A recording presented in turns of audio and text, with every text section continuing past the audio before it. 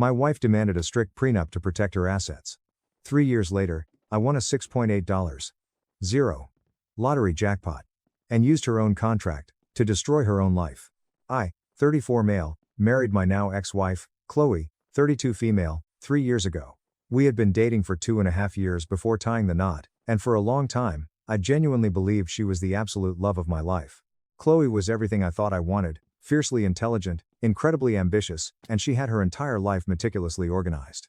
She worked as a senior corporate tech recruiter for a massive firm in Seattle, pulling in about $105,000 a year, not including her substantial quarterly bonuses. On top of her lucrative career, she lived in a stunning, sleek downtown loft that she owned completely outright, a generous inheritance from her late grandmother. I, on the other hand, am a high school English teacher. At the time we got engaged, I was making roughly $65,000 a year. I loved my job, I loved my students, but I was definitely not swimming in cash.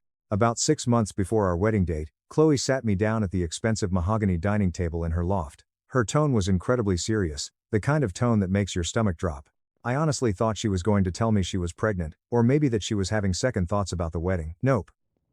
"We need a prenup," she said, her voice completely devoid of emotion as she slid a thick, heavy manila folder across the polished wood. I wasn't inherently opposed to the idea of a prenuptial agreement. Given our massive income disparity, I figured she just wanted to protect her loft and her existing savings. It made logical sense. "Okay, sure," I replied, trying to keep the mood light. "We can look into hiring a lawyer together and figure out what works for both of us." I already had my attorney draft it. She interrupted, tapping the folder. Was that a red flag? Absolutely. But I was blindingly in love with her, and honestly, what did I even have to protect? My assets consisted of a 2014 Toyota Corolla with a dented bumper and exactly $240 sitting in my modest savings account. I opened the folder. This document wasn't just a standard agreement, it was a terrifyingly thorough, 4-2-page legal fortress. The key points were brutally clear. Her downtown loft remains her sole and separate property. Her inheritance, and any future inheritance she might receive, stays entirely hers. All assets acquired before the marriage remain separate. Any assets acquired during the marriage through individual means remain the sole property of the acquirer. Income earned during the marriage goes into completely separate bank accounts. We would split our household bills 65/35, based strictly on our income ratio. And then, there was one highly specific clause buried on page 14. Any lottery winnings, gambling proceeds, or windfall gains acquired by either party remains the sole and separate property of the winner.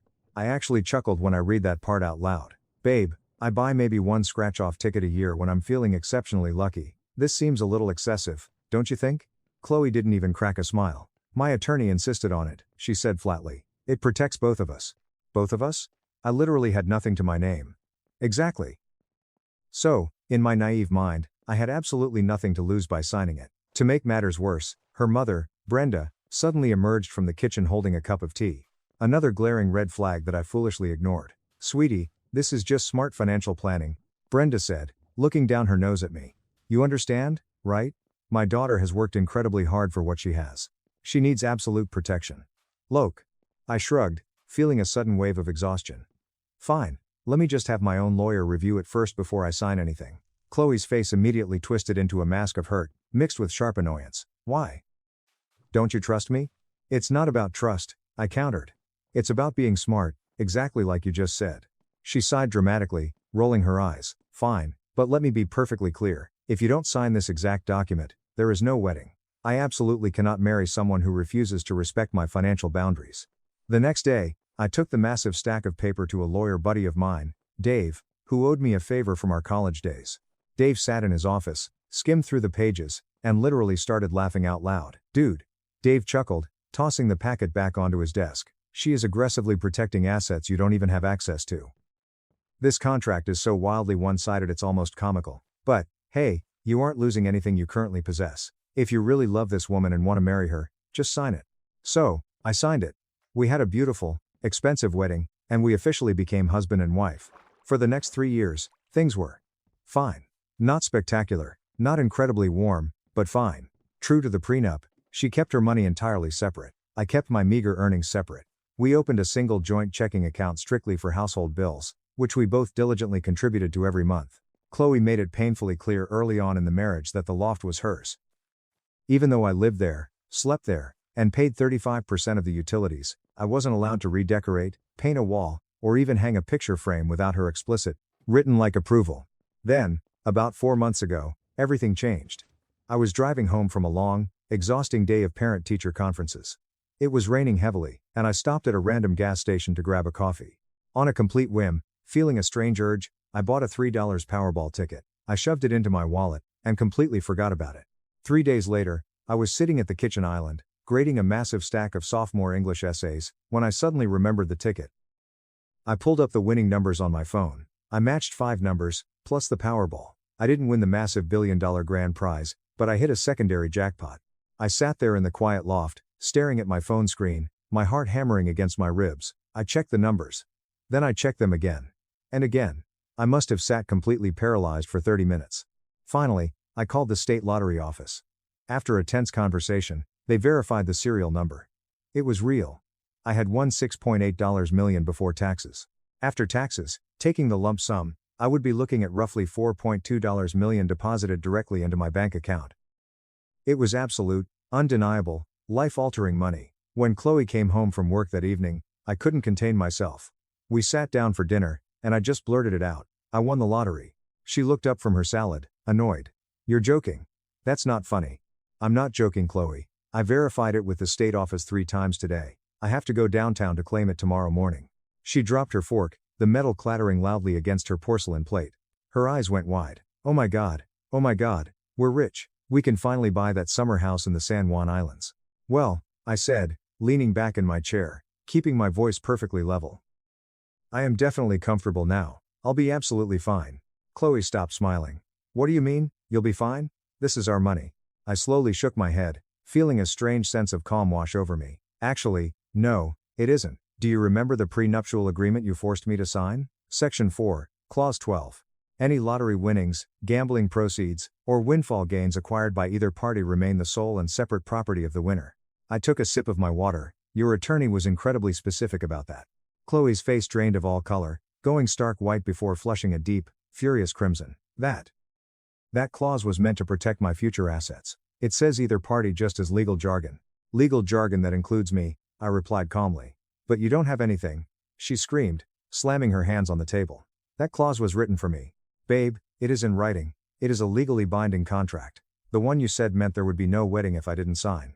She leaped up from the table, practically sprinting into her home office. I heard drawers slamming and papers shuffling. A minute later, she emerged, holding the original prenup. I watched her frantically flip through the thick pages until she found the exact clause. I watched her eyes dart back and forth as she read her own trap over and over again. This isn't fair, she yelled, her voice cracking. I didn't mean it like this. What exactly did you mean it like, Chloe? I meant if I won something, or inherited more money, it would remain mine. You were never supposed to actually win anything. You're a high school teacher.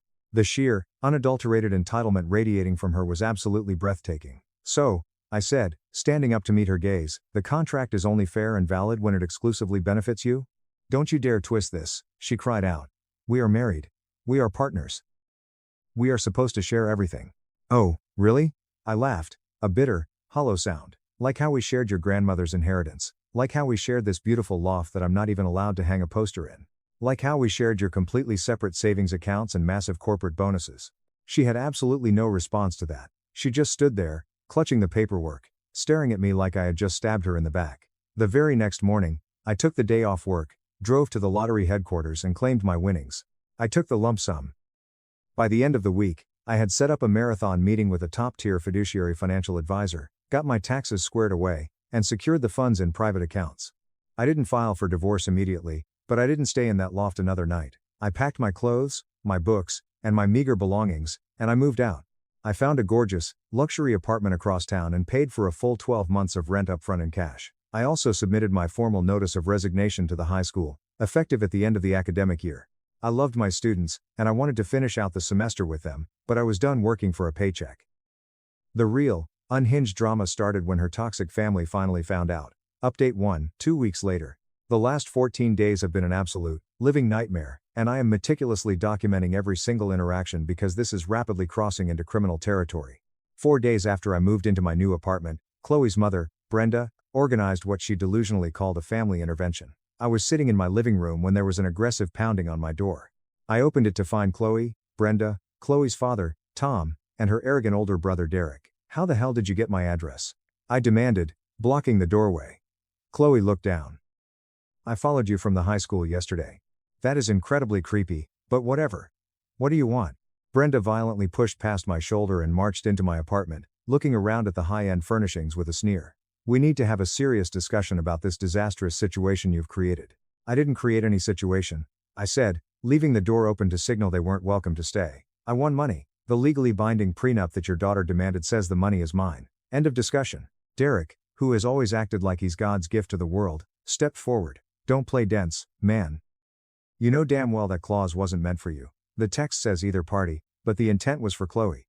"I am a party to the marriage," I replied coolly. "Therefore, it applies to me. That's how contracts work, Derek."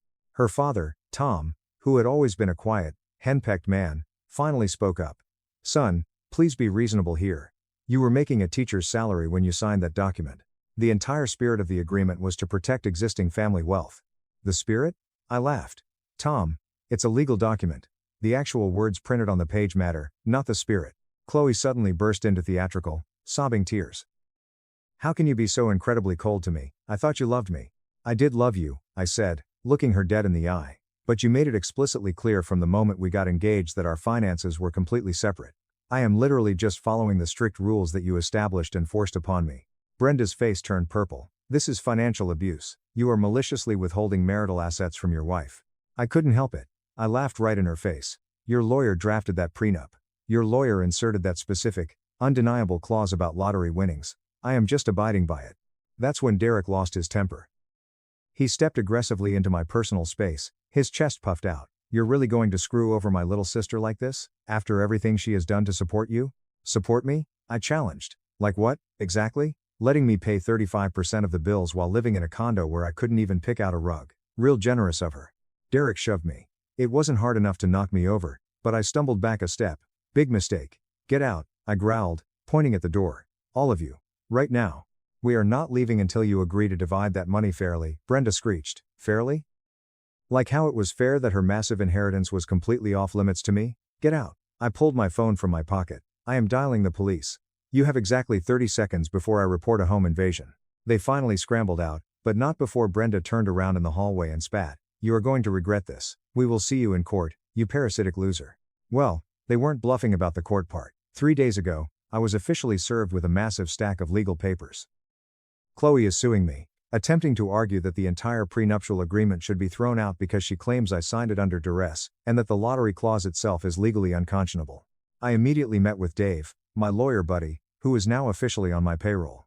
Dave read through the lawsuit, reviewed the original prenup, looked at the timeline of events, and just started grinning from ear to ear. "Mark, this is absolutely beautiful," Dave said, practically glowing. "She drafted this contract herself?" "Her lawyer drafted it, yes." "Even better. She had professional legal representation." "You had legal representation?" "There is absolutely zero grounds for a duress claim here. And unconscionable? She is the one who demanded the separate property provisions. She cannot legally cherry-pick which clauses apply based on who wins. So, I'm completely safe?" I asked, feeling a weight lift off my chest. "You are golden," Dave confirmed. "In fact, we are going to countersue for the full cost of this frivolous, harassing lawsuit, plus all attorney fees." But the legal battle isn't even the worst part. The financial manipulation Chloe attempted behind the scenes is staggering. Yesterday, I received an urgent phone call from the manager at my former bank. Apparently, Chloe marched into the branch, claimed there was massive fraud on our joint checking account, which currently holds exactly $5,100 my share of the bills for the next few months, and attempted to completely freeze all the funds. The bank manager caught the discrepancy immediately because I had already provided them with a certified copy of the prenup when I moved my lottery winnings to a different, private institution. The prenup clearly stated our finances were separate, and she had zero authorization to make unilateral decisions regarding my deposits. But it gets crazier. Chloe also aggressively demanded emergency access to my new, private accounts at the other institution, claiming she was my wife and I was maliciously hiding marital assets from her. The bank shut her down hard, telling her she needed a signed court order to even look at the account names. The manager told me Chloe had a full-blown, screaming meltdown right there in the lobby. They have the entire tantrum on security footage. An hour after the bank incident, I got a call from Mr. Harrison, my high school principal. Chloe had contacted the school administration, tearfully claiming that I was experiencing a severe mental health crisis and needed to be forced into an immediate leave of absence. She told them I had come into sudden money and was making erratic, dangerous decisions. Thankfully, Mr. Harrison has known me for 6 years and knows I am perfectly sane. I just wanted to give you a heads up, Mark, he said over the phone. We aren't taking any action on this nonsense, but you need to document everything she is doing. The absolute kicker? 2 nights ago, I was going through my old laptop, transferring files, and I found something incredibly damning. Remember how Chloe claimed her lawyer insisted on the lottery clause? I found an old email chain from 3 years ago, right before our wedding. Chloe had used my laptop to print some documents and forgot to log out of her email. She had specifically emailed her attorney, demanding the lottery clause be included. I quote from her email, "I occasionally buy big lottery tickets when the jackpot gets high. If I ever win big, I want ironclad protection so he doesn't think he is entitled to a single penny of it." She deliberately wanted that protection exclusively for herself. She just never, in a million years, imagined it could apply to me. I forwarded the entire email chain to Dave. He called me 10 minutes later, laughing so hard he was wheezing. Since the lawsuit was filed, Chloe has been texting me nonstop. The messages are a wild roller coaster. First, they were apologetic, then angry, then desperate. Now they are just unhinged. "Mark, please, we can work this out privately. I'll drop the lawsuit immediately if you just agree to share 50%. Okay, 40%. Please, I made a huge mistake. Can we just sit down and talk? You are destroying our entire marriage over money. My mom's lawyer says we have a very strong case. They are willing to settle for 30%. I haven't responded to a single message." Dave ordered strict no contact. The preliminary court hearing is scheduled for 3 weeks from now. Her lawyer requested an emergency meeting with the judge to discuss the validity of the prenup. Dave's official response? Bring it on. Update 2, 1 month later. The courtroom drama that unfolded last week wildly exceeded my highest expectations. Her legal team genuinely thought they had a winning strategy. They were so incredibly wrong. We met in front of a strict, no-nonsense judge for the preliminary hearing. Chloe showed up flanked by her mother, Brenda, her brother, Derek, and not one, but 2 expensive lawyers. Apparently, she hired a secondary specialist who deals exclusively in unconscionable family contracts. I showed up wearing a sharp new suit, standing next to Dave, carrying a heavy briefcase full of undeniable documentation, and possessing absolutely zero patience for their circus. Her primary lawyer stood up first. "Your Honor, my client firmly believes this prenuptial agreement should be immediately voided due to several mitigating factors. First and foremost, the specific clause regarding lottery winnings is unconscionable, as it was never, ever intended to apply to the respondent." The judge, an older woman with a piercing stare, held up a hand, stopping him dead. "Counselor, did your client have professional legal representation when drafting and signing this agreement?" "She did, Your Honor, but did the respondent have legal representation?" The judge pressed. "Yes, however, was there any documented evidence of coercion, fraud, or duress involved in the signing of this document?" Her lawyer hesitated, sweating slightly. "Not in the traditional physical sense, Your Honor. But my client was deeply in love and did not fully comprehend the long-term implications of the wording." The judge raised an eyebrow. "So, let me get this straight. Your client, a highly educated corporate professional, signed a legal document, with her own lawyer present, of her own free will?" "Yes, Your Honor. And this prenuptial agreement was entirely drafted by her own attorney, correct?" "That is correct, Your Honor, but the specific lottery clause was meant to protect her future assets from—" "Counselor." The judge cut him off sharply, her voice echoing in the quiet room. "I have thoroughly reviewed this document. The language is crystal clear. Either party means both parties. That is fundamental, first-year contract law. Do you have any actual legal precedent suggesting otherwise?" He didn't. He stammered nervously through some vague nonsense about the spirit of a marital partnership and how my actions were financially cruel. Then, it was Dave's turn. Oh man, Dave was magnificent. "Your Honor." Dave began smoothly, "I would like to submit several pieces of concrete evidence for the court's review. First, Exhibit A, an email chain from before the marriage, wherein the plaintiff specifically, in her own words, requested this exact clause to protect her own potential lottery winnings from my client." He handed the printed emails to the bailiff. Chloe's primary lawyer looked like he had just been punched in the stomach.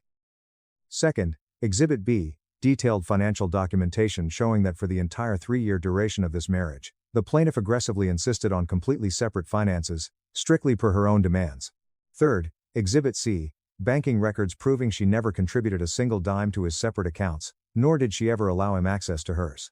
Fourth, sworn affidavits confirming the plaintiff's own mother stated the prenup was designed strictly to protect what is hers. Dave laid it all out flawlessly. Every hostile email, every strict bank statement, Every text message where Chloe explicitly told me, "My money is my money, your money is your money." The judge slowly turned her gaze to Chloe. "Ma'am, you had this ironclad agreement drafted specifically to keep your assets entirely separate. You insisted your husband sign it, or there would be no wedding. Is that correct?" Chloe stood up, her hands trembling violently. Yes, Your Honor. But I never thought. You never thought he would acquire assets worth protecting?" The judge finished for her, her tone dripping with disdain. "That is not how the law works, ma'am." Her secondary lawyer desperately jumped in. "Your Honor, we argue the prenup should be voided because the initial consideration was wholly inadequate. My client brought significantly more wealth to the marriage, and she wanted to keep it separate, which this document allows her to do. You cannot have it both ways, counselor," the judge snapped. Then came Dave's nuclear option. He pulled out the final folder. "Your Honor, we would also like to submit Exhibit D, an attempted fraud report from the defendant's banking institution. The plaintiff maliciously attempted to claim fraud on their joint account to freeze my client's funds. Furthermore, Exhibit E, documentation showing she contacted my client's employer, falsely claiming he was mentally unstable and a danger to himself. We believe this demonstrates a severe, ongoing pattern of financial manipulation, harassment, and vindictive retaliation." The judge's expression shifted from annoyed to absolutely furious. She glared at Chloe's legal team. "Is this true?" Chloe's primary lawyer looked like he wanted the floor to swallow him whole. "Your Honor, my client was highly emotional and made some highly regrettable, impulsive decisions." "Some regrettable decisions?" the judge thundered. "Counselor, attempting to illegally freeze someone's bank account and contacting their place of employment with fabricated medical claims isn't regrettable, it is potentially criminal." Her lawyer tried one last, pathetic Hail Mary. "We would like to formally request a continuance to better prepare our arguments." "Request denied," the judge stated firmly, banging her gavel. "This prenuptial agreement is entirely valid, legal, and fully enforceable. Case dismissed with prejudice." Just like that, it was over. But the toxic family wasn't done yet. As Dave and I were walking to our cars in the courthouse parking garage, Derek and Tom suddenly stepped out from behind a concrete pillar, blocking my path. They weren't overtly physically threatening, but their body language was incredibly aggressive. Tom pointed a shaking finger at me. "You really did this. You actually screwed over my daughter in a court of law." "I followed the exact legal agreement she demanded I sign, Tom," I replied, not backing down an inch. Derek sneered, stepping closer. "Legal doesn't mean it's right, you piece of garbage. You know damn well she needs that money right now." "Needs?" I scoffed. "She makes $105,000 a year and owns a luxury downtown loft completely outright. She doesn't need anything." Tom sighed heavily. "She has massive expenses, Mark. Big plans. She was going to heavily invest in a massive business opportunity this quarter." "With my money?" I laughed incredulously. "That's not how this works. That's not how any of this works." Derek shoved his hands in his pockets. "Family takes care of family, Mark. You're supposed to be a man." Then where the hell was this energy when she refused to let me put even a single photograph on the wall of her condo? I fired back, my voice echoing in the empty garage. Where was this family energy when she made absolutely sure every single penny she earned stayed locked away from me? Tom looked genuinely confused, blinking rapidly. "That was completely different. She earned that money. And I acquired this. Same exact principle, according to the very contract she forced down my throat." Derek spat on the ground near my shoes. "You're making a massive mistake, Mark. When she is wildly successful and you're just some broke, pathetic teacher again, don't come crawling back to us." "I'm not a teacher anymore, Derek," I smiled coldly. "I quit. And I won't be crawling anywhere. Have a nice life." They hated that, but they finally backed off and left. 2 days after the spectacular court victory, Dave called me laughing. Chloe had hired a third lawyer, who contacted Dave with a formal settlement offer. My client would like to propose a generous settlement to avoid further messy litigation. The new lawyer had said she is willing to drop all future claims and appeals in exchange for a one-time payment of $950,000. I almost dropped my phone. $950,000? For what? For pain and suffering, severe emotional distress, and to preserve the sanctity of the marriage, Dave quoted, barely containing his laughter. "The marriage where she kept everything hidden? Tell your client I am willing to give her exactly what the prenup entitles her to, absolutely nothing. Because that is exactly what I got from her." Dave relayed the message. The opposing lawyer called me cold and vindictive. Dave responded by officially filing our massive countersuit for legal fees, targeted harassment, attempted bank fraud, and severe defamation of character for contacting my school principal. We asked for $150,000 in strict damages. But the discovery phase of our countersuit revealed the absolute best, most poetic justice of this entire saga. Here is what Dave uncovered. 1. Exactly 3 weeks before I won the lottery, Chloe secretly took out a massive, high-interest personal loan for $60,000. She used it to invest in a shady crypto and lifestyle coaching MLM scheme run by a friend of hers. She was entirely banking on her next corporate bonus to pay it off quickly. The bonus never happened because her recruiting metrics tanked. She was drowning in debt, which is why she was so insanely desperate for my lottery money, too. She has been running a massive smear campaign, telling all our mutual friends, family, and her coworkers that I am maliciously stealing her life savings.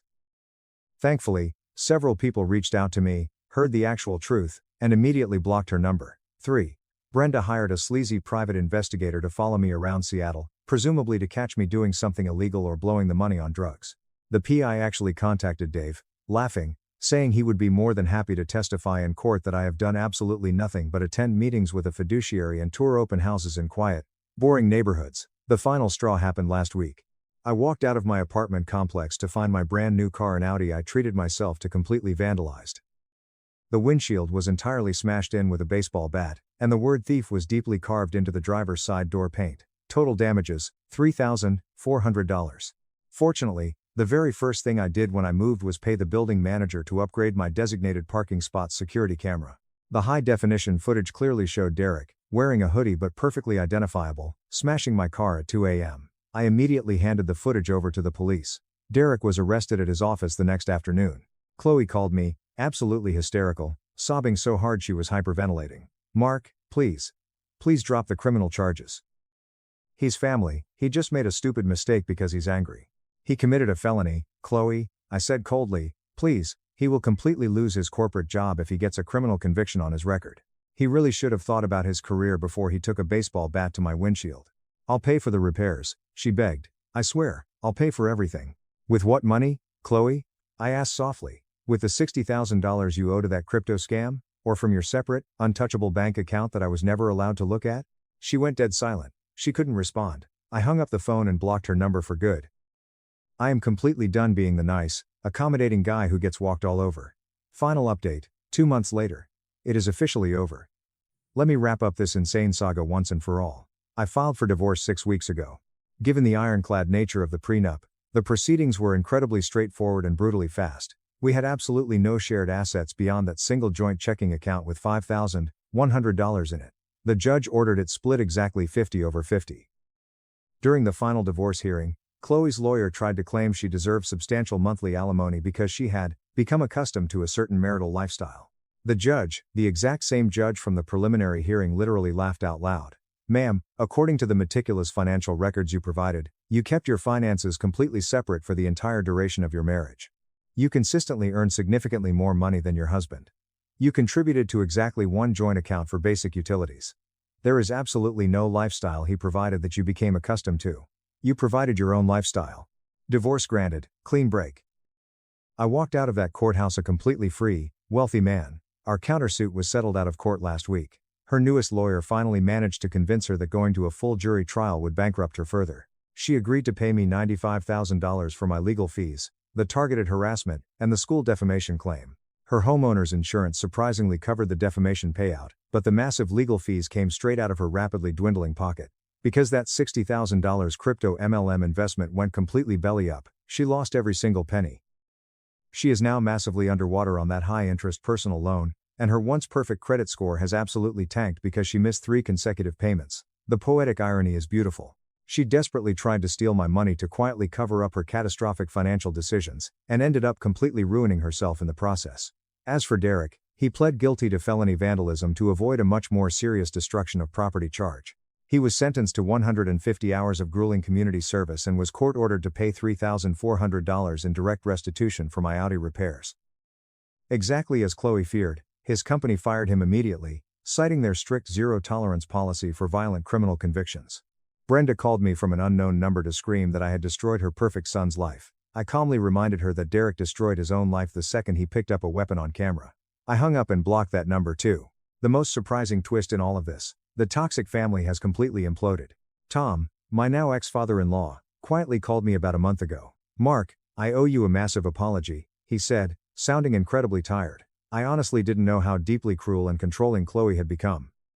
Her mother, Brenda, has enabled and rewarded this toxic, selfish behavior her entire life. I tried to warn Brenda years ago that the prenup was far too hostile, but she completely steamrolled me.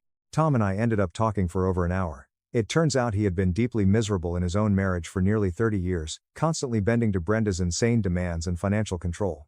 Watching me stand my ground, fight back, and win against their manipulation was a massive wake-up call for him. 2 weeks ago, Tom officially filed for divorce from Brenda. Brenda, naturally, blames me entirely for destroying her perfect family. Chloe had to rent out her beautiful downtown loft to afford her mounting legal and loan debts. She moved back into Brenda's house. According to mutual acquaintances, she is absolutely miserable. Her friend group completely iced her out after the actual court documents became public knowledge. The few people who still speak to her told me privately that she is completely insufferable, constantly playing the ultimate victim and refusing to take an ounce of accountability. She sent me one final, pathetic email last week from a new address. "I hope you are happy, sitting all alone with your money." I didn't reply. But honestly, yes, I am incredibly happy. I bought a beautiful, 3-bedroom house in a quiet, heavily wooded neighborhood outside of Seattle. I paid in full. In cash. It is completely mine, with absolutely no strings attached. I can paint the walls whatever color I want. I can hang whatever pictures I want. I didn't go back to teaching, but I didn't abandon education. I took $600,000 of my winnings and started a massive, fully funded scholarship trust for low-income high school students in my old district, helping them afford college tuition. The rest of my millions are heavily invested in conservative, diversified index funds, managed by my fiduciary. I am comfortably living off the substantial interest, volunteering 3 days a week at a local youth community center, and actually enjoying my life for the very first time in years. I realized something profound during this entire nightmare. Chloe never actually saw me as a true partner or a husband. To her, I was just a convenient roommate who helped subsidize her utility bills and didn't interfere with her glamorous life. The absolute second I possessed something of real value, she felt completely, undeniably entitled to it, while fiercely keeping everything of hers locked tightly away. The ironclad prenup she demanded wasn't about protection. It was entirely about control. She wanted the absolute freedom to keep everything separate, while simultaneously enjoying the safety and societal security of having a loyal husband. She just never, in her wildest dreams, expected that strict arrangement to suddenly benefit me instead of her. People always show you exactly who they are, you just have to be willing to look. Chloe showed me repeatedly that she valued her money, her assets, and her superiority far above our marriage. I just willfully ignored the bright red flags. When she forced that prenup on me, when she treated me like a guest in our own home, when she kept her accounts hidden, those weren't just quirky personality traits, they were glaring warnings. The lottery money didn't change who I am. It just brilliantly illuminated exactly who she was. And you know what? That $3 Powerball ticket was the absolute best investment I have ever made in my entire life. Not just because of the massive jackpot, but because it bought my freedom. It showed me the ugly truth before I wasted another decade of my life with a woman who saw me as an accessory rather than a human being. Some people on Reddit might say I should have been the bigger person and shared the wealth. They say marriage is about compromise, grace, and generosity. And they are absolutely right, a real marriage is about those things. But our marriage never was. She made legally sure of that. I don't regret the divorce. I don't regret enforcing her own rules against her. And I absolutely do not regret putting my foot down and destroying her malicious attempts to steal what was rightfully mine. The best revenge isn't just living well. The absolute best revenge is living authentically, on your own terms, completely free from toxic control. I am more than good, I am finally free. And the very contract she demanded to protect herself from me ended up protecting me from her instead. Beautifully. Perfectly. Exactly as written. Thanks for following this wild journey, Reddit. Time to move forward. My wife gave me a 30-day silent treatment to break me. I built my dream gaming setup, and handed her divorce papers. Speechless. In an effort to destroy my spirit and drive me into complete surrender, my wife covertly prepared a month-long period of silence as a form of treatment. I, on the other hand, made advantage of those 30 days to recover my life, construct the gaming setup of my dreams, and put in a divorce petition that rendered both her and her toxic sister totally speechless. Reddit, stop what you're doing and get a drink. This is the story of how my wife attempted to teach me a harsh lesson in husbandly obedience, but how she ended up giving me the greatest gift of my life by accident. The total certainty that I did not want to be married to her anymore. My current ex-wife, Claire, is 29 years old, and my name is Ethan. Our marriage did not suddenly disintegrate into a raging inferno of infidelity or default on its financial obligations. It was a slow and torturous poison, and the name of the poison was Morgan. Morgan was Claire's older sister, who was 34 years old, and had recently obtained a divorce. In the first 4 years of our relationship, Claire and I were a rock. There is a very comfortable 6-figure income that I bring in from my employment in software sales. Ultrasound technician is what Claire does. Our life was quite laid back. We had 2 automobiles that were paid off, we did not have any children yet, and we purchased a lovely house in the suburbs of Austin that had 4 bedrooms. When we were younger, we would spend our weekends going on hikes, visiting new breweries, and simply taking pleasure in each other's company. She had her own interests, and I had mine. I made it a habit to spend at least 2 or 3 hours playing video games online with my closest friend, Jake, every single Monday night. That was a custom for us. At no point did Claire have any problems with it. In point of fact, prior to going to watch her reality shows, she would bring me food and kiss my cheek while she was there. This occurred prior to the dissolution of Morgan's marriage. A divorce petition was submitted by Morgan's spouse approximately 8 months ago, after he had finally become weary of being treated like a rebellious toddler on a regular basis. Suddenly, Morgan found himself in a position where he had an abundance of free time, no place to reside, and a deep-seated loathing for the entire male species. Claire pleaded with me to allow Morgan to stay with us just for a few weeks while she was getting back on her feet. This was due to the fact that we had a guest room. However, those few weeks turned out to be 6 months of unimaginable suffering. Morgan did not merely bring her stuff into our home, rather, she carried her anguish into my marriage. Her behavior began to resemble that of her own personal anti-patriarchy headquarters, which was our home. It seemed as though every single conversation devolved into a lecture about emotional labor, weaponized incompetence, and the fact that men are fundamentally parasitic. The titles of the books that she lured Claire into were Decentering Men and Reclaiming Your Goddess Energy from Male Mediocrity. She also dragged Claire into these toxic internet forums and book clubs. The Claire that I knew, the woman who used to steal my hoodies and laugh at my terrible dad jokes, has vanished. A chilly and hyper-analytical stranger took her place, and she began keeping a literal mental scorecard of every homework. She was replaced by their replacement. The manner in which I filled the dishwasher was suddenly considered a microaggression. The fact that I paid the mortgage and all of the utilities was merely an example of financial control. And what about my gaming sessions with Jake on Monday nights? That went on to become the epitome of what I refer to as my toxic male privilege. Claire was the one I attempted to discuss it with. 2 months before to the occurrence, I engaged in a conversation with her, and subtly hinted that perhaps Morgan's pessimism was having an effect on us. I was not demanding that she kick out her sister, rather, I was merely asking for some separation of roles. Claire gave me the look of someone who had just been slapped by me. Morgan was right about you, she hissed at my compliments. You can't handle a strong woman realizing her worth, you just want me isolated so you can control me. I was completely taken aback. I decided to shut down and walk away, thinking that I would make it through the storm until Morgan finally moved out of the house. It was a terrible error. People took my silence to mean that I was guilty. I am exactly 1 month away from the end of my marriage. Fast forward to this moment. Evening on a Monday was the time. Having just finished a huge software deal, I arrived home from work feeling completely weary. When I entered the kitchen, I discovered Claire and Morgan enjoying a glass of wine while listening to a podcast about training your partner. After giving Claire a peck on the head, I said, "Hey, I'm going to take a shower, eat, and then log on with Jake for a little while.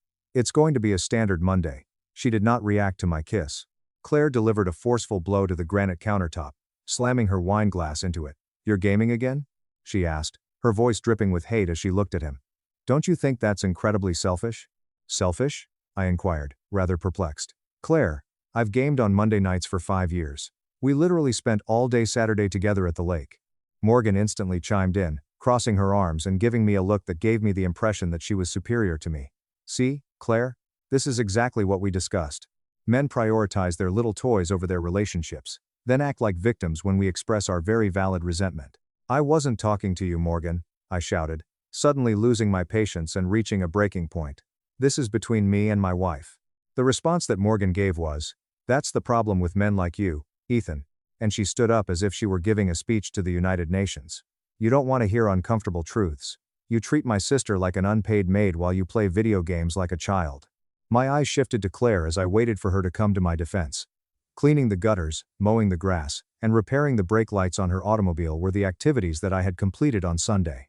80% of our bills were paid by me. Morgan is right. You are completely dismissing my feelings. This is about respect and priorities, Claire said with a fury on her face. "I asked you this morning if you needed help with anything tonight, and you said no," I said, in a respectful manner. "So, I'm going to do what I've done every Monday since we met. Have a good night." I went up to the second floor, entered my office, which Morgan had gradually stuffed with her, unpacked moving boxes, put on my headset, and logged in. He was waiting for Jake. We played for a total of 2 hours. My stomach was in knots the entire time, despite the fact that it was a wonderful conversation. After logging out of my account and going downstairs, I found that the home was completely dark. You could find Morgan in the guest room. When I arrived at the master bedroom, I turned the handle on the door. Locked up. The knock was really mild. Claire? None of it. Claire, come on, open the door. Absolutely no sound. In the end, I decided to sleep on the couch in the living room. My neck was stiff when I woke up the following morning, and I was fully anticipating that Claire would be in the kitchen, ready to dispute. However, she had already departed for work by that point. There is no remark or text. That evening, when I arrived home, she was using her phone while sitting on the balcony and scrolling through the screen. I walked out of the room, put my keys down, and then asked, "Hey, would you like to talk about previous night?" She did not raise her head. Her eyes did not flinch. Simply browsing was all she did. "Claire," I said, raising my volume slightly. "None of it." As she went inside, I heard the door to the bedroom close once more. She stood up, walked right by me as if I were a true ghost, and made her way inside. That was the first day of the treatment that was silent. By the fourth day, I had recognized that this wasn't just her being angry. The psychological punishment that was administered was carefully planned and executed. I was reminded of a Christmas gathering that took place 3 years ago, during which Morgan had done the exact same thing to our cousin because he felt that he had been treated unfairly.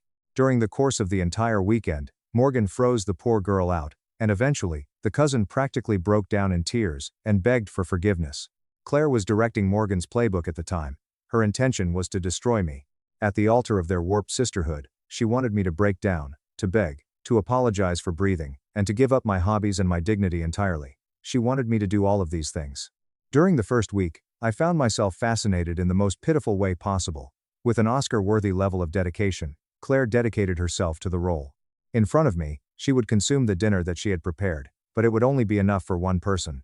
She would do this while staring at the wall. My filthy clothing were left resting on top of the washing machine after she finished doing her own laundry. When I entered a room, she would let out a huge sigh, and then rush out of the room. So what is the most insane aspect of it all? As soon as her phone rung with a call from her pals or her mother, she would immediately undergo a transformation on the spot. She would be effervescent, laughing, and utterly normal at the same time. Following that, she would hang up, her face would go lifeless, and I would cease to exist once more. As one might expect, Morgan was savoring each and every moment of it. She would sit in the kitchen with Claire, and the two of them would engage in loud, theatrical talks right in front of me. "You know, Claire," Morgan would exclaim loudly as I was making coffee, "I'm just so proud of you for holding your boundaries. Narcissistic men literally cannot handle it when women take their power back. He's probably going to throw a tantrum soon." I was preparing coffee at the time. On the 6th day, I sent Jake a text message. "Bro, it's been almost a week since Claire has communicated with me in any way, shape or form." "Jake, what the heck? You're sick of gaming on a Monday? Are you going to do something?" "Me, are you telling the truth? To see how long she can keep it up, I'm going to watch her." At that same moment, a change took place in my subconscious. I was sitting on the couch watching an NBA playoff game on the 7th day of the tournament. When Claire arrived downstairs, she merely stood in the periphery of my field of vision. I was waiting for her to ask me what was wrong, gaze at her with puppy dog eyes, and halt the television. She was waiting for me to do. She desired to be humbly groveling. The throat was cleared by her. Violently. On the occasion that the Mavericks made a 3-point shot, I took a swig of my beer, kept my eyes fixed on the screen, and cheered enthusiastically. After letting out an angry growl and stomping her foot, she stormed back upstairs to the upper floor. In a minute, I overheard her expressing her dissatisfaction to Morgan. "He's so stubborn. He won't even try to fix this." She did not sustain any injuries. She was irritated that her dog was not performing the trick that she had instructed him to do. In spite of this, I found myself experiencing a peculiar sensation as I sat there watching the game. The house was devoid of din. There was no moment when Morgan was giving me a lecture about patriarchy. The manner in which I folded the blankets was not criticized by Claire in any way. The absence of passive-aggressive sighs was noticeable. I had not experienced this feeling in the past half a year. Tranquilly. At that same moment, I settled on a choice. In the event that she did not want to acknowledge my existence, I was going to conduct my life in the same manner, as a man who did not have a wife. My intention was to reclaim ownership of my home. It was on day 8 that I started experiencing a renaissance. I gave myself a day off from work. After Claire and Morgan had departed for the morning, I headed straight into my home office to get some work done. Morgan had essentially transformed it into her own personal storage unit over the course of the past few months, stacking boxes of old clothing, garbage, and feminist literature all over my gaming setup and desk. The process of moving each and every one of Morgan's boxes out of my office and stacking them in the garage took me 3 hours to complete. I had the room thoroughly cleaned. I did an excellent job of arranging my enormous L-shaped desk. Following that, I retrieved the boxes of high-end computer components that I had purchased several months prior but never completed because Claire was constantly moaning about the financial irresponsibility, despite the fact that I had used my own bonus money. My ideal rig was constructed over the course of the full afternoon. There is an RTX 4090, a water cooling loop that is custom-made, insane RGB lighting, and 3 monitors that are curved. It had the appearance of a command center for a spaceship. It was a stunning sight. I was in the middle of a game with Jake when Claire and Morgan arrived home, and I was laughing out loud into my microphone. As she passed my office, Claire noticed that all of Morgan's trash had been removed, and she also noticed the glowing monolith that was my new personal computer. She remained motionless at the entranceway. Because of the heat that emanated from her, I could really feel it. This made her want to scream. It was her intention to make a demand to know the whereabouts of Morgan's boxes. The computer was the subject of her desire to yell. She was unable to do so. Mostly due to the fact that it would be a violation of her beloved silence therapy to speak to me. "Hey, honey, watch out, Jake, there's a sniper on your left," I replied as I turned my head to gaze at her with a bright smile on my face. On her heel, she violently spun around and slammed the door to our bedroom with such force that the drywall broke. It wasn't until the second week that I started having a good time. I went through the process of undoing each and every one of the dreadful modifications that they had made to my home over the course of the past half year. Claire had reconfigured the living room in order to optimize flow, which meant that she had pushed the couch to an awkward angle that made it impossible to observe the large television. The entire thing was pushed back to Saturday a.m. In order to make room for my feet to rest on the couch, I positioned the enormous coffee table just in front of it. The kitchen was the next room. My coffee maker, toaster oven, and protein powder were all relegated to the dark reaches of the pantry by Claire, because they ruined her minimalist aesthetic. I removed all of these items, and rearranged them in such a way that they produced a magnificent and highly useful breakfast station right on the main counter. And then the meal arrived. Over the course of several months, I had been forced to endure Claire and Morgan's sad and flavorless diet consisting of quinoa, chicken that had been cooked, and kale smoothies. I was given a lecture on cholesterol and the meat business whenever I insisted on having a burger. Not any longer. A premium butcher in the downtown area was where I went. Not only did I purchase a complete brisket, but I also purchased gourmet sausages, high-end cheeses, and big tomahawk ribeyes with thick cuts. I prepared utterly delectable meals each and every single night.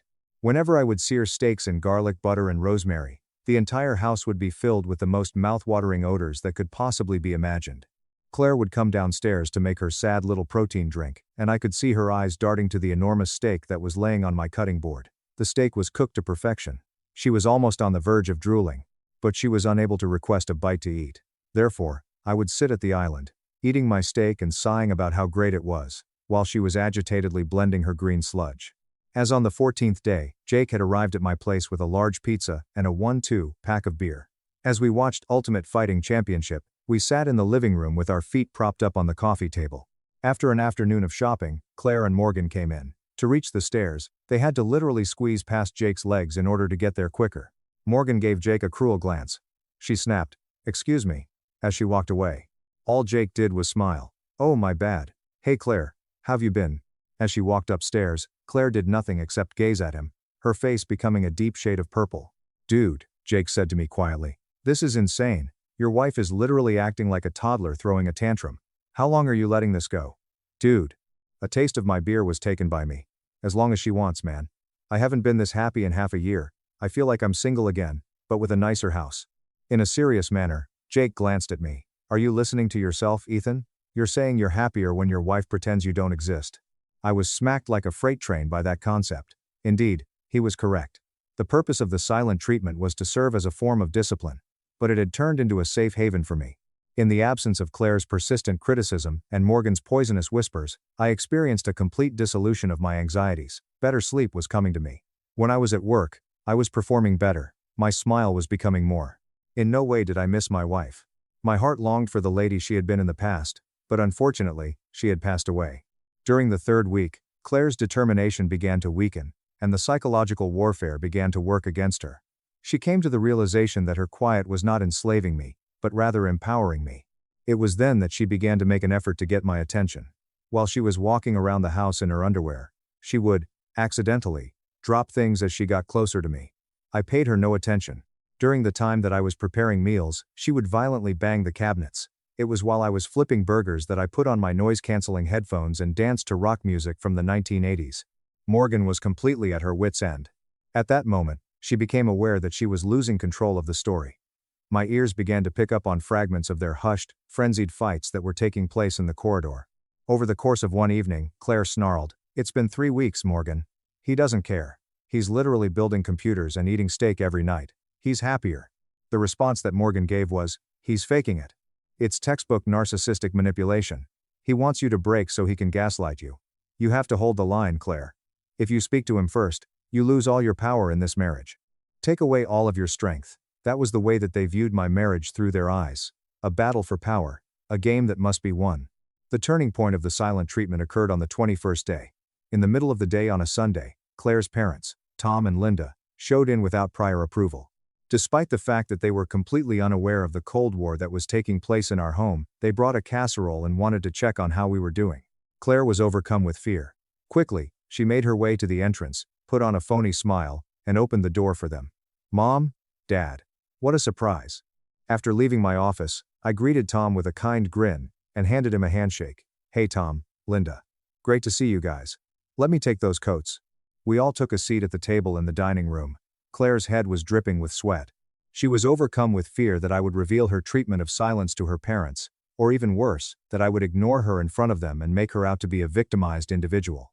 On the contrary, I completely and utterly behaved in a typical manner. "So, Ethan," Tom inquired as he dug deeper into his bowl of food, "how are things at the firm?" I greeted Tom with a cheery saying, "Really great, Tom. Actually just closed a massive deal with a tech startup. Claire and I were just talking about, maybe, taking a trip to celebrate. Right, honey?" My eyes met Claire's, and I smiled at her with the affectionate and caring expression of a spouse. As she drank her water, Claire choked. Both of her eyes widened. They had her ensnared. If she did not respond, her parents would think that she was completely nuts. In the event that she did respond, she would have snapped her 2-1-day streak and lost her power. Claire stutteringly responded, yes," as her voice cracked due to the fact that it was the first time during the last 3 weeks that she had spoken to me. We were looking at maybe going to Colorado." I brightened and said, "Colorado sounds absolutely incredible. You know, Claire has been working so hard lately, she deserves a break." Linda wore a grin. "You two are so sweet. Morgan could really learn a thing or two from your marriage." Morgan, who was seated at the end of the table, appeared to have just taken a bite out of a lemon due to her appearance. Claire gave off the impression that she was about to throw up. When I finished eating my casserole, I felt like a king devouring it. Claire turned around to face me as soon as her parents left the room and the door was closed, her face flushed with wrath on account of the fact that she was so angry. Her voice erupted in a shout. "You manipulative bastard. You did that on purpose. You forced me to speak to you." I picked up the soiled plates in a composed manner. "I didn't force you to do anything, Claire. I was just having dinner with my in-laws."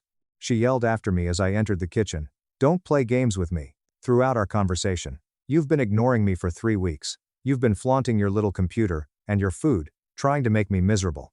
I finally gave up on scrubbing the dishes. Following the drying of my hands and the turning of the water off, I turned to look at her. I had lost the amusement that had been on my face. I looked at her with a lucidity that was unadulterated and unwavering. Quietly, I said, "I haven't been ignoring you, Claire. And I meant it. You gave me the silent treatment. You locked the bedroom door. You pretended I was a ghost. All I did was accept your terms. And you know what the funniest part is?" She looked at me intently while taking deep breaths. "What?" "When I said it, I was really sincere. I loved it," I remarked. "These last 3 weeks have been the most peaceful, stress-free weeks I've had in 6 months. You wanted to show me what my life would be like without you. Congratulations. You succeeded. And it turns out, my life without you is fantastic." It appeared as though I had punched Claire, as she stumbled backwards physically. Her face had lost all of its color totally over time. "Ethan, what are you saying?" My words were, "I'm saying I'm done," as I walked by her. "I'm going to game with Jake." When I arrived at my office, I made sure the door was closed and locked. 1 minute and 10 seconds later, I heard Claire completely and utterly collapse and start crying in the hallway. Suddenly, I became aware of Morgan's frantic footsteps, and the mumbling resumed its previous intensity. On the following day, which was day 22, Claire made an attempt to backpedal with such force that she almost breached the sound barrier. When I woke up, I discovered a large breakfast that had been prepared by me waiting for me on the counter: pancakes, bacon, eggs, and freshly brewed coffee. A handwritten note that read, "I am so sorry," was placed next to it.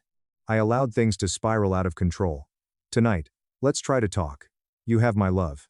I took a picture of the brunch, emailed it to Jake with the comment, "The siege has broken," and then I went to work without having even a single mouthful of it. During that particular afternoon, I did not go to a restaurant during my lunch break. After driving to a sleek glass building in the downtown area, I entered the office of Sarah Jenkins, who is widely considered to be one of the most cutthroat family law attorneys in Austin. 2 hours were spent with me sitting in Sarah's office. Everything was laid out by me. The length of our marriage was 4 years, not a single child. Despite the fact that Texas is a community property state, I had a detailed paper trail that demonstrated that I had paid the down payment on the house from an inheritance before we got married, and our bank accounts were largely separate from one another. When Sarah questioned, "She has her sister living there?" She was taking notes at the time. "And she initiated a complete cessation of communication for weeks?" "Yes," I responded to her. "Well, Ethan," Sarah said with a grin while tapping her pen, "this isn't just a slam dunk, this is a boring divorce. We sell the house, split the equity, she keeps her retirement, you keep yours. I can have the papers drafted and ready to serve by Friday." "Friday is day 30, I reminded them. "That sounds absolutely perfect." The 4th week was excruciating. And it wasn't because Claire was unable to leave me alone. Rather, it was because of the silent treatment. It was as if the dynamic had entirely shifted. I went from being ignored by her to being suffocated by her. Apologies were constant texts that she sent to me. Attempting to cradle me on the couch was her goal. She even told Morgan to leave the guest room and to go stay at a hotel for a few days so that she could give us space. Morgan was informed of this. It was, however, too late. It had been removed from the veil. I was only able to see the woman who was perfectly willing to psychologically torture me in order to win a petty power struggle that was orchestrated by her resentful sister whenever Claire looked at me with those pleading eyes. Wednesday evening, the 29th day. For the purpose of concealing my most valuable possessions, which included documents, sentimental items, and expensive electronics, I stayed up late and packed them into a few duffel bags before concealing them in the trunk of my car. It is Friday morning. 30 days in. Awoken at 5:30 inches the morning. It was a new pot of coffee that I brewed. I went to the dining room table and placed a lovely vase of white lilies that I had purchased the day before on the table. In close proximity to the lilies, I positioned a substantial envelope made of manila. The documents for the divorce were enclosed, and I had signed them. Sarah's office had stamped them. I affixed a post-it note to the top of the envelope, which read, "Thank you for making this month the most enlightening of my entire life. I have come to the realization that I am deserving of better. I have included the information of my attorney here. You can find me staying at Jake's." As the sun was beginning to rise, I quickly grabbed my keys, exited the house through the front door, and drove away. I made a beeline for Jake's apartment immediately. It was ready for me to check in at the guest room. My laptop was set up. I poured myself a cup of coffee, and I waited. The vibrations on my phone began at precisely 7:15 inches the morning. "Claire, Ethan, what is this? It is 7:15 inches the morning. I beg you to remind me that this is a joke. It's impossible for you to be serious, Claire. 7:16 a.m. After a disagreement regarding video games? Please pick up the phone, Claire. It is 7:18 inches the morning. My stomach is in knots. I beg you." After that, the calls started coming in. Calls were missed 1, 2, 10, and 20 times. After setting my phone to the Do Not Disturb mode, I began my day of working remotely. As the day progressed, Claire's initial shock had subsided, and it was evident that Morgan had returned to the conversation, as the tone of the texts underwent a significant shift. "You are a coward," Claire said at exactly 12:30 p.m. "You choose to flee rather than put in the effort to attempt to repair our marriage." 12:45 p.m. "Claire, Morgan was absolutely correct. You are a feeble individual, who is incapable of dealing with being held accountable." After 1 o'clock, Claire said, "I'm not signing anything. Everything you own is going to be taken away from you by me." That final text message was sent to Sarah, my attorney, in a direct message. 2 minutes later, Sarah responded, "Let her give it a shot. Have fun over the weekend." Over the course of the following month, the fallout was legendary. My reputation was the target of a full-scale nuclear attack that was launched by Claire and Morgan.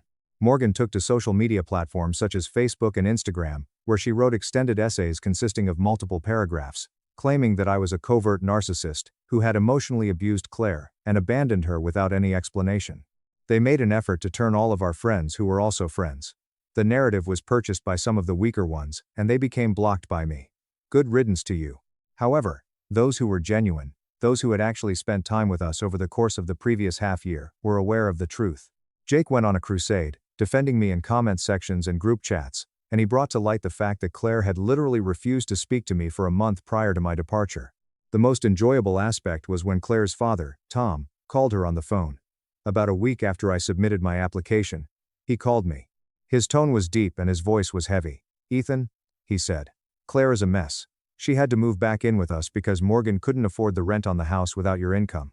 "What the hell happened, son?" I shared everything with him. I told him about the books clubs, the constant belittling, the 30-day silent treatment, and the influence that Morgan had on all of these things. Tom remained silent for a considerable amount of time. After that, he let out a sigh. "I told Linda that letting Morgan move in with you too was a mistake. Morgan has always been toxic, and Claire has always been a follower. I'm sorry, Ethan. You're a good man. I don't blame you for walking away. I needed the final piece of closure, and having her own father validate my decision was the most important thing." After approximately 5 months, the divorce was finally finalized. At first, Claire made an effort to stand up for herself by demanding alimony and a disproportionate portion of the equity in the house. During the mediation process, however, my attorney, Sarah, completely destroyed her. After presenting the paper trail of my premarital assets, Sarah reminded Claire's attorney that Texas is a no-fault state, but that dragging out the process would only result in Claire going bankrupt due to the costs of legal representation. The house was sold by us. Following the completion of the amortization of the mortgage and the distribution of the remaining equity, we each walked away with exactly $85,000. I took my $85,000, rented a fantastic luxury apartment in the heart of Austin, reconstructed my massive gaming setup, and began living the best life I could possibly live. I started going to the gym, I got into the best shape of my life, I gained a promotion to senior vice president of sales at my company, and I started dating on a casual basis. There was nothing like life. Reddit, however, I have promised you a shocking turn of events. And the universe provided me with one that was so magnificently poetic that I continue to chuckle about it to this day. It had been approximately 8 months since the divorce had been finalized when I went out with Jake to a bar in the downtown area to get drinking. A voice could be heard coming from behind me as I went out onto the patio to get some fresh air. "Ethan?" My body turned around. Claire was the one. Nevertheless, she did not appear to be the self-satisfied and self-assured woman who had attempted to train me like a dog. It appeared as though she was completely defeated, exhausted, and frail. As a result of her unkempt hair, and the fact that she was dressed in inexpensive clothing, she appeared to have aged by 5 years. "Claire," I said while maintaining a distance from her, "what do you want?" I was standing on the patio when she suddenly burst into tears. "Ethan, I'm so sorry.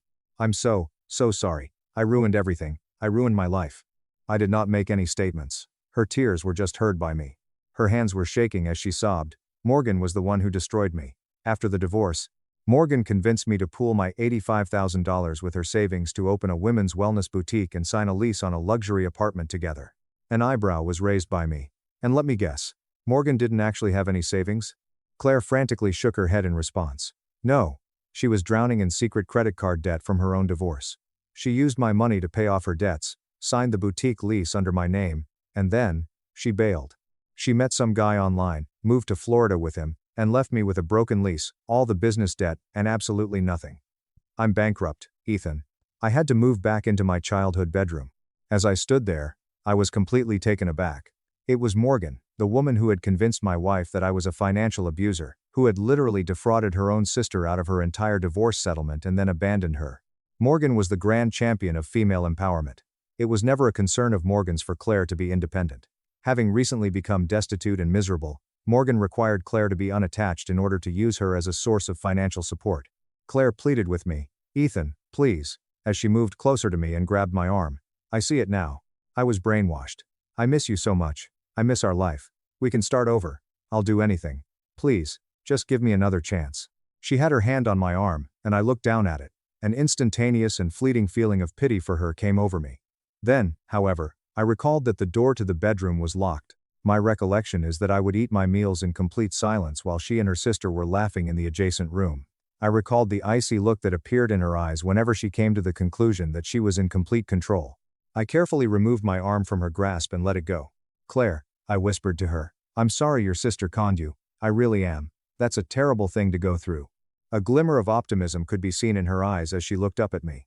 "But," I continued, my tone becoming more adamant now, You didn't divorce me because of Morgan. You divorced me because you liked the feeling of stepping on me. You loved the power trip. You only regret it now, because the person you chose over me ended up stabbing you in the back. She began to cry out, "That is not true. I love you." "No, you don't." I responded to her. "You love the safety I provided. You love the house I paid for. You love the $85,000 you threw away, but you don't love me. And honestly, I don't love you either, not anymore." I made a 360-degree turn and made my way back into the bar. Even though she was crying, she did not follow me as she stood there. Since then, more than a year has passed. The word got around that Claire had to file for bankruptcy and is working double shifts at the clinic in order to pay off the debt that Morgan left her with. I learned this information through the grapevine. It appears that Morgan has already divorced once more in the state of Florida. What about me? I have just returned from a trip to Japan, where I spent 2 weeks with an incredible woman whom I have been dating for the past half a year. The most important thing is that she respects me, along with the fact that she enjoys my cooking and thinks my gaming setup is cool. It was supposed to be my punishment to be subjected to the silent treatment. On the contrary, it was the alarm clock that jolted me awake from a nightmare that I had no idea I was living in. There are times when the trash does not simply take itself out, rather, it intentionally sets itself on fire while it is being transported to the curb. Mom banned me from vacation so my golden brother could relax. I canceled his $2,400 rent. He went homeless. Cousin walked in and exposed their sick lie. My name is Clara. I'm 33 years old. I live in Indianapolis, Indiana, and I work as a financial risk manager for a mid-sized insurance firm. I am not a millionaire by any stretch of the imagination, but I do very well for myself. I grew up in a household where money was a constant, suffocating source of anxiety. We weren't destitute, but every broken appliance, every unexpected medical bill, and every minor emergency turned our house into a war zone of stress and shouting. Because of that, I developed a borderline obsessive need for financial security early on. I worked 2 jobs through college, waiting tables until 2 a.m. and working at the campus library at 7 a.m. Graduated with minimal debt, lived with 3 roommates until I was 26, and aggressively climbed the corporate ladder. I built a fortress of stability around myself. And unfortunately, that fortress is exactly what made my family start treating me like a walking, talking ATM about 5 years ago. You need to understand the dynamic of my family to truly grasp how insane this situation became. My parents, Brenda and Arthur, are classic enablers. And my younger brother, Mason, 29, is the quintessential golden child. Mason is charismatic, handsome, and possesses that infuriating ability to fail upward while everyone around him applauds his potential. While I was studying for finance exams, Mason was finding his passion. While I was putting down a deposit on a sensible, modest townhouse, Mason was moving across the country to chase his dreams. The financial creep started so incredibly small that I didn't even realize I was being conditioned. It began with my mom calling me on a Tuesday evening. We'd be chatting about recipes or my dad's garden, and then, right before hanging up, she'd let out a heavy, theatrical sigh. "Oh, Clara, the property taxes jumped this year, and the water heater is making that terrible clanking noise again. Your father is so stressed he can barely sleep. Could you possibly just spot us a few hundred to cover the plumber? We'll pay you back when the tax return comes in." Of course I did it. I loved them. And I had the money sitting in a high-yield savings account doing nothing. Why wouldn't I help my parents who raised me? But the tax return came and went, and the money was never mentioned again. Then it was my dad. He'd casually mentioned that his truck needed a new transmission, dropping hints about how dangerous it was to drive on the icy Indiana roads. I paid the $1,200 directly to the mechanic. Then it was a loan for my mom's emergency dental work, which turned out to be cosmetic veneers. It was always framed as an emergency, always wrapped in a thick layer of parental guilt, and always forgotten the moment the check cleared. But the real drain, the absolute black hole of my finances, was Mason. About 2.5 years ago, Mason decided that the corporate world was crushing his spirit and that he was going to launch a startup. His grand idea was a luxury, tech-integrated pet concierge app called Positive Vibes. He convinced himself that the only place this app could possibly launch was Denver, Colorado. So, he packed up his car and moved to Denver, signing a lease on a gorgeous, exposed brick, floor-to-ceiling window loft in the trendy Lodo district. The rent was $2,400 a month. He had a roommate lined up, a guy he met at a networking mixer, who was supposed to split the cost. 6 months into his Denver adventure, the roommate vanished. Just completely bailed, leaving Mason with the full $2,400 lease, a failing app that had exactly 0 paying users, and a lifestyle he couldn't even remotely afford. I remember the phone call vividly. It was a Thursday night. Mason called me, hyperventilating, not just upset, but doing that dramatic, gasping, end of the world crying. He told me he was going to be evicted. He told me his credit would be ruined, his life would be over, and his startup would die before it even had a chance to change the world. 20 minutes later, my mom called. She was in full crisis mode. "Clara, you have to do something," she pleaded, her voice trembling. "He's your baby brother. He's your blood. You have that big corporate salary. You sit in a warm office all day while he's out there struggling to build something. You cannot let him end up sleeping in his car in the freezing Colorado winter. If you don't help him, I don't know what his father and I will do. It will kill us." I pushed back initially. I told her $2,400 a month was an insane amount of money. It was a second mortgage. It was more than my own mortgage. But she wore me down. She weaponized my stability against me. She made me feel like my financial security was a selfish indulgence while my family suffered. So, I caved. I set up an automatic wire transfer directly to Mason's landlord. It was supposed to be for 6 months. Just a bridge to get him through until the app got its seed funding or he found a new roommate. 6 months turned into a year. A year turned into 18 months. 18 months turned into 2 full years. Every time I brought it up, there was an excuse. The venture capitalists are just taking their time reviewing the pitch deck, Clara. The rental market in Denver is so crazy right now, no one wants to move in, Clara. I'm so stressed out, Clara, please don't pressure me right now. Do the math. $2,400 a month for 24 months. That is $57,600. I handed over nearly $60,000 of my hard-earned, post-tax income to fund my brother's luxury lifestyle. And you know what the most agonizing part of it all was? Nobody ever said thank you. Not once. Not Mason, not my mom, not my dad. It wasn't treated as a monumental sacrifice, it was treated as my fundamental duty for having the absolute audacity to be successful. I swallowed my resentment because I told myself that this is what families do. We hold each other up. But then came the vacation. Every year, my extended family plans a massive group trip. It's a huge tradition. The year before last, we rented a massive cabin in the Smoky Mountains. Last year, we did Yellowstone. This year, they were going all out. My Aunt Diane and Uncle Richard had found a stunning, sprawling beachfront villa in Cabo San Lucas, Mexico. The group chat had been pinging non-stop for 3 months. Links to private catamaran sunset cruises, deep-sea fishing excursions, and a private chef who would come to the villa to make fresh ceviche and margaritas. I was so incredibly excited. I had been working 60-hour weeks, leading a massive risk assessment project for a corporate merger.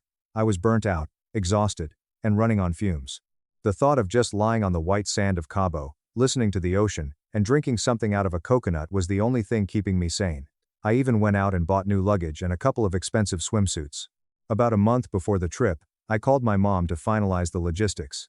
I was sitting on my living room couch, scrolling through flights on my iPad. "Hey Mom," I said cheerfully, "I'm looking at flights to Cabo. Should I book a direct flight out of Indy, or do you guys want me to fly into Dallas and meet you for the layover so we can all fly into Mexico together?" There was a pause on the line. It wasn't a normal pause. It was that heavy, suffocating, dead air silence where you can practically hear the gears turning in someone's head as they try to formulate a lie or deliver a blow. The hair on my arms actually stood up.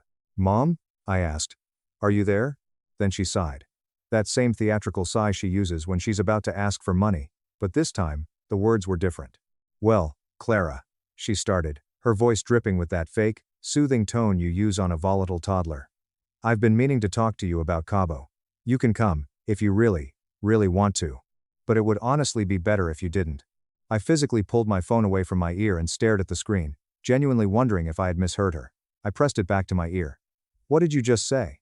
"Now, don't get defensive," she said quickly. "It's just, Mason has been under so much extreme pressure lately with the startup. He is in a very fragile place. He really needs this trip to decompress and find his center. And you two have just had this weird, uncomfortable tension lately. I think your presence there is just going to remind him of his financial stress. It might be better for everyone's peace of mind if you just sat this one out. We just really want a drama-free, relaxing vacation, honey. You understand, right?" Let me clarify what she meant by tension. 3 weeks prior to this phone call, I had sent Mason a very polite text asking if he had a timeline for when he might be able to start covering his own electric bill, let alone the actual rent. He had left me on red. That was the weird tension, asking my 29-year-old brother to eventually pay for the electricity he was using. A cold, heavy numbness spread through my chest. I felt physically nauseous. I was keeping a roof over her son's head to the tune of $57,600, and she was uninviting me from a family vacation because the mere sight of the woman funding his life might ruin his beach vibe. Clara? She prompted when I didn't speak. I knew you'd understand. You're always the mature one. You're so strong, you never let these little things bother you. I didn't yell, I didn't cry. I didn't argue. My voice went completely flat, devoid of any emotion whatsoever. Okay, I said, just one word. Oh, wonderful, she breathed, sounding incredibly relieved that she had dodged a tantrum. We'll take so many pictures for you. Love you, sweetie. She hung up. I sat in my quiet, dark living room for 2 hours. I didn't turn on the TV. I didn't move. I just stared at the blank wall, letting the absolute absurdity of my reality wash over me. I was paying $2,400 a month so my brother could live in a luxury loft, drink craft beer and pretend to be an entrepreneur, while my own mother told me I wasn't welcome on a family vacation because I might stress him out. I was literally subsidizing his existence, and my reward was being ostracized from my own family. It was like a spell had been broken. The thick, heavy fog of familial obligation and conditioned guilt evaporated in an instant, leaving behind nothing but cold, crystalline clarity. I picked up my phone. I opened my banking app. The interface glowed in the dark room. I tapped on the Scheduled Transfers tab. There it was. Mason Denver Loft, $2,400. Monthly. I tapped it. I hit Delete Transfer. A little warning box popped up. Are you sure you want to cancel this recurring payment? Yes, I whispered to the empty room. I tapped Confirm. The screen refreshed. The transfer was gone. Just like that. $2,400. A month. Was back in my pocket. I called my best friend, Harper. Harper has known me since our freshman year of college. She knows every dark, twisted detail of my family's dynamic. When I told her what my mom said, and what I had just done, she didn't gasp. She didn't offer toxic positivity. She just let out a sharp, vindicated laugh. I am coming over right now with a bottle of top-shelf tequila, Harper said, her voice fierce, and we are going to celebrate. Clara, you should have clicked that delete button 2 years ago. Let them burn. The trip was in 3 weeks. Mason's rent was due on the 1st of the month. The Cabo trip was scheduled for the 10th. I knew exactly how this timeline was going to play out, and for the first time in my life, I decided to just sit back, eat my popcorn, and watch the fireworks. The first few days after canceling the transfer, I felt like a superhero. I felt a rush of empowerment I hadn't experienced in decades. But I want to be brutally honest with you all. By day 5, the guilt started clawing at my throat. It's a phantom pain. When you have been trained since childhood to believe that your only value to your family is what you can provide for them, cutting off the supply feels like a moral failure. I had moments where my hand hovered over my phone, tempted to reinstate the transfer just to avoid the inevitable explosion. But Harper kept me grounded. She texted me every morning. Hold the line. You are not a bank. The 1st of the month came and went. The 2nd of the month passed. On the 3rd of the month, at exactly 10:15 a.m., my phone buzzed on my desk at work. It was a text from Mason. Hey, did the bank system glitch or something? My landlord just emailed me. Said the rent transfer bounced. I stared at the message. My heart was pounding so hard I could hear it in my ears. I typed back one single sentence. No glitch. I canceled it. The absolute nuclear meltdown that followed is something they will study in psychology textbooks. Mason didn't reply to me. Instead, he immediately took a screenshot of our 2-message exchange and dropped it into the massive Cabo Countdown family group chat. He didn't crop it. He didn't add context. He just posted the image with the caption. Can someone please explain why Clara is actively trying to make me homeless right before our trip? My phone instantly turned into a vibrating grenade. The notifications poured in like a slot machine paying out. My mom, Clara Mary, call me this instant. What is the meaning of this? My dad. This is incredibly cruel, Clara. You made a commitment to your brother. You don't pull the rug out from under family. My Aunt Diane, who had absolutely no idea about the background of the rent, only what my mother spun to her. Clara, sweetheart, family doesn't abandon family. We stick together through thick and thin, praying for you, Mason. Not a single person in that chat asked me why I did it. Not one person said, hey Clara, did something happen? Are you okay financially? They instantly, uniformly assumed that I had suffered a psychotic break and decided to ruin Mason's life for sport. When you are the giver, your generosity is expected. The second you stop giving, you become the villain. I didn't reply to the group chat. I muted the conversation, put my phone on Do Not Disturb, and went back to analyzing risk assessment spreadsheets. That evening, I finally answered a call from my mother. I was sitting at my kitchen island, sipping a glass of wine, feeling dangerously calm. Clara, she started, her voice shaking with rage. I have never been so disappointed in you. Your brother is in a fragile place. He is trying to find himself. You cannot just cut off his life support without warning. Finding himself? I repeated, my voice ice cold. Mom, he is 29 years old. He is finding himself in a luxury loft on my dime. And let's be very clear about the without warning part. You told me not to come to Cabo. You explicitly uninvited me from a family vacation because my presence would stress him out. Well, I thought about it. And I realized that if I am not family enough to sit on a beach with you all, then I am certainly not family enough to be his personal landlord. The rent is his problem now. Total silence on the other end. I could hear her breathing. Then, the gaslighting began. That has absolutely nothing to do with this. She deflected, her voice pitching higher. The trip and his rent are two completely separate things. You are acting out of pure spite, Clara. You are destroying this family over a petty grudge. I'm not destroying anything, I said quietly. I'm just matching your energy. Have a great time in Cabo, Mom. Don't forget sunscreen. And I hung up. The silence that followed over the next week was deafening. I was completely excommunicated. Nobody texted me. Nobody called. But I could see the group chat still functioning. Then, the trip happened. They actually went. For 7 days, I sat in my townhouse in rainy Indianapolis, while my Facebook and Instagram feeds were flooded with high-definition photos of my family living it up in Mexico. There were pictures of my mom and Aunt Diane drinking margaritas by the infinity pool. Pictures of my dad and Uncle Richard deep-sea fishing. And endless pictures of Mason, wearing expensive linen shirts, grinning on the back of a private catamaran, looking like a man who didn't have a care in the world, let alone a looming eviction notice. Underneath a massive group photo of all of them posing on the white sand at sunset, my mom posted the caption, "Nothing matters more than family, so blessed." I stared at that photo for a long time. It hurt. I won't lie to you and say I was totally unbothered. Seeing them all smiling, knowing I was intentionally erased from the frame while my bank account had subsidized the golden boy standing in the center. It stung deeply. But then, I did the pettiest thing I have ever done in my 33 years on this earth. I hit the like button on the photo. Just a single, solitary, like. Letting them know I saw it. I survived it, and I was entirely unfazed. The trip ended on a Sunday. They flew back to the States. I assumed the silent treatment would continue for months. I was wrong. The silence was just the calm before the absolute hurricane.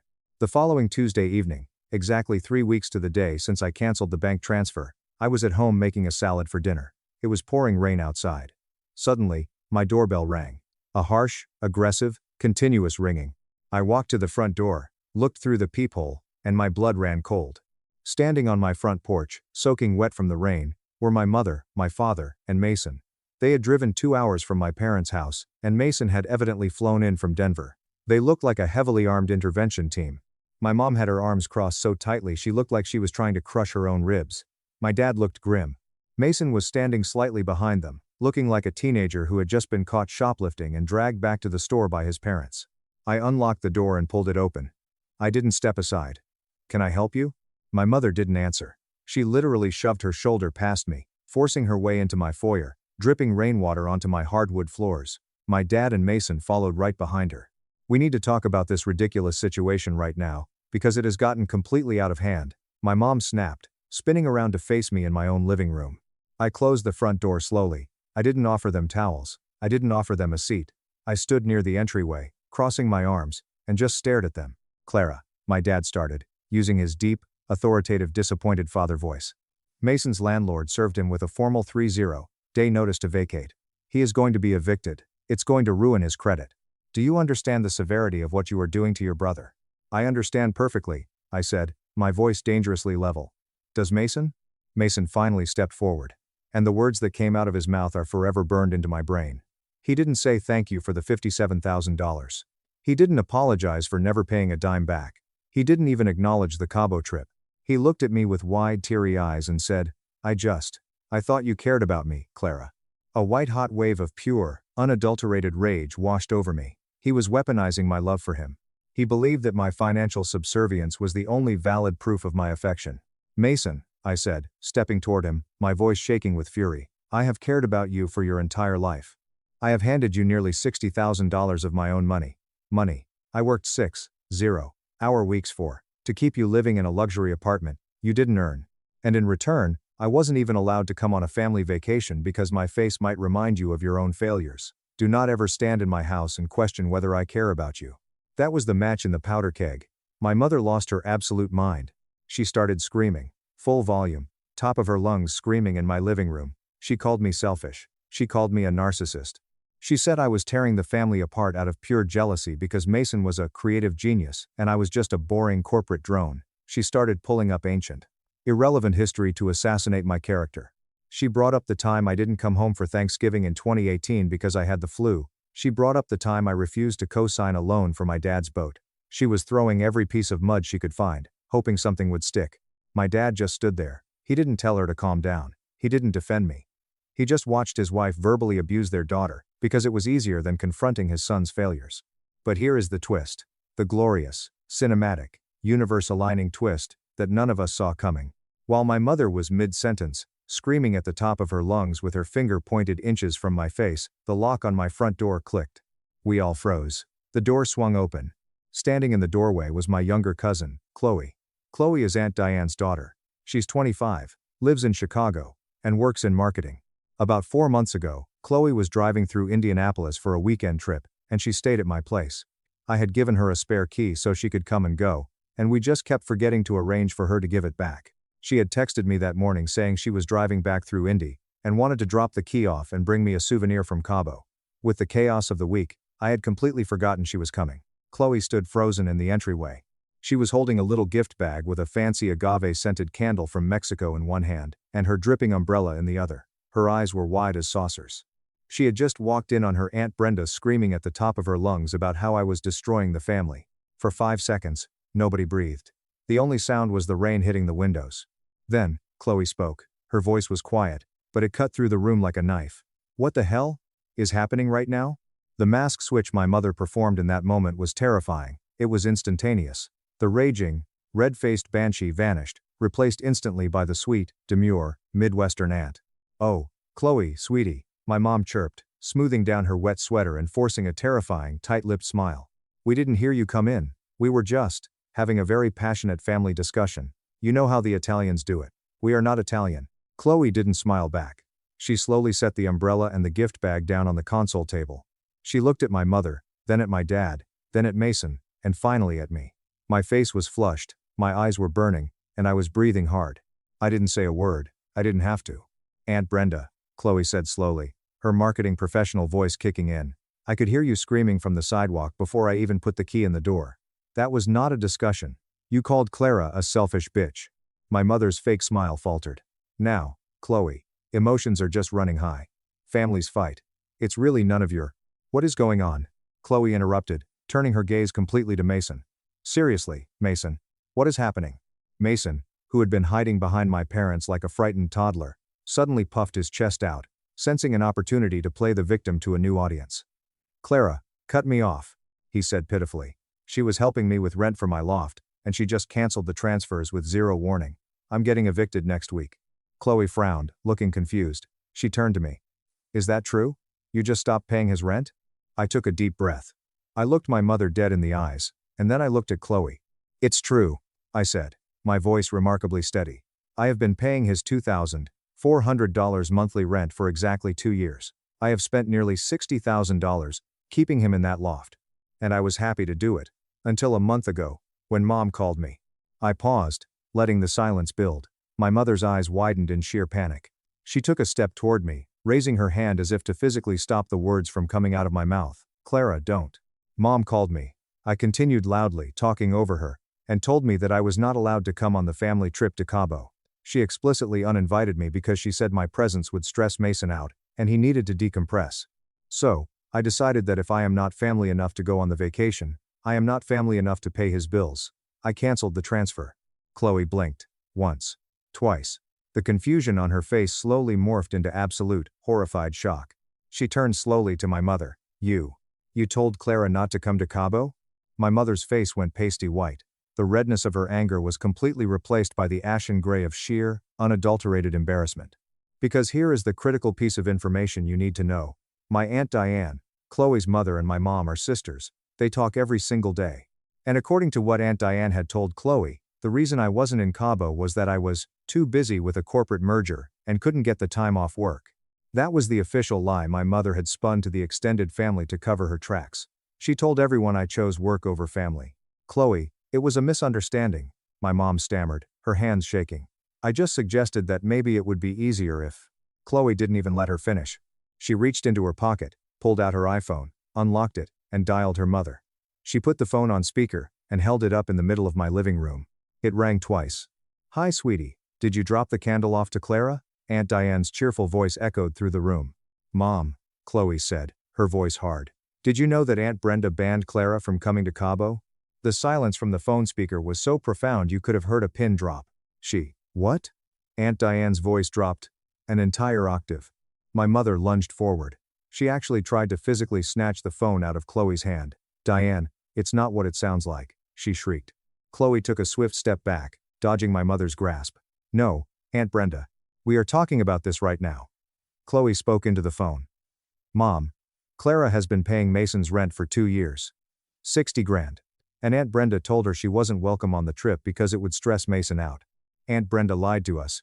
Clara didn't have to work. Brenda." Aunt Diane's voice coming through the speaker didn't sound like my sweet aunt anymore. It sounded like a judge handing down a life sentence. "Is this true? Did you tell that girl she couldn't come on our family vacation, after she has been funding your son's life?" "Diane, please." My mom whimpered, tears of actual panic welling in her eyes.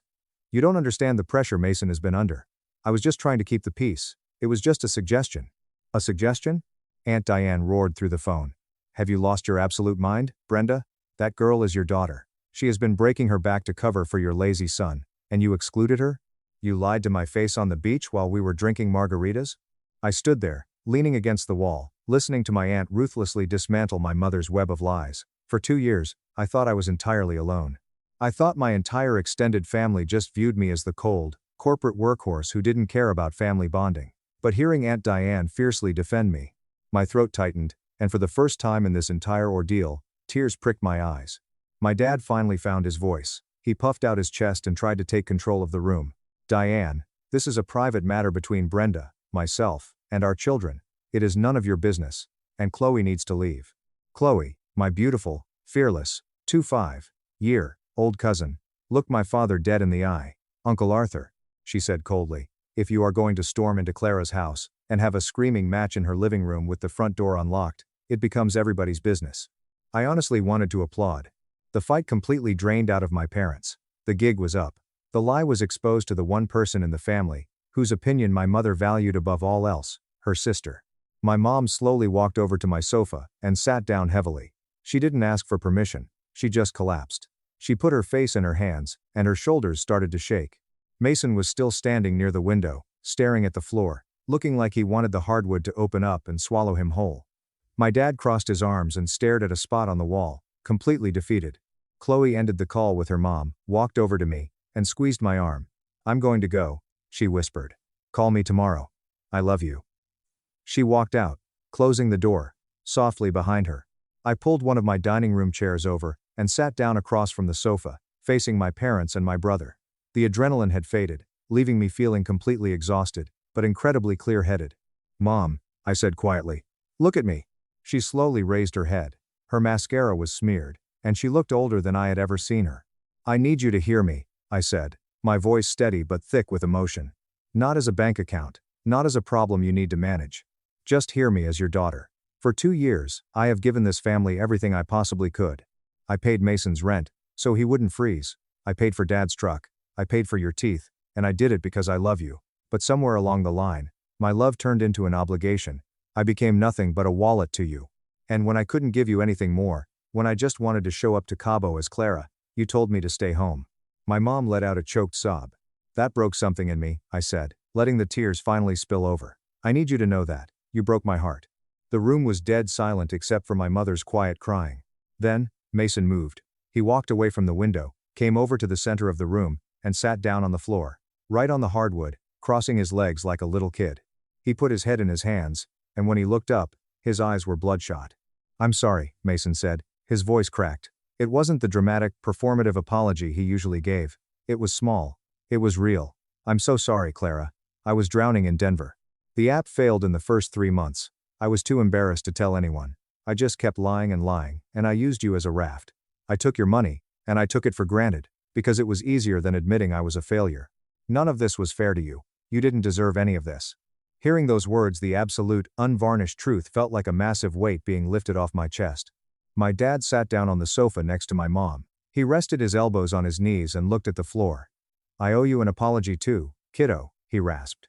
I knew what your mother said about the trip was wrong. I knew it the moment she said it.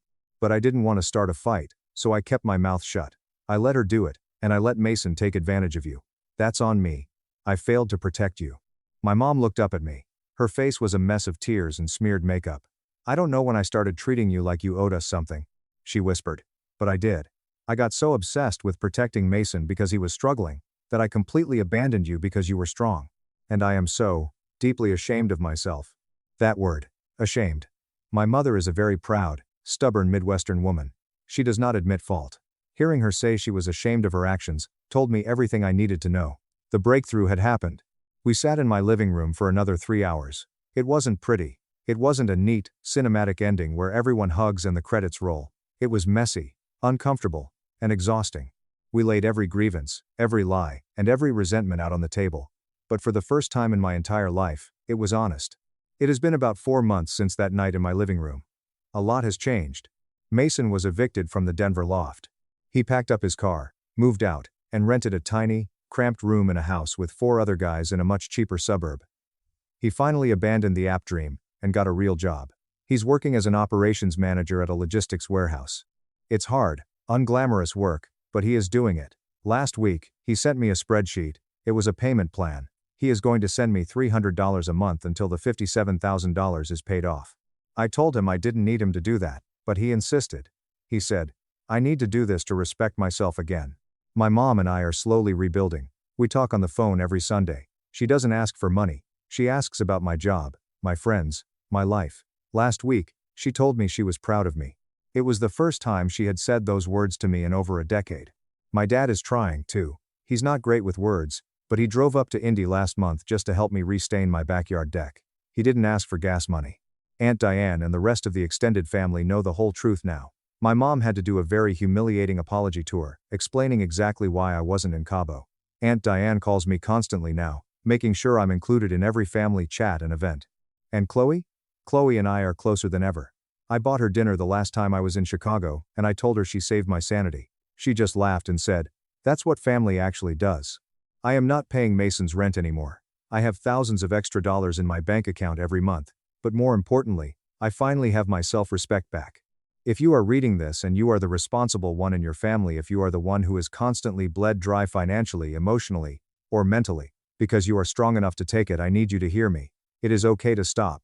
It is okay to set a boundary. It is okay to say, I love you, but I will not light myself on fire to keep you warm. Sometimes, canceling the transfer, closing the wallet, and letting the chips fall where they may is the most loving thing you can do. It forces the people who are using you to finally stand on their own 2 feet. And it forces your family to see you as a human being, not just a resource. My name is Clara. I'm 33 years old. I live in Indianapolis. And for the first time in my life, I am not an ATM. I am just me.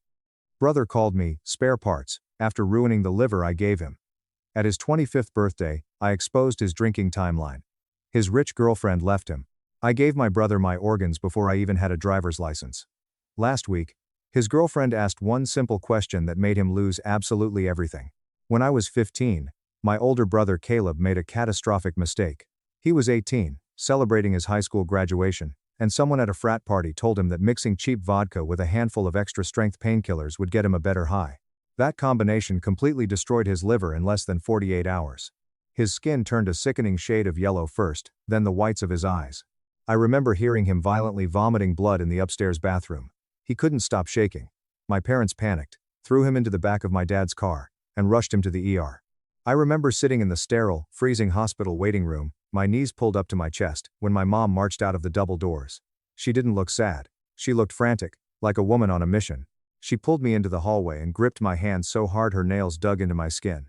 Chloe, your brother needs a piece of your liver, she said, her voice completely flat, leaving absolutely no room for discussion.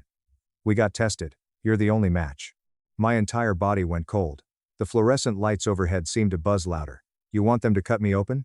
I asked, my voice trembling. Livers grow back, she shot back quickly. waving her hand as if we were talking about a haircut. It's one surgery. That's it. You'd be saving his life. I don't want to have surgery, I whispered, tears welling up in my eyes. Mom, I'm scared. Her grip tightened to the point of pain. Your brother is dying, Chloe. Do you understand that? He is dying in that bed, and you can save him. He made one stupid mistake, and you're standing here worrying about yourself? I was 15 years old, and my own mother was looking at me like I was a monster for being terrified of being sliced open. I'm not worried about myself, I sobbed. I'm just scared. Then be scared and do it anyway, she snapped. That's what family does. My dad walked out of the ICU then. He took one look at my tear-streaked face and pulled me into a hug. Hey, sweetie, he murmured. I know this is terrifying, but Caleb is running out of time. The transplant list is years long. He needs you. I swallowed hard. What about nationals? I have the National Swimming Championships next month. Coach said Division 1, college scouts are coming specifically to watch me. If I swim like I did at regionals, I could get a full ride. My mom made a disgusted sound in the back of her throat. Swimming? Your brother's organs are shutting down, and you're worried about swimming? Dad sighed, looking at me with exhausted, pleading eyes.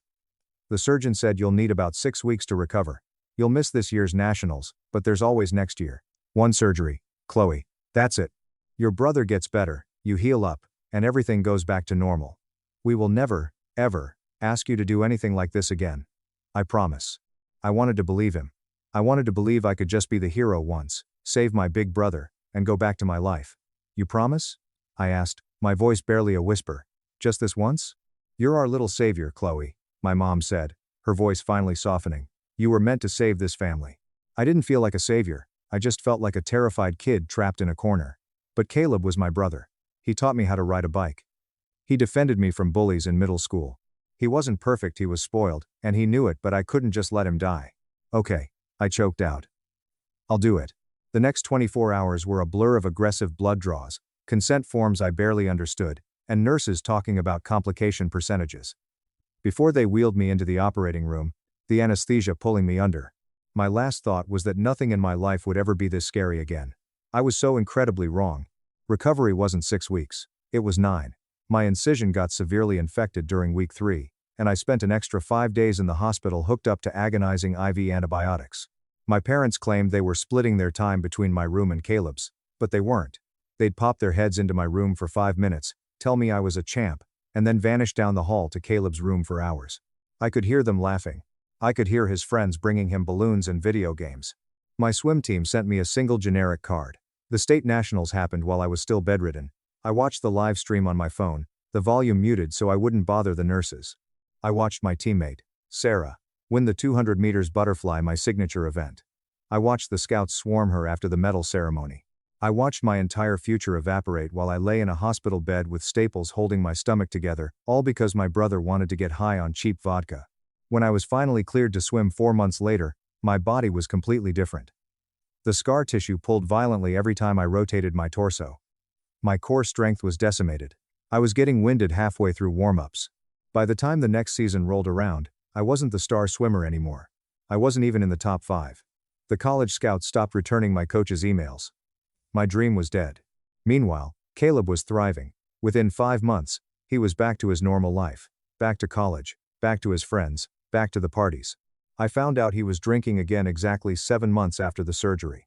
I was up late studying for AP chemistry when I heard him stumble up the stairs at 2 a.m. I opened my bedroom door.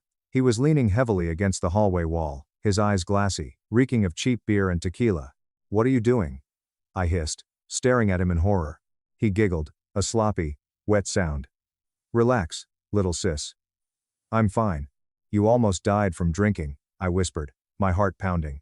"The doctor explicitly told you that your liver can't handle alcohol anymore." He rolled his eyes. He literally rolled his eyes at me. "I'm being careful. A few beers isn't going to kill me.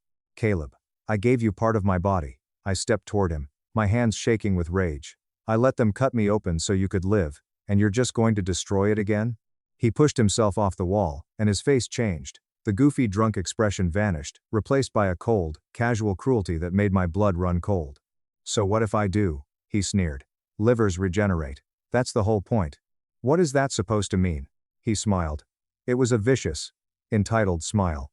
"It means if I mess up again, Mom and Dad will just make you fix it. That's literally your job, Chloe. You're the spare parts. You're the backup plan. So stop whining, because we both know you'll be there to bail me out when I need you. He shoved past me and slammed his bedroom door. I stood in the dark hallway, feeling like I couldn't breathe. The next morning, I marched downstairs and told my parents exactly what he said. I told them he was drinking. I told them he called me his spare parts. My mom didn't even look up from her coffee. Chloe, your brother has been through severe medical trauma. He's allowed to blow off some steam. He's destroying the liver I gave him. I screamed. Dad slammed his newspaper down. Caleb knows his limits. Stop being so dramatic. One night out doesn't mean anything. What about what he called me? I demanded, tears of frustration spilling over. He said I was just his backup plan. Mom sighed, a long, exaggerated sound of annoyance. He was drunk, he didn't mean it. And honestly, Chloe, this victim mentality of yours is getting exhausting. You did a nice thing for your brother. Stop holding it over everyone's head. I stared at the two people who were supposed to protect me, and something inside me permanently broke. I turned around, walked up to my room, and didn't speak to them for the rest of the week. A month later, they sat me down for a family meeting. I thought they were finally going to address Caleb's drinking. Instead, Dad cleared his throat and wouldn't meet my eyes. We need to talk about your college fund, he said. My heart dropped. My grandparents had set up a $120,000 trust for me when I was born. It was supposed to guarantee I graduated debt-free. Caleb's medical bills from the transplant were astronomical. Mom chimed in, her voice smooth and practiced. Insurance didn't cover the specialized aftercare. We had to make a difficult decision. We used your college fund to cover the remaining balances. The room started to spin. You took my money? The money Grandma and Grandpa gave me? It was necessary, Dad said firmly. The alternative was letting your brother drown in medical debt before his life even started. What about Caleb's college fund? I asked, my voice shaking uncontrollably. Did you drain his $150,000 trust too? Dead silence. Mom picked at a thread on the sofa. Dad stared at the ceiling. Caleb's fund is for Caleb. Mom finally said. He's going to need it for his master's degree. You're a smart girl, Chloe. You can apply for student loans and scholarships. You'll figure it out. I lost my swimming career. I lost my college fund. And my brother was back to binge drinking while my parents funded his life. I was 16 years old, and I learned the hardest lesson of my life. In this family, I wasn't a daughter. I was a biological resource. And resources don't get to have feelings. 3 years passed. I turned 18. Caleb turned 21. In those 3 years, I watched my brother systematically poison the organ I bled to give him. He didn't just drink socially, he drank constantly. Empty vodka bottles hidden in his laundry, passing out on the living room rug. My parents excused every single incident. He's just being a normal college kid, they'd say, stepping right over his unconscious body. I stopped arguing. I put my head down, got a job at a local bakery, worked 30 hours a week on top of high school, and saved every penny. I applied for every academic scholarship in existence. I kept my distance, waiting for the inevitable. I knew his liver would fail again. I just didn't know when. It happened on a Tuesday. I was in the high school library when the principal pulled me out. Your parents are in the office. It's a medical emergency. I walked into the office. Mom was weeping hysterically into a tissue. Dad was pacing. They both lunged toward me. It's Caleb, Dad choked out. His liver is failing again. The damage is extensive. He's in the ICU. I stood perfectly still. I didn't feel sad. I just felt an overwhelming, bone-deep exhaustion. I told you, I said softly. For 3 years, I told you he was drinking himself to death, and you called me a dramatic liar. This is not the time for I told you so, Dad roared, making the school secretary jump. Your brother is dying. We need you to do it again. No. The word hung in the air, sharp and absolute. Mom dropped her tissue. What did you just say? I said no. I am not doing it again. Dad stepped into my personal space, his face red. You promised me. You promised you would help this family.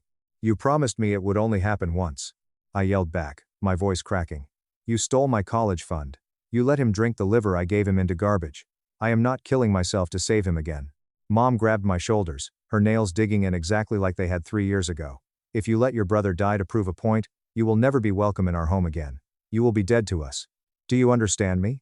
Before I could tell her to go to hell, the office door opened. It was Caleb. He looked like a walking corpse. He was gray, gaunt, and shaking violently. He had checked himself out of the hospital AMA, just to come beg me. He collapsed into a plastic chair, sobbing.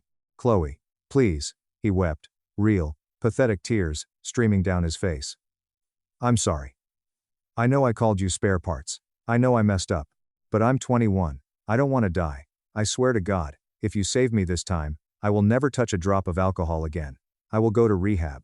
I will spend the rest of my life making it up to you. Please don't let me die. I looked at him. I looked at the sheer, unadulterated terror in his yellowing eyes. He wasn't acting. He was a terrified boy, who finally realized his actions had consequences. And despite everything, despite the abuse and the theft, and the cruelty, he was still my brother. If I do this, I said, my voice eerily calm, and you ever touch alcohol again, I am done forever. I will never speak to any of you again. You will be dead to me. I promise, Caleb sobbed, kissing my hand. My parents wept with relief, promising they would monitor his every move. 2 weeks later, I was back on the operating table. This surgery was drastically different. The doctor had warned us that operating on a regenerated liver was incredibly complicated due to scar tissue. But I didn't realize how bad it was until I woke up. I woke up screaming. The pain was blinding. Monitors were shrieking. Nurses swarmed my bed, injecting something into my IV before the world went black again. I spent 4 days in the ICU.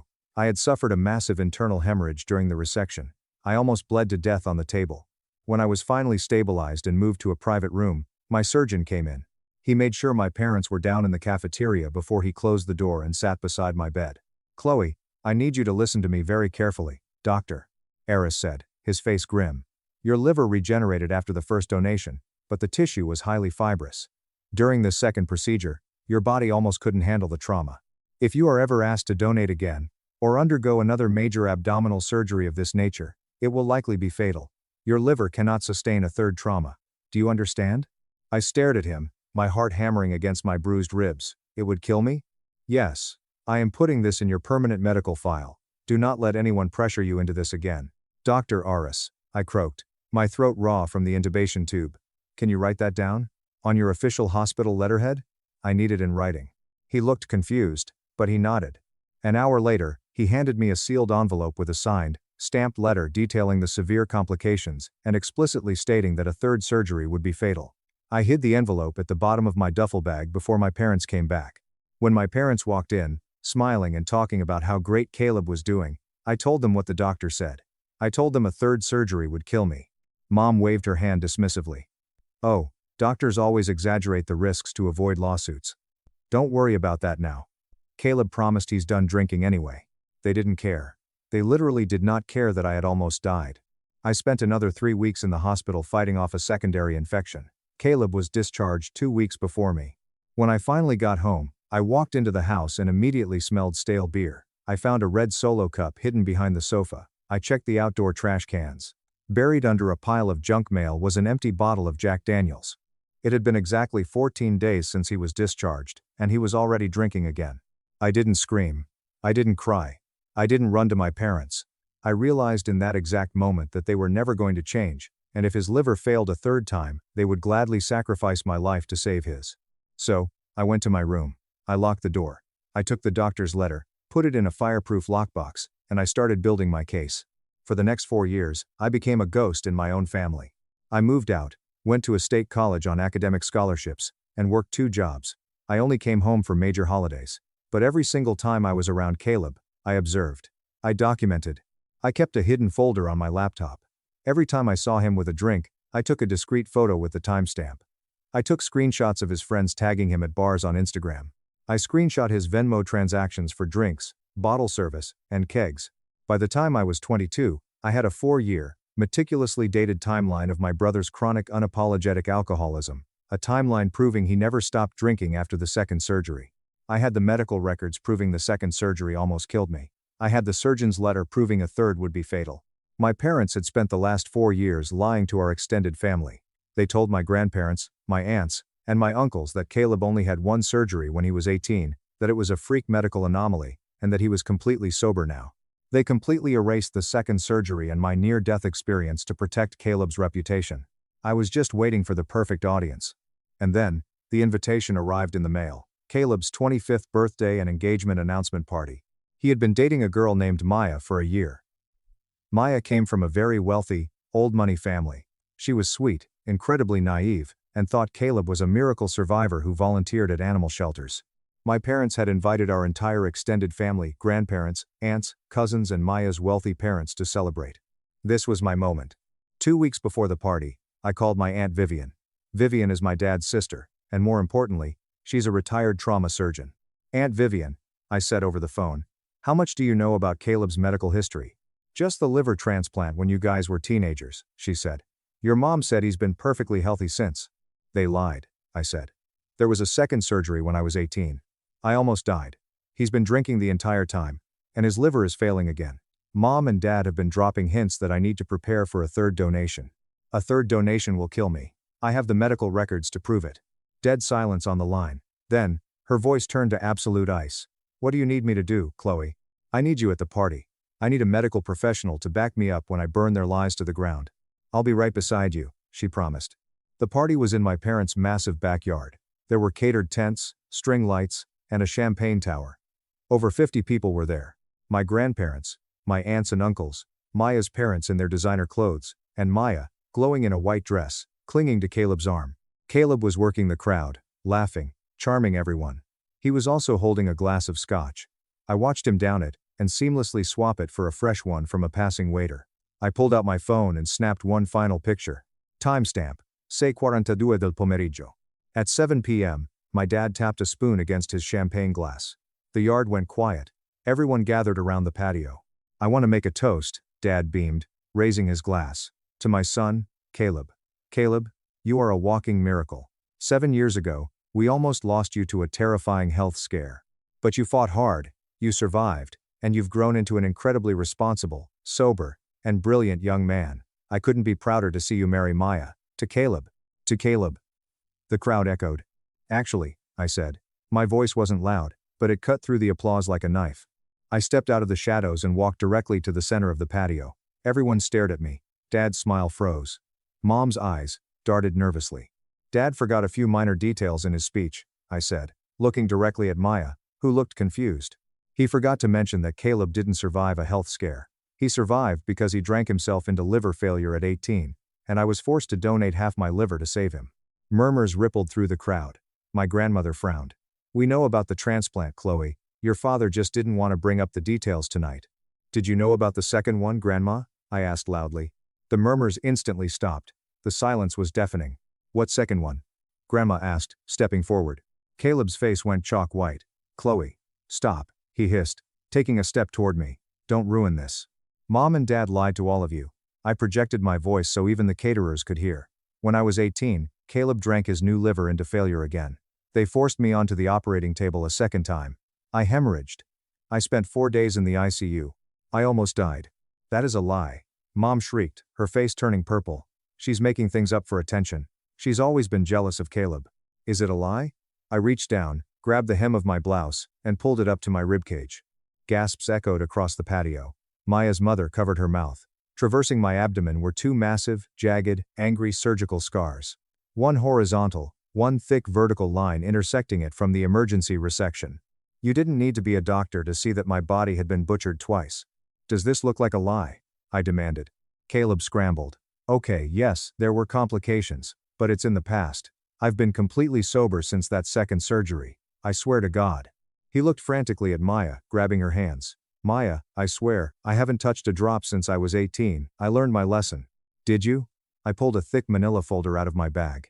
I opened it and pulled out a stack of 8x10 printed photographs. I walked over to Maya and handed her the stack. Look at the timestamps, Maya. Maya's hands shook as she looked at the first photo. It was Caleb doing a keg stand. Timestamp. 3 years ago. She flipped to the next one. Caleb passed out in his own vomit at a frat house. Timestamp. 2 years ago. She flipped again. Caleb doing tequila shots. Timestamp. Last month. She flipped to the final photo. Caleb, 30 minutes ago. Downing scotch behind the catering tent. Maya's face crumpled. She looked up at Caleb, her eyes wide with horror. You told me you were sober. You told me you volunteered at the hospital. Maya, baby, please, those are out of context, Caleb stammered, reaching for her. She slapped his hand away. There's more, I said, turning back to my grandparents. Grandma, Grandpa, do you remember the $120,000 college trust you set up for me? Grandpa nodded, his jaw clenched. Of course. Your father said you used it to graduate, debt-free. I paid for college myself working 2 jobs, I said, my voice trembling with years of suppressed rage. Mom and Dad stole my entire trust fund to pay for Caleb's medical bills because insurance wouldn't cover his alcohol-induced failure. They drained my account and left his $150,000 trust completely untouched. Grandpa whipped his head around to look at my father. "You stole her inheritance?" he roared. Dad took a step back, sweating profusely. "Dad, please, we had to. Caleb needed the money. And now, his liver is failing for a third time," I announced, delivering the final blow. I pulled the laminated letter from Dr. Eris out of the folder and held it up. "Mom and Dad have been hinting that I need to step up for the family again. But this is a letter from my surgeon. Aunt Vivian, would you care to read the highlighted portion?" I handed the letter to Aunt Vivian. She adjusted her glasses, her face a mask of absolute fury. She read it aloud, her voice carrying over the stunned crowd. "Due to severe fibrous scarring and hemorrhaging during the second resection, the patient's liver cannot sustain further trauma. A third donation or major abdominal surgery will be overwhelmingly fatal. The patient must not be permitted to donate again, under any circumstances." Vivian lowered the paper and glared at my parents with pure disgust. "You knew," she snarled. "You knew a third surgery would kill her, and you were going to let her die to save your alcoholic son." "We were just exploring options," Mom cried out, crying hysterically now. "Caleb is our baby. We can't let him die." "But you can let me die?" I screamed, the tears finally falling. "I am your daughter. I gave up my body, I gave up my swimming career, I gave up my college fund, and it still wasn't enough for you. You wanted my life too." The patio was in absolute chaos. Maya took off her diamond engagement ring, threw it hard at Caleb's chest, and ran out of the yard, her parents rushing after her. Caleb dropped to his knees, sobbing uncontrollably. Maya, wait." He looked up at me, his eyes filled with venom. "You ruined my life. You ruined everything." "No, Caleb," I said, looking down at him with nothing but pity. "You ruined your own life. I just provided the receipts." I turned to my grandparents. Grandpa was shaking with rage. Grandma was weeping silently. "We are changing our wills tomorrow," Grandpa said, pointing a trembling finger at my father. "You and your wife are cut off. Caleb is cut off. Everything we have is going to Chloe to repay what you stole from her. Do not ever contact us again." TV. Aunt Vivian put her arm around my shoulders. "Come on, Chloe. Let's get you out of here." I walked out of that yard with my head held high, leaving my parents sobbing on the patio and my brother screaming Maya's name into the empty driveway. It's been 6 months since the party. Caleb's liver completely failed 3 weeks after the party. Because of his documented, ongoing alcohol abuse, the transplant board denied him a spot on the high priority list. He is currently sitting at the very bottom of the standard wait list. The doctors told him he has maybe a year left if he doesn't get a cadaver donor. My parents tried to sue me for emotional distress and defamation, but the case was thrown out immediately because everything I said was backed up by hard medical evidence and photographs. They are now drowning in debt, having spent Caleb's trust fund on specialized palliative care. Maya blocked him on everything and is currently dating a corporate lawyer. My grandparents made good on their promise. They transferred the equivalent of my stolen trust fund into my account, plus interest. I used it to buy a beautiful little condo in a city 4 hours away, near Aunt Vivian. Yesterday, I got a voicemail from an unknown number. It was Caleb. His voice was incredibly weak, raspy, and desperate. "Chloe, please. I'm dying. I'm actually dying. The doctors said I won't make it to Christmas." I know what the letter said, but maybe they were wrong. Maybe there's a new procedure. "Please, you're my little sister. You're my angel. Please don't let me die." I listened to the voicemail while sitting on the balcony of my new condo, drinking a cup of coffee. I felt a brief flutter of sadness for the brother I used to have when I was a kid. But then I remembered the scars on my stomach. I remembered the stolen money. I remembered him calling me spare parts. I deleted the voicemail, blocked the number, and went inside to get ready for work. For the first time in my entire life, my body belongs solely to me. Sister lied I paid her $25,000 venue for clout. Parents begged me to fix it. I faked a paper trail, and sent 200 guests to a locked construction site. I, 29 male, never expected to be the kind of guy who gets blindsided by his own family, but looking back, I really should have seen it coming. My name is David, I work in corporate finance. It's nothing glamorous, no one is making a movie about my spreadsheets, but it pays the bills, keeps a roof over my head, and lets me take my fiancée, Sarah, 28, female, out to nice dinners without constantly checking my bank app. I've always been the low-maintenance one in my family, the easy kid, as my dad used to put it, the one who didn't cause drama, didn't ask for much, didn't need rescuing, and definitely didn't require special treatment. When I was younger, I thought that role was a compliment. I thought being independent meant they respected me. Now I know it was just code for the one we can safely ignore. My sister Chloe is 27, but you'd think she was the undisputed center of the solar system. She is loud, aggressively blonde, and TikTok famous for absolutely nothing of substance. She's one of those people who makes every single family gathering revolve entirely around her latest brand collaboration, her gut health journey, or how her fiancé, Braden, just totally vibes with their couples therapist. Yes, they started couples therapy 3 weeks after they started dating. Red flags everywhere, an entire parade of them, but try pointing that out to my parents. They treat Chloe like absolute royalty. Everything she touches gets framed, celebrated, and funded. When I passed my CPA exams and got a major promotion at my firm, my mom's only reaction was, "Oh, that's nice, honey. So you're finally moving up from that little math job."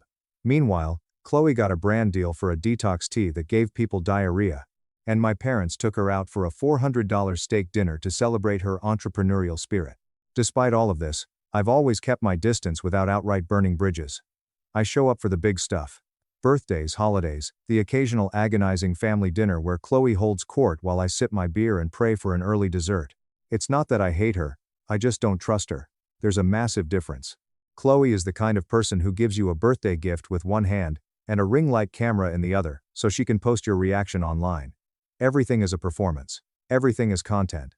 Including our family. A few months ago, she got engaged to Braden during a spiritual retreat in Sedona.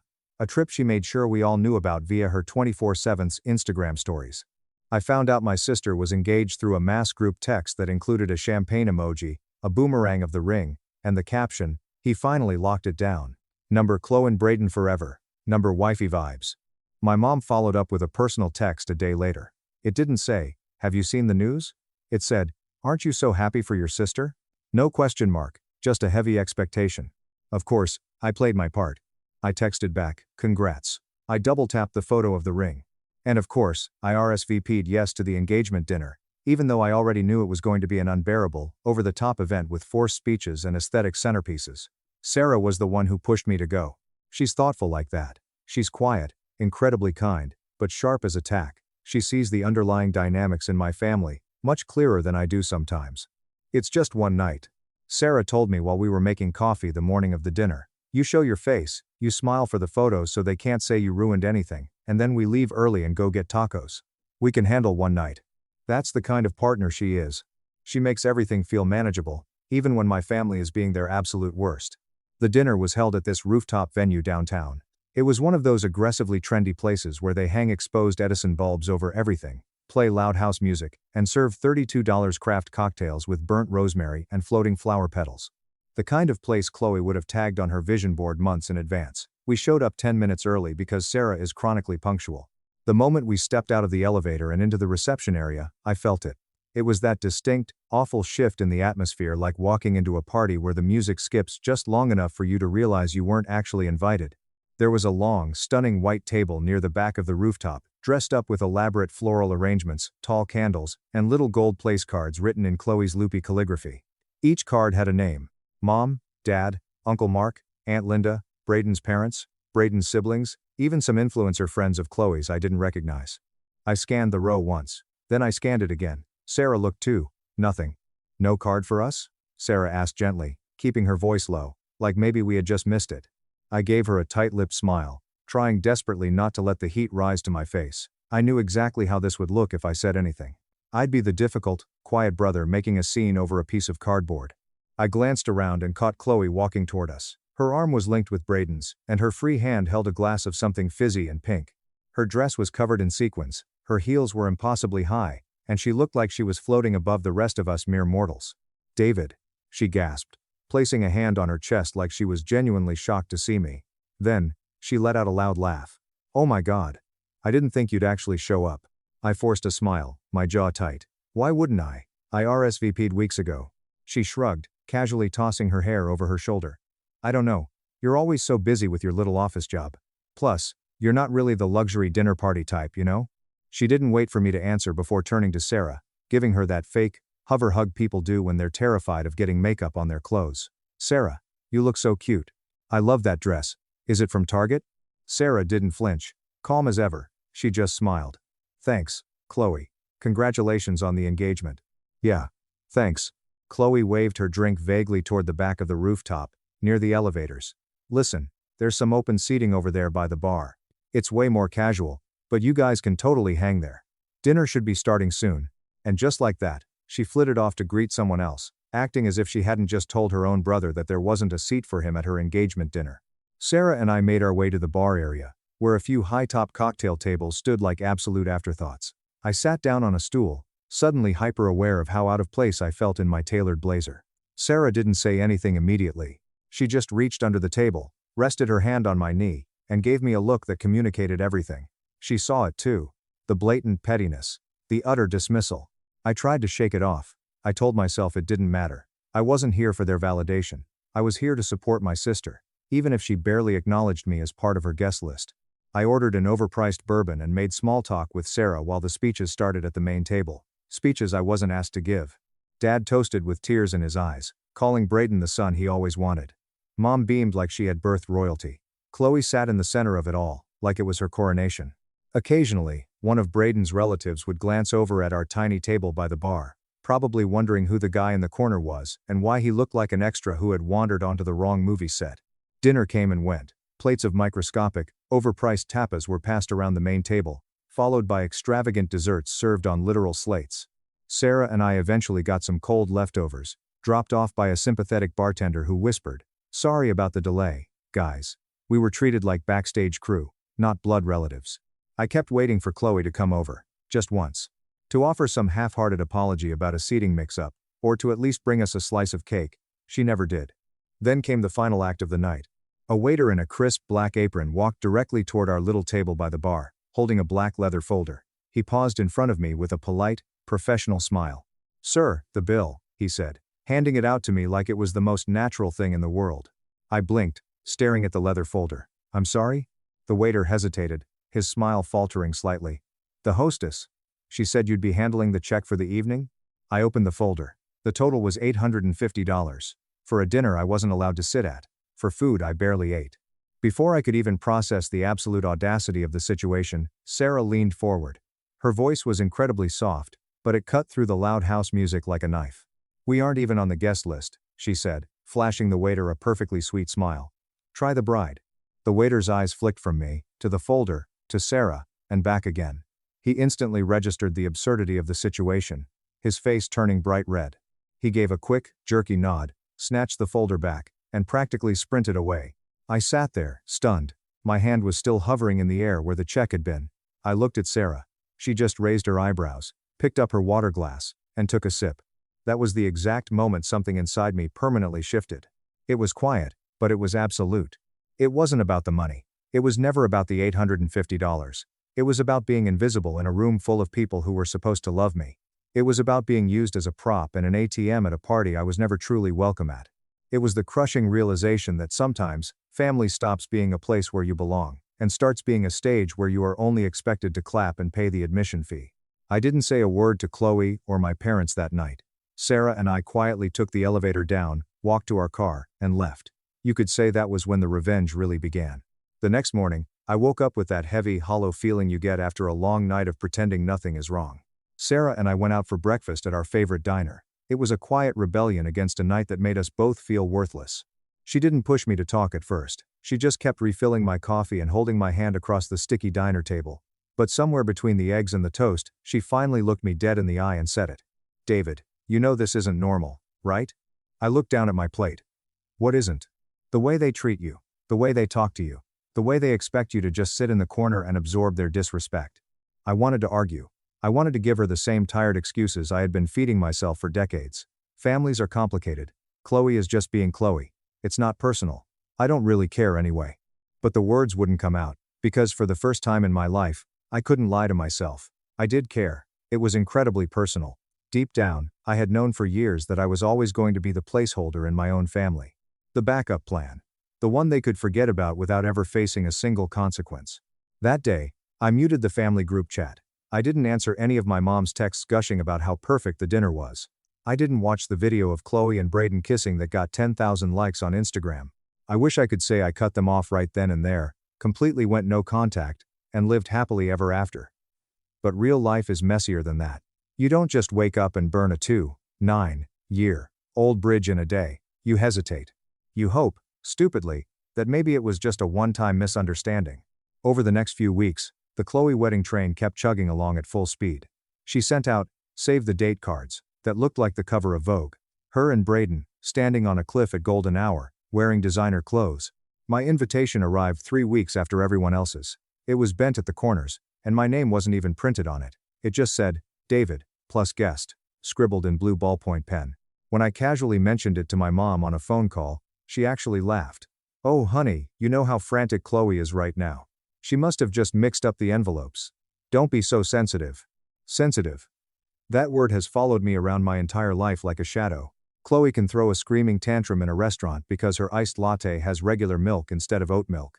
She can guilt-trip my parents into paying her rent for 8 months. She can post passive-aggressive quotes on her Instagram story about cutting out toxic energy whenever someone gently disagrees with her. But if I point out that I wasn't given a seat at a dinner, I'm the sensitive one. I started pulling back. I stopped engaging in the family fantasy. No more pretending I was part of the inner circle. No more asking for updates. Sarah watched me slowly detach. She watched my jaw clench during awkward phone calls. She watched me delete text threads. She never pushed me to move faster. She just supported the boundaries I was finally building. Then came the bridal shower. It was supposed to be a girls-only event, but Chloe decided she wanted a modern co-ed twist, which translated to, she wanted the men there to carry the heavy gifts, pay for the drinks, and act as background extras for her TikToks. Sarah was officially invited. She received a massive, elaborate box in the mail filled with gold tissue paper, a mini bottle of champagne, and a bride squad candle. My invitation?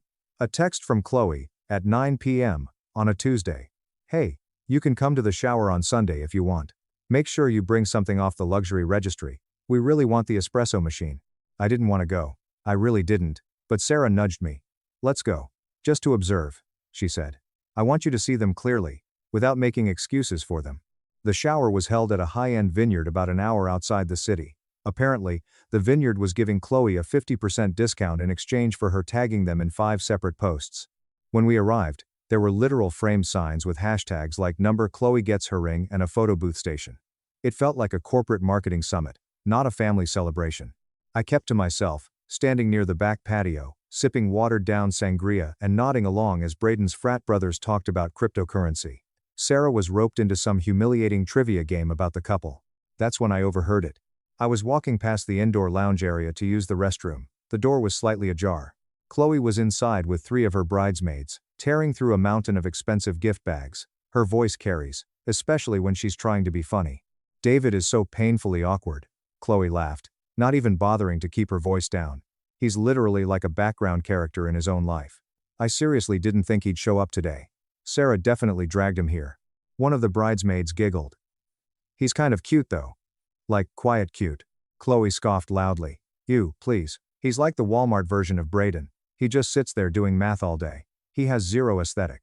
I froze in the hallway. My blood ran completely cold. My hand clenched around my plastic cup so hard it cracked, spilling red wine onto my shoes. Sarah found me a few minutes later standing by the car. One look at my face and her polite smile vanished. What happened? We're leaving, I said. I didn't explain it in the car. I couldn't. I was too angry. But I wasn't just angry at Chloe. I was furious with myself. For showing up. For playing the game. For letting my own sister reduce my entire existence to a punchline in front of strangers. That night, sitting on our living room floor, I told Sarah everything. Every slight I had buried. Every insult I had swallowed. Every time I played the easy brother so my parents wouldn't think I was a burden. She listened to every single word. And when I was finally done, she said the one thing I desperately needed to hear. Sharing DNA does not give them the right to destroy your peace. You are allowed to be done.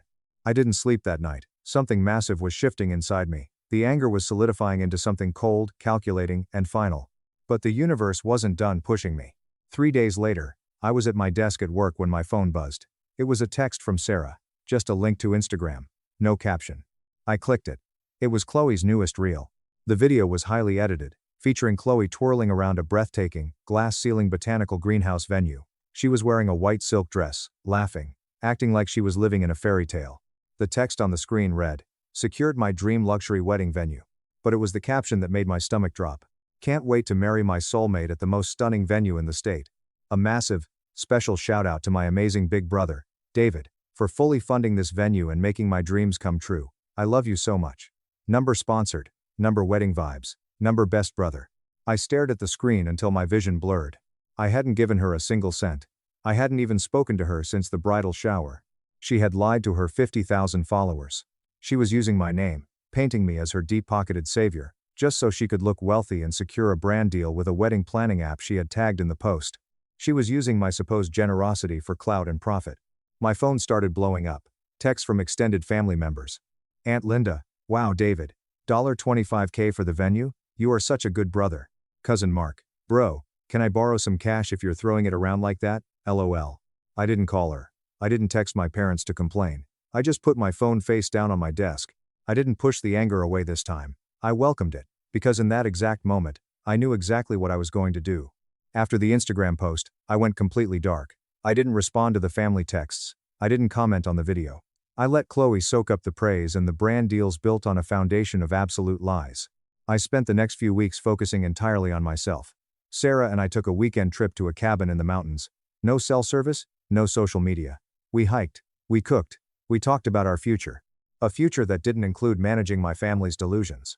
My work performance skyrocketed because my mental energy wasn't being drained by family drama. I led a major quarterly project and got a massive bonus. I told no one in my family. It was mine. Then, exactly 1 month before the wedding, the cracks in Chloe's perfect facade shattered. It was a Tuesday night. Sarah and I were eating dinner when my phone rang. It was my dad. He never calls me, ever. If he needs something, he makes my mom do it. I let it ring 3 times before answering. Hello? David, he said. His voice was shaky, lacking its usual booming confidence. Listen, I know you've been distant lately, but we really need to talk. Something bad has happened with the wedding. Sarah paused with her fork halfway to her mouth. I put the phone on speaker. What happened? Dad exhaled heavily into the receiver. The venue fell through. I raised an eyebrow. The botanical greenhouse? The one she posted about? Yes, Dad stammered. Look, Chloe. She sort of jumped the gun. She posted all those videos and tagged the venue to get a sponsorship deal, but she never actually signed the contract or paid the deposit. She thought because she was giving them exposure, they would just hold the date for her. They didn't. They booked it to someone else yesterday. She has nowhere to hold the wedding, David. It's a disaster. I sat back in my chair, staring at the ceiling. Wow. That sounds incredibly stressful for her. It's a nightmare, he continued, completely missing my sarcasm. She's hysterical. Your mom is crying. The wedding is in 4 weeks, and we have 200 guests flying in. We need to pull together as a family right now. Then came the pivot. The real reason for the call.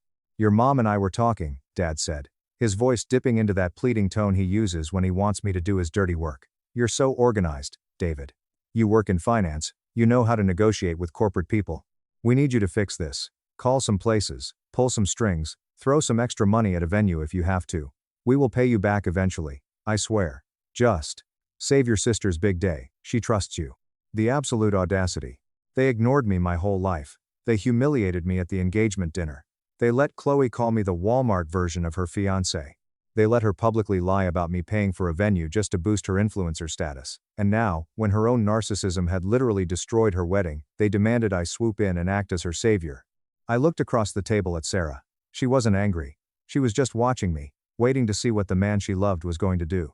A few months ago, I would have exploded. I would have yelled at my dad, hung up, and blocked their numbers. But I had learned something crucial during my weeks of silence. Screaming at a brick wall just hurts your hands. If you really want to destroy a foundation, you have to let them build the house on quicksand. Okay, I said, my voice perfectly calm. Let me see what I can do. My dad let out a massive sigh of relief. Thank you, son.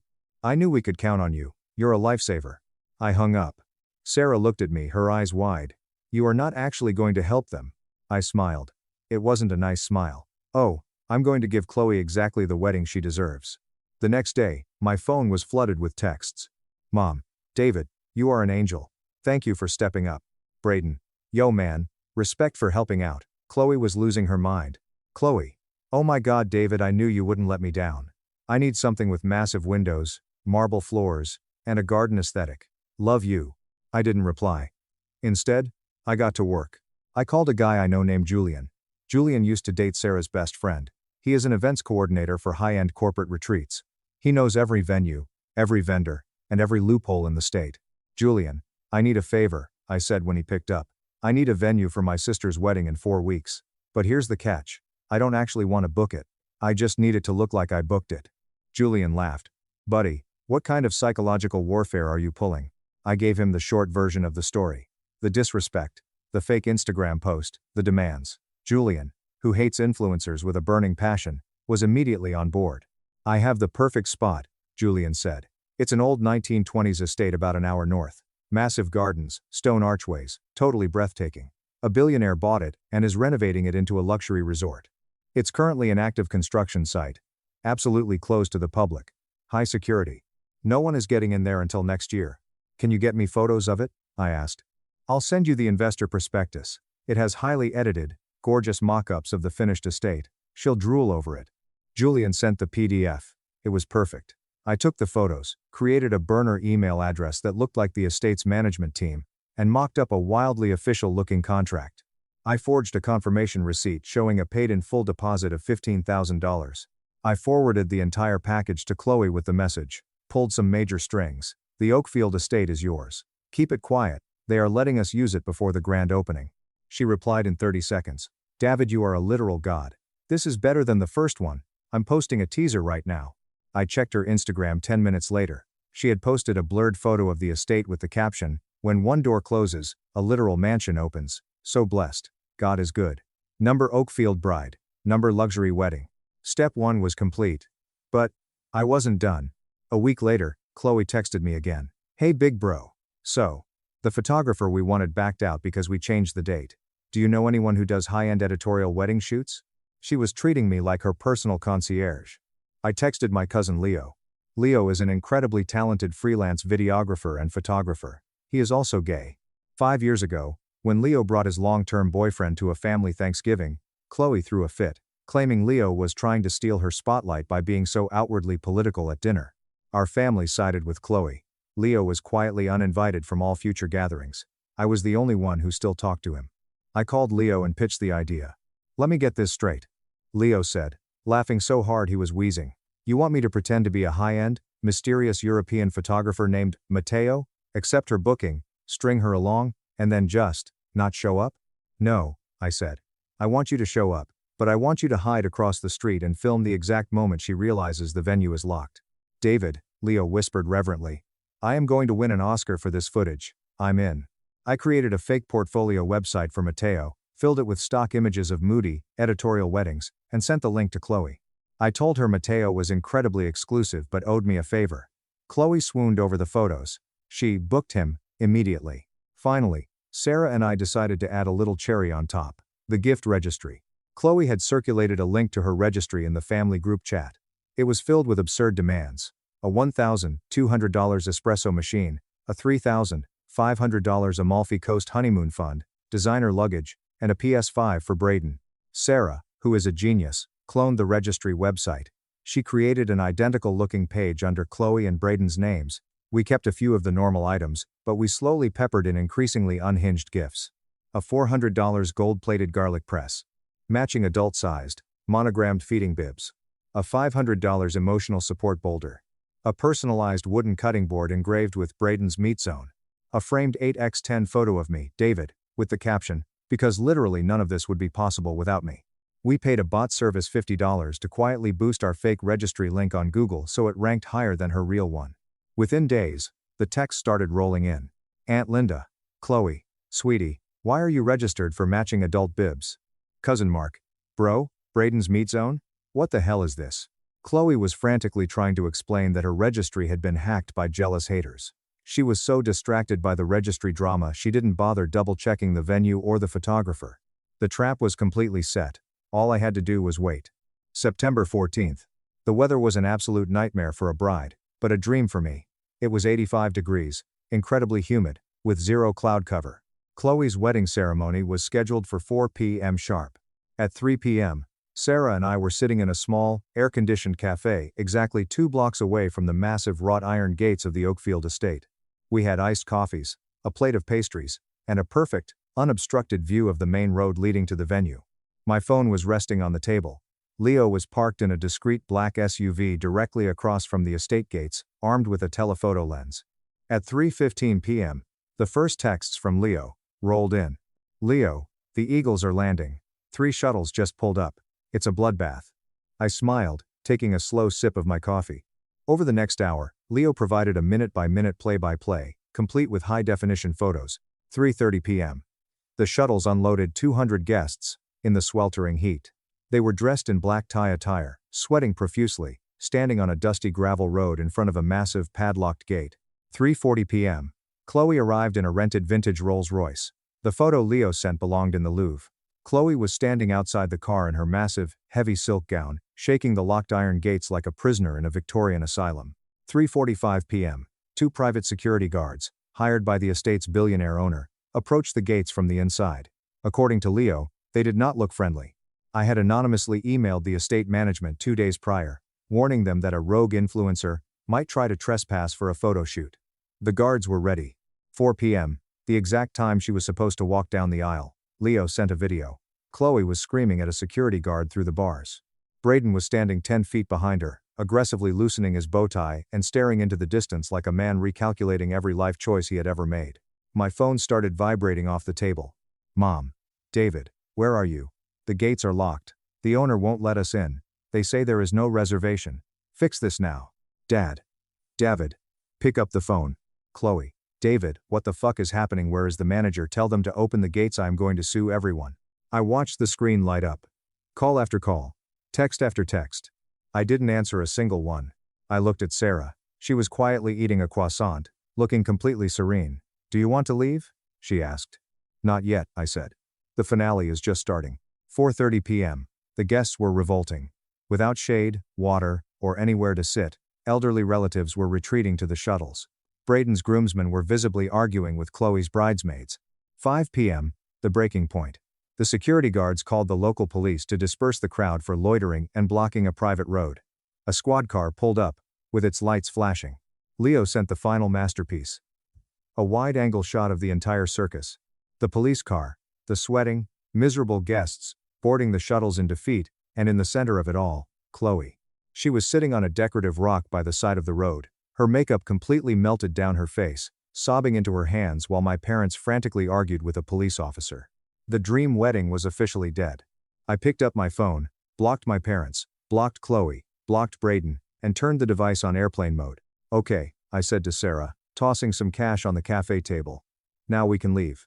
The aftermath was nuclear. By Sunday morning, the #number Oakfield disaster was trending locally. Several of the guests who were mostly influencers and friends of friends Chloe only invited for aesthetic purposes started posting TikToks about the Fire Festival wedding. They complained about being stranded in the heat, the police showing up, and the bride having a total meltdown. Chloe tried to do damage control. On Monday, she posted a tearful, 1-0-minute video sitting on her living room floor. She claimed she was the victim of a cruel, targeted scam by a fraudulent venue coordinator. She cried about her ruined day and begged her followers to send donations to her Venmo to help recoup the devastating financial losses. It backfired spectacularly. The management team of the Oakfield estate caught wind of the video. They issued a public, very legally aggressive statement on their official pages. They clarified that the estate was an active construction site, they did not accept any bookings, and they released the emails I had sent them under the burner account, warning them about her trespassing. Within 48 hours, the wedding planning app that sponsored her dropped her. The Detox Tea brand dropped her. Her follower count plummeted by 15,000 inches a single week. The internet dragged her relentlessly. Then came the family fallout. Since I had blocked their numbers, my dad actually showed up at my apartment building on Wednesday evening. He bypassed the buzzer and waited by the garage entrance. When Sarah and I walked out to walk the dog, he ambushed us. He looked exhausted. His face was red, his clothes were wrinkled. David, he barked, marching up to me. What the hell is wrong with you? You ruined your sister's life. You gave her fake documents. You humiliated our entire family in front of 200 people. I didn't step back. I handed the dog leash to Sarah and stepped directly into his space. I am 3 inches taller than him, a fact he usually tries to ignore. I gave her exactly what she asked for, I said, my voice dangerously low. She wanted a venue she couldn't afford, for a wedding that was entirely about her ego. She lied to the world and said I paid for it. You demanded I fix her mess. So I did. I gave her a piece of paper she could post online for clout. That's all she actually cares about anyway. You are a sociopath, he yelled, pointing a finger at my chest. She is your sister. Family protects family. Where was that protection when she was stealing my money in college? I snapped back, the years of venom finally spilling out. Where was that protection when she humiliated me at her engagement dinner? Where was that protection when she called me a joke behind my back? You don't want a son, Dad, you want a servant, and I quit. He stared at me, his mouth opening and closing like a fish. He had never heard me raise my voice in my entire life. If you, Mom, or Chloe, ever contact me or Sarah again, I will release the unedited video of Chloe screaming at the police, courtesy of Cousin Leo. Have a nice drive home. I turned my back on him and walked away. He didn't follow us. Final update. It's been 6 months since the non-wedding. Sarah and I moved out of the city. We bought a beautiful, quiet house in the suburbs with a big backyard for the dog. We are getting married next spring. It will be a tiny, 30-person ceremony in the woods. My parents are not invited. Chloe is not invited. Cousin Leo is the official photographer, and Julian is helping us coordinate the catering. I heard through the grapevine, Aunt Linda, who I occasionally still speak to, that Chloe and Braden ended up getting legally married at the courthouse a month after the disaster. There were no photos. No sponsors, just a quick signature. Braden is apparently miserable, and Chloe has rebranded herself as a mental health advocate who survived family trauma. I honestly just laugh about it now. Last week, a package arrived in the mail. There was no return address. I opened it up. It was from Leo. Inside was a beautiful, expensive oak frame. Housed inside the frame was a high-resolution, perfectly color-graded photograph of Chloe sitting on that rock, mascara running down her face, screaming into the void while the police car lights flashed in the background. Attached to the glass was a small yellow sticky note. We don't forgive. We don't forget. We frame it. Leo. I hung it in my home office, right above my desk. I don't keep it there out of bitterness or malice. I keep it there as a daily reminder. A reminder that silence can be incredibly loud. That being the quiet one doesn't mean being weak. And that sometimes, the absolute best revenge isn't screaming, fighting, or burning the house down. Sometimes, the best revenge is just handing them the matches, walking out the front door, and watching them set themselves on fire. I didn't just get revenge, I got my freedom, and that was worth more than any wedding ever could be. You're a failure. Stepdad hid the $8.2 million he murdered my dad for. 34 years later, I found Mom's secret storage and exposed him. The rain in Portland that Tuesday didn't just fall. It felt like it was trying to hammer the truth back into the freezing mud. I didn't cry when they buried my mother, Elena Vance. It wasn't because I didn't love her. I loved her in that suffocating, oxygen-deprived way you love someone who spent your entire life shielding you from a truth she was too terrified to speak out loud. But standing by that open grave, something in the damp air smelled profoundly wrong. It smelled like old, rotting secrets finally clawing their way to the surface.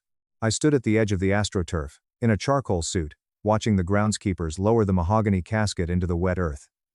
Arthur Sterling stood right beside me. His posture was rigid, his $5,000 bespoke suit entirely unbothered by the drizzle. He looked every inch, the grieving, wealthy widower. He placed a heavy, patronizing hand on my shoulder twice during the eulogy. I stepped away both times, feeling my skin crawl. Pastor David Miller performed the committal service. He was a frail man, pushing 70, with liver-spotted hands and rheumy eyes that kept darting toward me throughout the entire ceremony. It wasn't the usual sympathetic glance a priest gives a grieving son. It was something frantic. It was the look of a man choking on guilt that had nowhere else to go. When the handful of wealthy mourners, Arthur's country club friends, mostly began dispersing toward the fleet of Blacktown cars, Pastor Miller intercepted me. He didn't offer condolences. He leaned in close, his breath smelling of stale coffee and peppermints, and whispered, "She only ever called you Liam Thomas, when she was terrified." I froze. My legal name was Liam Vance. Arthur had adopted me when I was 2.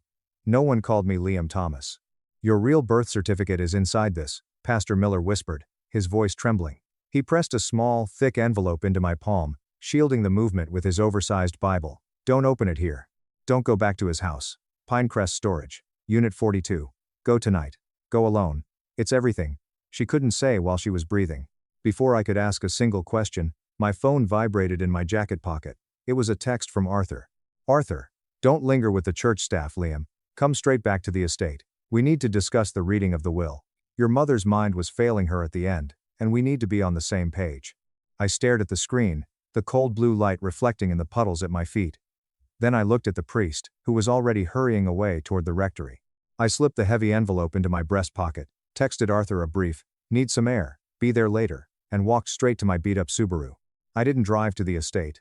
I drove to the industrial outskirts of the city.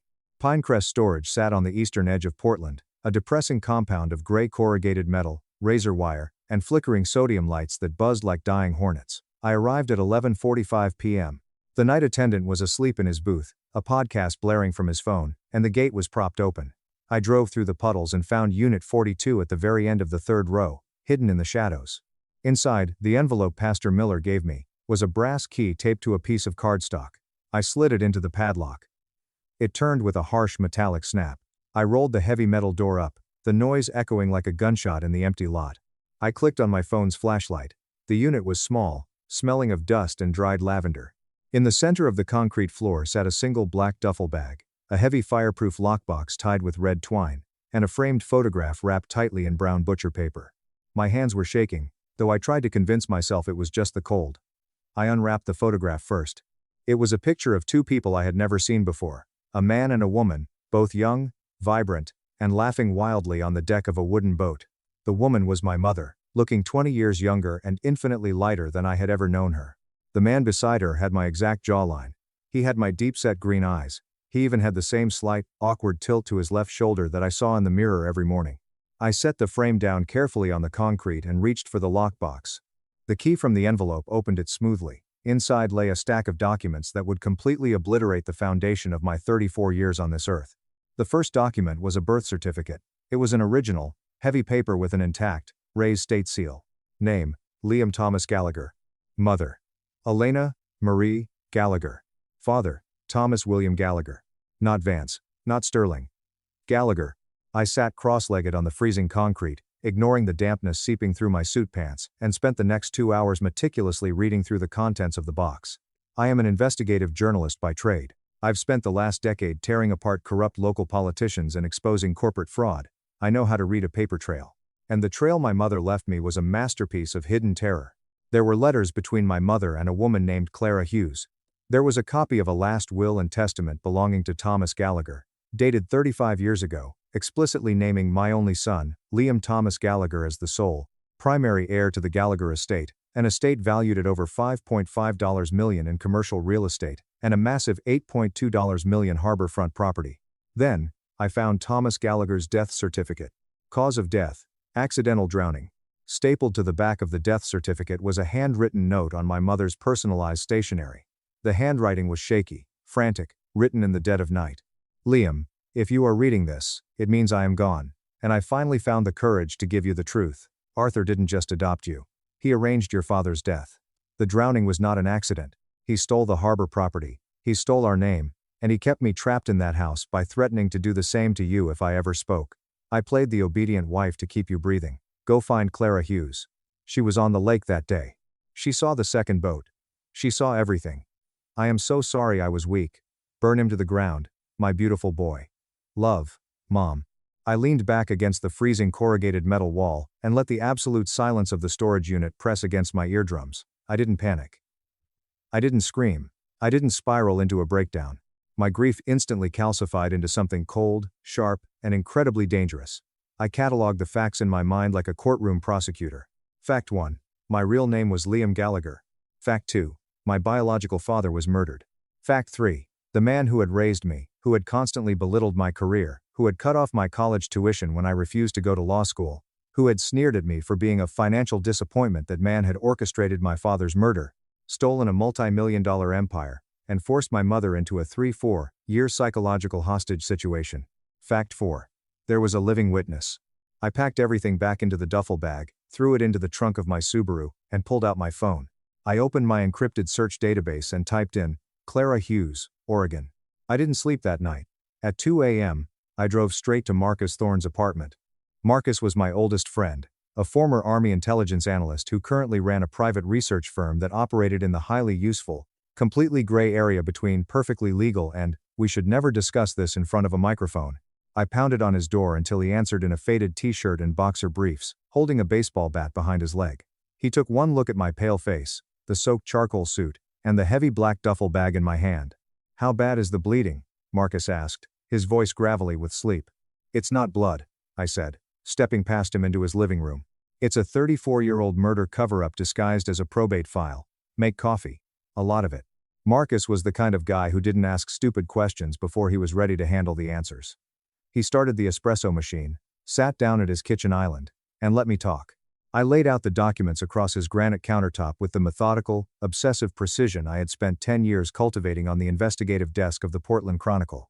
I had personally gotten 2 state senators indicted and forced a corrupt chemical plant to dissolve. I knew how to build an airtight narrative before it ever saw the inside of a courtroom. When I finished laying out the timeline, Marcus stared at the birth certificate for a long, heavy minute.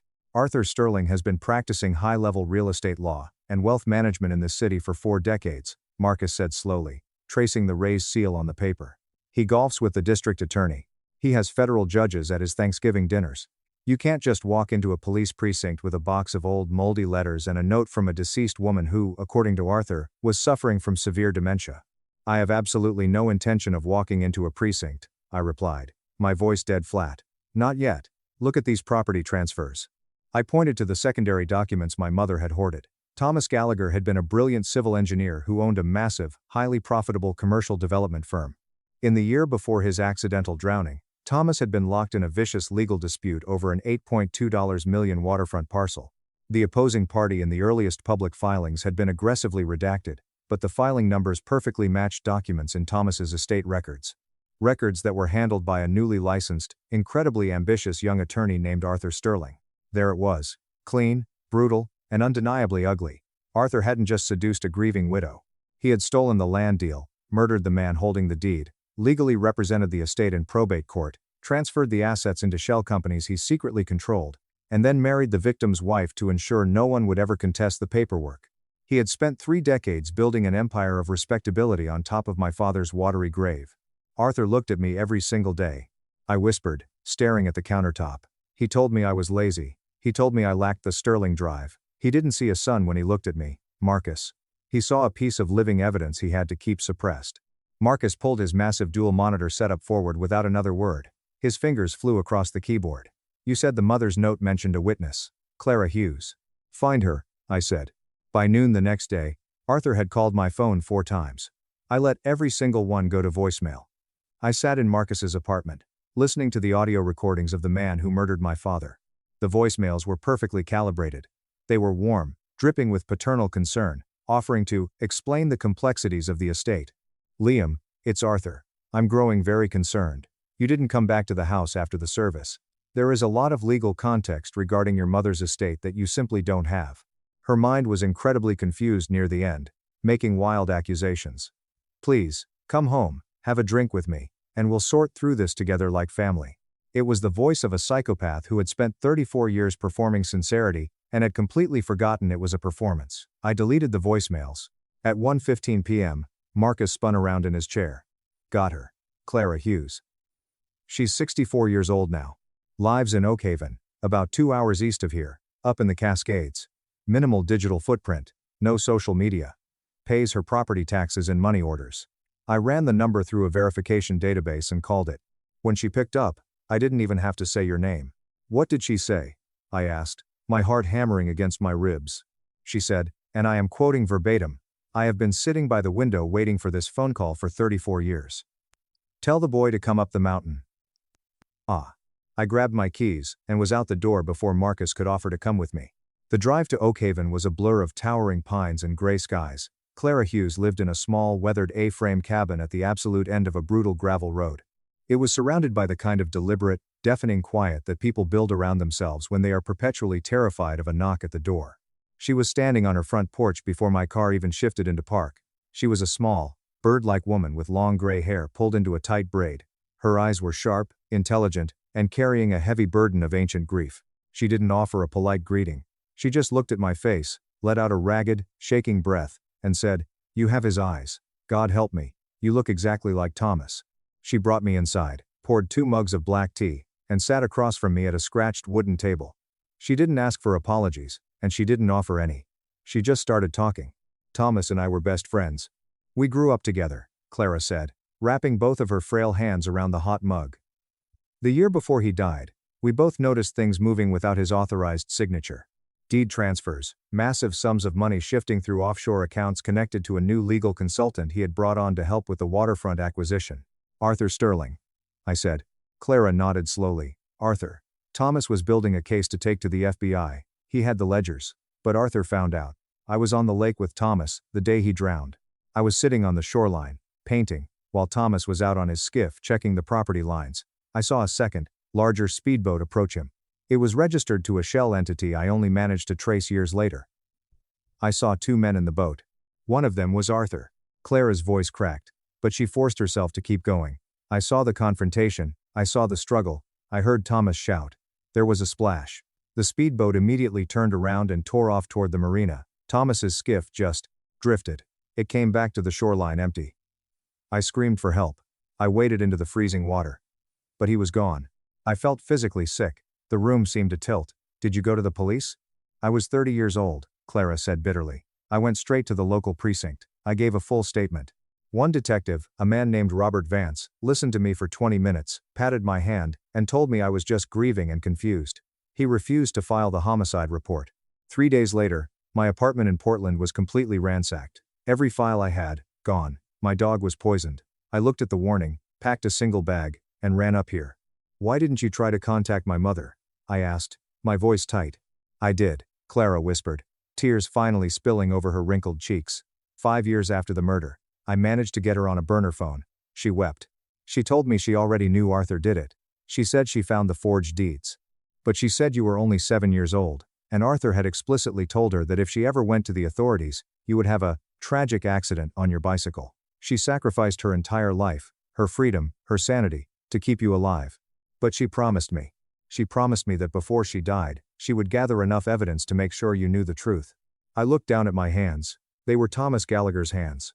If I build the case, I asked, looking up at her, will you testify on the record? Will you sign a sworn affidavit? Clara Hughes didn't hesitate for a fraction of a second. She reached across the table and gripped my wrist with surprising strength. Liam, I have been waiting 34 years to put that monster in a cage. Point me at the judge. Arthur made his first offensive move on Thursday morning. I was sitting in a downtown diner, reviewing the timeline, when Julian Frost slid uninvited into the vinyl booth across from me. Julian was Arthur's newly minted junior partner at the firm, a slick, overgelled 28-year-old who viewed legal ethics as a minor inconvenience rather than a professional standard. He didn't order coffee.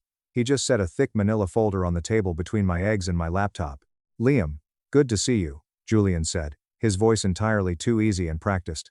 Arthur wanted me to drop by and flag some delicate concerns. It's regarding your mother's mental competence in her final months. We have several medical professionals willing to testify that she was suffering from severe paranoid delusions. If someone were to, say, attempt to challenge the estate documents, or distribute wild letters she allegedly wrote during that period, the firm would be forced to seek an immediate injunction and a defamation suit.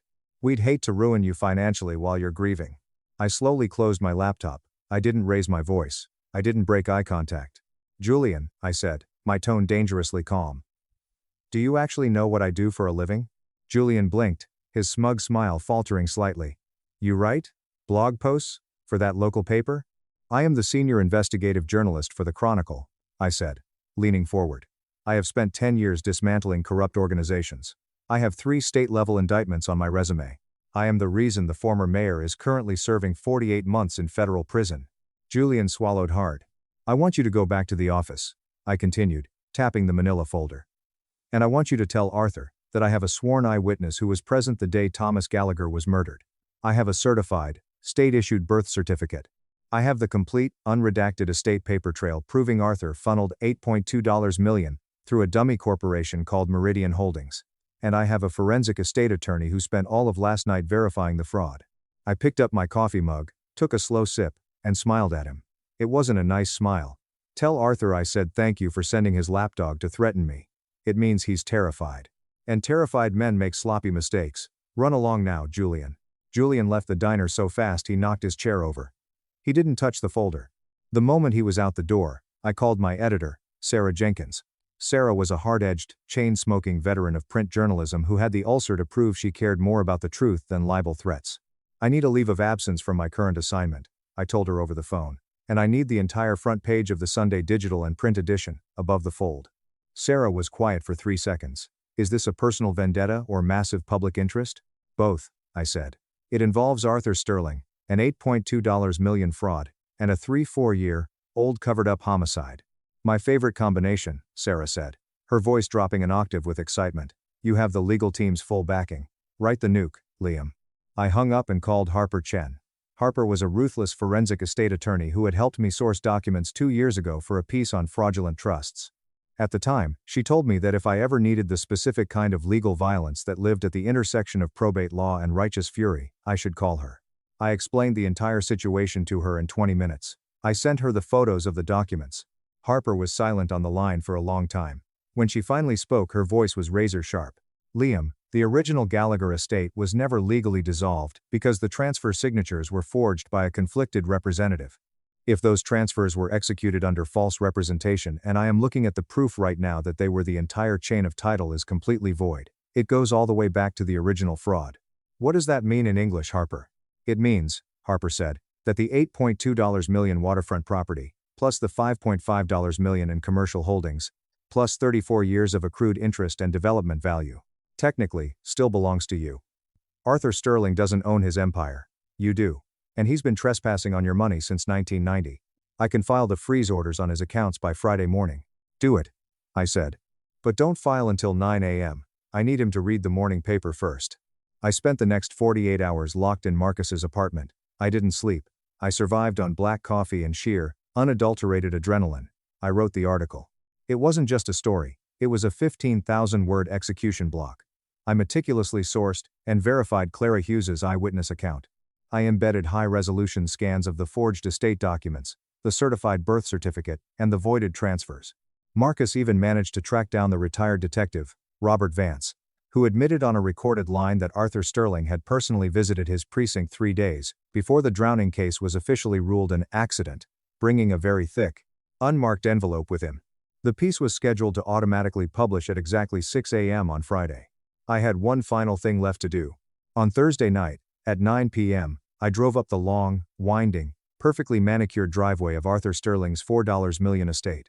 The estate that was paid for with my biological father's blood. I didn't go to warn him. I didn't go to beg for an explanation or closure. I went because I needed to stand on the front porch, look the man who had stolen my name and my life directly in the eye, and watch his soul leave his body when he realized he was already a dead man walking. I rang the doorbell. Arthur answered the heavy oak door, wearing a velvet smoking jacket and his expensive reading glasses, a crystal tumbler of Pappy Van Winkle bourbon in his hand. He looked like the cover of a luxury magazine, the portrait of a man entirely unbothered by the wreckage he left in his wake. When he saw me, his face instantly arranged itself into that practiced, patronizing mask of paternal relief. Liam, he sighed, offering a warm smile. Finally. Come in, son. It's freezing out there.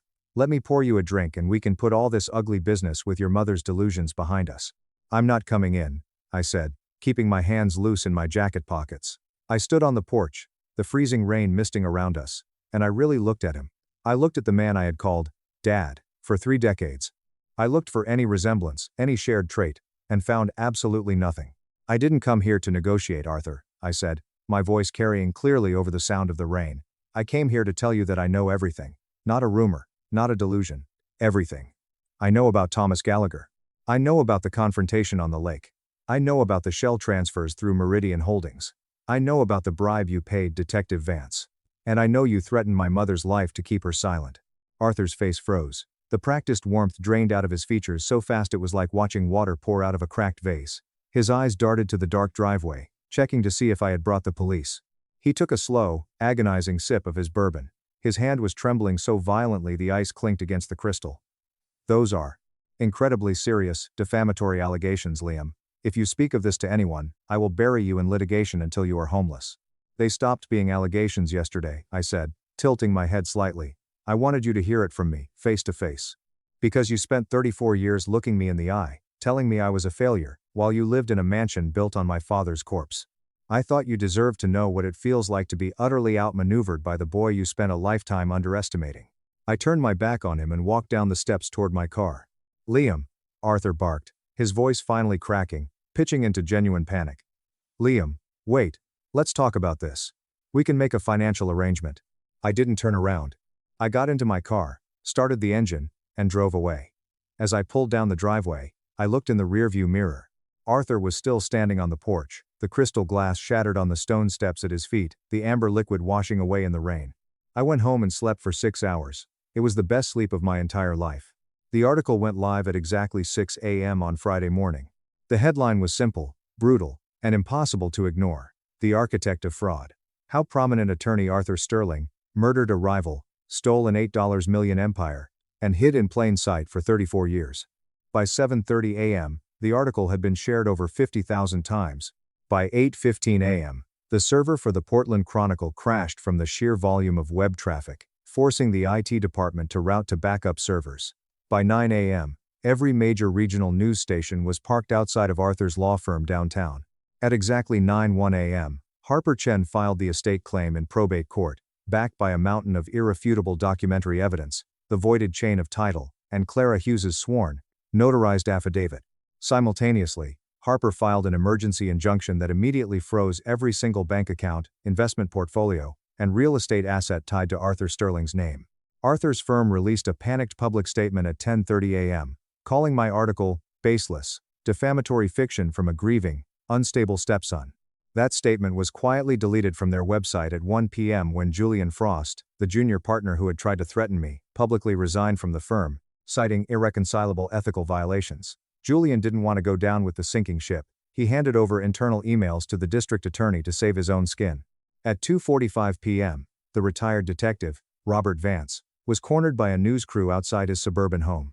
Looking ancient and terrified, he admitted on live television that a man of immense influence had pressured him to close the Gallagher drowning case, and he begged for forgiveness. The police arrived at Arthur's estate at 4:40 p.m. I watched the arrest footage on my phone while sitting on the hood of my car in a grocery store parking lot. Arthur Sterling, the untouchable titan of Portland real estate, was led out of his front door in handcuffs. He wasn't wearing his bespoke suit. He was wearing a rumpled sweater, his hair a mess, looking small, pathetic, and utterly broken. The initial charges were massive financial fraud, grand larceny, and obstruction of justice. But the district attorney's office had already announced a newly reopened homicide investigation into the death of Thomas Gallagher. Given the paper trail and Clara's testimony, Arthur was never going to see the outside of a prison cell again. I felt a profound, heavy silence settle into my bones. It wasn't joy. It was the feeling of a massive, lifelong debt, finally being zeroed out. But there was one final twist. A twist that proved my mother was the bravest woman I have ever known. A week after the arrest, Harper called me into her office to review the frozen assets. We were digging through Arthur's offshore accounts, when Harper found a massive anomaly. "Liam, look at this," she said, spinning her monitor around. "Arthur's primary Cayman Islands account. It's completely empty. It's been drained over the last 5 years." "Did he move it to hide it?" I asked, frowning. "No," Harper smiled, pulling up a secondary document. "Your mother moved it. The transfers were authorized by a secondary signatory. Elena Vance. For the last 5 years, while Arthur thought your mother was losing her mind to dementia, she was systematically logging into his encrypted accounts, liquidating his stolen wealth, and funneling it into an untouchable, blind trust in Switzerland." Harper handed me a piece of paper. It was the beneficiary form for the blind trust. Beneficiary, Liam Thomas Gallagher. Current balance, $11.4 million. I stared at the paper, tears finally, truly blurring my vision. My mother didn't just stay with a monster to protect me. She stayed to completely dismantle him from the inside out. Her dementia was a brilliant, agonizingly long performance. She faked her cognitive decline so Arthur would stop guarding her so closely, allowing her to smuggle the documents to Pastor Miller, drain his accounts, and ensure that when the hammer finally fell, Arthur wouldn't have a single dime left to fight the legal battle. She poisoned his legacy from the inside, secured my future, and handed me the match to burn him down. Marcus called me later that evening. "How does it feel?" he asked. "Strange," I admitted, looking out my apartment window at the Portland skyline. "Like I've been carrying a boulder on my back my entire life, and now my hands don't know what to do with the empty space." "What are you going to do about your name?" Marcus asked softly. "The estate claim will take months, maybe years, to fully untangle. The homicide trial will be a media circus. But I don't care about the money. I never did. The name, however, is a different story." "Gallagher," I said out loud to the empty room, testing the weight of it on my tongue. It felt right. It felt like armor. "I'm changing it back to Gallagher. I'm taking back what he stole. Tomorrow, I am driving back up the mountain to Oakhaven. I promised Clara Hughes a proper conversation over something much stronger than black tea. She waited 34 years for the truth to surface, and she deserves to hear it from me, in person. She deserves to know that Thomas Gallagher's son finished the fight. For the first time in 34 years, I know exactly who I am, and the road ahead belongs entirely to me." "Teach you obedience," hubby laughed, stranding me in the rain. "Brother rescued me." My lawyer froze. His $15 million. He woke up broke. Bye. From the outside looking in, Julian Vance was Seattle's golden boy, and I was the luckiest woman in the world to be his wife. He was a wildly successful hedge fund manager, polished, charismatic, and ruthlessly confident. At social events, charity galas, and corporate dinners, he would wrap his arm around my waist, introduce me as his better half, and smile that $1 million smile that made neighbors admire him and colleagues envy him. We lived in a stunning multi-million-dollar home overlooking the water, drove luxury cars, and seemed to have the perfect life. But the moment our heavy oak front door clicked shut, the mask slipped. At home, Julian believed that absolute control was the only acceptable form of love, and blind obedience was the only measure of respect. It didn't start with shouting or violence. It started small, almost invisible, disguised as care and financial prudence. He would review our credit card statements and question my everyday purchases. He would ask why I chose organic produce when the regular vegetables were $2 cheaper, even though he had just spent $4,000 on a custom Italian suit. He called my volunteer work at the local animal shelter a massive waste of time, insisting my primary focus should be keeping our massive house in pristine condition for whenever he decided to bring clients over, unannounced. When I tried to push back, reminding him that I had a master's degree in marketing, and used to have my own successful career, he would just laugh. A cold, dismissive laugh. He mocked my background, reminding me constantly that he was the one who earned the real money. He managed it, he grew it, and according to him, I only existed to spend it. The imbalance in our marriage grew slowly, like water eroding stone. Year after year, he chipped away at my independence. He convinced me to leave my job, claiming the late nights and travel were straining our marriage, and that he needed a wife who could support his demanding lifestyle. He asked me to let him handle all the joint accounts, claiming it would just avoid confusion and save me the headache of dealing with the taxes. Before I knew it, I was signing massive stacks of financial forms without reading them, entirely convinced it was just routine wealth management. At dinner parties, if I dared to contradict his opinions on politics or the economy, he would silence me with a sharp, terrifying look across the table. Over the course of 7 years, I became smaller, quieter, and more isolated, until I almost believed his version of me. I became a ghost in my own life. Yet, even in my darkest moments, a small, stubborn part of my brain knew something was deeply, fundamentally wrong. The way he dismissed my concerns, the way he made me feel incredibly foolish for asking simple questions about our mortgage. It wasn't a partnership, it was a dictatorship. And his absolute control over our finances was the iron foundation of his power. Julian thought he had successfully trained me to accept my place as a silent, pretty accessory. What he never realized was that I had finally woken up. I was paying attention, memorizing every single crack in his carefully constructed mask, and waiting for the exact right moment to rip it off completely. The first major crack in his polished world appeared on an ordinary Tuesday morning. I had logged into our joint checking account to pay a contractor for some landscaping work, and I noticed a sudden, unexplained withdrawal of $15,000. It wasn't categorized, and there was no invoice attached. When I calmly asked Julian about it that evening, he didn't just brush me off, he viciously waved his hand in my face, claiming it was a complex business expense that my brain simply wouldn't understand. His tone was razor sharp, acting as though my basic curiosity was a massive insult to his intelligence. That night, I lay awake staring at the ceiling, telling myself not to overthink it, but once your eyes are open to the inconsistencies, you can never unsee them. 3 days later, while changing the sheets in the guest bedroom, I found a heavy, expensive silk scarf tucked beneath the mattress. It was not mine. I didn't own anything like it. When I held it up to him later that day, I saw a brief flicker of sheer panic in his eyes, instantly replaced by irritation. He smoothly claimed it belonged to a wealthy client's wife who had too much wine and left it behind during a dinner party weeks ago. But the lie was too smooth, too rehearsed. My gut screamed that he was lying. That exact day, I stopped being the victim and started being the investigator. I bought a small leather-bound notebook and hid it inside a hollowed-out compartment of an old standing mixer in the back of the pantry, the one place in the house Julian would never look. Every odd bank withdrawal, every flimsy excuse, every late-night phone call he took in the garage, I wrote it down. At first, the pages were sparse, but within weeks, they were filled with dates, exact dollar amounts, and verbatim snippets of his gaslighting conversations. I also started using an old, deactivated smartphone to record our arguments, keeping it carefully hidden in the pocket of my cardigan. To anyone else, it might have looked like pure paranoia, but I knew better. Control always leaves traces. Lies always leave patterns. The missing $15,000 and the silk scarf were not isolated accidents, they were blaring alarms.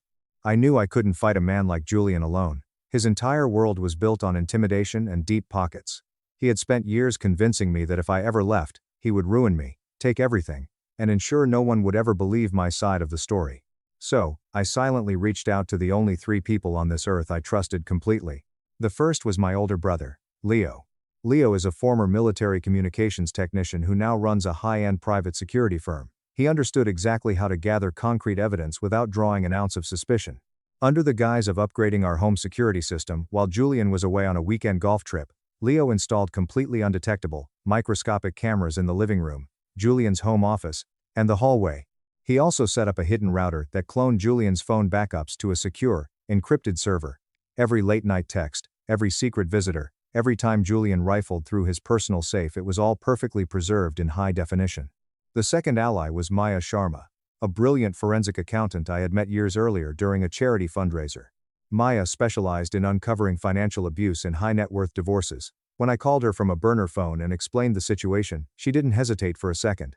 She began quietly tracking Julian's movements through the few accounts I still had access to. Using her software, she noticed a massive, sprawling pattern of small, structured transfers to shadow LLCs in Delaware, which then funneled money into offshore banks in the Cayman Islands and Switzerland. The deeper Maya dug, the more horrifying the reality became. Julian wasn't just hiding his bonus money from me. He was actively siphoning funds from his own hedge fund clients and building a massive, untraceable escape plan to leave me with absolutely nothing. Finally, there was Evelyn Croft. Evelyn was a ruthless, legendary family law attorney with a terrifying reputation for utterly dismantling wealthy men who weaponized their bank accounts against their spouses. Evelyn knew the legal system was slow and heavily biased toward whoever had the most money. She instructed me to keep documenting everything, to never, ever confront Julian directly, and to prepare for a massive, coordinated legal strike the absolute second we had bulletproof evidence. Together, the 3 of them formed my invisible army. Leo gave me the surveillance and physical protection. Maya uncovered the dizzying financial web of deceit. Evelyn plotted the legal execution. For 10 agonizing months, we worked in total secrecy, building a federal-level case brick by miserable brick. On the surface, I played the role of the beautiful, submissive wife, flawlessly. I smiled at Julian's obnoxious colleagues, I laughed at his degrading jokes, and I cooked his perfect dinners. But beneath that fragile facade, I was meticulously gathering the heavy artillery needed to completely vaporize his empire. He thought he held all the cards. What he didn't know was that I owned the casino. But as the investigation deepened, one discovery absolutely shattered my heart and almost broke my resolve. It wasn't just Julian hiding money or sleeping with his assistant. It was someone far closer, who had actively helped him betray me. My younger sister, Sophie. Sophie had been struggling for years with a severe, hidden gambling addiction. I knew about her occasional late-night calls asking for small loans to cover her rent, but I never realized how incredibly desperate and drowning in debt she had become. Maya was tracing a series of suspicious, recurring payments from Julian's hidden accounts and found that they led directly to a shell account owned by Sophie. At first, I thought it was a banking error. But then Leo uncovered the deleted call logs and text messages. There were hundreds of long conversations between Sophie and Julian, always perfectly timed for when I was out of the house. The realization hit me like a freight train. Julian had actively exploited my sister's crippling weakness. He offered to pay off her $40,000 gambling debts to illegal bookies in exchange for her acting as his personal spy. He wanted intimate details about our parents' estate, my mother's declining health, the exact terms of an old trust fund my late grandfather had established for me, and worst of all, he paid her to report back on my emotional state, and whether I was planning to leave him. Sophie, trapped by her own shame and immense fear, had sold me out. She answered every question. She fed him every secret. To Julian, Sophie wasn't family, she was just a cheap tool to maintain his surveillance state, and to me, she was the ultimate, agonizing reminder of just how far his toxic reach extended. When I read the transcripts of her telling Julian about my private therapy sessions, I didn't feel rage, I just felt a hollow, crushing sorrow. Betrayal doesn't always come with a villainous laugh, sometimes it comes wrapped in desperate survival. Julian had cornered her, and he handed her a lifeline woven from my pain. Still, I didn't confront her, I just silently took screenshots of her complicity and added her name to Evelyn's growing file of evidence. Because in the end, whether by choice or by coercion, she had become a vital strand in his web. And to destroy the web, you have to burn every single strand. I cut her out of my heart right then and there. Our 10th wedding anniversary was supposed to be a milestone celebration. Instead, it became the night my husband decided to sign his own death warrant. Julian had booked a table at the most exclusive, high-end seafood restaurant in downtown Seattle. The waiter had just set down a massive, smoking dry ice dessert platter when Julian raised his glass of $500 champagne in a toast. "To 10 years of you learning how to be a proper wife," he said smoothly, a cruel smirk playing on his lips, his eyes cold and entirely dead. I forced a polite smile, tasting absolute bile behind the sweetness of the chocolate. I knew what Maya and Leo had found that morning. I knew his world was ending tomorrow. I just had to survive tonight. Hours later, his real anniversary gift revealed itself. Instead of driving his Mercedes back to our waterfront estate, Julian abruptly steered the car onto the dark, rain-slicked interstate heading east. The glowing lights of the Seattle skyline faded in the rearview mirror as a heavy, suffocating silence filled the leather interior. "Where are we going, Julian? Why are we taking this highway?" I asked, keeping my voice intentionally small and fearful, exactly how he liked it. My questions were met with clipped, annoyed grunts. The rain began to pour, fat drops hammering against the windshield. Finally, after 40 minutes of tense driving, he pulled off the highway and steered into a completely deserted, unlit rest stop 42 miles from the city limits. The place was nothing more than cracked, weed-choked pavement, flickering broken streetlights, and a boarded-up old visitor center. He put the car in park but left the engine running. He tapped his fingers on the steering wheel, visibly savoring the power trip, then slowly turned his head to look at me. "Get out," he ordered, his voice dripping with absolute satisfaction. "Julian, what? It's pouring rain. We're in the middle of nowhere," I pleaded, pressing the hidden record button on the phone in my pocket. "You've forgotten your place lately, Chloe. You've been asking too many questions about the accounts. You need a lesson. Walking 40 miles home in the dark might teach you some respect and remind you exactly who provides for you. Get out of my car." I opened the door slowly, the freezing wind and rain instantly soaking my dress. My heart was pounding, but not from fear. It was pure, unadulterated adrenaline. I stepped onto the wet asphalt and slammed the door. As the Mercedes peeled away, its red taillights disappearing into the stormy darkness, I didn't run after him. I didn't scream. I didn't cry. Instead, I stood in the rain and calmly counted to 60. 58, 59, 60. Suddenly, the blinding LED headlights of a massive black Ford SUV flared to life from behind the rusted dumpsters at the edge of the lot. The engine roared, and the truck pulled up right beside me. The passenger door popped open. My brother Leo was sitting in the driver's seat, the heater blasting, a heavy wool blanket and a steaming thermos of coffee waiting on the seat. "Did you get the audio?" Leo asked, his jaw clenched tight with rage. I pulled the phone from my pocket, the red recording dot still blinking. Every single word. He just handed us the very last nail for his coffin. By the time Leo and I drove back into the city, the storm had escalated into a full-blown tempest. Lightning violently split the sky. But inside the SUV, I had never felt warmer or safer. We had rehearsed this exact scenario for weeks. I was absolutely not going back to that house. I was going somewhere Julian would never, ever think to look. Leo dropped me off a block away from a modest, older hotel near the riverfront. Its warm lobby lights and faded carpets felt like heaven compared to the desolate highway. I intentionally walked in alone, my hair dripping wet, my expensive dress ruined, my hands shaking just enough to look entirely believable as a traumatized victim. At the front desk, a young clerk named Sarah looked up, her eyes widening in absolute shock at my appearance. "Oh my God, ma'am, are you okay? Do you need me to call the police?" she asked, her voice trembling with genuine concern. My husband left me at a rest stop on the highway," I whispered, letting my voice crack perfectly. I had to walk for miles in the storm, before a truck driver finally helped me. Sarah's face shifted from surprise to absolute horror. She immediately rushed out from behind the desk, wrapped a warm hotel towel around my freezing shoulders, and guided me to a chair in the lobby. She immediately called the local precinct to draft an official incident report.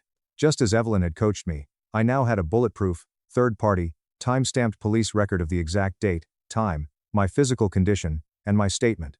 I checked into room 412 under my maiden name, Chloe Bennett, using a secure emergency credit card that Maya had set up months ago, one Julian had zero access to. Once I was inside the room, I locked the deadbolt, fastened the chain, and finally let out a massive breath. For the first time in 7 years, I felt the intoxicating rush of total control. Julian was currently driving home to his empty mansion, sipping his expensive scotch, imagining me shivering, crying, and broken on the side of a highway. He thought I was powerless. In reality, I was already holding the detonator to his entire life. An hour later, Leo slipped into my room through the back stairwell, setting up his encrypted laptop on the small desk. Maya was already on a secure video call from her home office. "Play it," Maya said. Leo transferred the audio file from my phone. The words played back with chilling, crystal clarity. "You need a lesson, Chloe. Walking 40 miles home in the dark might teach you some respect. His voice, so arrogant, cold, and certain, filled the small hotel room. It was the exact kind of undeniable, malicious domestic abuse evidence that no judge on earth could possibly ignore. Got him. Evelyn's voice chimed in as she joined the conference call. I'm filing the emergency ex parte motion at 7 a.m. sharp. But Maya, tell me you have the financial kill shot. Maya smiled, sharing her screen. Oh, I have it. While Julian was busy abandoning his wife tonight, he authorized a massive wire transfer of $450,000 from the firm's escrow account directly into his personal Shadow LLC in the Bahamas. It's blatantly illegal commingling of client funds. I've already compiled the complete 400-page dossier. The SEC and the FBI Financial Crimes Division are going to have an absolute field day. But the money wasn't his only dirty secret. Thanks to the microscopic cameras Leo had installed, we had hours of damning video footage. Just 2 weeks earlier, Julian had brought Vanessa Thorne, his 24-year-old executive assistant, into our home while I was visiting my mother. The high-definition footage showed the two of them drinking my expensive wine in the living room, with Vanessa draped in the exact silk robe Julian had bought me for our honeymoon. In one crystal-clear recording, Julian laughed, pouring her another glass. Don't worry about Chloe, the prenup is ironclad. She gets absolutely nothing. By the time she realizes the accounts are empty, we'll be living in Zurich. I watched the footage on Leo's screen with a strange, icy calm. The heartbreak had died months ago. What remained was a hard, cold, unyielding resolve. Every file, every audio recording, every offshore bank transfer was another heavy stone in the massive wall we had built around him. Julian believed he held all the power in the world. What he didn't realize was that the storm he had created was about to sweep everything he valued away forever. The morning after Julian abandoned me, Evelyn filed for an emergency hearing at the county courthouse. By 1 p.m., I walked into the heavy oak doors of courtroom 4B wearing a sharp, tailored navy suit I had purchased quietly weeks earlier. It wasn't just clothing, it was armor. Leo walked beside me carrying a locked briefcase containing the laptop and recordings, while Maya rolled in two massive banker's boxes overflowing with forensic financial documents. We were a firing squad, and we were ready. Inside the courtroom, Julian sat confidently beside his freshly hired, high-priced attack dog attorney, Vance Sterling. Julian looked slightly annoyed but mostly arrogant, his tie perfectly straight. When his eyes finally met mine across the aisle, a flicker of absolute rage crossed his face. He had fully expected me to come crawling back home in tears, begging for his forgiveness. Instead, he found me standing tall, flanked by a legal team he didn't know I could afford. All rise, the bailiff called out. Judge Harrison entered the room. He was a no-nonsense veteran of family court, known for fiercely cutting through rich men's excuses. Evelyn wasted zero time. She stood up, her voice ringing like a bell. Your Honor, last night, the respondent, Julian Vance, deliberately and maliciously abandoned his wife at a deserted highway rest stop 42 miles from their home during a severe thunderstorm. This was an act of extreme emotional and physical abuse, designed to terrorize my client. We have the audio recording of the incident. Before Vance Sterling could even open his mouth to object, Evelyn pressed play on the Bluetooth speaker. Julian's arrogant, cruel voice echoed off the courtroom walls. You need a lesson, Chloe. Walking 40 miles home in the dark might teach you some respect. The entire courtroom fell dead silent. Judge Harrison's gaze snapped to Julian, his eyes hardening into steel. Mr. Vance, the judge said, his voice dangerously low. Did you say those words? Did you leave your wife on the side of a highway in a storm? Julian physically recoiled, shifting uncomfortably in his expensive chair. Your Honor, it was a complete misunderstanding. We had an argument, and she demanded to get out of the car. I was just giving her space.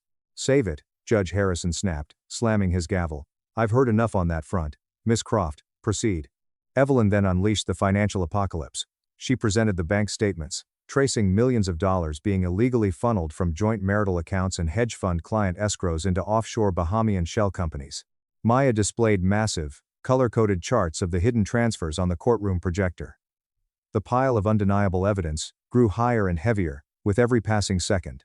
Vance Sterling looked like he was going to vomit. He had clearly been completely blindsided by his own client's massive fraud. Just as Sterling desperately tried to call for a recess, the heavy wooden doors at the back of the courtroom dramatically swung open. 6 federal agents wearing windbreakers with FBI and SEC printed on the back marched down the aisle, holding a massive stack of federal warrants. The timing was absolutely deliberate.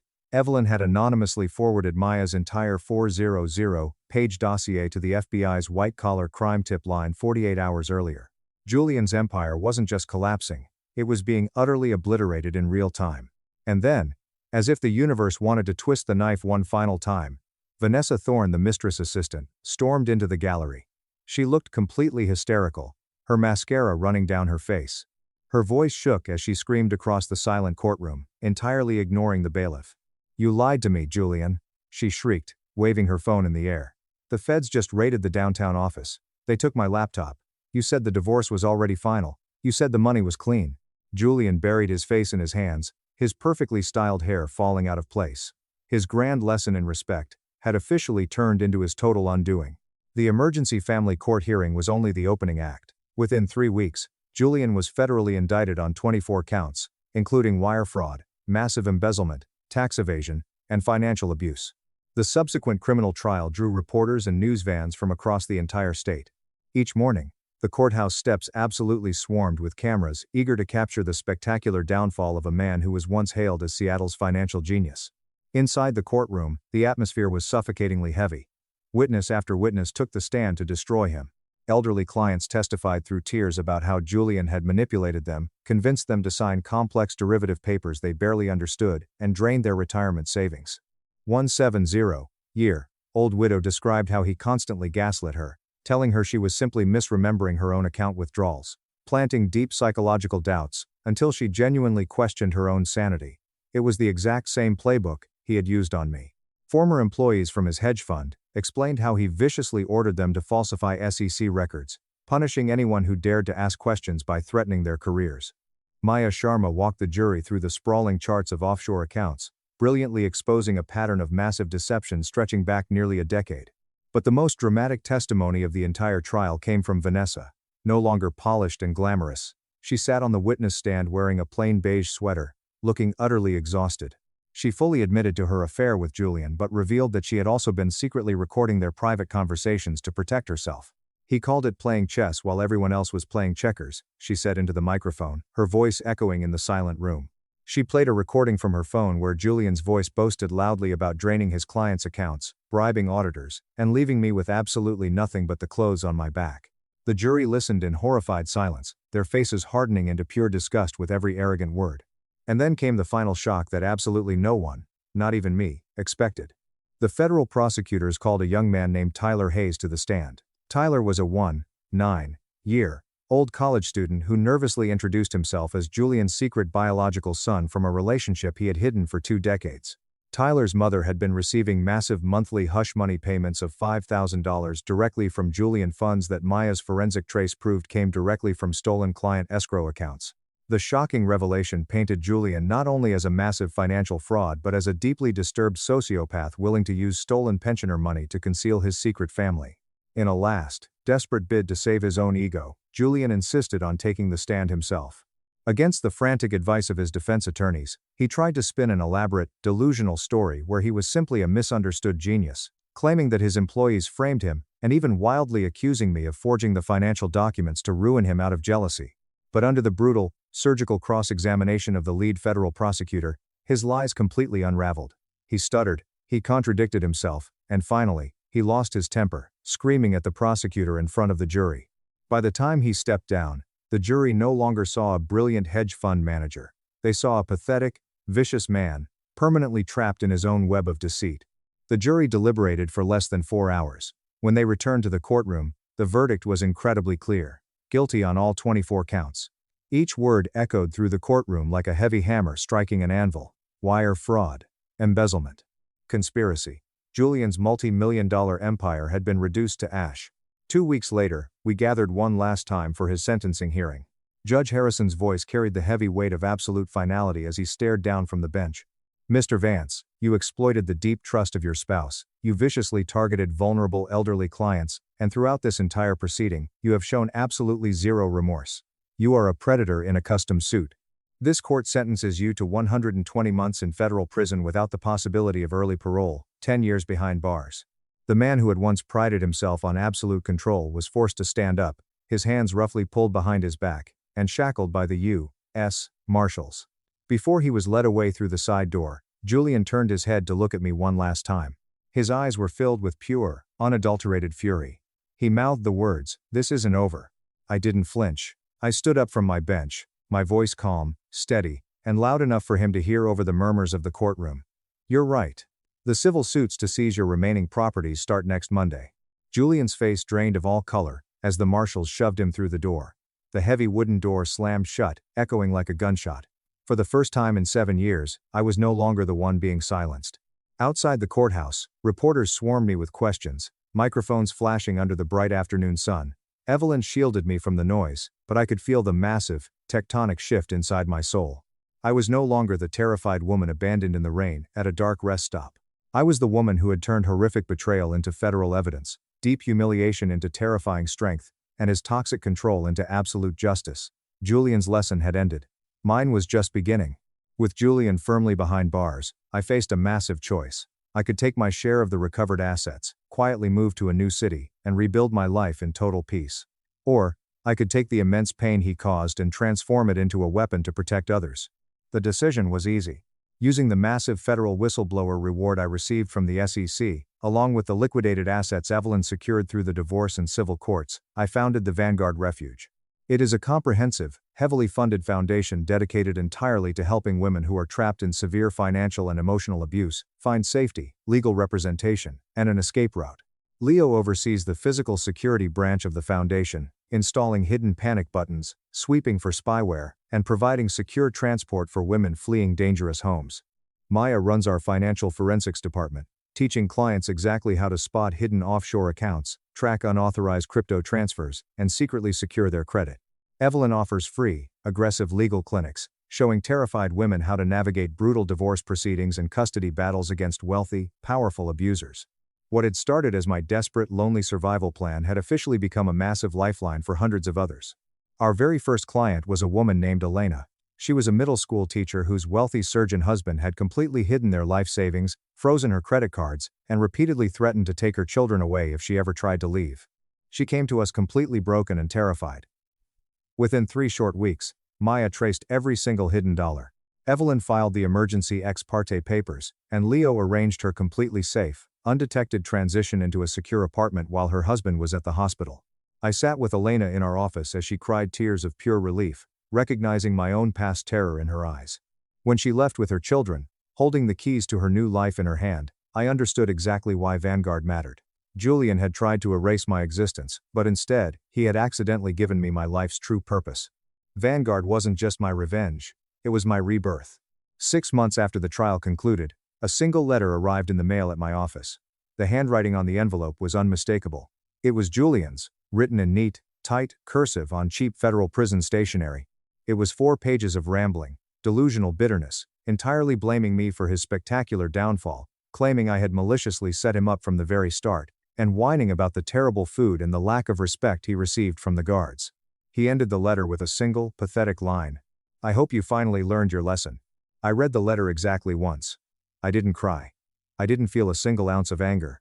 I just smiled, walked over to my desk, and quietly slipped the letter into a custom glass frame.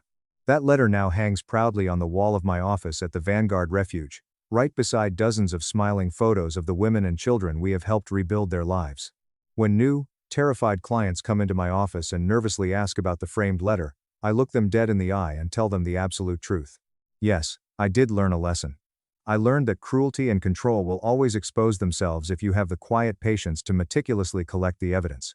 I learned that no human being on this earth deserves to be silenced, financially isolated, or abandoned in the dark. But most importantly, I learned that true strength is not loud, violent, or arrogant. True strength is entirely silent. It is steady, it is strategic, and once it is unleashed, it is absolutely unstoppable. His cruel words, meant to permanently break me, became my daily, beautiful reminder of absolute victory. Looking back, I see that stormy night at the desolate highway rest stop not as a tragic ending, but as the spark that burned his entire world to the ground. Julian thought he was teaching me about obedience. Instead, he handed me the exact proof I needed to reclaim my freedom and destroy him. The absolute truth is that abuse is not always obvious. It doesn't always leave bruises. Sometimes, it hides in missing bank statements, in the sudden cancellation of a credit card, in a sister's gambling debt, or in the arrogant way a man dismisses your voice at a crowded dinner table. But every single lie leaves a pattern. Every single secret can be uncovered. No one deserves to feel powerless in their own home. No one deserves to be left out in the storm. My brother said no room. I booked an $11,500 overwater villa, and found out the twisted reason they excluded me from the cabin for 10 years. The ghost of my own family has been following me about for as long as I can remember, which is 30 years old. I am a name that is occasionally discussed but rarely invited, and I exist on the periphery of society. My parents took me along with them on their trip to the Bahamas when I was 18 years old, because the rental property was said to have only 2 bedrooms. As a substitute for celebrating my graduation from college, they went on a 2-week tour in Italy to celebrate the promotion of my older brother Marcus, who is 34 years old. The previous year, it was a high-end wine tour in the Sonoma region. Couples only, they informed me. On a yearly basis, my phone would ring with a text message from either Marcus or my mother, typically around the time of significant holidays or milestones. No room, maybe next time, or, you understand, right? Were the phrases that were used in every single instance. Moreover, each and every time, I would force myself to swallow the acrid knot that was in my throat, fix my gaze on the screen, and respond with a single word, okay. But this year was not like the others. Just 2 months before Christmas, I successfully closed the most significant business transaction of my entire life. As someone who works in corporate software sales, I was able to clinch a contract worth $15 million with a big technology company after 8 months of arduous discussions throughout which I could not get enough sleep. My check for the commission was for $45,000. If I had ever seen a single sum of money in my bank account, it was the largest sum I had ever seen. Absolutely no one in my family was aware of this information. When I was in my early 20s, I realized that I should cease telling them about my triumphs. Whenever I did, my mother would suddenly have a medical bill emergency, or Marcus would pitch me some aggressive, borderline crazy investment possibility that I needed to support. Both of these situations occurred rather frequently. I did not experience the familiar crushing weight of despair when I received the yearly rejection text from Marcus on December 8th. The text said, "Hey man, cabin in Aspen is packed to the brim this year, no room for you on the ski trip. Catch you in the spring?" I did not feel the customary crushing weight of depression. While I was sitting in my apartment in Seattle, which was drenched in rain, I was looking at my financial balance, which provided me with something I had never experienced before: complete independence. I didn't immediately respond to his SMS message. Over the course of an hour, I sat on my couch, listening to the sound of the rain hitting the window, and thinking about every single family photo that I was absent from. I was unable to comprehend every single inside joke, every single memory that I was not included in. After that, I fired up my laptop. I did not look for a low-cost option for a vacation. As far as I could tell, I was looking for the most outrageously lavish and breathtakingly beautiful tropical vacation I could locate. After 10 minutes, I was able to locate it. On the island of Bora Bora, the Azure Pearl Resort, overwater bungalows with glass flooring, private infinity pools that dissolve into blue lagoons that are crystal clear, and a butler service that is dedicated to the exclusive use of the guests. $12,500 was the total cost of the 6-night package, which included first-class flights, daily spa treatments, and a private catamaran tour. I didn't even raise my eyes. I then hit the confirm button after entering my card number. After waiting for 2 hours, I finally picked up my phone and responded to Marcus with the single phrase that I always use, "Okay." The following afternoon, my mother uploaded the annual family photo that they had taken in Aspen. There they were, standing in front of a large stone fireplace that was blazing with smoke, wearing cable-knit sweaters that were identical in color and cream in color. Their 2 golden retrievers, along with my father, my mother, Marcus, and his wife Chloe, were among those who were selected.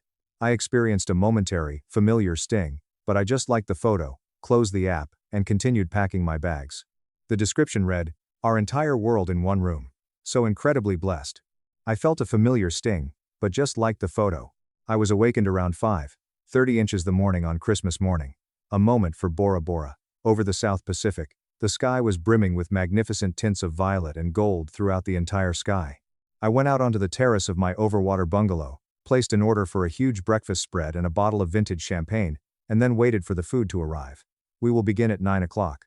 My Instagram account was launched at precisely the moment when I knew that everyone would be gathered around the tree opening presents, which was Seattle time. Only one photo was uploaded by me.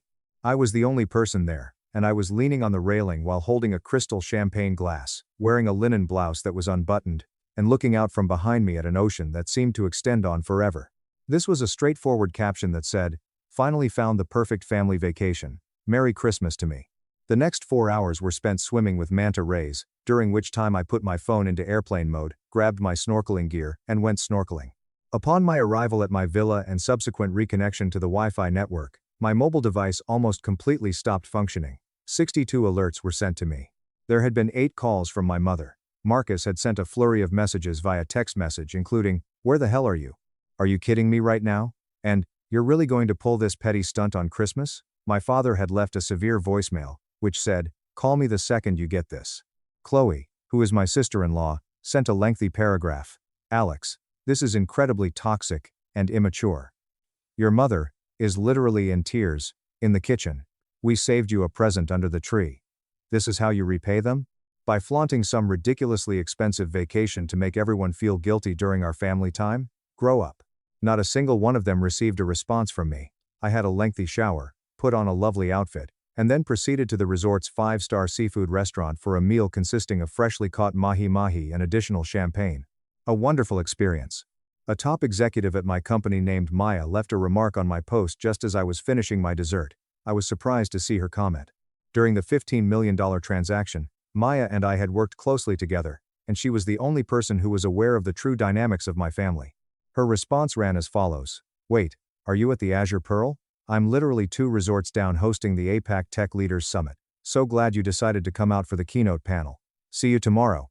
A grin appeared on my face since that was the secret that I had kept to myself. I had not made the decision to go to Bora Bora on a whim. Because I had been invited to speak at a large worldwide technology summit about my record-breaking software agreement, I decided to book it when I received the invitation. A sizable portion of my travel expenses, including airfare and lodging, were covered by the conference. The remaining $11,500 was solely for my extensive personal improvements and longer stay. A man in his late 40s approached me the following evening when I was standing by the open-air bar at the closing networking mixer for the conference. I was there since I was attending the conference. A name tag that stated Benjamin Hayes, legal counsel, was attached to his person by him. My face was familiar to him from the keynote address. However, when he saw my entire name printed on my badge, he became completely frozen. "Alex Kensington?" he inquired, appearing perplexed by the question. "Are you related to Richard and Helen Kensington from Washington?" My response was, "Yeah," as I took a sip of my beverage. "Those are my parents." "Why?" Benjamin's face instantly turned absolutely white. All of a sudden, the vibrant background sounds of the resort bar, which consisted of the sound of glasses clinking and gentle tropical house music, seemed to be very far away. Despite his nervousness, he looked around and lowered his voice. I handle private estate planning for a firm in Seattle. I was retained by a family matching that exact description." After a brief pause, he looked at me with a face that was equal parts pity and complete horror. "It was the trip to Aspen," he stutteringly said.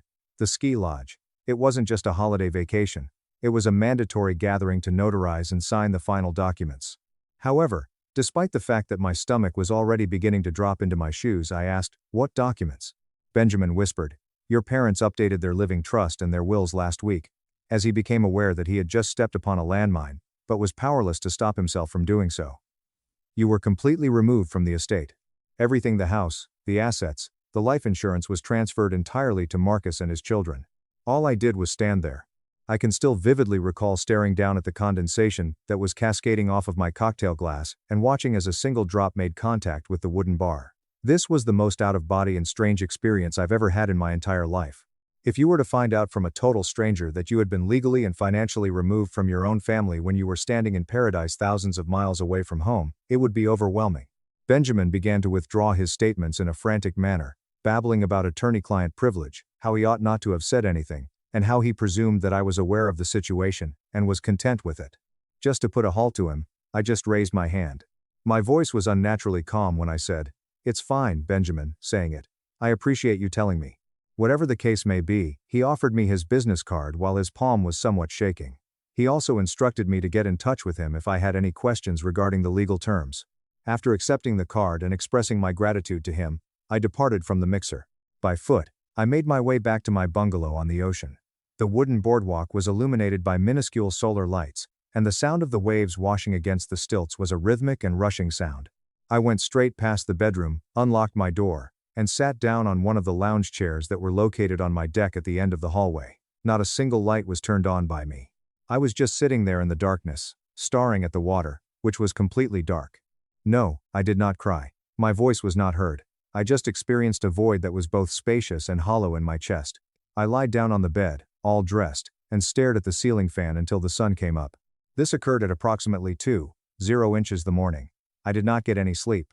The 14-hour trip back to Seattle was a haze of airports, forced grins at flight attendants, and cups of coffee that were left unfinished. As I made my way back to my flat, I saw that it was chilly and rainy outside. Following the placement of my bags at the entrance, I sat down at the table in my kitchen and started my laptop. The family group chat had been muted for a number of years, but I only just opened it recently. All of the messages numbered in the hundreds. I received inside jokes, photographs of dinners that I did not attend, memes from Marcus, and expressions of laughter from my parents in response to the memes. When I looked through the window, it felt as if I were staring into a house that I was not permitted to enter. Now, a recollection came to me. At the time that I was attending college, my father had established a family iCloud account that allowed us to effortlessly share images and synchronize our calendars with one another. It had been 6 years since I had used it, but my iPad was still logged in with the same credentials. After removing my old iPad from a drawer, I charged it and then accessed the cloud storage application on it. Instead of going through the photos, I headed right to the iMessage threads that had been backed up. The information that I discovered in those archives was beyond anything that could have been taken from a will. It wasn't just that they had moved away from me. It was more than that. The smear campaign was methodically built over a period of years, and Marcus was solely responsible for its execution. An old text thread from 3 years ago was discovered by me. Marcus had communicated with my mother via text, just had to put Alex in an Uber. He got completely belligerent at a work dinner, screaming at the waiter. I think his drinking is getting really out of hand. My eyes were fixed on the television. At the time, Marcus and I were not even in the same state. That was 3 years ago. By 10 o'clock at night, I was entirely sober and sound asleep in my hotel room in Chicago, where I was attending a sales training course. My scrolling continued. 6 months later, another text message was sent to my father. Alex just asked me for a $5,000 loan. Said he's in deep with some sports betting bookies. I told him no, but please don't give him any money if he asks. He needs to hit rock bottom. Not a single day in my entire life had I ever gambled. Marcus has never been approached for a single penny by me. The communication that was the most incriminating, however, was sent exactly 14 months ago. A big text message with multiple paragraphs was sent by Marcus to the family group chat, the one I was not participating in. Hey guys, I just had lunch with Alex. It was really rough. He basically told me he hates our family, that he only comes to holidays out of pity, and that he wants to be left alone permanently. He said we suffocate him. I think we need to respect his wishes and just stop inviting him to things. It breaks my heart, but we have to give him space. It did not take place at all. It has been 14 months since I last had lunch with Marcus. For the past half a decade, I hadn't seen him outside of the context of a significant holiday. And my parents believed each and every word that was said. On the screen, their responses were displayed in their entirety. The mother says, "Oh my God, I'm sobbing. Where did we go wrong with him? Thank you for trying, Marcus. You're such a good brother." The father says, "If he wants nothing to do with us, fine. We won't force him. We'll focus on the family that actually wants to be here." My face was illuminated by the dim light of the iPad, as I sat in the dark kitchen of my home at 3 o'clock in the morning. The character of my character had been methodically destroyed by Marcus. He presented them with a version of me that was a drug addict who was toxic, unstable, and hostile. And due to the fact that he was the golden child, the one who lived 10 minutes away and the one who brought his children here every Sunday, they were able to swallow the lies without ever picking up the phone to inquire as to whether or not they were true. In the AM of the following day, I began making phone calls. On the list, my Aunt Sarah, who is also my mother's sister, came in first. She was the only member of my extended family who ever appeared to actually care about me, and she resided in Oregon. On the second ring, she responded to the call. The tone of her voice was really rigid. "Hello, Alex.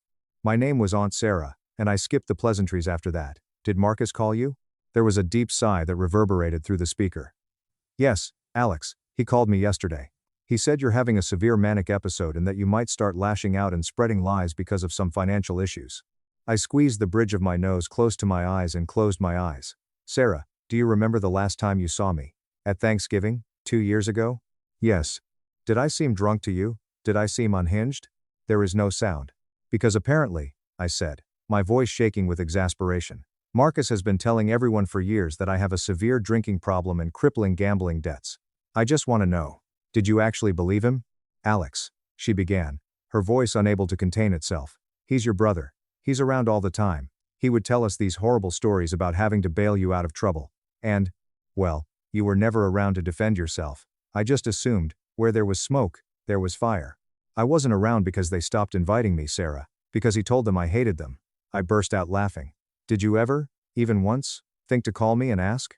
10 painful seconds passed during which there was complete silence. No, she quietly uttered in the end. No, I didn't. I'm so sorry, Alex. It was just easier not to rock the boat. Then I hung up the phone and said, right, easier. The following step was for me to call Ryan, a person with whom I had attended college and who had been a close friend of both Marcus and myself. Together, we used to participate in intramural basketball games. My post about Bora Bora was not liked by him, as I had seen. In point of fact, he had not followed me on any of my social media accounts at all. It was clear that he was worn out by the time he finally responded. Look, man, I don't want to get in the middle of this. In the middle of what, Ryan? Marcus called me. He said you're threatening to sue your parents for inheritance money. Look, I know you've had a rough few years with the addiction stuff, but going after your parents' retirement is low, man. To put it another way, I laughed out loud. It was a sound that was dry and hollow. Ryan, I made $45,000 in commission last month. I don't need their money. Have you ever, in the 10 years you've known me, seen me drunk? Well, no. But Marcus said you hide it well. I blocked his number and proceeded to say, right, have a good life, Ryan. There was a knock on the door 3 days later. Although I did not even look through the peephole, I was already aware of who it was. My mother was standing in the hallway when I opened the door and found her behind it. Her eyes were puffy and red, and she was holding her luxury purse with her hands that were white-knuckled like a knife. She had never visited my flat before, and it was the first time she had done so in the 4 years that I had lived there. Am I allowed to come in? She inquired, her voice shaking slightly. I moved out of the way. As she entered my living room, she looked about with an anxious expression, as if she anticipated discovering empty wine bottles and gambling papers scattered around the floor like she had anticipated. Instead, she discovered a contemporary flat that was immaculate. She started by saying, "Your post," with a crack in her voice. The one from Bora Bora. It was incredibly cruel, Alex. My friends saw it. The ladies at the country club saw it. You made us look like monsters. I went on a vacation and posted a picture, Mom. If that makes you look like monsters, maybe you should examine your own guilt. After grabbing a tissue out of her purse, she dropped onto my couch and began crying. I don't understand why you are doing this. We have always tried to include you, but you push us away. You told Marcus you didn't even want to be part of this family anymore. I inquired with a voice that was eerily unemotional. When did I say that? At lunch, last year. You looked him in the eye and said you hated us. I made my way to the kitchen counter, where I retrieved my iPad and began the process of unlocking it. I went over and placed it on her lap once I had brought it over. Read it. She appeared perplexed as she peered down at the screen. What is this? It's the family iCloud backup. Read the messages your golden boy sent you. At the screen, she strained her eyes. During the time that she was reading the thread from 14 months ago, I observed her eyes darting back and forth. Next, I moved my finger to the following screenshot, having a false driver's license. In the following screenshot, the fictitious bill for gambling. At first, she stutteringly asked, Alex, what? And, what is this? That's Marcus creating a fictional character, I muttered as I paced around the room again and again. I never had lunch with him. I haven't seen him alone in 5 years. I was in Chicago when he said I was drunk. I have never gambled. He lied to you, Mom. He lied to you for years to isolate me, and you ate it up with a spoon. Her face had lost all of its color totally over time. It seemed as if she were staring at a poisonous serpent as she peered at the iPad. No, Marcus wouldn't do this. He was trying to protect us. He interpreted things differently. I screamed out, finally losing my control. He interpreted me being in Chicago as me screaming at a waiter in Seattle. I was in Chicago at the time. Stop defending him. Uncontrollably, she began to cry out in tears. You don't understand. He's the one who is here. He brings the grandkids over. We didn't want to lose him too. Moreover, there it was. This is the worst, most unadorned truth. There was no basis in reality. The issue was one of convenience. I was the sacrificial lamb that Marcus needed to keep his ego in check during the time when he was holding the grandchildren as hostages in order to create the illusion of a happy family. When I asked my mother about the will, my voice dipped to a whisper. What about the will, Mom? At that moment, her tears came to an end. The entire body of hers became rigid. How do you know about that? Benjamin Hayes, the estate lawyer. I bumped into him at a conference in Bora Bora. A work conference, by the way, where I was a keynote speaker, not a rehab facility. It was clear that she was utterly afraid. Alex, please. Marcus said you were unstable. We were just trying to protect the family assets until you got healthy. We were going to tell you. Eventually. I was going to find out at your funeral, I corrected her. You were going to let me find out. I went to the front door and opened it after walking over there. Get out. Alex, please. Get out of my apartment. Almost immediately, she bolted out of the room. I shut it with a resounding slam and secured the deadbolt. During that evening, my phone rang. Marcus was the one in question. I went ahead and accepted the call, then I put it on speakerphone and placed it on the counter. Hey, man, Marcus greeted the other person. His voice was extraordinarily smooth, and it was dripping with the phony warmth that is associated with corporate salesmen. How's it going? Listen, I was just thinking about that time Dad took us camping at Rainier. Remember how it poured down rain and we had to sleep in the truck? He was executing a script at the time. I need a play of nostalgia to calm me down. For a period of 3 minutes in a row, I remained silent and let him to speak. In the end, he made the transition. Anyway, Mom told me you guys had a rough chat today. Listen, Alex, I think this whole legal thing is getting blown way out of proportion. Hacking into Dad's iCloud? That's a massive violation of privacy, man. It just proves why everyone is so worried about your mental state. Did I ask you for $5,000 to pay off a bookie? I inquired with curiosity. There is no sound. Did I have lunch with you 14 months ago and tell you I hated the family? Even more silence. The sound of his labored breathing could be heard coming from his nose. You're twisting things, Alex. He finally replied, his voice lacking the warmth it had previously possessed, and becoming abrasive and defensive. You're reading those texts, without the proper context. I was managing a highly stressful family dynamic. You're never around, so I had to be the buffer. I told Marcus, you are a sociopath, and he agreed. You lied to steal my inheritance and isolate me from my own parents. It was then that he snapped. If you want to burn this family to the ground over some old text messages, fine. His mask entirely fell off as he made his statement.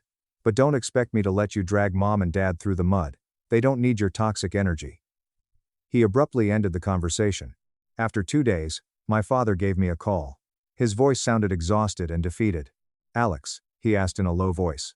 I've seen the messages. Your mother showed me the iPad. Okay, I responded. And? I'm sorry. I realize now that Marcus may have exaggerated certain things. I shouldn't have allowed you to be pushed out. It was the closest thing I had ever received from him to an apology that I had ever received. So what are you going to do about it? I said with curiosity. He let out a long, deep sigh. I talked to Marcus. He's very defensive. But Alex, you have to understand. Marcus is here. He brings Chloe and the kids over every Sunday. He mows our lawn. If we confront him on this, if we blow up the family over this, we lose our grandchildren. We lose our son. You have already lost a son, I added to her. My dad hushed, I know, as he spoke. And I have to live with that. But I can't lose both of you. Rather than confronting the unpleasant reality, he opted for the more convenient falsehood. As opposed to reality, proximity was more important. After a week had passed, I received a call to attend a family meeting at the residence of my parents. I was in need of closure, but I didn't want to leave. One final time, I needed to look them in the eye, but I couldn't. I parked my vehicle on the street. In the driveway, Marcus's SUV was already waiting for him. The level of tension in the living room was so high that it was difficult for me to breathe when I entered. My parents appeared to be waiting for a firing squad as they sat on the love seat in the living room. Chloe and Marcus were occupying the main sofa in the living room. I was instantly approached by their golden retriever, Buster, who walked over to me and placed his hefty head on my knee right away. Throughout the entire house, that was the sole true expression of affection. Let's get this over with, I responded while maintaining my upright position. Marcus positioned himself in a forward stance, intertwining his fingers. Alex, we are willing to let bygones be bygones. Mom and Dad have agreed to draft an amendment to the trust. You'll be reinstated for a minor percentage, provided you agree to attend family therapy and stop this aggressive behavior. I stared at my mother and father. My eyes were never even able to meet theirs. They allowed him to take charge of the situation. They were allowing the condition of my surrender to be determined by the individual who had misled them over a period of 5 years. From her seat on the couch, Chloe scoffed. Honestly, Alex, you should be grateful. After the stunt you pulled on Christmas, embarrassing us in front of everyone, giving you anything is incredibly generous. I looked down at Buster, gave him one last scratch behind the ears, and then looked back up at Marcus where I had been looking. My response was, keep the money. Marcus flashed his eyes, perplexed. What? Keep the money. Keep the house. Keep the trust. I don't want a single red cent from any of you. I turned around to stare at my parents. I make more in a month than Marcus makes in a year. I don't need your money. What I needed was a family. And you proved, beyond a shadow of a doubt, that I don't have one. A stifled sob was released by my mother. Alex, please. You chose his lies because it was easier than dealing with reality, I continued, my voice unnaturally calm. You chose because it was easier. You let him assassinate my character, and even when presented with undeniable proof, you chose to protect him so you wouldn't lose your Sunday dinners. You deserve each other. I made a U-turn and exited the building through the front door. I did not criticize it. I simply shut it in a stealthy manner behind me. 3 months have passed since the last time the family got together. In accordance with my promise, I submitted an email to Benjamin Hayes, who is the attorney representing the estate, and formally signed a waiver renouncing any future claim to the estate of my parents. My request was to have my name removed entirely from all of their documentation. I wanted to have no legal ties whatsoever to both of them. Benjamin made an attempt to dissuade me from doing it by arguing that it was a hasty choice, but I was adamant about it. The experience was similar to severing a gangrenous limb. Although it was painful, the relief came almost immediately. As was to be expected, Marcus fabricated this information to the extended family, claiming that I was having a total mental breakdown and refusing help. I am aware of this information because my Aunt Sarah called me to tell me about it. She expressed her regret once more for believing him, but I informed her that I was no longer interested in receiving updates on the family. A week ago, I celebrated my 31st birthday. When I got home from work, I discovered a small envelope waiting for me in my mailbox. My parents had sent me a card in the mail. There was a generic Hallmark card depicting a sailboat on the front of the card that was contained within.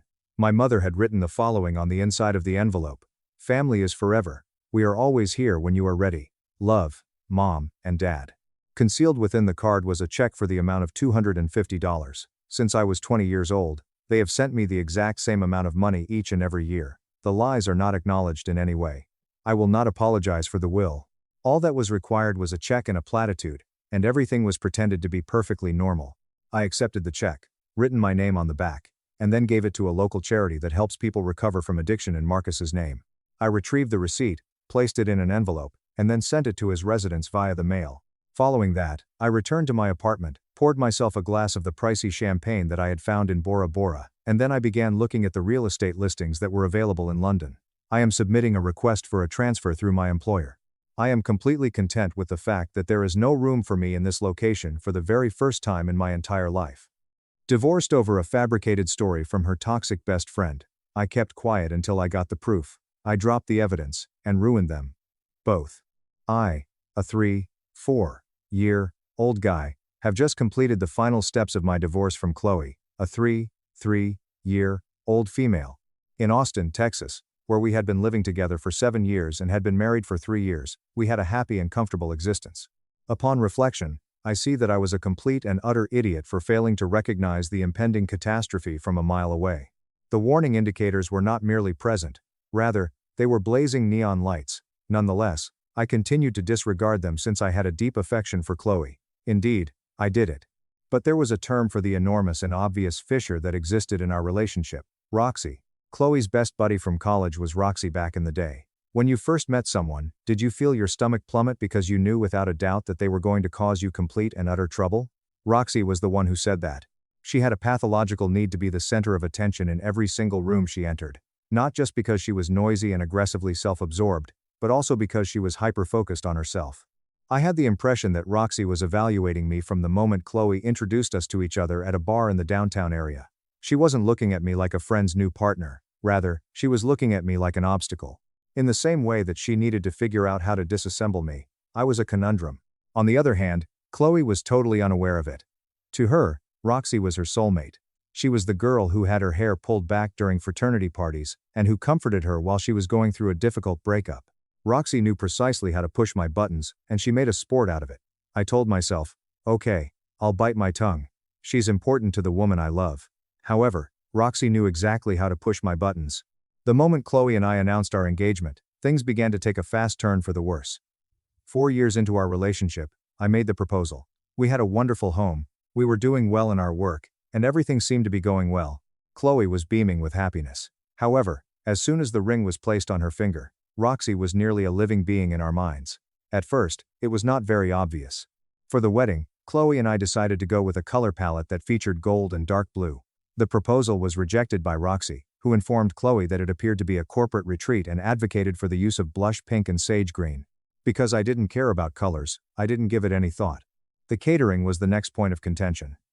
Considering that we were in Texas, it was only logical for us to pay for a big barbecue buffet. There were exactly 0 vegans on our guest list. But Roxy threw a fuss and demanded that we spend an additional $4,000 on a specific vegan, gluten-free station because she believed that a modern wedding needs to be inclusive. None of them. Chloe, however, went along with Roxy's suggestion that the barbecue would make her feel excluded. When she was 1 month away from being married, she reached the pinnacle of her arrogance. The aisle walk was Roxy's own personal demand. As a bridesmaid, not at all. She desired to walk down the aisle before the wedding party, to a unique acoustic tune, and she wanted to do so without any other people there. Justification on her part? I've been Chloe's rock through every trauma and heartbreak. This day is about celebrating the people who built her up to be ready for marriage. With the assumption that it was a joke, Chloe's statement caused me to literally burst out laughing. Nevertheless, Chloe was not laughing. She appeared to be fatigued and simply nodded. It's just a small thing, Mark. If it makes her happy, what's the harm? It was my attempt to step in. I sat Chloe down and gave her the following advice. This is our wedding. It is not a Broadway stage for Roxy to perform a one-woman show. Your sister is your maid of honor. That is enough. Chloe instantly became defensive and accused me of being unaccommodating. Roxy acted as if I had spit in her face once she had the knowledge that I had objected to something. Wow, she exclaimed to me the following day in our kitchen, her eyes narrowing in surprise. I didn't realize your fiancé was so controlling, Chloe. Chloe did not protect me in any way. Her gaze was fixed solely on the ground. Roxy was able to make her momentous entry. She made the most of every moment as she made her way down that aisle, performing as if she were walking down the red carpet. The members of my family in the front row were visibly uncomfortable. I gritted my teeth, smiled for the cameras, and prayed that once we were legally bound, Roxy's hold on our lives would loosen. I did this while smiling for the cameras. I was completely and utterly incorrect. Immediately following the wedding, Roxy did not disappear into the background. During the course of our marriage, she became the third person. The name Roxy was in every single plan for the weekend, every single getaway, and every single restaurant idea. Oh, Roxy said that Italian place is overrated, let's go where she suggested. Roxy is free this weekend, I told her she could tag along to the lake. I attempted to establish some limits. I gently conveyed to Chloe that I had the impression that I was married to both of them, and that I required both of us to have our separate lives. The reaction that Chloe usually gave was the same. Mark, she is my best friend. You just don't completely comprehend the connection that we share. Despite the fact that I could not comprehend it, I was aware that Roxy had not the slightest bit of respect for either my marriage or for me. In addition, Chloe was unable to see it because she was buried in the fog. The most significant error I've ever made in my life was to remain silent in order to maintain peace. By maintaining my silence, I gave Roxy permission to interfere in the situation. Around the time that we had been married for 2 years, things were beginning to feel more at ease. It was a routine for us. I work, I go to the gym, we cook together, and we watch TV on the couch. It was then that the tranquility was disrupted on a dreary Tuesday evening. I had just finished preparing fish for dinner when I heard the doorbell ring. I was in the kitchen. On the moment that Chloe responded to it, I heard hysterical cries that were accompanied by gasps. I was holding a dish towel as I came out into the hallway, and there was Roxy waiting for me. The mascara was pouring down her cheeks, and she was holding a large luggage. She was completely saturated. Roxy cried. He kicked me out. As she collapsed into Chloe's arms, I was thrown out. Derek dumped me. I have nowhere to go. As Chloe led her inside, she gave me a look that was so frightened that it was obvious that she was telling me, "Don't you dare say no." During the dramatic recounting of how her boyfriend of 8 months had taken her by surprise and said that she was too toxic, Roxy hurled herself onto the sofa in our living room. In all honesty, Derek was a really intelligent man. While Roxy was crying so loudly that the neighbors could hear her, Chloe approached me in the kitchen and asked me in a low voice, "Is it possible for her to stay here for a few times? Just until she figures things out?" What am I supposed to say? I mustered up the courage to nod. Yeah. A few days. A couple of days evolved into 5 weeks of excruciating pain. Roxy did not merely reside with us. Rather, she made her way into our house. As soon as I had finished painting the guest room and arranging it to function as a tidy and peaceful office space, it turned into a landfill. Clothes of designer brands were strewn about everywhere. Stains of grease were left on the wood of the nightstands, which were covered in empty wine bottles and containers of Uber Eats that had been partially consumed. She took complete control of the living room. Following a 10-hour shift at the company, I would arrive home fatigued, only to discover Roxy splayed out on the couch wearing the bathrobe that belonged to my wife, watching reality television at a volume of 60, and surrounded by crumpled chip bags. She didn't even recognize my presence when I walked in the door. Nothing more than a blank stare at the screen. A biohazard was present in the kitchen. Roxy pretended to be a baker whenever she was under a lot of pressure, which meant that she used every single pot, pan, and mixing bowl that we had, burned whatever it was that she was preparing, and then left the charred remnants in the sink for me to clean down. I was going completely insane. To Chloe, I pleaded with her. It's been over a month, Chloe. She's treating our house like a frat house. She needs to leave. Chloe appeared to be in a state of conflict. I know it's hard, Mark, but she's depressed. She has no one else. She has parents who live 40 minutes away, I exclaimed out loud. They judge her, Chloe pointed out in her argument. Just give her a little more time. The final straw broke 3 days after it had been broken. After finishing my errands on a Saturday afternoon, I returned home with the anticipation of preparing a cup of coffee using my high-end espresso machine, which is my pride and pleasure and was a gift to myself after I received a significant promotion. As I entered the kitchen, I became completely still. Complete disassembly of the machine was carried out. Parts were submerged in water that was cloudy and soapy. The steam wand appeared to be twisting. The island was where Roxy was sitting, and she was scrolling through her phone. My voice was raised to an alarmingly low pitch as I said, "What did you do to my machine?" He didn't even bother to look up. "Oh, it was making a weird noise when I tried to make a latte, so I took it apart to clean it." "You're welcome." Taking the components out of the water, I shouted, "You don't know how to clean a $2,000 espresso machine," as I removed them from the water. "You've ruined the electrical housing." She eventually looked at me with a look of complete and utter disgust, rolling her eyes. "God, Mark, it's just a stupid coffee maker. Stop being so dramatic. I'll buy you a new one when I get my life together." I observed a crimson color. I did not watch for Chloe to arrive at her house. As I turned to Roxy, I gestured in the direction of the hallway. "Pack your bags. You are leaving. Today." Laughing, Roxy scoffed. "You can't kick me out. Chloe said I could stay." "I pay the mortgage, Roxy. You have 2 hours, or I'm putting your trash bags on the front lawn." Roxy was in the driveway loading her car when Chloe arrived home, and she was crying so hard that she could have won an Oscar for her performance. In a fit of rage, Chloe ran up to me. "How could you do this to her? She's at her lowest. She destroyed my property, Chloe. She's been disrespecting me in my own home for over a month. I am done." Before finally leaving to go to her parents' place, Chloe spent the next 3 hours reassuring Roxy through her words of comfort. When Chloe returned to the house, she found that the environment was utterly poisonous. She informed me that I was nasty, that I lacked empathy, and that I had irreparably broken her connection with her closest friend. I informed her that I didn't care about the situation. The house was peaceful for the first time in what seemed like weeks. I believed that the worst was behind us. I was completely unaware that the nightmare hadn't even started yet. I believed that Chloe and I were gradually healing the damage a couple of weeks after I had kicked Roxy out of the house. We were beginning to talk more to one another, we were attending couples counseling, and things were beginning to feel more normal. The following Saturday was the one that completely ruined my life. Both Chloe and Roxy had gone out to have breakfast together. Even though I detested the fact that they continued to hang out together, I knew better than to prevent it.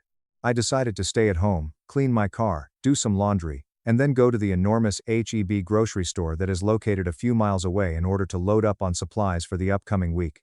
Saturday was very unremarkable and typical. At about 3 o'clock in the afternoon, Chloe arrived home, and I was in the kitchen putting away chicken breasts. I gave her a kind grin. "Hey, how was brunch?" She did not smile in response. Her eyes were red and puffy, and her face was as rigid as a rock. She walked straight into our bedroom, locked the door behind her, and abandoned her purse on the counter. She did not utter a single word as she carried her purse. Standing there, clutching a carton of eggs, I was absolutely perplexed by the situation. The door was knocked on by me. "Chloe? Are you okay? Did something happen with Roxy?" The voice she said was muted but oozing with malice. "Leave me alone, Mark," she repeated. It was there that she remained for the remainder of the day. She did not bother to come out for dinner. At almost 11 o'clock at night, when I finally went to bed, she was positioned on the very edge of the mattress, facing the wall, and wearing an angry expression on her face. I was unable to continue to put up with it the following morning. At the very edge of the bed, I sat down. "Chloe, stop. What is going on? What did I do?" She forced herself to sit up, pulled the blanket up to her chest, and glared at me as if I were a complete stranger. "Where were you yesterday around 1 p.m.? TM. I was at H-E-B. I bought groceries." You saw me putting them away. It was a harsh and acrid laugh that she let out. Right, groceries. Is that what you call her? I became aware of a knot rising in my stomach. What the hell are you talking about? Chloe spewed out, Roxy saw you, Mark, while her voice continued to shake with anger. She was driving past the H-E-B parking lot. She saw you leaning into your car, making out with a blonde woman. She said you were wearing your gray Patagonia jacket, the exact jacket hanging in the hallway right now. I was utterly unable to move since the claim was so ridiculous. I sat there for a long time.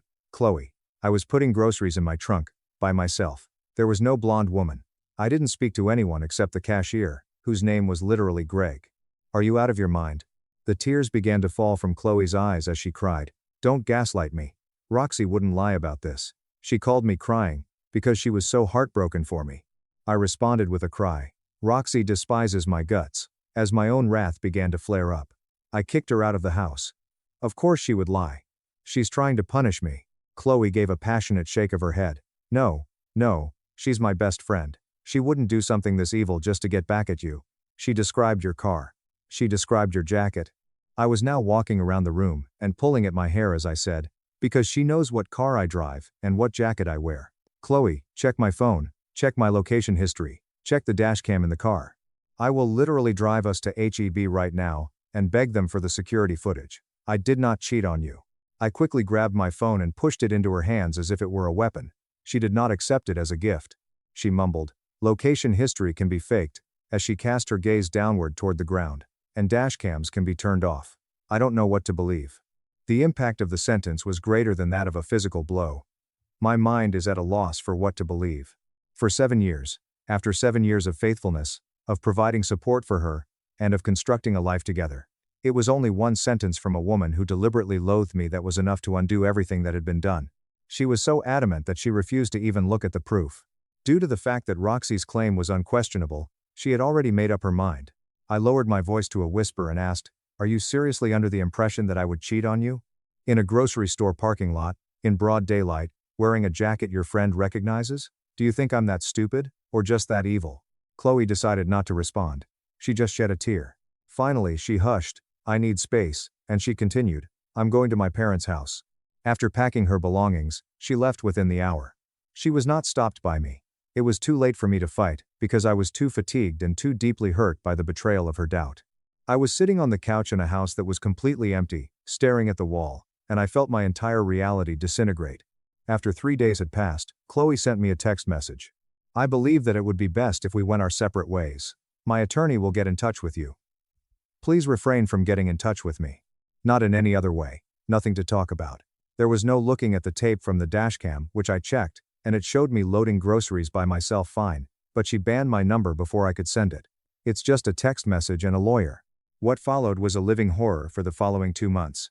The news of our separation spread like wildfire among our group of friends, and Roxy was the person who was most responsible for starting the fire. It was a vast web of lies that she woven. Not only did she tell people that I had cheated on her, but she also gave them the impression that I had been emotionally abusive, that I had forced her out because she had discovered my dark secrets, and that Chloe was a wounded woman who was trying to escape a monster. I had been friends with the same people for years, but they stopped responding to my texts. There was a sudden departure from the league of the guys with whom I played fantasy football. When I ran into folks at coffee shops, they looked at me with a look of complete loathing, and then quickly left the establishment. As a result, I was entirely alone. My very own family was filled with horror, and even though they believed me, the tension of the rumors was consuming me to the point of death. I sank into a profound state of depression. After a long day at work, I returned home to a quiet house and found myself staring at the ceiling. Despite the fact that I was seething with rage at Roxy, my most intense and excruciating rage was reserved for Chloe. I was discarded by her as if I were junk. It seemed as if she did not even bother to engage in a conversation with me. I made the decision that I would no longer continue to fight for a woman who prioritized a parasite before her own spouse. I signed the documents for the divorce. The equity in the house was in her possession. Simply put, I desired to be liberated from the insanity. After a period of 2 months, the divorce was eventually formalized, and then the universe became involved. Thursday evening was the time of day. I was sitting at the kitchen island, eating a bowl of pasta, when I heard a buzzing sound from my phone. It was a number that was not known. How are you, Mark? This is Maya. It's been a long since we last spoke, but I really need to catch up with you. It is not a secret that Roxy lied about cheating. I offer evidence. Let me know when you are available to meet. While I was staring at the TV, my vision began to become blurry. Maya was a young lady who was a part of Chloe and Roxy's larger circle of friends. She was always reserved, and a little on the edge, but she was nice. At that moment, my heart began to beat against my ribs. Instantaneously, I responded to the text message by saying, I am available to meet right now. What are you doing? 30 minutes later, I entered a Starbucks located in the downtown area that was barely lighted.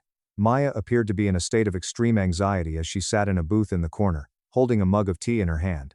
I chose to forego the pleasantries and instead take a seat across from her. There was a slight tremor in my voice when I inquired, What do you have, Maya? She took a deep breath while displaying an expression of extreme guilt. Mark, I am so sorry. I've been sitting on this for months because Roxy terrifies me. She has a way of ruining people who cross her. But watching you lose your marriage, seeing everyone turn on you, I couldn't sleep anymore. You need to see this. She then moved her phone across the table after unlocking it, opening the iMessage thread she had with Roxy, and placing it there. I hung my head down. The content of the messages was from the very same Saturday when the alleged cheating incident took place. At 2:15 p.m., Roxy said, Oh my goodness, I just dropped the absolute bomb on Chloe. Maya will ask, What did you do? At 2:18 p.m., I informed Roxy that I spotted Mark making out with a blonde at HEB around 2:20 o'clock in the afternoon. Her face ought to have been visible to you. In other words, she bought it with all of her heart. Currently, she is in the process of packing her bags. Maya. Wait, what? This is at 2:25 p.m. Are you sure you saw him in person? At 2:28 p.m., Roxy responded, Lama. No. I was at the nail salon. However, he ejected me from the house like a dog, Maya. He is a narcissist who is dominating, and he was attempting to separate Chloe from me for whatever reason. My mission was to save her. On top of that, she is so easily duped that it was almost too simple. Without him, she is in a better position. My respiration came to a halt. The images of the words became muddled. It's so naive that she's so gullible. It was way too simple to be true. I had to set the phone down on the table because my hands were shaking so badly that I couldn't hold it. It wasn't only that Roxy had made a mistake. It was not someone that she had misidentified. She had meticulously planned out the devastation of my life, she had carried it out without a hitch, and she had smiled about it. In addition, Chloe, who is my wife and the person who made the pledge to love and honor me, was referred to as a gullible pawn. No, Maya was not finished yet. Scroll down, Mark. There's more. Messages from a week later were displayed when I swiped down.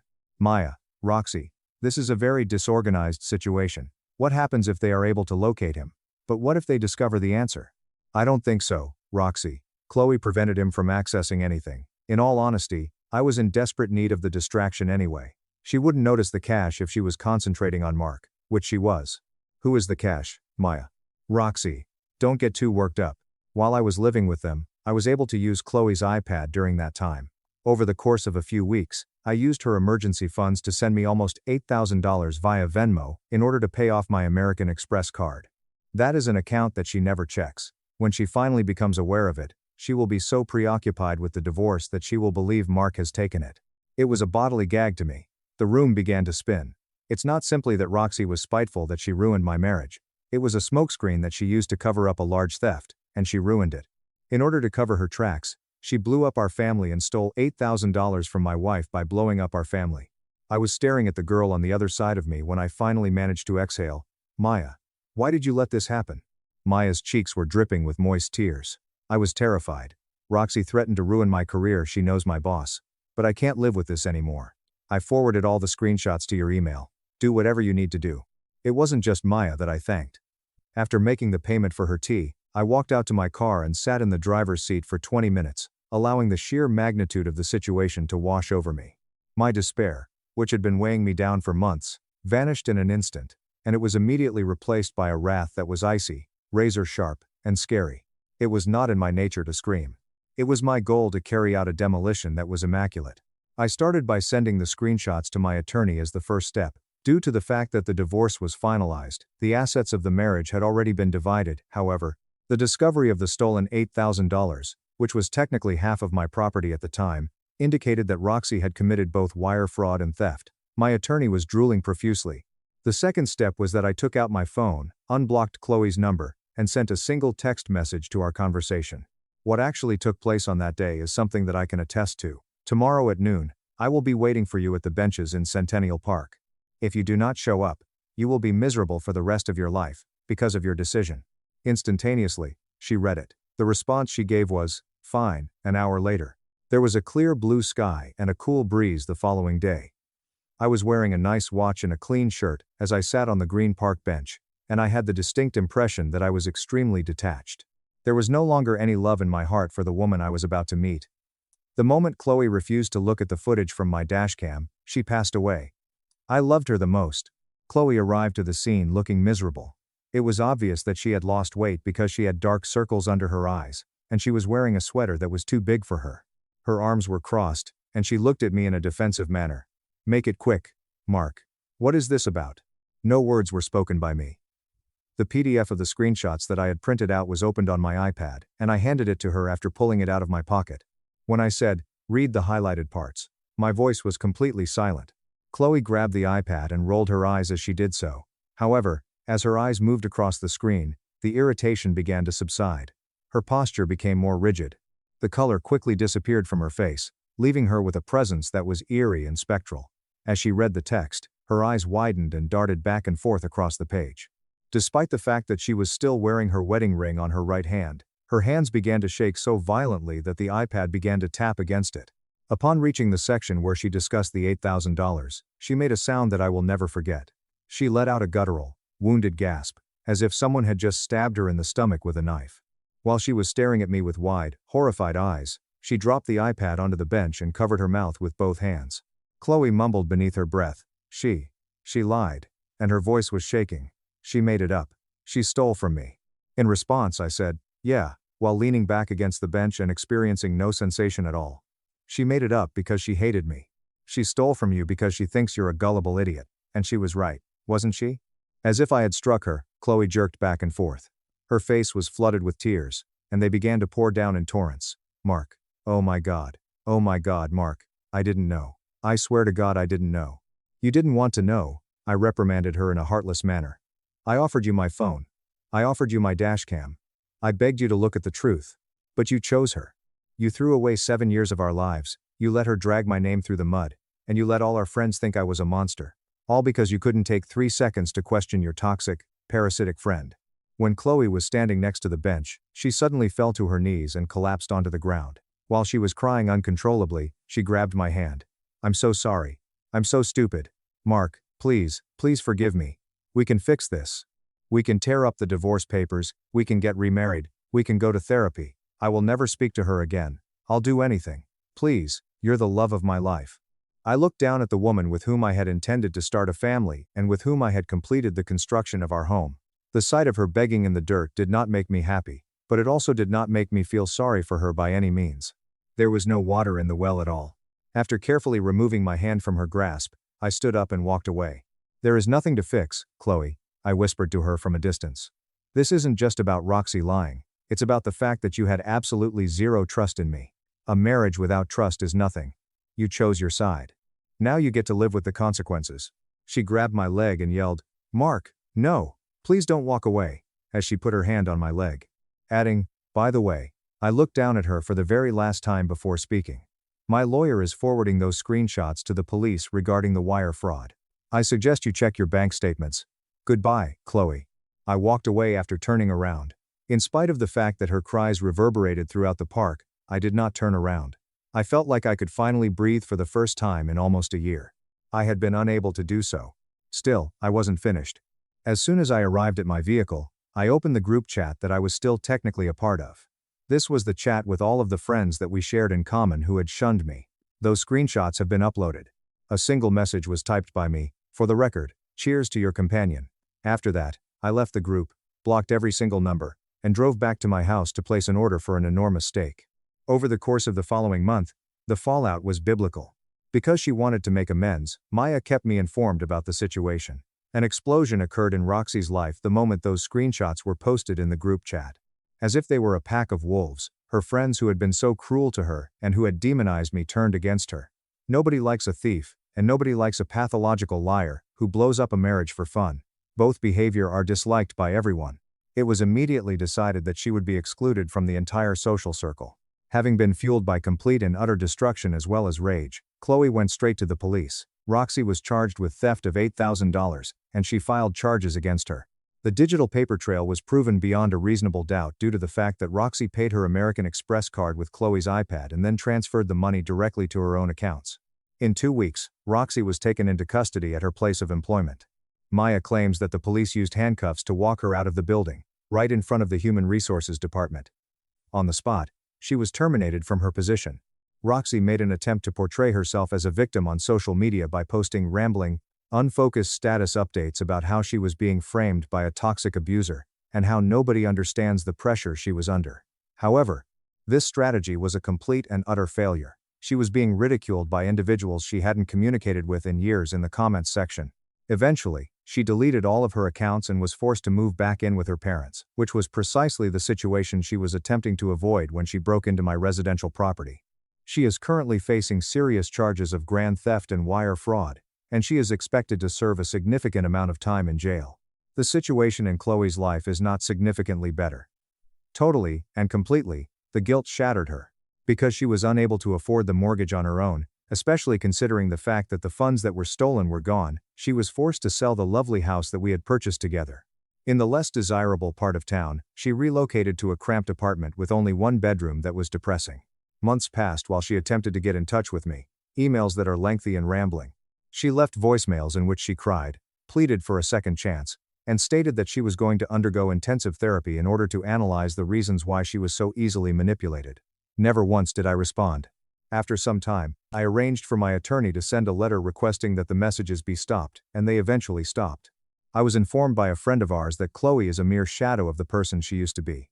The only two people who actually cared about her were Roxy and me, and she alienated the friend group because they couldn't stand the constant drama. She also lost the only two people who were with her to begin with. She rejected a man who loved her without conditions in favor of a friend who saw her as a walking ATM as a potential partner. What about me? It's going really well for me. The money that was provided to me as part of the divorce settlement was invested by me. Not only did I receive a significant promotion at work, but I also purchased a chic condo in the downtown area that overlooks the water, and I have begun dating once more. My current girlfriend is a sweet and reasonable person, and her best friend is a golden retriever, which is exactly my speed. I am very interested in her. Despite the fact that it took its sweet time to arrive, karma was able to perfectly level the playing field that had been created. The legal nightmare that Roxy deserved was brought upon her. It was Chloe's choice to live a life of solitude. As a result, I was able to regain my freedom, my dignity, and the ultimate satisfaction of knowing that I had been correct the entire time. Family mocked my thrift coat and stole my inheritance. For $15,000, I'm a secret billionaire. I wiped out sister's empire and evicted them all. I stood shivering on the frost-covered pavement outside the towering wrought iron gates of my childhood home. The bitter wind rolling off Lake Michigan was unforgiving, slicing through the thin fabric of the frayed, oversized wool coat I had deliberately purchased from a dusty vintage shop in the West Loop just for this occasion. I adjusted the strap of my damaged faux leather purse, taking a deep breath of the icy air. My name is Chloe. And beneath the carefully constructed image of absolute failure that my family sees, lies a $3.2 billion secret. The Chicago snow began to fall, dusting the pristine driveway of the historic Lincoln Park Greystone. Much like the people waiting for me on the other side of that heavy, custom-carved oak door, the atmosphere was cold, calculated, and entirely unwelcoming. Inside, my family was busy throwing a lavish holiday party to celebrate my older sister Vanessa's recent promotion to CEO of a mid-tier e-commerce fashion brand, a position that came with a heavily boasted $1.5 million annual salary. They had invited me specifically to witness this triumph and feel ashamed of my supposed failures, a calculated, systemic annual ritual of degradation that they thoroughly enjoyed. What they didn't know is that I am the sole founder and majority shareholder of Zenith Tech Holdings, a global technology and infrastructure powerhouse with a current market valuation of $3.2 billion. I wasn't here to celebrate the holidays, and I certainly wasn't here to eat their catered hors d'oeuvres. I was here to conduct a final, merciless audit of their humanity. Have you ever felt like the invisible, worthless scapegoat in your own family? Let me know your story down in the comments. Drop a comment and let me know where you're listening from and what time it is for you right now. I'd love to know who's part of our community. The massive front door swung open before I could even raise my freezing hand to ring the brass bell. It revealed my mother, Brenda, draped in her finest holiday silk and dripping in diamonds that I secretly knew she couldn't afford. Her smile was a practiced, rigid thing, the kind of professional courtesy usually reserved for distant, unwealthy relatives you intend to overcharge or unwelcome neighbors you desperately want to impress. "Chloe, You actually made it, she said, her voice laced with thinly veiled disappointment. She stepped aside just enough to let me pass, pointedly offering no hug, no warmth, not even a simple welcome home. Everyone is already in the main living room. Vanessa just arrived from the corporate office, and the atmosphere is electric. Please try not to track snow onto the imported rugs. I shuffled inside submissively, adjusting my deliberately worn coat and clutching my shabby purse to my chest like a shield. The sprawling house smelled of expensive cedarwood candles, $400 bottles of imported wine, and thick, fresh pine garland meticulously draped along the grand mahogany banister. As I entered the sunken living room, the warm, buzzing chatter of extended family and wealthy family friends quieted almost instantly. It was as if a glitch had occurred in their perfect, high-end reality. My Uncle Robert called out from his custom leather recliner by the fireplace, barely glancing up from his glowing tablet. Look who finally decided to show up. We were starting to think you couldn't get the night off from that dusty little indie bookstore downtown. His voice carried that familiar, grating edge, the kind of verbal sandpaper he had been using to rub my spirit raw for over 2 decades. Right on cue, Vanessa swept into the center of the room, her commanding presence announced by the sharp, authoritative click of her designer heels against the polished hardwood floors. She was wearing a tailored, pristine white suit that probably cost more than 5 times my supposed monthly rent. Her massive new engagement ring caught the ambient light of the crystal chandelier, sending sharp, blinding sparkles across the vaulted ceiling. "Oh, Chloe, I'm honestly shocked you came," she said, her voice dripping with a patronizing, toxic sweetness that felt like pure poison. "I know high-end family gatherings aren't really your thing since you settled into your current lifestyle. I wouldn't miss celebrating your massive success," I replied quietly, keeping my eyes downcast and maintaining my thoroughly defeated demeanor. I played the part of the broken, naive girl perfectly, a pathetic role they had written for me years ago and demanded I perform. "Congratulations on the CEO position, Vanessa. It's really impressive." Her smile turned sharp, like a razor blade hidden inside a velvet glove. "Thank you, Chloe. It's amazing what happens when you set actual, tangible goals and do the hard work to achieve them. Mom and Uncle Robert are so incredibly proud. Mark and I are already looking at properties in the executive neighborhood up north. We need something with at least 6 bedrooms and separate guest quarters for the staff." For the next 2 hours the conversation flowed around me like water around a useless stone, cold and entirely indifferent. They loudly discussed Vanessa's corporate achievements, her explosive Q4 projections, and Robert's supposedly brilliant real estate investments, treating me as if I were merely part of the furniture. When someone occasionally directed a question my way, it was always delivered with that specific tone of obligatory, forced politeness that masks a deep, systemic contempt. I sat in the corner, sipping tap water, silently absorbing every insult, every slight, and every boast. Around 10 p.m., the atmosphere shifted. Brenda began to arrange the remaining appetizers on the massive glass coffee table, her movements precise, clinical, and predatory. "Vanessa's incredible success really highlights just how far behind you've fallen, Chloe," Brenda announced, her voice easily carrying over the quieted room. "We've all been talking extensively, and we've decided it's time for an intervention. Some tough love." Then came the exact moment they had been meticulously rehearsing all evening. Brenda reached over and pulled a thick, stapled legal document from a silver tray on the side table. "We know you're struggling to make ends meet in that cramped, depressing studio apartment," she said, her eyes gleaming with predatory excitement. "So, we've put together a financial package to help you get on your feet. We are willing to give you $15,000 in immediate, tax-free cash, a cashier's check, right now. No strings attached." I slowly reached out and took the paper. I read the first page and instantly realized what it was. A comprehensive legal waiver, an ironclad agreement to officially and permanently forfeit my inheritance rights to our late grandmother's historic Greystone in Lincoln Park, the exact house we were currently standing in. I clutched my cheap purse, forcing a few well-timed, pathetic tears into my eyes to complete my performance. That's incredibly generous of you," I whispered, making sure my voice trembled convincingly. "I don't even know what to say." Robert nodded emphatically from his chair, leaning forward like a shark smelling blood.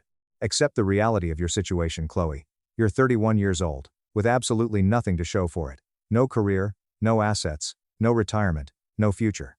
Vanessa is offering you a lifeline out of her own pocket. It's time to stop drifting like a loser and accept help from people who actually know how to manage a successful life." I looked down at the waiver, then slowly looked up at their expectant, greedy, arrogant faces. In their deluded minds, they were the masters of the universe, the apex predators of Chicago high society, and I was just a sad, pathetic liability, They were finally writing off the books for pennies on the dollar. They had absolutely no idea that the historic Greystone they were so incredibly desperate to steal from me was already the legal, registered headquarters of one of my multi-billion-dollar shell companies. I didn't argue. I didn't defend my career. I didn't try to explain myself. I simply reached out, took the heavy, expensive Mont Blanc pen Robert eagerly offered, scrolled my signature across the bottom of the waiver, and walked out of the house into the biting Chicago night, without saying another word. I didn't cry, and I certainly didn't look back to see them celebrating their supposedly brilliant $15,000 victory. The very second the heavy front door clicked shut behind me, the pathetic persona of the broken, naive girl vanished into the freezing wind. I pulled my shoulders back, my posture straightening instantly. I walked 3 blocks away to my vehicle, a nondescript black Audi A8 with heavily tinted windows and reinforced security plating. I slid into the heated leather driver's seat, feeling nothing but a sharp, clinical, absolute clarity. My compassion had been a luxury they had overdrawn for years, and tonight, the account was permanently closed. This wasn't a mental breakdown. This was accounting. People often ask why someone with my immense resources would endure such profound humiliation for so long. They don't understand the invisible, suffocating chain of the survivor. When you grow up in a toxic environment where your worth is constantly negotiated and weaponized against you, you learn to survive by building an impenetrable cage around your heart. For 5 agonizing years, I had been the silent, anonymous investor in their fake version of a perfect family. I had been quietly paying the exorbitant property taxes on the Greystone $14,000 a year, totaling $70,000 through a complex series of shell companies, just to keep Robert from realizing he was bankrupt and on the verge of total foreclosure. I was a survivor living in a house of shattered mirrors, waiting patiently for just one of them to show a single shred of genuine love that wasn't directly tied to a bank balance. The signature on that worthless waiver was my final payment. I had officially bought my total freedom. As I sat in the quiet luxury of my car, I opened my encrypted laptop. The high-resolution screen glowed with a different kind of sunrise, the kind made of cold facts, zero-day exploits, and lethal financial numbers. I didn't hesitate for a fraction of a second. I didn't ask myself why. I just started clicking. I picked up my secure phone and called Marcus, my ruthless head of operations at Zenith Tech Holdings. "Marcus," I said, my voice calm, factual, and lethal. "Initiate Protocol 0, for the Chicago subsidiary. We are reclaiming our assets immediately. Burn it all down." Vanessa's entire fashion empire, aura and thread, was built on a fragile foundation I had secretly provided. The massive, high-performance servers that ran her complex e-commerce platform, processed all her transactions, and stored her highly proprietary design files were physically located in the reinforced basement of our grandmother's Greystone.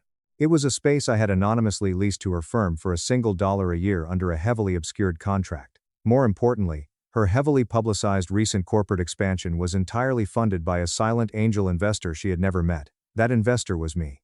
Through a blind trust called Silver Lining Capital, I had funneled $850,000 into her brand because, in a moment of weakness, I wanted to see if immense success would finally make her kind.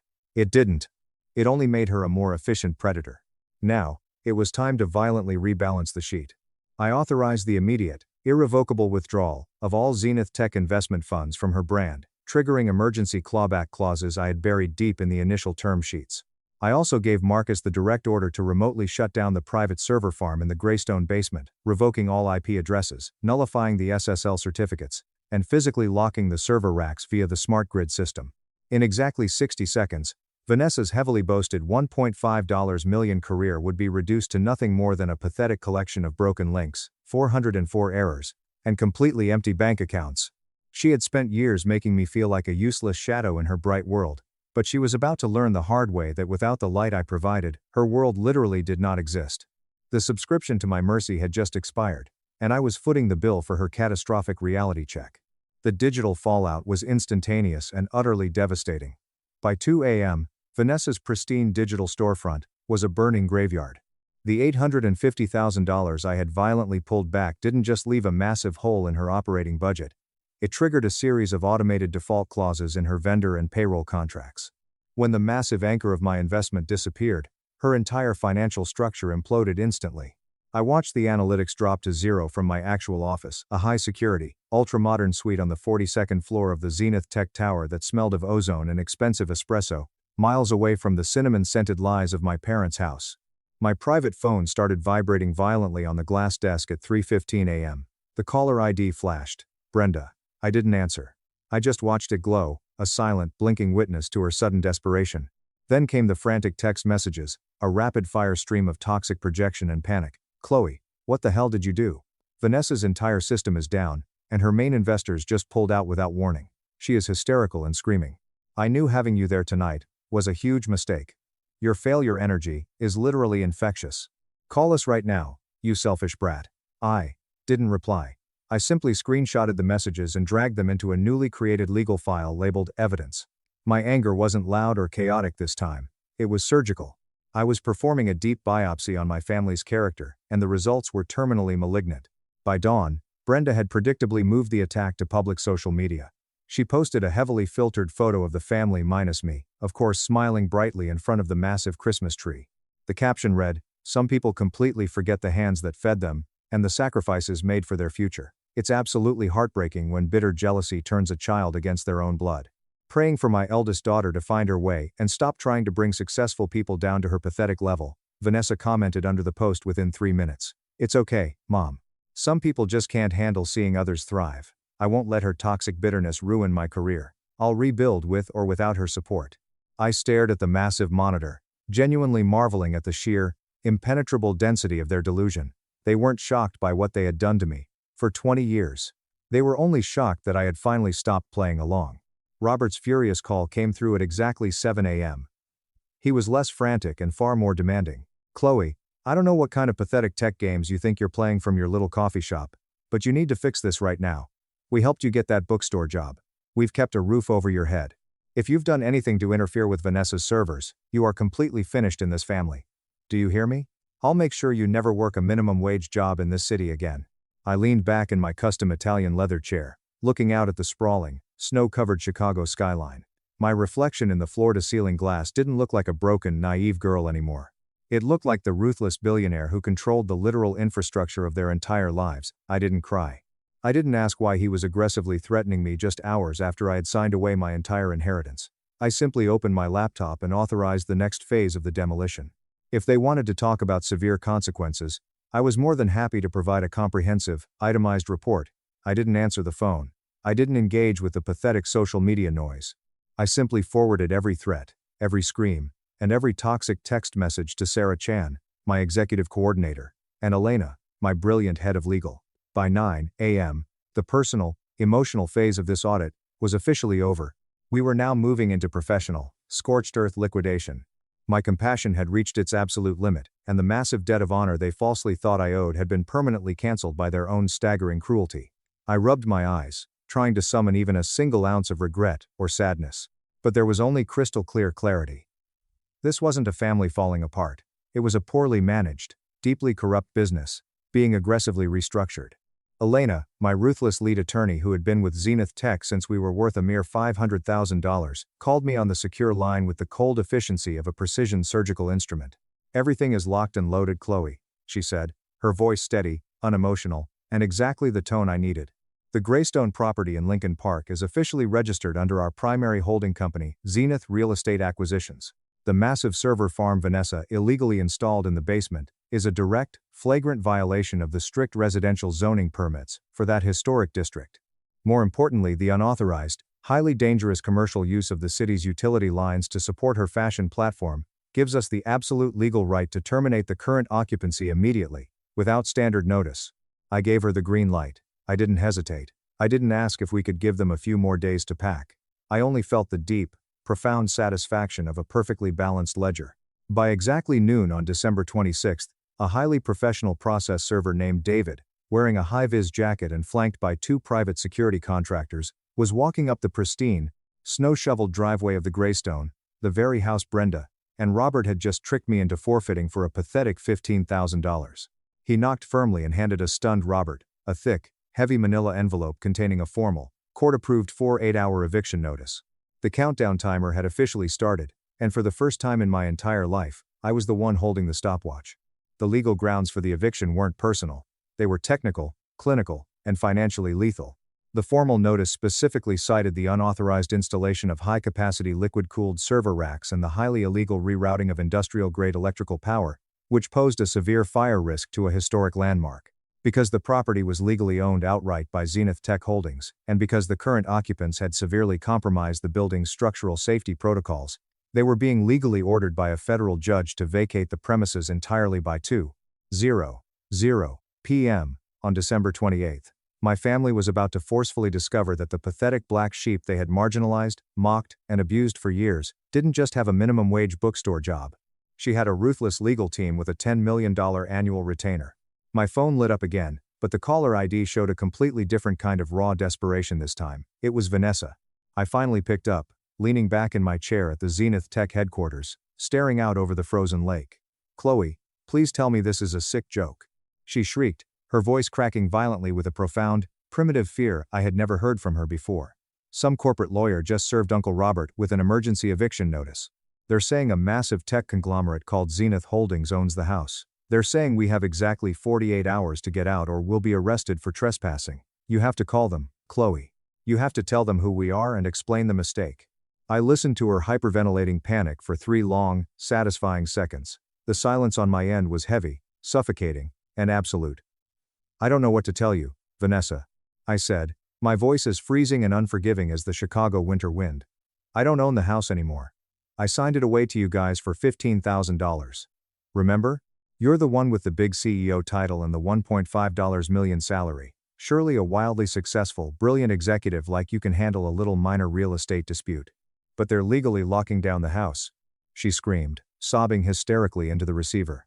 "My servers are physically locked in that basement. My entire global inventory system, all my proprietary designs, my customer databases, they are all tied to those specific racks. If Zenith Tech shuts us out and seizes the hardware, my company is completely finished. I have zero backups. I'm ruined, Chloe. I'm completely ruined." "Then I suppose you should have spent significantly less time mocking my bookstore job, and significantly more time reading the fine print on your commercial lease agreements," I said calmly. I ended the call immediately, blocking her number before she could formulate a response. I didn't feel a warm sunrise of joy. I felt a cold, blinding sunrise of undeniable facts. They were once in a position of supreme, arrogant power over me, but they were about to learn that power is merely a subscription, and I had just permanently canceled theirs. Elena called me again at 4 p.m. Her voice had a sharp metallic edge that usually meant she had found the ultimate smoking gun. While my family was likely tearing their hair out over a massive eviction notice and a rapidly collapsing fashion empire, my relentless legal team had been performing a forensic, microscopic deep dive into our family's probate and financial records. This wasn't an investigation into hurt feelings or childhood trauma. It was a highly organized audit of a federal crime. Elena didn't start with a standard greeting. She started with a devastating fact. "Chloe, we just finished the forensic cross-reference on the probate records from 5 years ago," she said, typing rapidly on her end. "The signature on the secondary will, the one Brenda used to legally claim the entirety of your grandmother Evelyn's estate and strip you of your legal rights, is a complete, undeniable mismatch." I felt a sudden coldness settle deep in my stomach that had absolutely nothing to do with the freezing temperature outside. 5 years ago, when our beloved grandmother Evelyn was dying in the intensive care unit, Brenda had miraculously emerged with a revised document that supposedly stripped me of my rightful 50% share in the historic Greystone. Brenda had confidently told everyone, including the probate judge, that I was far too mentally unstable and financially irresponsible to handle such a massive asset. I had been 26 at the time, deeply grieving the only woman in the world who ever truly saw me, and I was far too broken and exhausted to fight back. I had simply accepted the scrap of a bookstore job and retreated into a life of quiet, depressed isolation. But now, looking closely at the high-resolution forensic scans Elena had just securely transmitted to my tablet, the terrifying truth was undeniable. Brenda hadn't just been a cold, unloving mother. She had been a literal criminal. The signature on that probate document was a clumsy, rushed imitation, likely written with a trembling hand while our grandmother was unconscious and dying in her hospital bed. My own mother had intentionally forged the name of a dying woman to ensure I would be left with absolutely nothing. This wasn't a simple legal oversight or a misunderstanding. It was a calculated, hostile, and highly illegal takeover of my future. I leaned forward in my chair, staring intensely at the glowing screen. My compassion had been a luxury they had overdrawn for years, but this was the final, unforgivable overdraft. This wasn't just standard family greed, it was a Class 2 felony. I realized in that exact moment that Brenda and Robert didn't just want the valuable house. They actively needed me to be a massive failure, so they wouldn't ever have to face the terrifying ghost of what they had stolen. If I was wildly successful, I was a massive threat with the resources to uncover their crime. If I was a worthless, broke burden, they could play the generous heroes who saved me, keeping me compliant and blind. But the hard numbers don't lie, and neither does a certified, federal forensic handwriting analyst.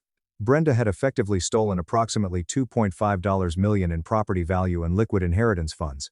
With compound interest over 5 years, that stolen debt had ballooned into something so massive it could dismantle their entire lives permanently. Chloe, we have more than enough concrete evidence to immediately file federal criminal charges for severe wire fraud, probate fraud, and felony forgery, Elena continued, her tone clinical, perfectly mirroring my own cold rage. We can also completely invalidate the ridiculous $15K waiver you signed on Christmas Eve, since it was entirely based on the false premise of a legal will that we can now definitively prove was forged. The entire contract is legally void. You don't just own the headquarters of Zenith Tech, you legally, rightfully own the roof over their heads, and you have for 5 years. I looked out at the twinkling, freezing lights of the Chicago skyline. The realization was a perfect, silent kill shot. There was no more path to redemption for them. They weren't just ungrateful, mean-spirited snobs. They were literal criminals who had richly profited from my devastating loss, while constantly mocking me for my engineered poverty.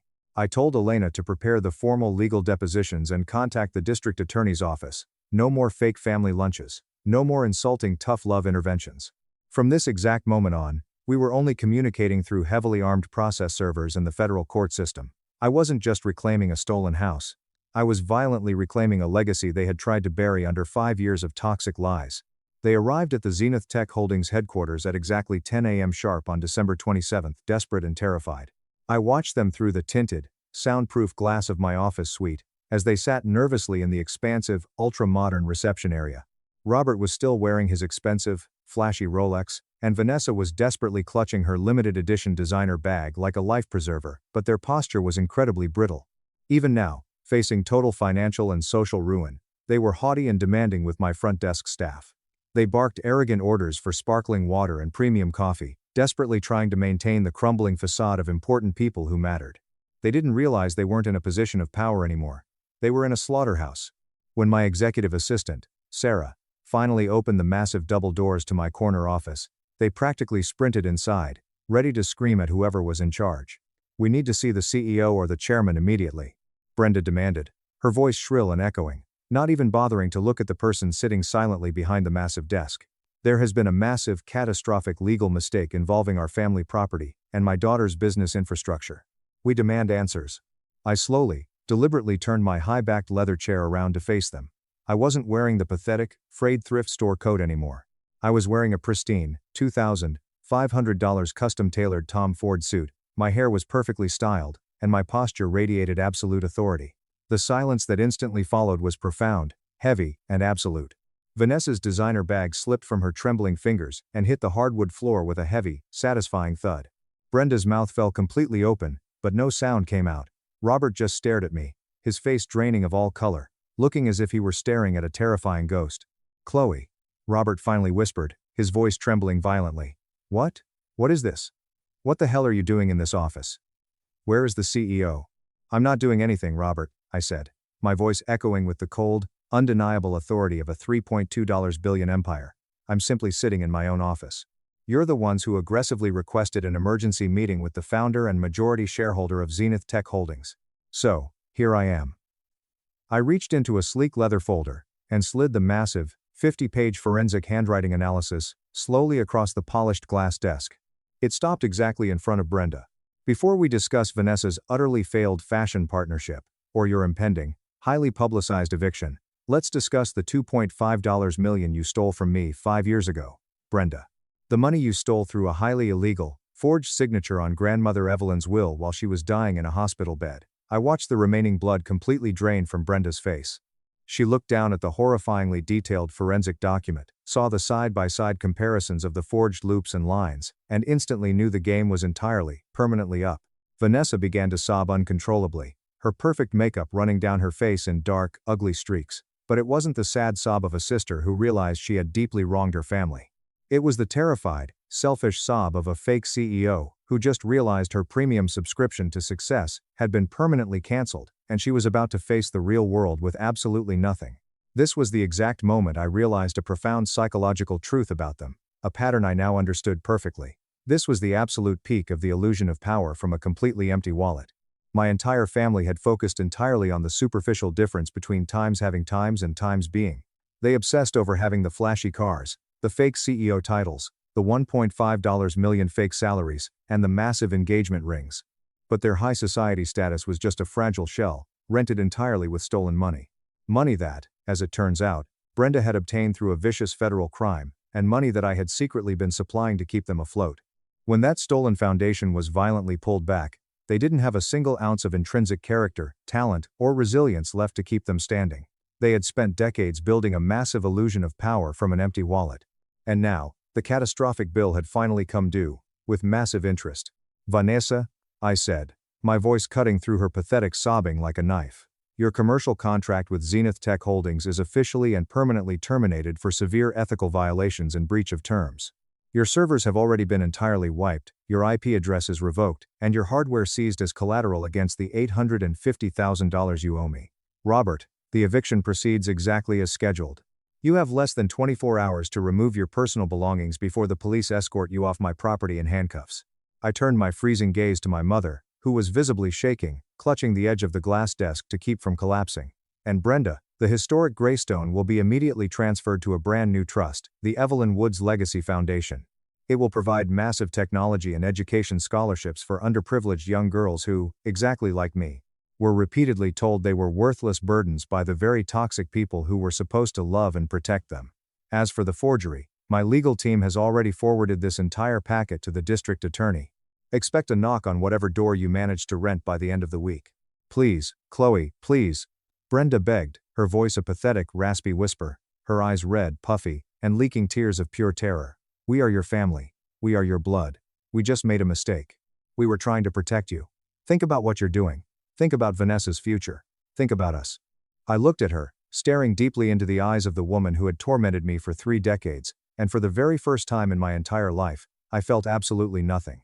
No anger, no hurt, no lingering desire for her approval, just the clinical, beautiful peace of a permanently closed ledger. "I already thought about it," I said quietly, pressing the security button under my desk to summon the massive guards waiting outside. "I thought about it every single day for 20 years while you treated me like a worthless ghost in my own home. My failure energy is infectious, remember? You'd better leave before you catch it. Goodbye, Brenda." The immediate aftermath was exactly as brutal and efficient as I had meticulously planned. At exactly 2 p.m. the following day, 3 marked Chicago police cruisers and 2 Zenith Tech security vans arrived at the historic Greystone. Robert, Brenda, and Vanessa were physically escorted off the premises, carrying only the hastily packed suitcases they could fit into Vanessa's leased car, which, ironically, was repossessed 2 weeks later, when her income plummeted to absolute zero. The massive, liquid-cooled servers in the basement were carefully dismantled by my engineering team and shipped to our main data center. Vanessa's heavily hyped fashion brand, Aura and Thread, officially filed for Chapter 7 bankruptcy within 9 days, buried under an avalanche of vendor lawsuits and completely unfulfilled customer orders. Brenda was officially indicted on 2 counts of felony wire fraud and 1 count of probate forgery. She is currently out on a heavily restricted bail, living in a cramped, depressing 1-bedroom apartment in the far suburbs, entirely funded by Robert's rapidly dwindling emergency credit cards. Robert himself is facing total financial ruin, as the loss of his free housing exposed a massive web of terrible investments and hidden debts he had been desperately trying to outrun. Without my anonymous tax payments, he was completely exposed. I stood alone on the private rooftop terrace of the Zenith Tech building later that evening, holding a warm cup of coffee, watching the spectacular sun set over the freezing waters of Lake Michigan. The heavy winter fog was finally lifting, and for the very first time in my 31 years of life, I could see the horizon with absolute, unobstructed clarity. I had successfully reclaimed my beloved grandmother's house. I had completely secured my financial and emotional legacy, and I had finally, permanently stepped out of the toxic, golden shadow of their relentless expectations. People often say that the best revenge is simply living well. I disagree. Living well is merely the baseline. The best revenge is a comprehensive, merciless, legally binding audit of those who tried to destroy you, followed by the systematic dismantling of the fake reality they built on your suffering. Justice isn't always about chaotic destruction or loud screaming matches. Sometimes, true justice is about silently doing the math, balancing the ledger, and finally becoming the powerful, untouchable person they swore you could never be. Justice may come incredibly late, but it will always come with absolute certainty to those who dare to protect their own dignity and refuse to be broken. Parents tried to steal my house deed for brother's pregnant girlfriend. I caught them, changed the locks, and watched their financial empire collapse. I'm not going to pretend I grew up in some horrible, physically abusive family situation. My parents weren't monsters in the traditional sense. They fed me, clothed me, and made sure I went to school. All the basic necessities of life were covered. But here's the insidious thing about the basics: they are exactly that. Basic. And when you are the second kid in a family where the firstborn son can literally do no wrong, the absolute bare minimum is about all you're ever going to get. My brother, Marcus, is 2 years older than me. I'm 29, he's 31. Calling him the golden child doesn't even begin to cover the sheer level of worship my parents directed at him. This guy could accidentally set fire to the kitchen, and my parents would find a way to blame the stove manufacturer. Meanwhile, I could ace a final exam, win an award, and get a distracted, "That's nice, honey," while they actively planned Marcus's next big life milestone. It was always like that. It was the fundamental law of gravity in our household. You want a clear example? When I was 13 and Marcus was 15, we both desperately wanted bicycles. I spent 3 grueling months saving up every dime of my birthday money, mowing lawns in the sweltering heat, and doing extra chores for the neighbors. I finally scraped together enough to buy myself a beat-up, used bike from a kid down the street for $50. It had mismatched tires and a squeaky chain, but it was mine. The very next weekend, Marcus casually mentioned at the dinner table that he kind of wanted a bike too. Dad immediately took him to the premium cycling shop downtown and came home with a brand new, $600 specialized mountain bike. When I asked, trying to hold back tears, why Marcus got a brand new one handed to him while I had to scrub driveways for a rusty frame, Dad just looked at me and said, "Marcus is older. He needs reliable transportation for his social life." I rode that squeaky bike with the mismatched tires all through high school. I made the honor roll every single semester. I was in AP classes. Marcus barely scraped by with C's and D's, but he was on the football team and he was popular. So, in my parents' eyes, he was a massive success. When he got a C in English, they panicked and hired a private tutor at $40 an hour. When I got a B in chemistry, my only B in 4 years, Mom sat me down and gave me a stern lecture about how I needed to apply myself better and study harder.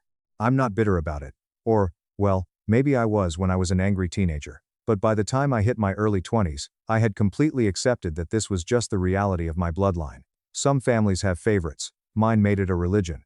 Marcus got the attention, the praise, the safety net, and the endless financial bailouts whenever he inevitably messed up. I, on the other hand, got incredibly good at surviving. I learned how to figure things out entirely on my own. And honestly, looking back, that ended up being the far better deal. While Marcus learned that someone would always be there to sweep up his messes, I learned how to actually solve complex problems.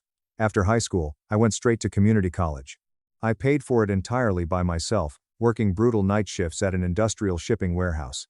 The warehouse job was a nightmare. I worked from 10 p.m. to 6 a.m., physically loading and unloading massive freight trucks in the freezing cold. My hands were perpetually calloused, smelling of industrial cardboard and diesel exhaust. But it paid $15 an hour, which was just enough to cover my community college tuition, my textbooks, and my share of a cramped apartment. Marcus, predictably, went to a massive 4-year university 2 states away. He got a full ride courtesy of the bank of Mom and Dad. They bought him a new car, gave him a monthly allowance for spending money, and paid his rent. The whole premium package. One semester, I was completely broke. I had $12 in my checking account and needed a $150 textbook for my accounting class. I swallowed my pride and asked my parents if they could just help me with that one book. Not tuition, not rent, just one book. Dad looked me dead in the eye and told me it would build character to work for what I wanted. Character. Right. I finished my associate's degree, transferred to a state school, got my bachelor's, and landed an entry-level job as an insurance underwriter. I started at the absolute bottom and clawed my way up. I lived in a tiny, depressing apartment with 3 roommates who treated the kitchen sink like a trash can. I drove a rusted-out sedan that made a terrifying rattling noise every time I hit 40 miles per hour. But I was doing something nobody else my age was doing. I was saving. Aggressively. Every single month, I transferred whatever I could into a high-yield savings account. Sometimes, it was $50. Sometimes, if I worked overtime, it was $400. My goal was absolute. I wanted to own a house before I turned 30. Everyone told me it was a pipe dream. Even the financial advisor at my local bank looked at my income to debt ratio and gave me a condescending smile when I asked about first-time homebuyer programs, but I did it anyway. I cut every conceivable corner. I ate rice and beans. I packed a sad turkey sandwich for lunch every day for 5 years. I stayed in my room on weekends watching pirated movies while my peers were out at bars blowing $100 a night. I watched my account balance grow, slowly, painfully. But it grew. Marcus, meanwhile, bounced around from job to job like a pinball. He'd get hired somewhere, work for 6 months, decide the boss was toxic, or the work wasn't his true passion, quit without a backup plan, and move back into his childhood bedroom while he figured out his next move. This exact cycle happened 5 times in 6 years. Each time, Mom and Dad welcomed him back with warm embraces, cooked his favorite meals, and never charged him a single cent in rent.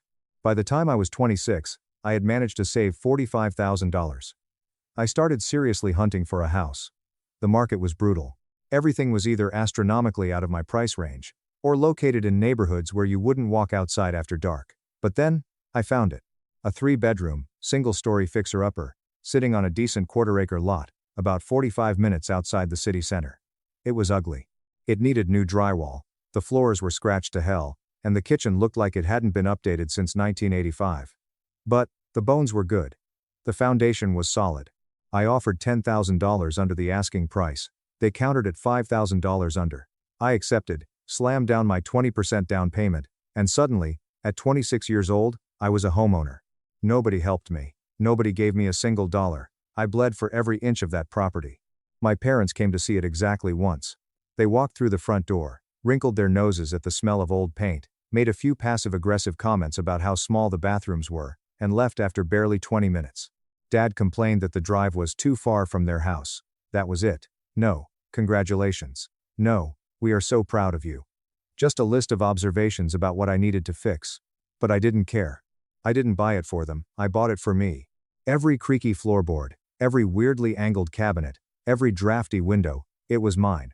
I spent the next 3 years, pouring my soul into it. I learned how to tile, how to drywall, how to run basic plumbing. I turned that ugly duckling into a genuinely beautiful home, and nobody could take it away from me, or so I thought. Fast forward to a few months ago. I'm 29. My house is in incredible shape. The neighborhood has gentrified rapidly, a bunch of young families have moved in, and property values have skyrocketed. My little fixer-upper is now worth almost 70% more than what I paid for it. Not that I cared about selling, I loved my home. I had planted roots. Marcus, during these same 3 years, had been living with his girlfriend, Chloe, in a luxury rental apartment downtown. It was a gorgeous place with floor-to-ceiling windows, way nicer than anything I had ever lived in, but the rent was astronomical, and it kept increasing every year. Marcus was working a mid-level sales job, making decent money, but he and Chloe had zero financial discipline. They leased luxury cars, bought new iPhones every September, took weekend trips to Mexico, and ate at high-end restaurants constantly. Then, the catalyst. Chloe got pregnant. Suddenly, Marcus decided he absolutely needed to be a homeowner. Not wanted to be, needed to be, because, according to him and my mother, it is a human rights violation to raise an infant in an apartment. News to the millions of parents who do exactly that every day. He started house hunting. He quickly realized a harsh truth. The market doesn't care about your ego. Everything in his approved price range was either a total gut job or in a bad area. Everything move-in ready was hundreds of thousands of dollars out of his budget. And Chloe had extremely strong opinions about the aesthetic of the house she wanted to bring her baby home to. It became a massive, dramatic saga. I heard about it constantly from Mom, who would call me in a panic, updating me on Marcus's stress levels as if it were a national emergency. I'd make sympathetic noises, say, "Wow, that sucks," and go back to sanding my deck. Then, one Sunday, I got a call from Dad. He told me to come over for dinner. He called it a family meeting. Said it was critical. I should have known right then. My family doesn't do family meetings unless someone needs a kidney or a massive sum of cash, but a morbid curiosity got the better of me. I wanted to see what fresh delusion was brewing. I showed up at 6 p.m. Mom had made a massive roast beef dinner. The fine china was out. The crystal glasses were on the table. Marcus was sitting on the sofa with Chloe, who was about 6 months pregnant, wearing a flowy maternity dress and rubbing her belly. The atmosphere in the room was suffocatingly cheerful. It was that specific, artificial type of cheerfulness that makes the hair on the back of your neck stand up. Mom hugged me tightly when I walked in. Red flag number 1. Mom never initiates hugs. Dad shook my hand firmly and offered me a beer. Red flag number 2. Marcus gave me this tight, awkward smile that looked vaguely apologetic. We sat down. We ate. We made agonizing small talk. Marcus talked about the nursery themes. Chloe showed me 4D ultrasound pictures on her phone that looked like a blurry potato. I nodded, smiled, and played the part of the supportive uncle. Wow, look at that nose. Definitely your nose, Marcus. The tension in the dining room was so thick you could choke on it. We were all dancing around a massive, invisible elephant. Then, Mom brought out dessert. Cherry pie. My stomach completely dropped. Cherry pie is my absolute favorite dessert in the world, and Mom literally never makes it because Marcus prefers chocolate cake. The last time she made me a cherry pie was 5 years ago, when she needed me to co-sign a loan for a car Marcus was trying to buy. I refused. Seeing that pie was like seeing a loaded gun placed on the table. Dad cleared his throat, wiped his mouth with a napkin, and leaned forward, clasping his hands together like a CEO about to announce a merger. So, Dad began, his voice taking on that authoritative tone. We wanted to talk to you about something important, a family matter. I put my fork down. I didn't touch the pie. Okay. I'm listening. Marcus and Chloe are starting a family, Dad continued, stating the incredibly obvious. They need a stable home for the baby, a real house with a yard, not an apartment. Right, I said cautiously. The market is tough right now. It's impossible, Mom chimed in, her voice shrill with anxiety. Everything is so ridiculously expensive. They've been looking for months, and they just can't find anything suitable for a newborn that fits their budget. I looked over at Marcus. He was staring intensely at his slice of pie, completely refusing to make eye contact with me. Coward. That's rough, I said neutrally. Maybe they need to lower their expectations. Look for a fixer-upper. That's what I did. Well, that's actually exactly what we wanted to discuss, Dad said smoothly. He locked eyes with me. Your house. It's perfect for them. I blinked. Once. Twice. The words didn't compute. Sorry? My house? You live there all alone, Mom said, leaning across the table, her eyes wide and pleading. 3 bedrooms, just for you. It's silly. Meanwhile, your brother needs the space for an actual family. So, he should buy a house with 3 bedrooms, I said, speaking very slowly, treating them like toddlers. The thing is, Dad interrupted, you bought at the absolute right time. You got lucky with the market crash. Marcus can't afford what you paid, let alone what that house is worth now. He just can't get the financing. That wasn't luck. I felt a hot spike of anger hit my chest. I saved for 6 years. I worked the graveyard shift at a warehouse. I bought a dump and fixed it with my own bare hands. Right. We know you worked hard, Dad waved his hand dismissively, as if my years of sacrifice were an annoying fly buzzing around his head. But the reality of the situation is that you have an asset your brother desperately needs, and family helps family. The dining room went dead silent. The only sound was the ticking of the grandfather clock in the hallway. I looked around the table. Mom was nodding vigorously. Chloe was staring at her lap, looking extremely uncomfortable. Marcus was still aggressively examining his dessert. What, exactly, are you suggesting? Sign the house over to Marcus, Dad said. He said it so casually, like he was asking me to pass the salt. It's simple. You're single. You have no kids. You have no dependents. You can live anywhere. Get a nice apartment downtown. We'll even help you with the security deposit. Marcus needs that house for his family. I stared at him for 5 agonizing seconds, and then, I laughed. I couldn't help it. A loud, sharp bark of laughter echoed through the room. You want me to give Marcus my house? Not give, Mom corrected hastily, her face flushing red. We'd help you transition. We'd pay your first and last month's rent at a new place.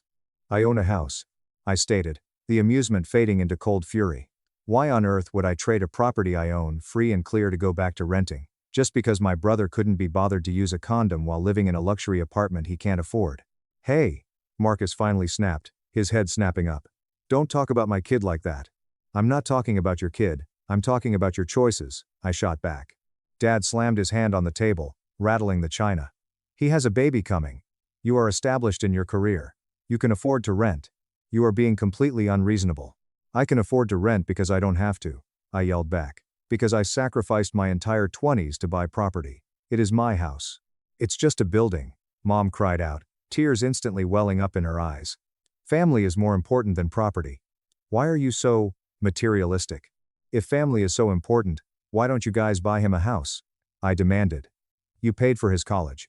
You bought him cars. You let him live here rent-free for years. Write him a check for a down payment. Dad's face tightened. A weird, uncomfortable shadow crossed his eyes. We aren't in a position to do that right now. All our capital is tied up. This is the only logical solution. Logical for who? I stood up from the table. My chair scraped loudly against the hardwood floor. Not for me. Think about your niece, Chloe blurted out, her voice trembling. It was the first time she had spoken all night. Don't you want her to grow up in a safe neighborhood?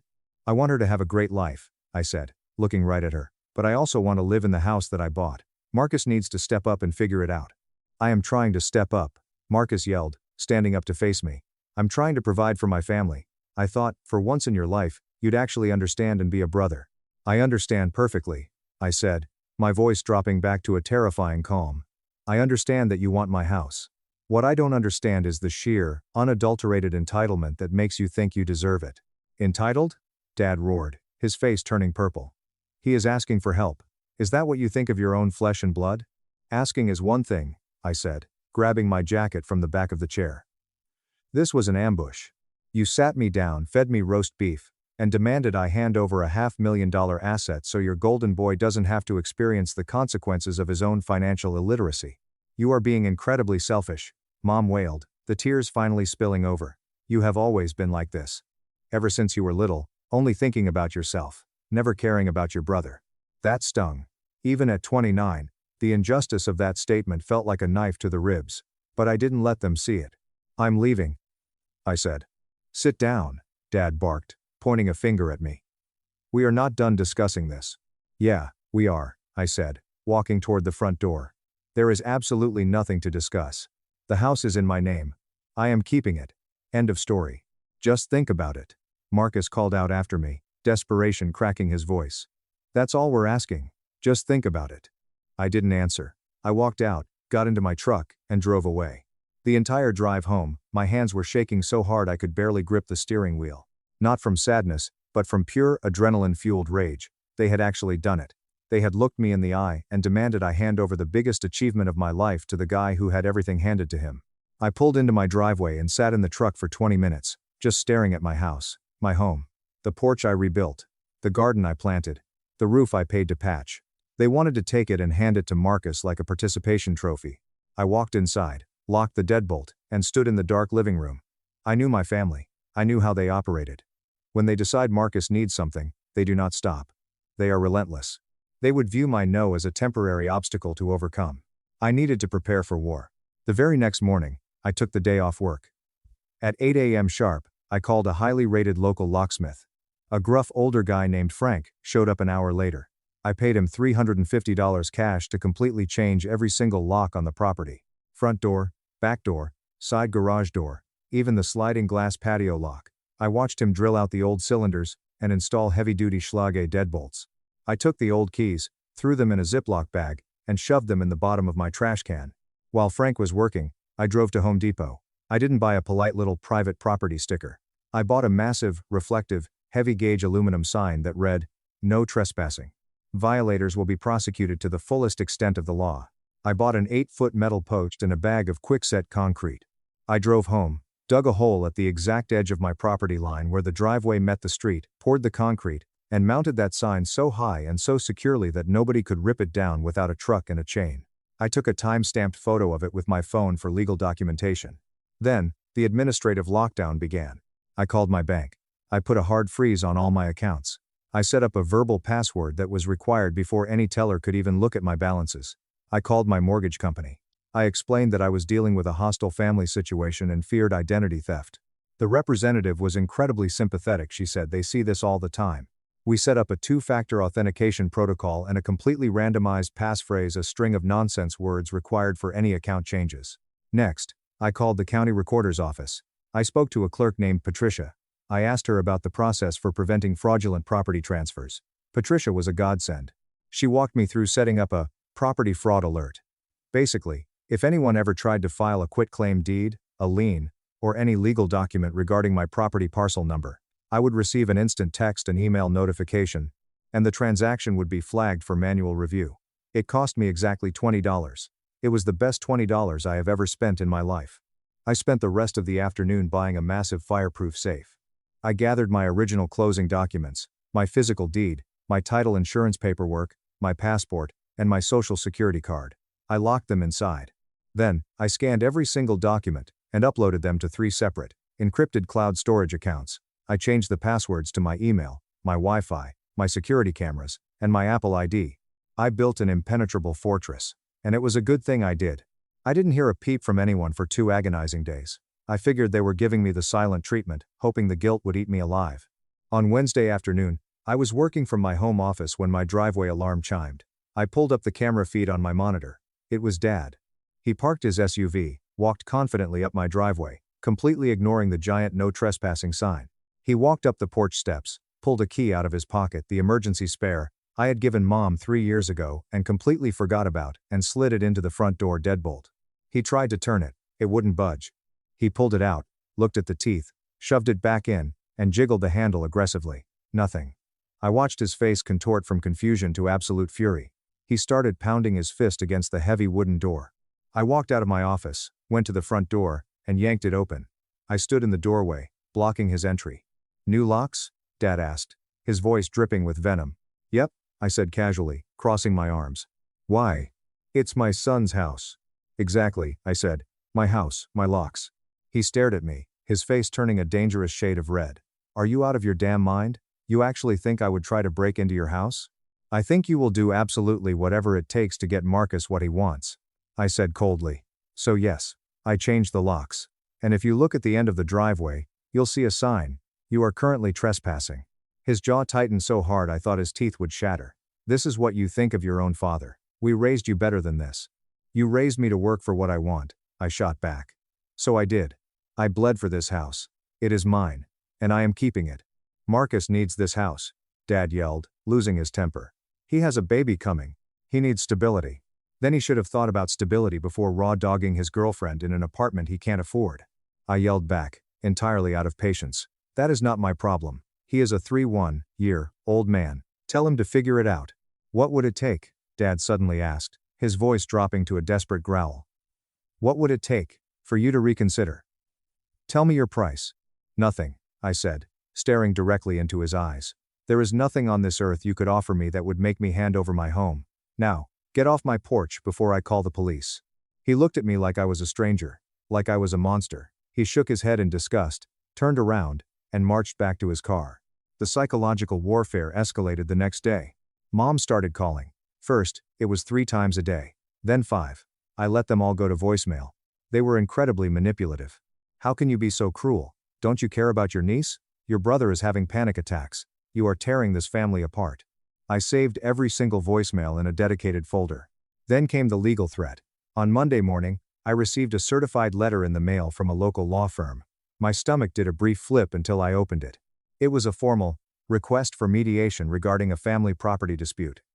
The letter was drenched in intimidating legalese, essentially stating that the family had hired counsel to force me into a mediated settlement regarding the equitable distribution of my house. I immediately called my own lawyer, the bulldog of an attorney who handled my closing 3 years ago. I read him the letter. He started laughing. A full, deep belly laugh. "They can request mediation until they are blue in the face." My lawyer chuckled.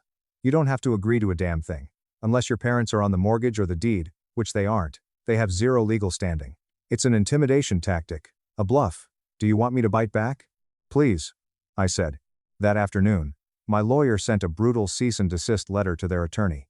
It explicitly stated that I had zero interest in mediation, that the property was solely mine, and that any further uninvited contact from the family or their legal representatives would result in immediate harassment charges and a restraining order.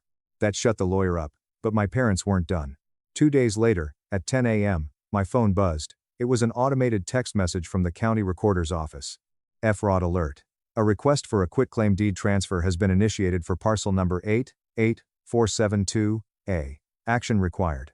My blood ran ice cold. I immediately called Patricia at the clerk's office. "Hey honey," Patricia said, her voice tight. "Yeah, I flagged it. An older gentleman came into the office about 20 minutes ago, claimed he was your father. He had a drafted quitclaim deed, trying to transfer the property into a Marcus last name. He claimed you were incapacitated and he had power of attorney."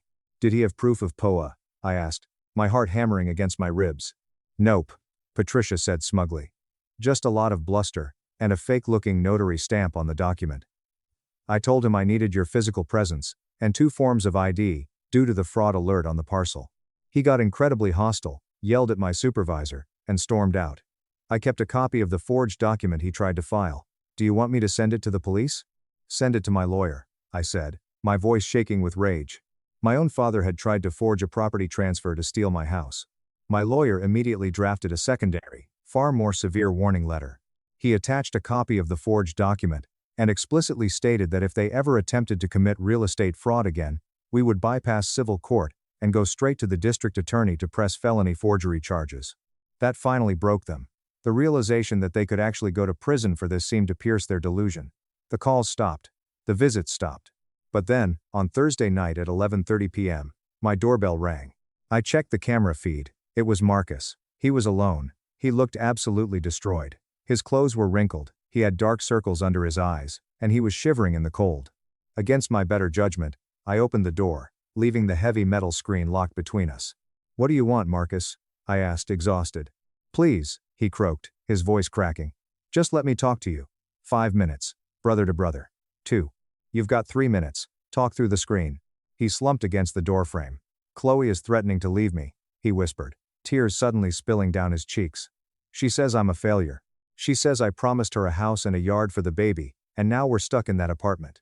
Mom and Dad said you would do it. They promised me you would sign it over. They said it was a done deal. And you believed them? I asked, genuinely baffled. You actually thought I would just hand you a $500,000 asset that I bled for, just because they told you I would? It's not fair, Marcus suddenly sobbed, hitting the metal screen with his palm. It's not fair.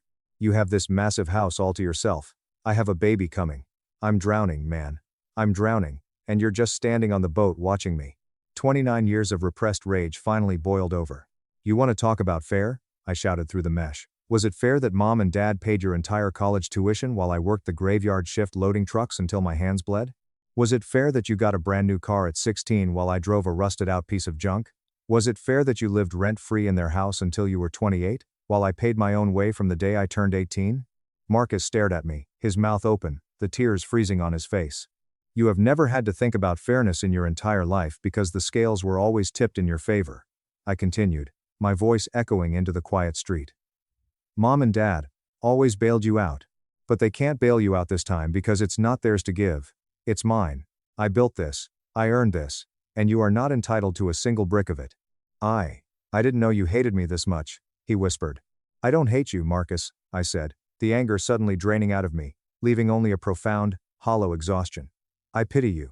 You're a 3-1-year-old man who still expects his parents to steal his little brother's toys for him. Go home to your pregnant girlfriend. Be a father. Stop begging for handouts. I shut the heavy wooden door in his face. I locked the deadbolt. I watched the camera feed as he stood there for another 5 minutes, shoulders shaking, before he finally turned and walked into the darkness. It has been 6 months since that night. The silence from my family was deafening, but glorious. I lived in complete peace. I finished remodeling my master bathroom. I got a dog. I moved on.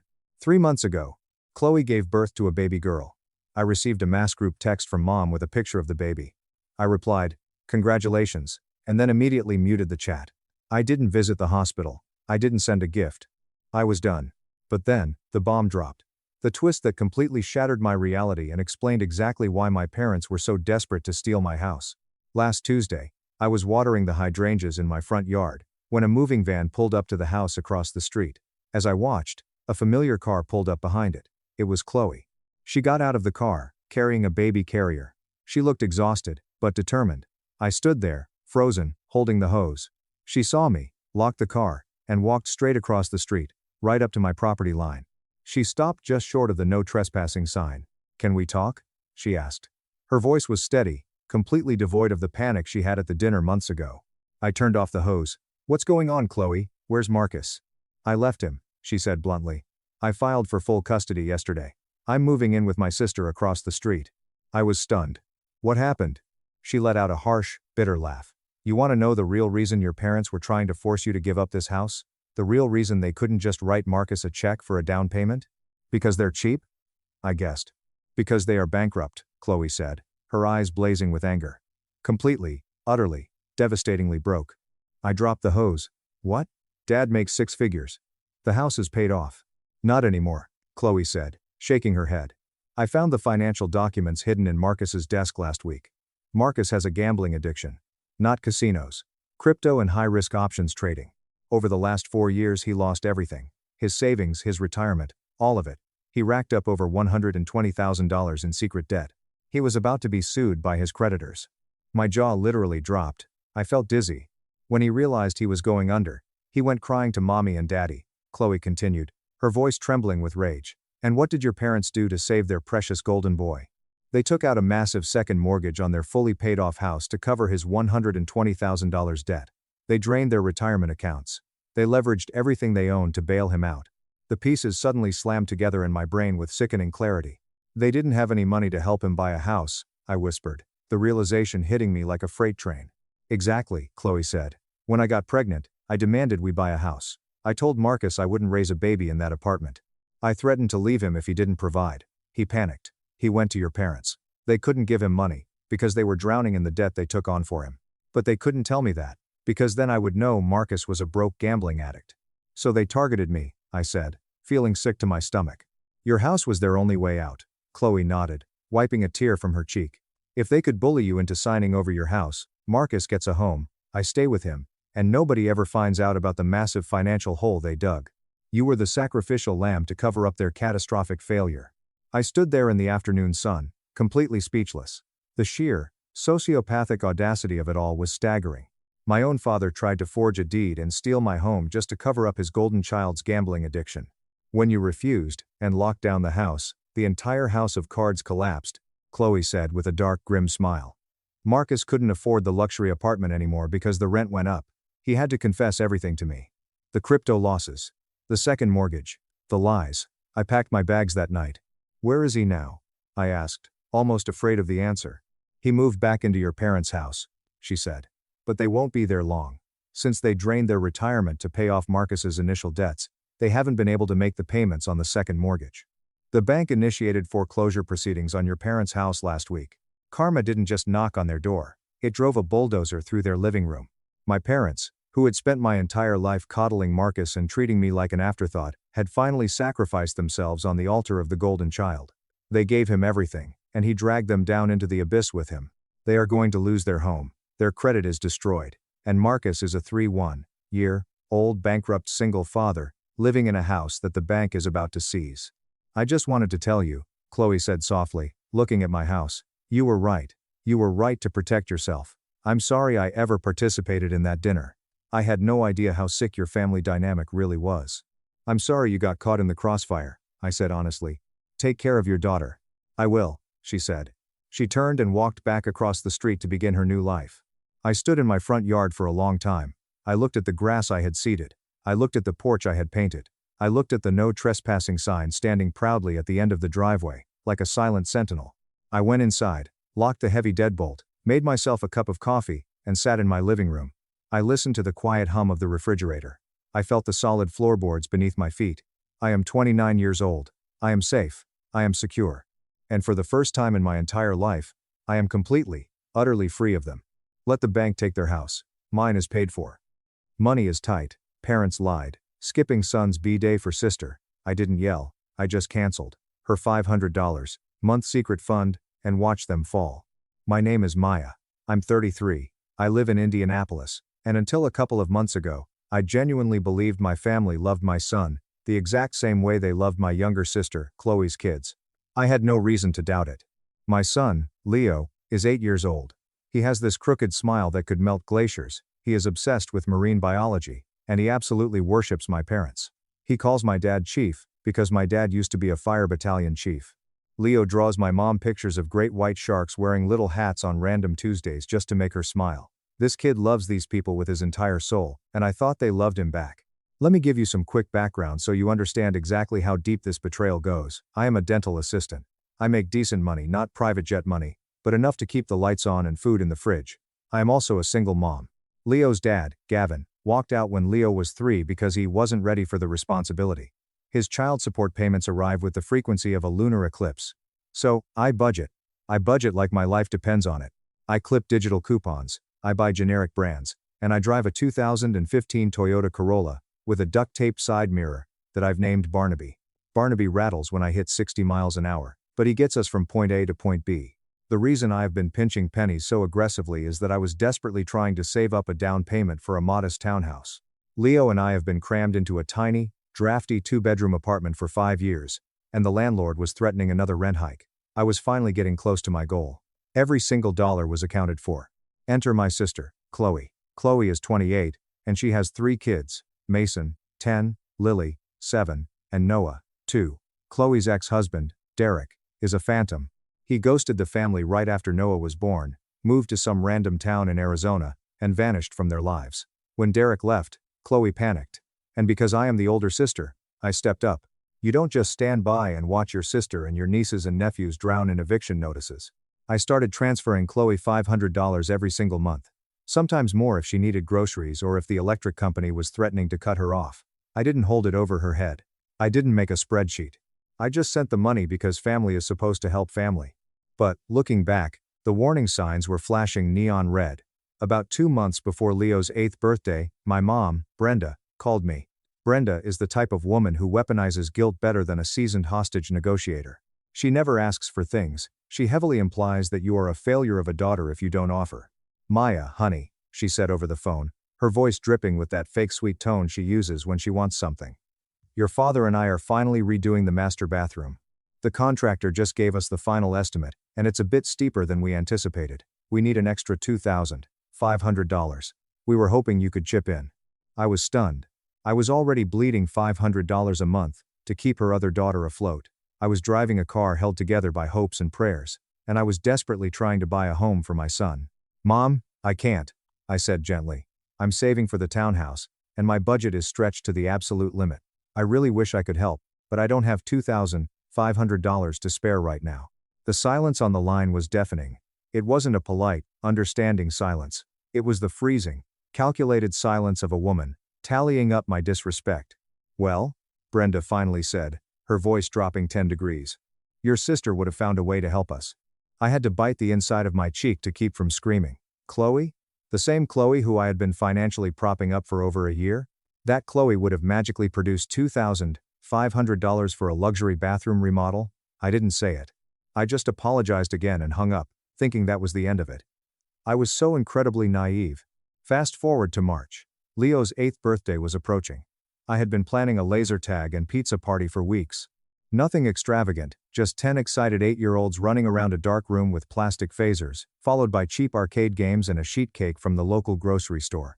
It was entirely within my strict budget, and Leo was vibrating with excitement. A week before the party, I texted my mom, "Hey, just finalizing headcounts for Leo's birthday next Saturday.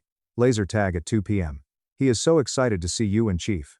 Her reply came back 10 minutes later. "We are going to have to celebrate another time. Money is a little tight right now. Happy early birthday to him." I stared at the text, feeling a slight twinge of disappointment, but I immediately rationalized it. I had literally just told her I couldn't give her $2,500 because my own money was tight. It would be entirely hypocritical of me to get angry at them for being on a strict budget too. I assumed they just couldn't afford a gift right now and felt embarrassed. I texted back, "No worries at all. We completely understand. We'll bring some leftover cake by on Sunday." Saturday arrived. The laser tag party was chaotic, loud, and absolutely perfect. Leo and his friends ran themselves ragged. He blew out his candles on a slightly lopsided superhero cake, his face glowing in the dim light of the arcade. He was happy. I was happy. That night, after I had scrubbed the frosting off Leo's face and tucked him into bed, I collapsed onto my worn-out living room couch. I was exhausted, my feet ached, and my ears were still ringing from the arcade sirens. I pulled out my phone and mindlessly opened Facebook. The very first thing on my feed was a post from Chloe. It was a massive photo album titled, "The Ultimate Joint Birthday Bash for Mason and Lily." I froze. I tapped the album. There were 45 photos. And as I swiped through them, my stomach plummeted into my shoes. This wasn't a backyard barbecue, this was a spectacularly lavish event. Chloe had rented out an entire indoor trampoline park and private venue. There was a professional DJ. There was a petting zoo with a miniature pony. There was a massive, 3-tiered custom fondant cake that easily cost $400 alone. The kids were wearing custom embroidered matching outfits. But that wasn't what made the air leave my lungs. In almost every single photo, right in the center of the chaos, smiling, laughing, and handing out massive, expensive-looking wrapped gifts, were my parents, Brenda and Thomas. The exact same parents who told me money was tight just a few days ago. The exact same parents who couldn't be bothered to drive 15 minutes to a dingy laser tag arena to watch my son blow out his candles. They were at my sister's extravagant party. On the exact same day, at the exact same time, I felt a cold, hard knot form in my chest. It wasn't just anger, it was a profound, suffocating betrayal. I had been subsidizing Chloe's life so she could afford to survive, and she was throwing thousands of dollars at a party. My parents had lied to my face to avoid my son, only to shower Chloe's kids with affection and gifts. Suddenly, I heard the floorboards creak behind me. Mom? I whipped around. Leo was standing in the hallway, clutching his stuffed shark, rubbing his eyes. He must have woken up to use the bathroom. Before I could lock my phone screen, he walked over and looked over my shoulder. The screen was glaringly bright in the dark room, displaying a high-definition photo of my dad hugging Mason, a massive wrapped box in his hands. Leo stared at the screen. He didn't cry. He didn't throw a tantrum. He just went incredibly still. His little shoulders slumped, and he looked at me with eyes that were far too old for an 8-year-old. Is that Mason's party? He asked quietly. Yeah, baby, I whispered, my voice trembling. Come here. He climbed onto the couch and leaned against me. We sat there in silence for what felt like an eternity. Then, he looked down at his hands and muttered 5 words that completely shattered my heart. They always choose them, Mom. Have you ever heard your child voice a dark, painful truth that you thought you had successfully hidden from them? It is the worst feeling in the world. Leo wasn't just reacting to this one party. He was summarizing years of subtle favoritism. Years of his grandparents showing up late to his events but being front row for his cousins. Years of canceled plans and forgotten promises. He knew. My sweet, innocent boy knew exactly where he stood in the family hierarchy. I hugged him fiercely. I kissed the top of his head. I choose you, I told him, fighting back tears. I will always, always choose you. Your party was amazing today, right? He nodded slowly. Yeah. It was fun. I got him a glass of water, walked him back to his room, tucked him in, and sat on the edge of his bed until his breathing evened out and he fell asleep. Then, I walked back out to the living room. The sadness was completely gone. In its place, was a white-hot, blinding rage. I didn't call my mom. I didn't text Chloe. I didn't demand an explanation. Explanations are for misunderstandings, and this wasn't a misunderstanding. This was a choice. I opened my phone, logged into my banking app, and navigated to the recurring transfers page. I stared at the active $500 monthly transfer to Chloe's account. It was scheduled to pull in 3 days. Without a single second of hesitation, I hit cancel. I went into my payee list and completely deleted her banking details. I deleted her Cash App. I deleted her Venmo. I shut off the faucet completely and permanently. Was it a ruthless move? Absolutely. But as I sat in the dark, listening to the rattling hum of my cheap refrigerator, I realized I was entirely done. I was done driving a broken-down car while funding a sister who rented petting zoos. I was done bleeding myself dry for a family that viewed my son as an afterthought. I went to sleep feeling a strange, terrifying sense of peace. The peace didn't last long. At exactly 9 a.m. the next morning, someone started pounding on my apartment door. It wasn't a polite knock. It was the heavy, aggressive pounding of someone trying to break down a barrier. Barnaby the cat. Yes, my car and my cat have the same name. Don't judge me. Scrambled under the sofa in terror. I opened the door, still holding my morning coffee. My dad, Thomas, was standing in the hallway. His face was flushed red, his jaw was clenched, and he was already pointing a thick finger at my face. What the hell did you do, Maya? He barked, stepping toward the threshold. I didn't step back. I didn't invite him in. I just leaned against the doorframe and took a slow sip of my coffee. Good morning to you too, Chief. Keep your voice down. Leo is watching cartoons in his room. Don't give me that attitude, he snapped, lowering his voice to a furious hiss. Chloe called your mother at 7 a.m. in absolute hysterics. Her auto pay for her electric bill bounced because the transfer you always send didn't hit her pending account. You cut her off without a single word of warning. She has 3 kids and no husband, Maya. You don't just pull the rug out from under family. Let's just pause and appreciate the sheer, unadulterated audacity of this moment. My father, who had deliberately skipped his grandson's birthday to shower his other grandchildren with gifts at a rented trampoline park, had driven across town first thing in the morning to scream at me for no longer funding the sister who threw the party. Did Chloe happen to mention why I might have stopped the payments? I asked, my voice dangerously calm. She said she has absolutely no idea. You're just being vindictive. Did she mention Mason and Lily's birthday party yesterday? I asked, locking eyes with him. The massive, expensive party with the DJ and the petting zoo? The one you and Mom attended on the exact same day as Leo's birthday? The birthday you explicitly told me you couldn't attend because money was tight? My dad faltered. The anger in his eyes flickered, replaced by a brief flash of panic. He knew exactly what I was talking about. That was different, he stammered, trying to regain his footing. Chloe needed the help to make it special. Those kids have been through hell with Derek leaving. They deserved something nice to take their minds off it. And Leo? I asked, my voice finally cracking like a whip. Leo's dad walked out on him too. Does Leo not deserve something nice? Does Leo not deserve his grandparents? You're blowing this out of proportion, Maya, he deflected, waving his hand dismissively. We were going to make it up to Leo next weekend. You can't punish your sister's kids just because your feelings are hurt. My feelings? I laughed, a harsh, bitter sound. This isn't about my feelings, Dad. Last night, Leo saw the photos Chloe plastered all over Facebook. He saw you handing Mason a giant present. You know what your 8-year-old grandson said to me? He looked at me and said, they always choose them. He knows, Dad. He knows exactly how little he matters to you. The color completely drained from my father's face. He opened his mouth, but no words came out. He looked like I had just punched him in the stomach. He had clearly never considered that a child might be keeping score. Before he could formulate an excuse, I stepped back and grabbed the door handle. I'm not punishing anyone. I am simply setting a boundary. I am done being the family ATM while my son gets treated like a burden. Tell Chloe she needs to find a new sponsor. I slammed the door in his face and locked the deadbolt. Within 30 minutes, my phone became an active war zone. Chloe, I cannot believe you are doing this to me. I have 3 babies to feed. You are seriously cutting off my grocery money because you're jealous of a birthday party. You are sick. Brenda, Maya, this is absolutely unacceptable. This is not how I raised you. Family helps family. You are acting incredibly selfish. Call your sister immediately and fix this before you do permanent damage to this family. I didn't reply to a single text. I put my phone on Do Not Disturb, made Leo some terribly misshapen chocolate chip pancakes, and took him to the Science Museum for the entire day. By Monday, the silence was driving them insane. During my lunch break at the dental clinic, my phone buzzed with a call from a number I actually wanted to answer. Uncle Arthur. Arthur is my mom's older brother. He is 62, a retired fire chief. He's the one who got my dad into the department years ago, and he is the only person in my entire extended family who possesses a functioning moral compass. He's calm, he's ruthlessly fair, and he doesn't tolerate Brenda's manipulation. Hey kiddo, Arthur said, his voice gravelly and warm.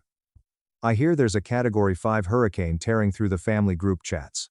I let out a breath I didn't know I was holding. That's the understatement of the decade, Uncle Art.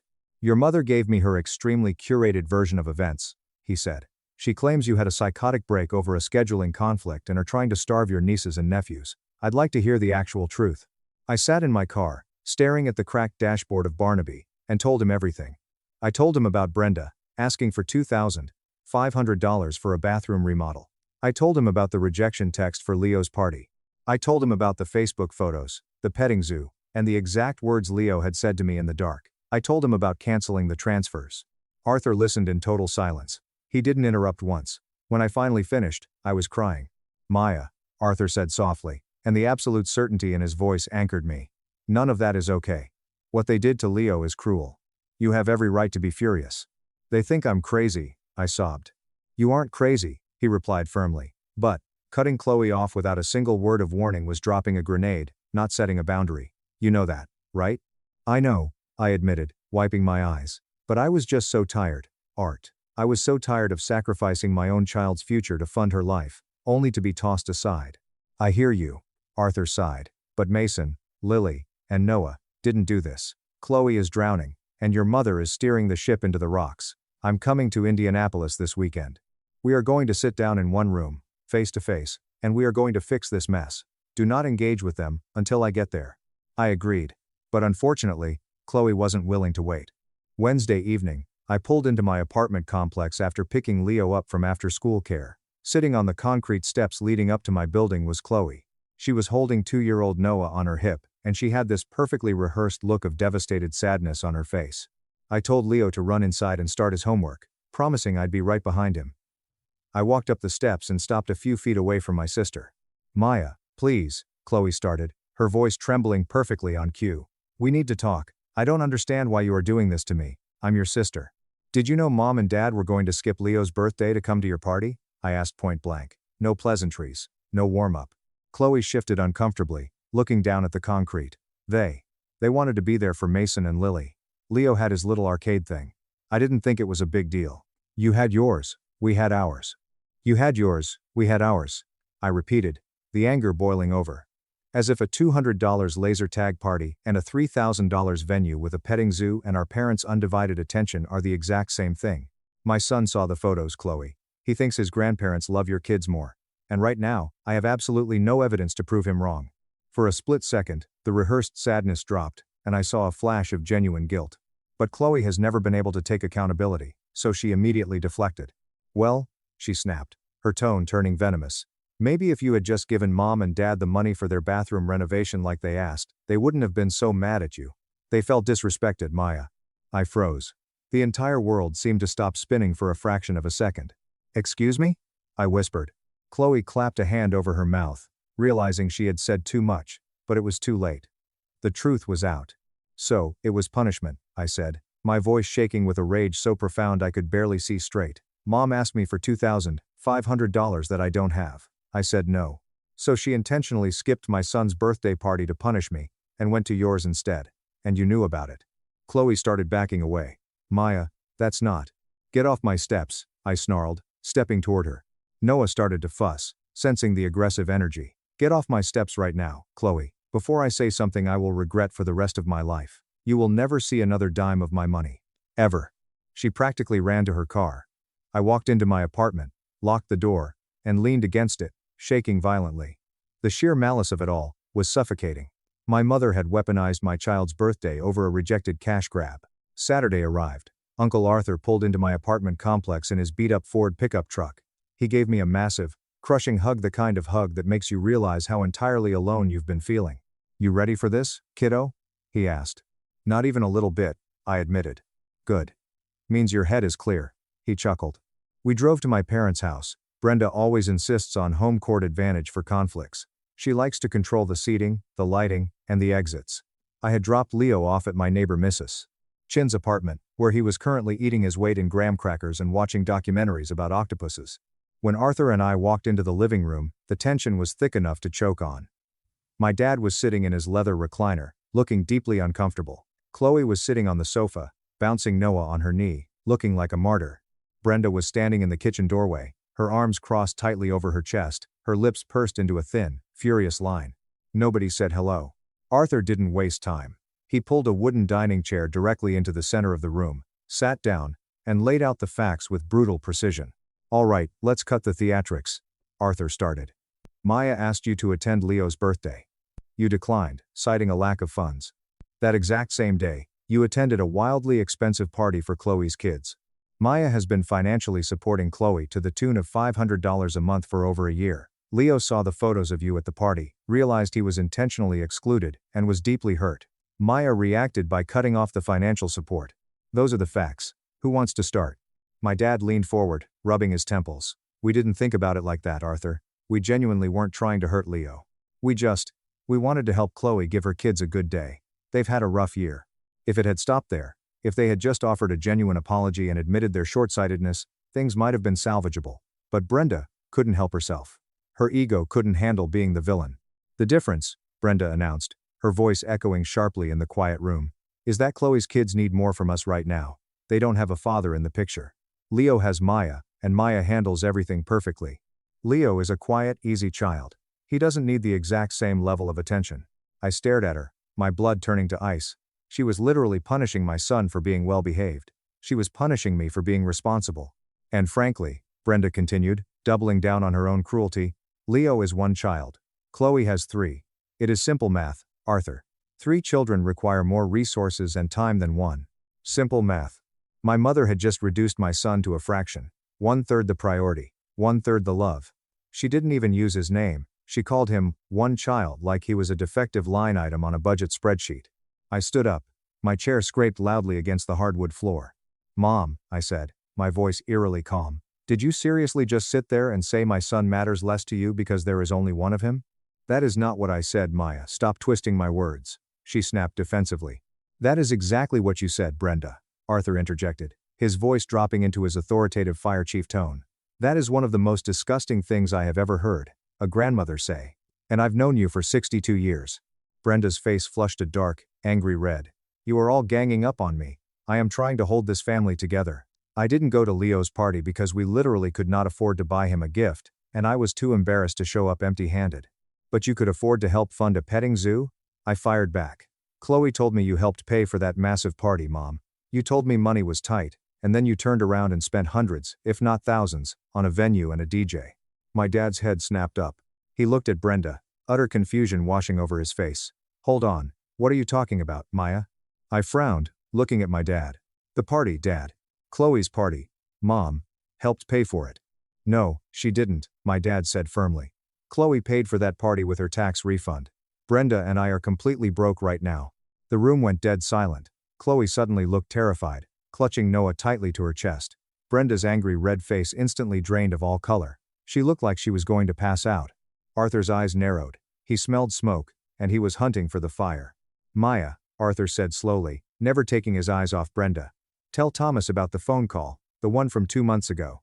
I looked at my dad, who was now gripping the armrests of his recliner. Dad. 2 months ago, Mom called me. She said you guys were redoing the master bathroom, and the contractor needed an extra $2,500. She demanded I give it to her. When I said I couldn't afford it, she got furious and told me Chloe would have found a way. My dad stood up slowly. He is a big man, and when he stands up like that, the entire room feels smaller. He looked at Brenda, who was physically shrinking back against the kitchen counter. Brenda, my dad said, his voice trembling with a terrifying, suppressed rage. We are not redoing the master bathroom. We haven't even spoken about redoing the master bathroom in 5 years. What, $2,500? Brenda started stammering. Thomas, please, I can explain. It's not what it sounds like. What, $2,500, Brenda? He roared. Even Noah jumped and started crying. Arthur stood up, crossing his arms. Let me take a wild guess. Chloe didn't pay for that party with a tax refund, did she? And Maya, I bet if you checked Chloe's social media closely, you'd notice a lot of new luxury items over the last few months. I blinked, my mind racing. She bought a purebred French bulldog puppy 2 months ago. She said a friend gave it to her. And she's been taking weekend trips to a spa in Michigan. My dad turned his furious gaze to Chloe. How are you affording spa trips and purebred dogs, Chloe? Maya has been paying your electric bill. Chloe burst into theatrical, hyperventilating tears, burying her face in the baby's blanket. I'm sorry. I'm so sorry, Daddy, please don't be mad. Tell me the truth. My dad bellowed. Through her hysterical sobbing, the sickening, twisted truth finally spilled out, and it was so much worse than I could have ever imagined. Chloe's ex-husband, Derek, hadn't vanished. Well, he had. But the state of Arizona had finally caught up with him 8 months ago. They garnished his wages. Chloe had been receiving a court-ordered $1,200 a month in child support for the last 8 months. But Chloe didn't tell me. She didn't tell me because she knew if she did, I would stop sending her my hard-earned $500 a month. She decided to double dip. She took Derek's $1,200, plus my $500, and she started living way beyond her means. She racked up massive credit card debt buying designer clothes for her kids, the French bulldog, the spa trips, and ultimately, the insane $3,000 birthday party. Eventually, the credit card companies came knocking. Chloe panicked and confessed everything to Brenda. Instead of making Chloe face the consequences, Brenda decided to cover it up so my dad wouldn't find out. My dad handles the household finances, so Brenda couldn't just take money from their joint checking account. So, what did my mother do? She went to a predatory lending company and took out a secret $25,000 personal loan using her car as collateral. She used the loan to pay off Chloe's credit card debt and fund the lavish birthday party. But the interest rates on the loan were astronomical. When the first massive balloon payment came due, Brenda panicked.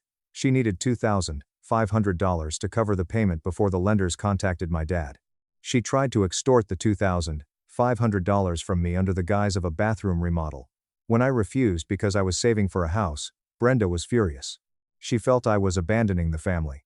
To punish me, she convinced my dad that I was being deeply disrespectful, and that they should skip Leo's laser tag party to go support Chloe instead. My dad fell back into his recliner, putting his face in his hands. He looked utterly destroyed. He had missed his grandson's birthday, broken the heart of a little boy who idolized him, all because his wife was orchestrating a massive financial fraud to protect their golden child. You lied to me, my dad whispered, looking at Brenda with pure disgust. You put a lien on your car? You let Maya bleed herself dry for a year while Chloe was cashing child support checks? And you used my grandson as a pawn to punish Maya for not paying your secret debts? Brenda was sobbing now, sliding down the kitchen cabinet to sit on the floor. I was just trying to protect my baby. Chloe made a mistake. I didn't want you to hate her. I want I don't hate her, my dad said, his voice completely dead, but I cannot look at either of you right now. He turned to me. Tears were streaming down his weathered cheeks. Maya, God, Maya, I am so sorry. I am so incredibly sorry. I didn't know. I swear to you, I didn't know about the money. She told me we couldn't afford a gift for Leo, and I was so ashamed I couldn't bear to show up empty-handed. I should have been there. I failed you, and I failed that little boy. I believed him. For the first time in this entire nightmare, I saw genuine, unadulterated remorse. Arthur took control of the room. Here is what happens now, he announced, pointing at Brenda and Chloe. Chloe, you are going to sell that damn dog, you are going to get a job, and you are going to pay back every single penny of that loan. Brenda, you are handing over all financial control to Thomas immediately. If you try to hide a single cent again, I will personally help Thomas pack your bags. He turned to my dad. Thomas, you have a lot of work to do to fix what you broke with Leo. You don't buy his forgiveness, you earn it with time. My dad nodded vigorously, wiping his eyes. I will. I swear I will. I looked at my sister, who was still sobbing on the couch, and my mother, weeping on the floor. I didn't feel angry anymore. I just felt a profound, overwhelming pity. They were so consumed by their own selfish, twisted dynamic that they had destroyed the entire family. I'm done, I said quietly, picking up my purse. Chloe, do not ever contact me for money again. Mom, you are not welcome at my home, until I say otherwise. Dad, you know where we live. If you want to see Leo, you come alone. I walked out the front door, the spring air hitting my face like a cool towel. Arthur followed me out, placing a heavy, reassuring hand on my shoulder. You did good, kid, he said. You broke the cycle. It's been 3 months since the family meeting. Families don't magically heal like in the movies. You don't just hug it out and pretend a $25,000 betrayal didn't happen. But things have fundamentally changed. My dad took Arthur's advice to heart.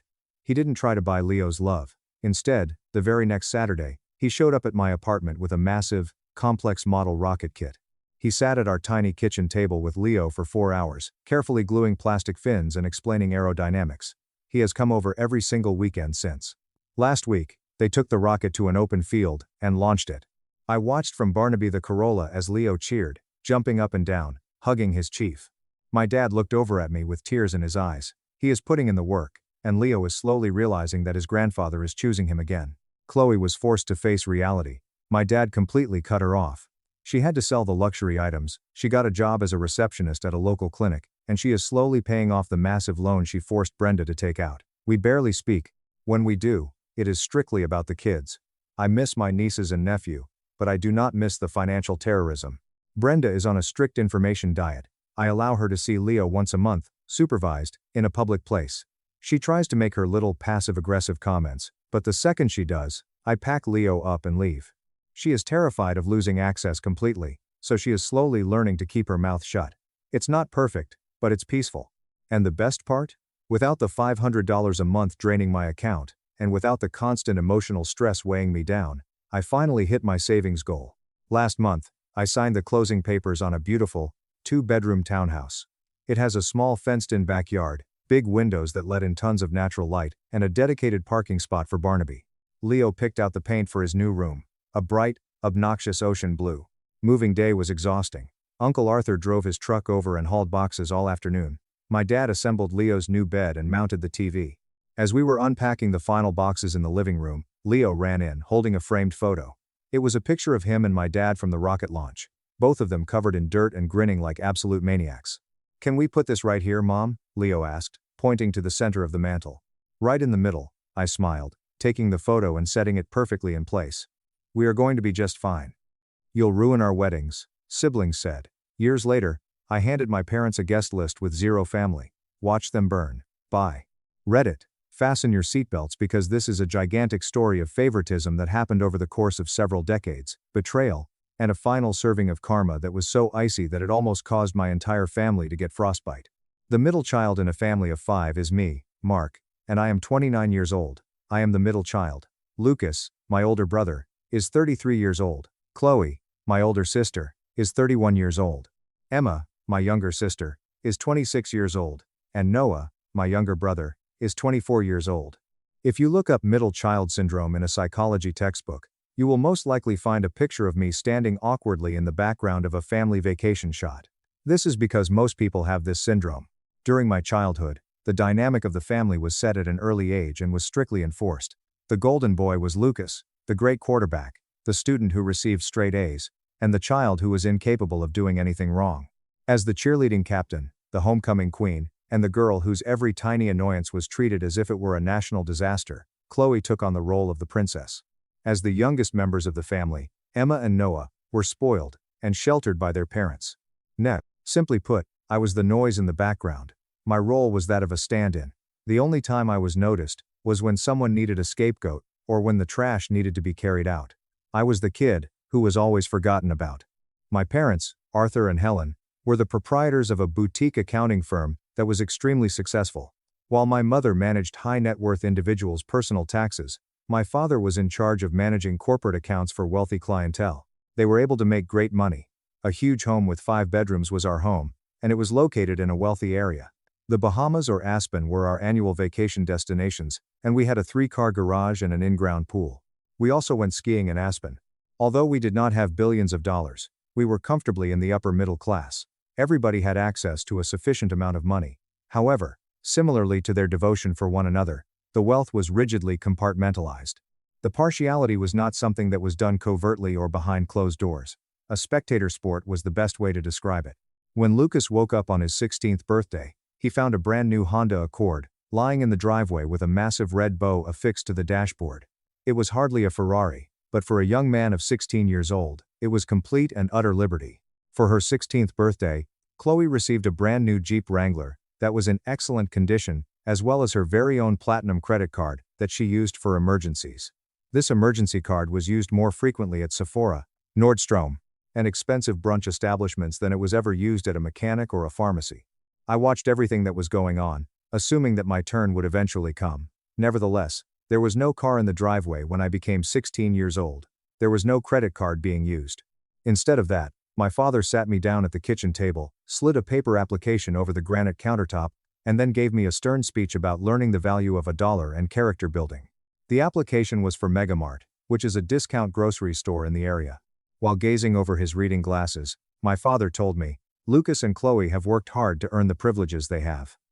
You need to prove yourself, Mark. You need to show us you have what it takes." What can I prove?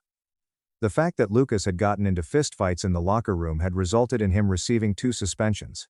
Because Chloe was texting, she drove her brand new Jeep directly into a brick mailbox, incurring $4,000 worth of damage. My parents paid for the damage out of their own cash without a single word of condemnation being spoken to them because of the accident. However, I was the one who needed to demonstrate his value, despite the fact that I was the kid who never got into trouble, maintained great grades, and never approached anyone for anything. Consequently, I went to work. During my time in high school, I was under the impression that I smelled like rotting fruit, industrial bleach, and inexpensive cardboard. In exchange for $8.50 per hour, I bagged groceries. It was during the school year that I worked 25 hours per week, but during the summer I worked 40 hours per week. It was every single dime that I saved. No, I did not attend any parties. Not a single movie was seen by me. It was as if I were a monk. After working shifts that were extremely taxing for a year, I decided to use my resources to purchase a rusty 1999 Ford Taurus that had 190,000 miles on it. I was unable to open the passenger door from the inside. The air conditioner was blowing hot air, and it made a shrill sound every time I applied the brakes. It was, however, mine. It was purchased by me. Everyone would be unable to take it away from me. During this time, my parents financially supported both Lucas and Chloe throughout their college careers. One of the most prestigious fraternities at Central State University, which cost $3,500 per semester, was joined by Lucas. After spending $4,000 per semester, Chloe became a member of a prestigious sorority. My parents were responsible for paying for my siblings' spring break excursions to Miami and Cancun, as well as their monthly food plans, their textbooks, and their luxurious off-campus apartments. Having a grade point average of 3.8, I was overjoyed when I was accepted to Central State University. At long last, I believed that I had reached their level. During our conversation, my dad and I talked about the dorms and the tuition. My mother let out a sigh, took out a manila folder, and smiled in an attempt to appear as like she was sympathetic. "Mark, honey, we are so proud of you," she began. "We are so happy for you." I recognized that tone. The tone that she employed just before she let go of the hammer was the one that was chosen. "But money has been really tight lately with the firm. The economy is shifting. "We can't afford to pay for your tuition. You'll need to look into student loans, or maybe do a year or two at the community college." The money was scarce. Exactly 3 weeks after they had fully sponsored Lucas's month-long graduation backpacking trip to Prague and Barcelona, she told me this with a straight face. The trip was a month long. Neither of us argued. I was aware that it was pointless. I obtained each of the loans. While I was participating in a full course load, I worked night shifts providing technical support. I only slept for a few hours. I survived on instant ramen, inexpensive coffee, and unadulterated, unfiltered resentment at all times. I received a degree in computer science and a total of $48,000 in debt from my student loans when I graduated. Almost quickly, I was offered a position as a junior systems analyst, which would pay me $62,000 annually. Even if it wasn't a fortune, it was a good beginning. On the less desirable side of town, I moved into a poor flat that was quite cramped. My roommate never cleaned the bathroom, the walls were as thin as paper, and the heater hardly worked. In addition, I had to share the bathroom with her. But I found it to be a safe haven. Within the confines of my flat, where I was shivering, Lucas was prospering. He was able to secure employment in corporate sales, and when he made the decision to purchase a home at the age of 26, my parents gave him a down payment of $30,000. Simply presented him with a check. Chloe moved into a magnificent mansion with marble countertops and a wine cellar after she married Julian, a trust fund kid. The estate was located in a secure location. The marriages, on the other hand, marked the beginning of the genuine psychological warfare. The engagement between Lucas and his girlfriend, Sarah, took place 7 years ago. A professional drone photographer, a live acoustic musician, and champagne on ice were all part of his extravagant beach proposal, which cost a total of $6,000. My parents paid for 50% of it, stating that they believed it was crucial to make a good first impression on Sarah's family. It was with genuine joy that I received the news from Lucas when he called to inform me about it. He was my brother, in spite of everything that happened. "Congratulations, man," I exclaimed as I was on the phone. "When's the big day? Do I need to get fitted for a tux?" On the other end of the line, there was a gaping pause that was excruciatingly long. "Listen, Mark, about the wedding," Lucas began, his voice lowering into this cautious and measured tone. "About the wedding. Sarah and I are keeping the wedding party super tight. We're just having her brothers as groomsmen. We want to keep it simple." I swallowed the disappointment and said, "Okay," at the same time. "No problem. I'll just be there as a guest. Let me know when the invites go out." There is again another halt. This one seemed to go on for an interminable amount of time. As Lucas sighed, "Here's the thing," he said. "Sarah's family is very traditional. They have this old-world superstition. They genuinely believe that having a middle child present at a wedding ceremony disrupts the natural family order and brings bad luck to the marriage. I know it sounds crazy, but her grandmother is adamant about it, and we don't want to cause drama." To put it another way, I laughed out loud. At first, I assumed it was a joke. "You're joking, right? A superstition about middle children? Are you listening to yourself?" He said, "It's not personal, Mark." And he was quite sincere about it. "It's just easier this way. Family dynamics are complicated. Mom and Dad already know, and they agree it's the best way to keep the peace. You understand, right?" Not only did my own parents discuss this matter, but they also agreed to prevent me from attending my brother's wedding due to a fictitious fairy tale curse. However, they did not even have the courage to tell me about it themselves. Totally numb, I hung up the phone and walked away. Throughout the entirety of that night, I was fixated on the water stains that were present on the ceiling of my apartment. I couldn't help but wonder what was so fundamentally flawed within me that my own family regarded me like a disease. The wedding that Lucas described as simple ended up having a total of 14 gentlemen and 14 bridesmaids. When I was on Facebook, I saw the images. It was a huge and extravagant celebration. An ice sculpture of a swan, a live band consisting of 10 members, and a fireworks display were all present. Each and every person came. Members of the extended family, including cousins, aunts, uncles, and friends. One and only I was absent from the scene. The next day, my mother called me, and her voice was so lovely that it was sickening. "It was a beautiful ceremony, Mark. You would have loved it, but you know how Sarah's family is. Nothing personal. Nothing of a personal nature. Just removing me from the record of the family's history." Just 2 years later, I had worked my way up to the top. My compensation increased to $85,000 as a result of my promotion to the position of senior systems engineer. I was making considerable progress in paying off my debt of $48,000. I was constructing a life that was completely dissociated from them. After that, Chloe made the announcement that she was going to marry Julian. There was a large logistical empire that Julian's family ran. The money was from the past.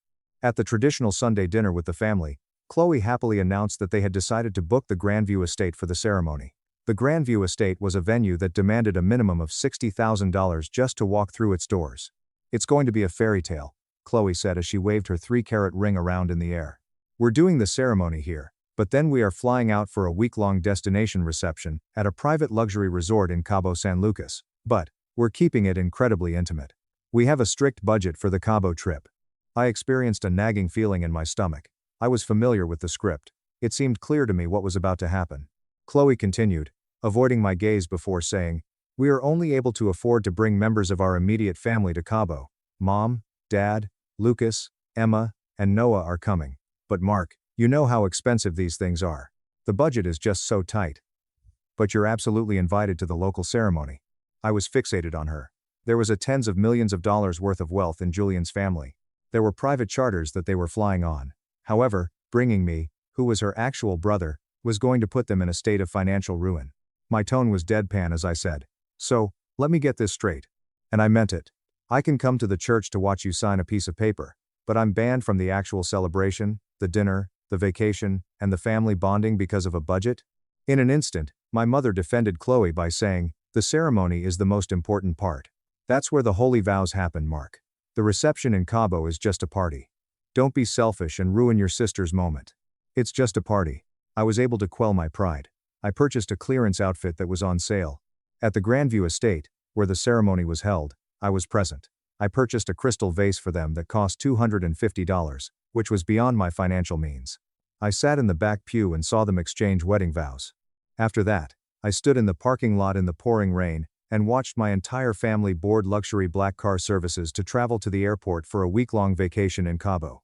During the time when they were enjoying high-quality margaritas on a yacht, I hopped into my rusty Taurus, drove back to my empty apartment, and worked more weekend shifts in order to pay off my student loans before they left. It was Emma's turn to take the stage 3 years after that. At this point, I had become numb to the fact that she was going to marry Ethan, a pharmaceutical representative. I was no longer even troubled by rage, rather, I was overcome with a profound and tiring apathy. During the time that Emma was calling me to talk about the wedding, I interrupted her. "Let me guess," I whispered into the phone. "I'll figure it out. Lucas had a superstition. Chloe had a budget. What's your excuse?" While playing the role of the victim, Emma let out a sigh. "Ethan has a massive family, Mark. He has 8 siblings and dozens of cousins. The venue has strict fire code capacity limits. We had to make some brutal cuts to the guest list. You're invited to the ceremony, but there just isn't a physical seat for you at the reception. It's just a party, Mark. Don't be dramatic." "I'm not being dramatic," I responded in a reassuring manner. "I'm just done. I'm not coming to the ceremony to watch through the glass while you all celebrate without me. Have a great wedding." I then disconnected the phone. As the night progressed, Noah gave me a call. The only member of the family who ever demonstrated even a sliver of self-awareness was Noah. "It's completely messed up, Mark," he stated calmly while they were on the phone together. "You're the only one of us who actually built a life without mom and dad's money. They treat you like garbage. 2. I'll skip the reception in solidarity if you want." I told him, "Don't bother, Noah," and he ignored me. "Enjoy the free food. It won't change anything." The wedding of Emma was not attended by me. On the other hand, I went hiking with my girlfriend, Maya, to a state park as the day's activities. Maya was a perfect angel in every way. From the very beginning, she was able to see right through the toxic dysfunction that existed inside my family. She was a pediatric nurse who was smart and infinitely sensitive. In no way did she put any pressure on me to make peace with them. Just when I needed it, she was there to hold me. In the year that followed Emma's wedding, I took Maya to the same state park that she had visited previously. I got down on one knee, in front of a waterfall that was remote, and I pulled out a modest and stunning white gold ring that I had saved up to buy with cash. It was worth $2,000. She shed a tear. Her response was an immediate yes. A large backyard engagement barbecue was thrown for us by her family, which consists of kind, caring, and normal folks. I had to go hide in the toilet for 10 minutes because I broke down and started crying. Her father, who had retired from teaching high school, gave me a beer, grabbed me into a bear hug, and said, "You've always been a good man, Mark. You're my son now." Up until that point, I had never been told by a parent figure that I was important. During the time that Maya and I were sitting down at her kitchen table to arrange the guest list for our wedding, we came to an agreement on a venue that was both gorgeous and intimate. We chose the Willow Room. At most, we wanted 40 individuals. It was only those few who genuinely loved and supported us. I was fixated on the piece of paper I was holding. This is the list of names that I had jotted down: Arthur, Helen, Lucas, Chloe, and Emma. I remained fixated on those names for a considerable amount of time. It was the Honda Accord that sprang to my mind. I was considering going to Megamart. The college loans, the vacation to Cabo, the bad luck curse, and the capacity constraints were all things that played through my mind. I hushed. I don't want them there, and I was almost too scared to open my mouth and say it out loud. Maya leaned across the table, grabbed the pen from me, and crossed out all 5 names with as much force as she could muster. "Then they aren't coming," she retorted with an angry tone. "This is our day. No toxic energy allowed." 2 months passed, during which we kept the engagement a complete and utter secret from my family. The site was reserved, the caterer was hired, the dress was purchased, and the guest list was finalized presently. I made the decision that it was finally time to reveal the truth. I paid my respects at their obligatory Sunday meal with the family. A large roast had been prepared by my mother. Without a single person being aware of the impending storm that I was going to unleash, everyone was there, laughing and drinking wine. I tapped my water glass in the middle of the meal, in between the salad and the main component. In a casual manner, I announced that Maya and I had become engaged. "We're getting married in 2 months." The table fell into complete silence. The smile that appeared on Mom's face was one of performance. "Oh, Mark, that's wonderful. But why did you wait 2 months to tell us?" "We wanted to enjoy it in private," I said, in a manner that was smooth. Although Chloe was already making it about her, she rolled her eyes. "Ugh, 2 months? That is such a short timeline. I hate rushing for weddings. Where are you even having it? Please tell me it's an open bar." I responded by saying, "We're going to have it at the Willow Room. But actually, I need to clarify something. Maya and I have decided to keep the wedding incredibly intimate. We are strictly limiting the guest list to immediate family." My mother smiled at me, utterly oblivious to the trap. "Oh, that sounds lovely and cost-effective. Just let me know what colors the mothers are wearing so I can buy a dress." I peered into my mother's eyes without any interruptions. "When I say immediate family, Mom, I mean Maya's immediate family, and our closest friends. None of you are invited." Following that, there was a tremendous quiet that was so profound that you could have heard a pin drop on the carpet. There were 5 faces that were staring at me, and their expressions ranged from bewilderment to shock to complete and utter dread. My dad lowered his fork in a measured manner. It was then that the veins in his neck began to swell. "What exactly does that mean, Mark?" My tone was utterly unwavering as I stated, "It indicates that you are not included on the guest list." Chloe let out a very dramatic cry while clenching her pearls. "You're joking. You can't be serious. We are your family." After years of repressing my anger, I finally let it out and asked, "Are you?" I was finally able to let it out. "Because I don't recall being family enough to attend any of your weddings. I was banned from Lucas's wedding because of a fake superstition. I was banned from your Cabo reception because of a budget while your husband's family flew private. I was banned from Emma's reception because of capacity limits. Well, guess what? I have special circumstances too. My special circumstance is that my venue has a strict capacity limit for hypocrites, and my budget doesn't include feeding people who have treated me like a second-class citizen my entire life." Immediately after slamming his hands down on the table, Lucas stood up. "You are being an incredibly petty, vindictive little loser." Those were entirely different situations. After getting to my feet to greet him, I yelled, "How? How is it different, Lucas? Because it happened to the middle child? Because I'm just the punching bag? You all sat around and watched me get excluded, and you smiled and told me it was just a party. Well, my wedding is just a party too, and you aren't coming." In a fit of hysterical sobbing, my mother buried her face in her hands and burst into tears. "Mark, how can you be so cruel? This is your mother. I gave birth to you. And then you ignored me for 29 years, I exclaimed loudly. "You paid for their cars, their college, their weddings, and you handed me an application to a grocery store. You let them ban me from their milestones and you defended them. You reap what you sow." With a trembling finger, my father pointed at me and said, "If you walk out that door and exclude us from your wedding, you are out of this family forever. Do you hear me? You will get nothing from us." My laughter was genuine and ecstatic, and it was accompanied by the phrase, "I already get nothing from you. You have literally nothing I want." Suddenly, Noah, who had remained completely silent throughout the entire conversation, spoke out, "He's right." Everyone turned their heads to look at the child, who was the youngest of the sisters. Despite his fear, Noah appeared to be determined. "We have treated Mark like absolute garbage his entire life, every single one of us. We excluded him, we mocked him, we took Mom and Dad's money and rubbed it in his face. He's finally standing up for himself, and you guys are acting like victims. It's pathetic." Chloe screamed out in a loud voice, "Shut your mouth, Noah. Unexpectedly, my father directed his anger toward my mother. "This is your fault, Helen. You always spoiled Chloe and Lucas. I told you we shouldn't have paid for that Cabo trip." My mother yelled out, "Excuse me?" in response. "You're the one who bought Lucas the car. You're the one who told Mark to get loans." In the midst of my family's complete and utter breakdown, during which they were yelling at each other across the damaged roast dinner, I gently grabbed Maya's hand, grabbed my coat, and walked out the front door. It had been a very long time since I had ever felt lighter. The aftermath was apocalyptic in nature. My mobile device became a battleground for the subsequent 2 weeks. My father left me dozens of voicemails, which ranged from sad pleading to angry threats throughout the course of the conversation. Using text messages, my mother would send me daily novels, in which she would write about how she was crying herself to sleep, and how I was destroying her heart. Chloe and Emma would send me furious messages, in which they would brand me a sociopath. Subsequently, the flying monkeys appeared. I was immediately in contact with my aunts and uncles, some of whom I hadn't spoken to in a decade. Maya took my phone, blocked each and every one of their numbers, and poured me a glass of wine after my Aunt Susan had left a voicemail in which she referred to me as a vicious monster. I was at my apartment when I heard a tap on the door. It was 2 weeks before the wedding. When I opened it, I discovered that my folks were situated in the hallway. The appearance of my mother was dreary, and her eyes were red and puffy. My dad appeared to be victorious. My mother pleaded with myself, "Mark, please," as she attempted to force her way inside. "Just 5 minutes. We are begging you. We'll pay for the whole wedding.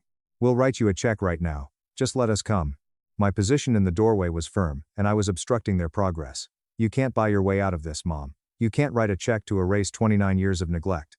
My father pleaded with me, with a crack in his voice. "We made mistakes. We see that now. We should have stood up for you at Lucas and Chloe's weddings. We should have been better. Please, son, don't do this." "Where was this energy when I was sitting in the parking lot in the rain while you guys flew to Cabo?" I inquired in a respectful manner. "Where was this realization when I was eating ramen while you paid for Lucas's fraternity? You aren't sorry for what you did to me. You're just embarrassed that you finally lost control of your punching bag, and you don't want the extended family gossiping about why you aren't at your own son's wedding." When they were looking at me, I shut the door behind them and secured the deadbolt. During the 10 minutes that passed before they finally went, I sat in the hallway and listened to my mother cry. The day of the wedding arrived, and it turned out to be the most amazing and stress-free day of my whole life. Fairy lights and rustic floral arrangements were used to create a stunningly lovely decoration for the willow room. Maya's clothing made her appear to be a goddess, in every sense of the word. The atmosphere was filled with genuine happiness, laughing, and warmth thanks to her family. Nothing dramatic occurred. No silent debates were taking on in the corner of the room. To put it simply, it was love. My friends, my roommates from college, and my coworkers were all seated on my side of the aisle. These were the individuals who had been there for me when I needed emotional support. A ringing sound came from my phone just before the start of the ceremony. This was an SMS message from Noah. Noah's response: "I know I'm not invited, and I respect that. Just wanted to say I love you, man. You deserve this happiness. Drink a beer for me." With a grin on my face, I turned off my phone and went to the wedding of my closest friend. In the course of the event, Maya's father took the stage to offer a toast. "Family isn't always blood, Mark. Family is the people who choose you, who protect you, and who celebrate you without conditions. You are a remarkable man, and we are so incredibly proud to call you our son," he added as he lifted his glass, looked me dead in the eye, and said, "Family isn't always blood."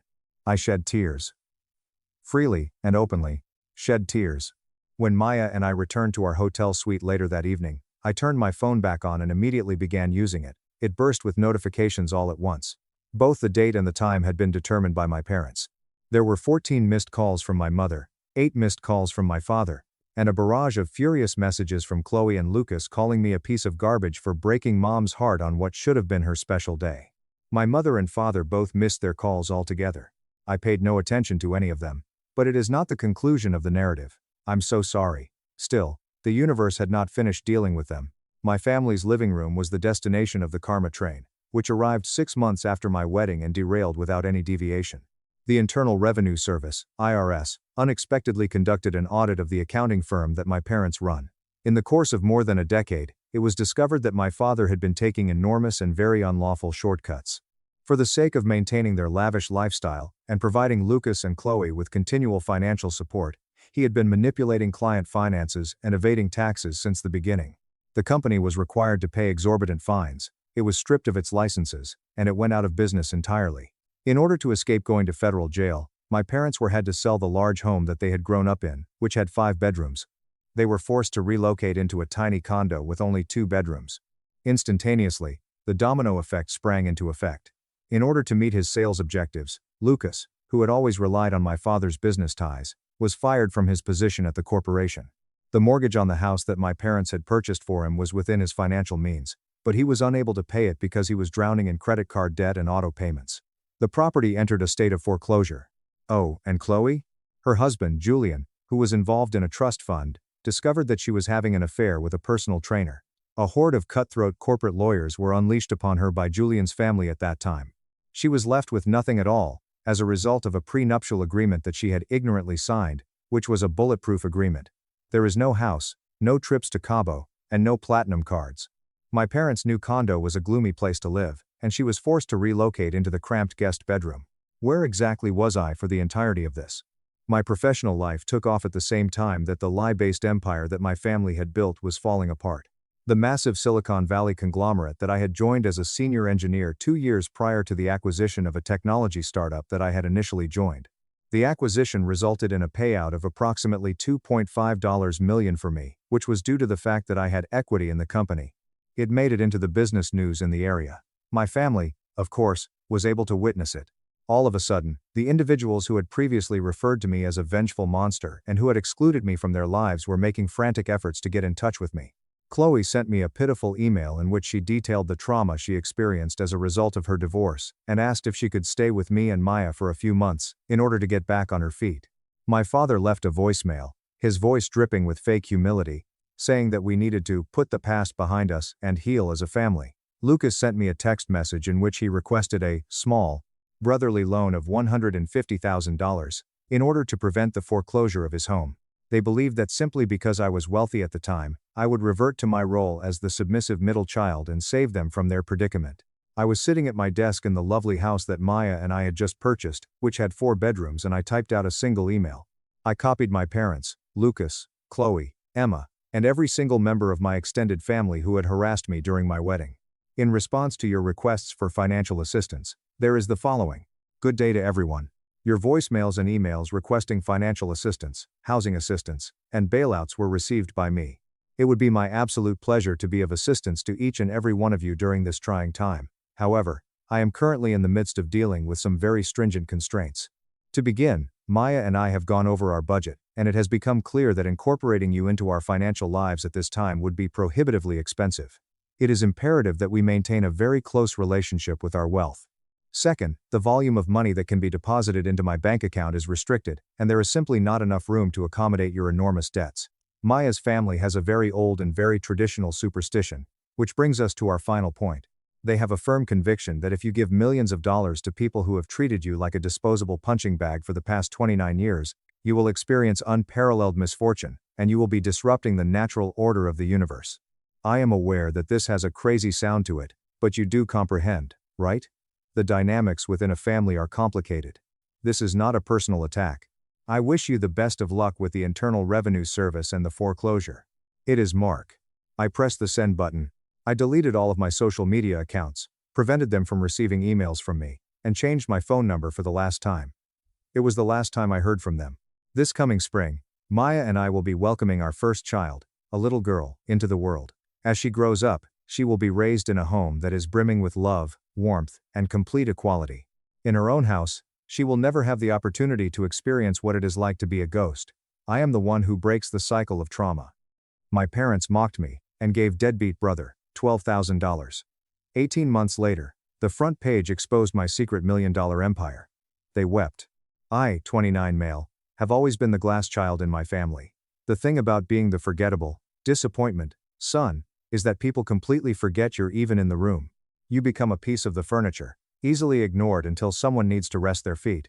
I was sitting at my parents' massive oak dining table, chewing on a piece of dry pot roast that had the exact texture and flavor of profound regret, when my mom reached into her designer purse and handed my younger brother, Derek, 25 male, a thick white envelope. It wasn't his birthday. It wasn't a graduation gift. He had dropped out of his business program 3 years prior. It was just a random, overcast Tuesday in early April. Derek tore open the envelope, his eyes going wide. Holy crap. Are you serious? My dad, sitting at the head of the table, grinned like he had just won the Super Bowl. "You're ready, son. It's time to start investing in your future. We want to see you settled." Derek pulled out a cashier's check and held it up to the dining room chandelier like it was Willy Wonka's golden ticket. It was for $12,000. I kept chewing my pot roast, swallowing hard as the meat suddenly tasted like ash and disappointment with a side of gravy. Mom was practically glowing, clapping her hands together. "Our little homeowner. We are so incredibly proud of you, Derek." Let me paint a picture of Derek for you. Derek was 25 years old. He had been fired from 4 different entry-level jobs in the span of 2.5 years, mostly for chronic lateness or insubordination. His credit score was a legendary disaster so abysmal that basic, high-interest credit card companies sent him rejection letters as a mere courtesy. He drove a leased car he couldn't afford and still sent our parents Venmo requests for gas money and groceries every other week. But sure, according to my parents, he was a mature adult perfectly ready for the massive responsibility of home ownership. "That's awesome, man. Congratulations," I said, and I actually meant it, sort of. I didn't want him to fail, but the blatant favoritism was a bitter pill to swallow. Mom blinked, turning her head to look at me as if she had genuinely just remembered I existed and was taking up space at her table. "Oh, Marcus, how's your little apartment? Are you still in that same cramped place?" She asked the question as if my apartment was a temporary holding cell in a maximum security prison that I would eventually be paroled from. "Yeah, still in the same place," I replied, keeping my tone neutral. "Actually, I've been thinking about buying something myself soon. Maybe a small rental property to get started. I've saved up a decent chunk of change." Dad barked out a laugh. He actually threw his head back and laughed, a deep, booming sound, as if I had just announced my intention to join the circus and tame lions. "Marcus, come on now. Let's be realistic. That is way over your head. You manage apartment buildings for a living. You don't own them. Those are 2 entirely different worlds. Maybe try renting a slightly nicer apartment first. Baby steps, son. Baby steps." At 25, Derek smirked into his garlic mashed potatoes. He didn't say a single word. He didn't have to. The smugness radiating off him was loud enough. I just nodded, forcing a tight, polite smile. "You know what, Dad? You're probably right." Mom reached over and patted my hand. It was the kind of pat that is supposed to be comforting, but it felt significantly more like someone awkwardly patting a dog that had just peed on the living room rug. "We just want what's best for you, sweetie. There's absolutely no need to take unnecessary financial risks. You're doing just fine at your own pace. Here is the fundamental truth about being the family disappointment. It is never one massive, cinematic moment of betrayal. It is 1,000 tiny, paper-thin cuts that eventually spell out the words, 'not good enough,' in thick scar tissue across your psyche." When I was 14, I spent an entire month building an incredibly elaborate, fully functional robotics arm for a state science fair. I wired the whole thing myself, coding the movements late into the night. I won, first place in the entire state. Dad's response when I brought the massive trophy home? "Well, at least you're good with your hands. That'll be useful for trade work." 2 months later, Derek got a basic honorable mention in a regional soccer tournament because his team managed to not finish dead last. Dad immediately bought him a $2,000 gaming PC, and Mom took him on a weekend trip to a theme park to celebrate his athletic dedication. I got a generic pat on the back and was told to make sure I took the trash out before bed. Mom wasn't always completely dismissive. When I was very young, before Derek came along and absorbed all the oxygen in the house, she would sit with me at the kitchen island, making me hot chocolate and listening to my endless promises that I was going to be an architect someday, someone who built massive, important things. But then Derek started playing sports, started demanding attention, started being the loud, charismatic center of their universe. And I slowly morphed into Marcus is doing fine in his own quiet way, which was their subconscious code for, "Please stop expecting us to invest emotional energy into you." After that excruciating dinner, I drove home to my apartment in my 2009 Toyota Corolla. It had 192,000 miles on the dash, a cracked rear bumper, and a check engine light that had been glowing so long I considered it part of the interior ambient lighting. My apartment was on the 3rd floor of a walk-up building with no elevator. I paid $1,300 a month for 550 square feet of cozy living space, which is real estate broker speak for, you can touch all 4 walls if you stand in the center of the room and stretch. My neighbors were a college kid, who practiced the trumpet terribly at 1 a.m., and an elderly woman named Barbara who hoarded ceramic owls. But it was mine.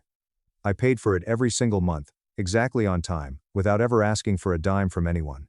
I walked inside, threw my keys on the counter, and sat down on my couch, a hideous, brown corduroy monstrosity I had bought off Facebook Marketplace for $40. I flipped open my laptop.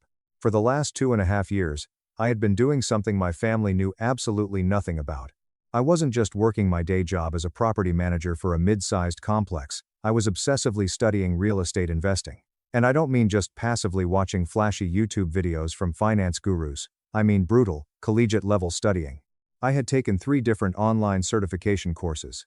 I had read over a dozen dense books on property law, taxation, and market analysis.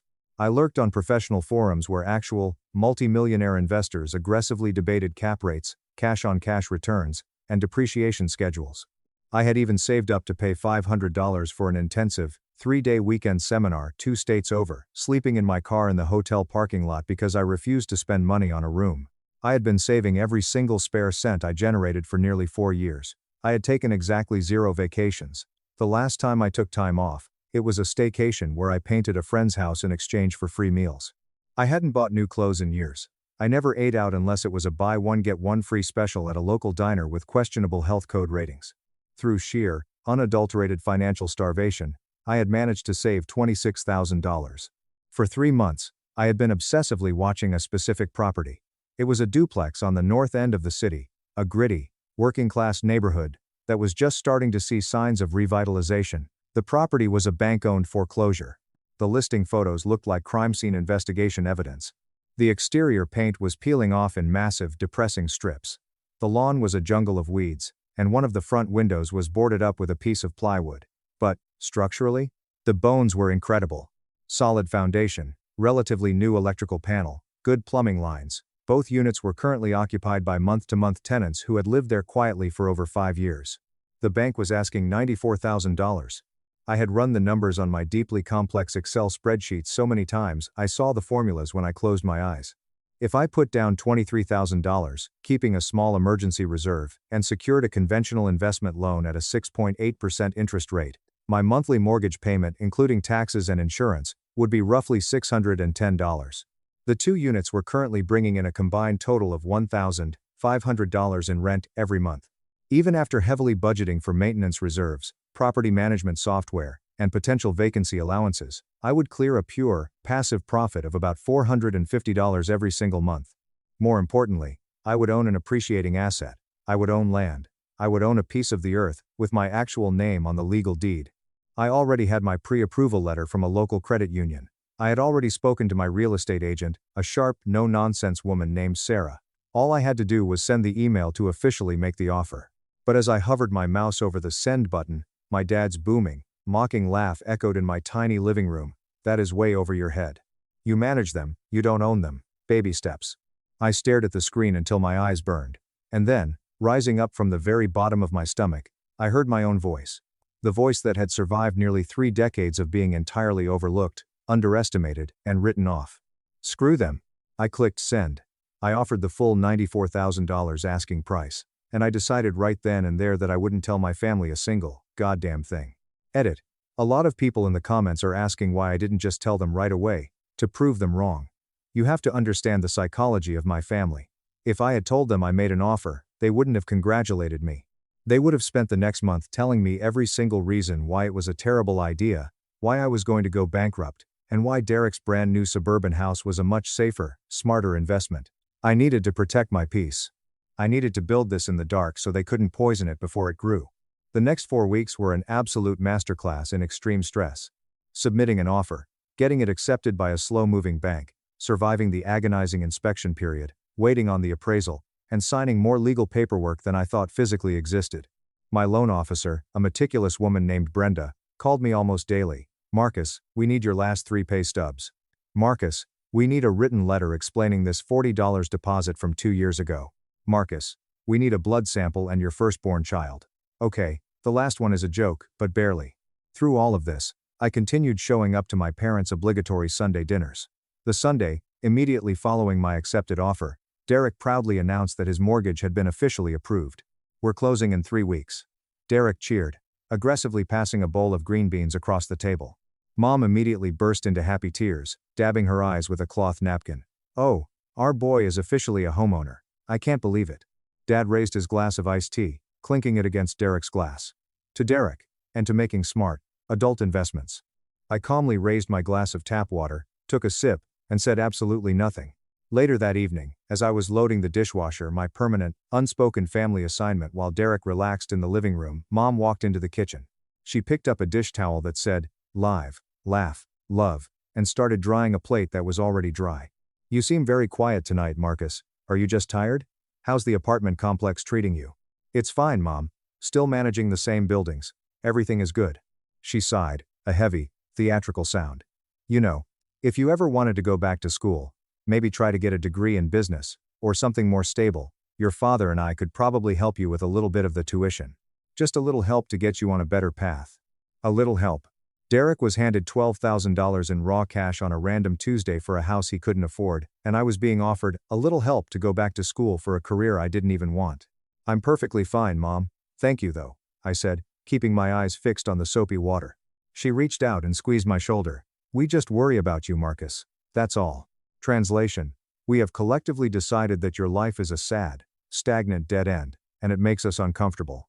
At exactly 11:47 p.m. that night, my phone buzzed on my nightstand. It was a text from Sarah, my agent. "Appraisal just came back. It hit $96,000. You have instant equity. We are clear to close next Thursday. Congratulations, Marcus." I sat up in bed and stared at that glowing screen for 10 full minutes in the dark. I was going to own a property. I desperately wanted to call someone. I wanted to shout it from the tiny balcony of my third-floor apartment. I wanted to post a picture online. But I didn't. I locked my phone, laid back down, and smiled at the ceiling. This was mine. Completely. Undeniably mine. Closing day arrived. I told my boss I had an emergency dental root canal. I put on my one good button-down shirt from Target, ironed it meticulously, and drove my beat-up Corolla to the title company's office. The office smelled like stale coffee paper and old leather. It was just me, Sarah, and a title officer named Margaret who looked like she had been notarizing documents since the signing of the Declaration of Independence. "Sign here. Initial here. Date here. Sign here." I signed my name until my hand physically cramped. Finally, Margaret closed the massive binder, smiled warmly, and handed me a thick manila folder. "Congratulations, Mr. Hayes. You are officially a property owner. Here are your keys." I walked out into the bright afternoon sun, holding those two sets of brass keys. A wave of emotion hit me so hard I had to lean against my car for a second. It was a feeling I had never experienced in my entire 29 years of life. It was real, earned, unadulterated pride. I immediately drove to the north end to see my property. I parked across the street and just stared at it. In the harsh daylight, it honestly looked slightly worse than the listing photos. The weeds were knee-high. There was a faded spray-painted tag on the side of the detached garage, and one of the aluminum gutters was hanging on by a single rusted screw, completely defying the laws of physics. But it was mine. I walked up the cracked concrete path and knocked on the door of Unit A. A woman in her mid-50s opened the door. She looked exhausted but had kind eyes. "Hi, I'm Marcus. I'm the new owner of the building. I just wanted to introduce myself." Her face instantly flooded with a mixture of shock and relief. "Oh, thank God. The last owner was a ghost. He never fixed a single thing. I'm Elena. The main heater in the living room has been making a terrifying grinding noise for 3 months, and the bathroom sink leaks into a bucket. I'll be here Saturday morning at 8 a.m. to fix both of those things, Elena, I promise." She looked at me like I was lying, but she nodded. "Okay, thank you, Marcus." That weekend, I learned a very harsh lesson about real estate. YouTube DIY tutorials are filmed by professional liars. A video titled, "Quick 1 5-Minute Heater Fix," actually translates to 4 hours of sweating, swearing, cutting your knuckles on sharp metal, and making 3 separate, frantic trips to Home Depot. But as I sat on the floor of Elena's unit, covered in dust and grease, tightening the final bolt on the blower motor, I flipped the breaker. The heater roared to life, a smooth, quiet, beautiful hum of warm air. Elena, who had been watching me from the kitchen, actually clapped her hands together. She brought me a plate of homemade empanadas. "You actually fixed it. You're a miracle worker, Marcus." "Just a guy with a toolbox and a lot of stubbornness," I laughed, taking an empanada. I drove back to my tiny apartment that night physically exhausted, muscles aching, holding a $310 Home Depot receipt. But as I showered the grime off, I felt something profound. I felt incredibly useful. I was building a life. The very next day was Derek's official housewarming party. He had closed on his house on Friday. I showed up with a decent bottle of wine I bought on sale. The house was located in a sprawling, brand new suburban development where every single house looked exactly identical. It smelled like fresh paint and the official family scent of pot roast. Derek and his girlfriend, Chloe, were giving everyone a grand tour. 4 bedrooms, 2.5 baths, a massive 2-car garage, and look at the granite in this kitchen. Derek boasted, leaning against the island. Mom was practically vibrating with joy, taking dozens of photos on her iPad. Dad was holding a beer, nodding approvingly at the crown molding. When the tour ended, Derek walked up to me, clapping me on the shoulder. Pretty nice, right? You should come hang out here on weekends. Get out of that tiny apartment. Maybe seeing this will finally inspire you to buckle down and buy something yourself someday. Someday. He said it like it was a mythical concept I could never possibly achieve. I just smiled, taking a sip of my drink. Yeah, man. Maybe someday. It's a great house. Later, Dad cornered me on the back patio. Your brother is really making something of himself, Marcus. Stable house, good woman, thinking about the future. You could have this too, you know. If you just stopped messing around with that dead-end property management job and got a real career. I looked at my dad. I looked at his condescending eyes. I wanted so badly to scream that I owned a duplex, that I had closed 2 days before Derek. That I had done it entirely with my own blood, sweat, and cash, without begging for a $12,000 handout. But the spite inside me was stronger than the need for validation. I wanted to see how far I could take this. I'm doing just fine, Dad, I said quietly. I went home that night and immediately started hunting for property number 2. By late October, just 6 months after buying the North End duplex, I found it. It was a smaller duplex on Elmwood Avenue. It was listed for $78,000 because it was in rough shape. One unit was occupied by a quiet older man named Frank who paid $700 a month faithfully. The other unit was completely vacant, and the previous tenant had been a severe hoarder. The place smelled like cat urine and despair. The roof also needed to be replaced within the next year. My agent, Sarah, thought I was losing my mind. Marcus, you just bought a property. This one needs an $11,000 roof and a hazmat team. Are you sure? The math works, I told her. I'm sure. I used a home equity line of credit, HELOC, on property 1, combined with the rest of my savings, to cover the down payment and the roof repair. It was incredibly risky.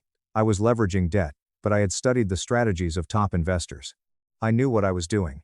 I closed in early November. I convinced my best friend, Sam, to help me clear out the hoarder unit in exchange for unlimited pizza and beer.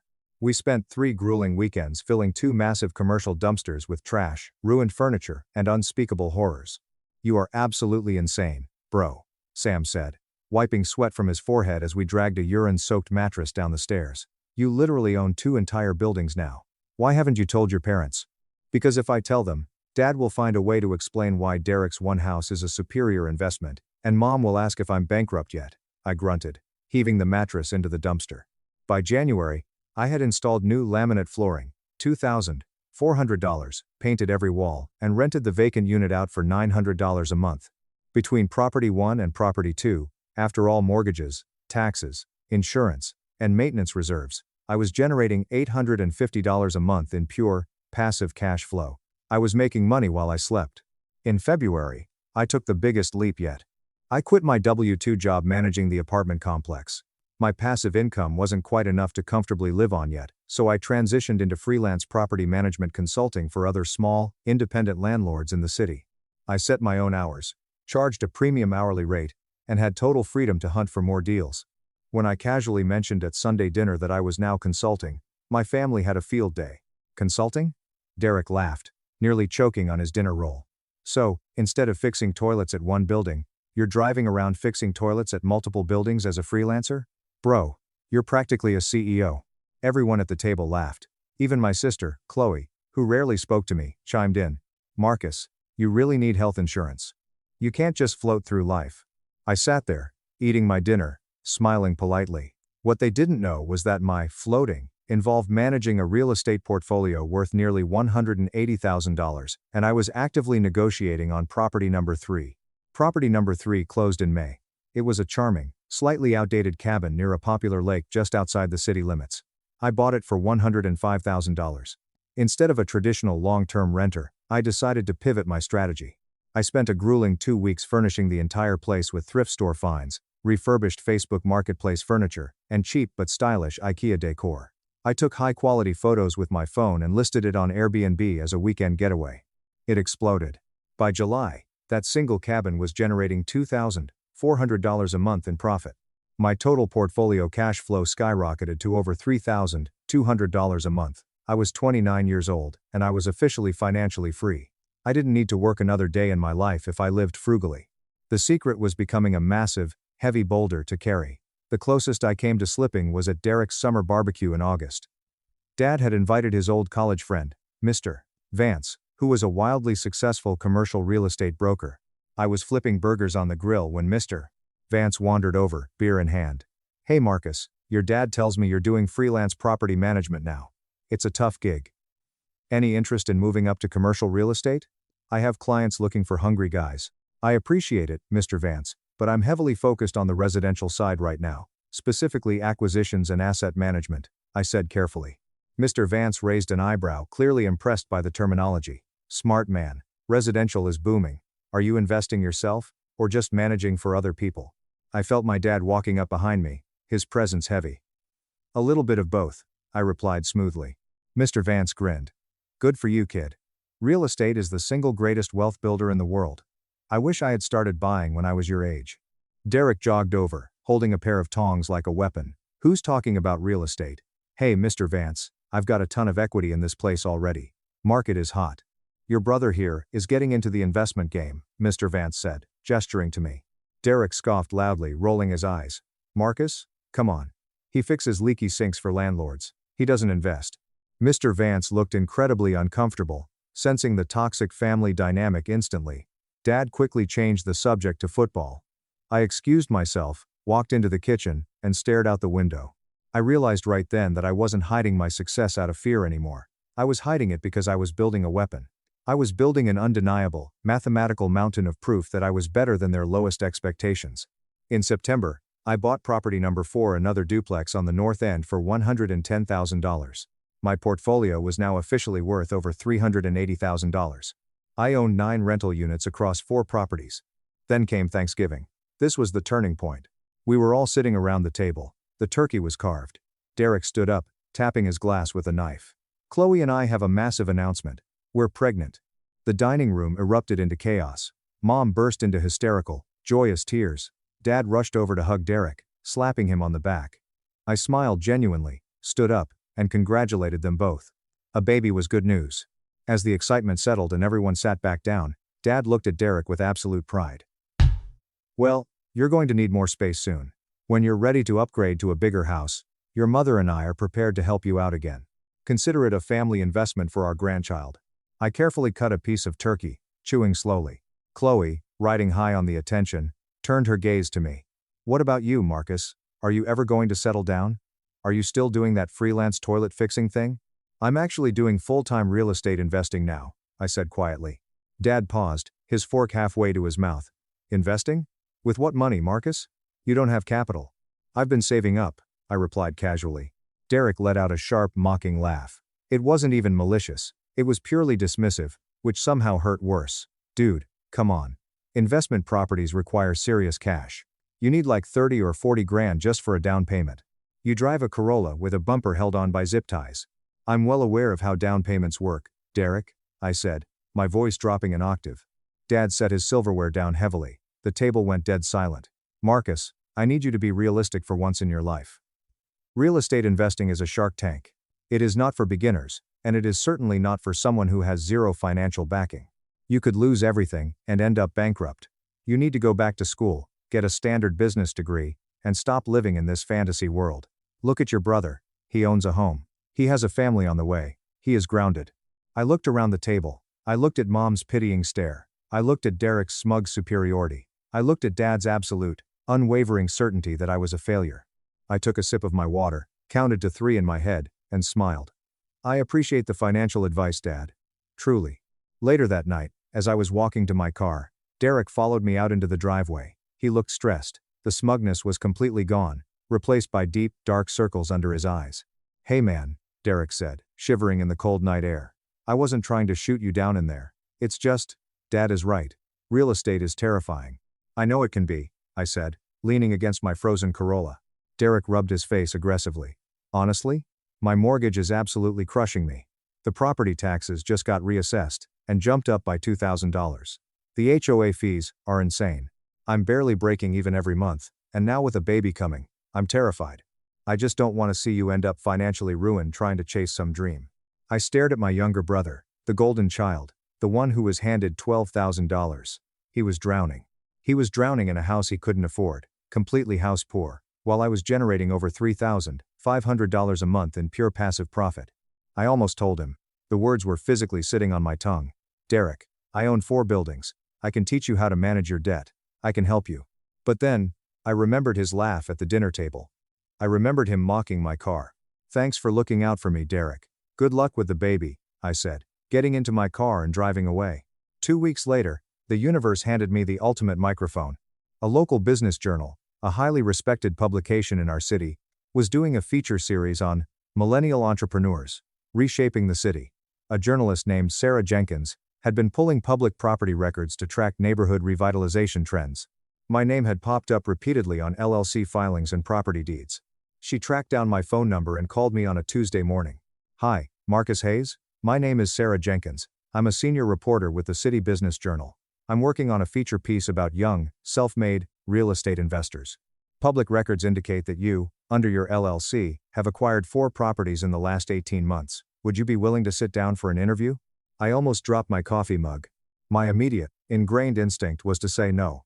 Stay hidden, stay in the shadows, keep the peace. But then I thought about 14-year-old me, holding a first-place robotics trophy, being told to take out the trash. I thought about the $12,000 check. I thought about the word consultant, being used as a punchline. Yes, I told the journalist, I'd love to do an interview. We met at a downtown coffee shop.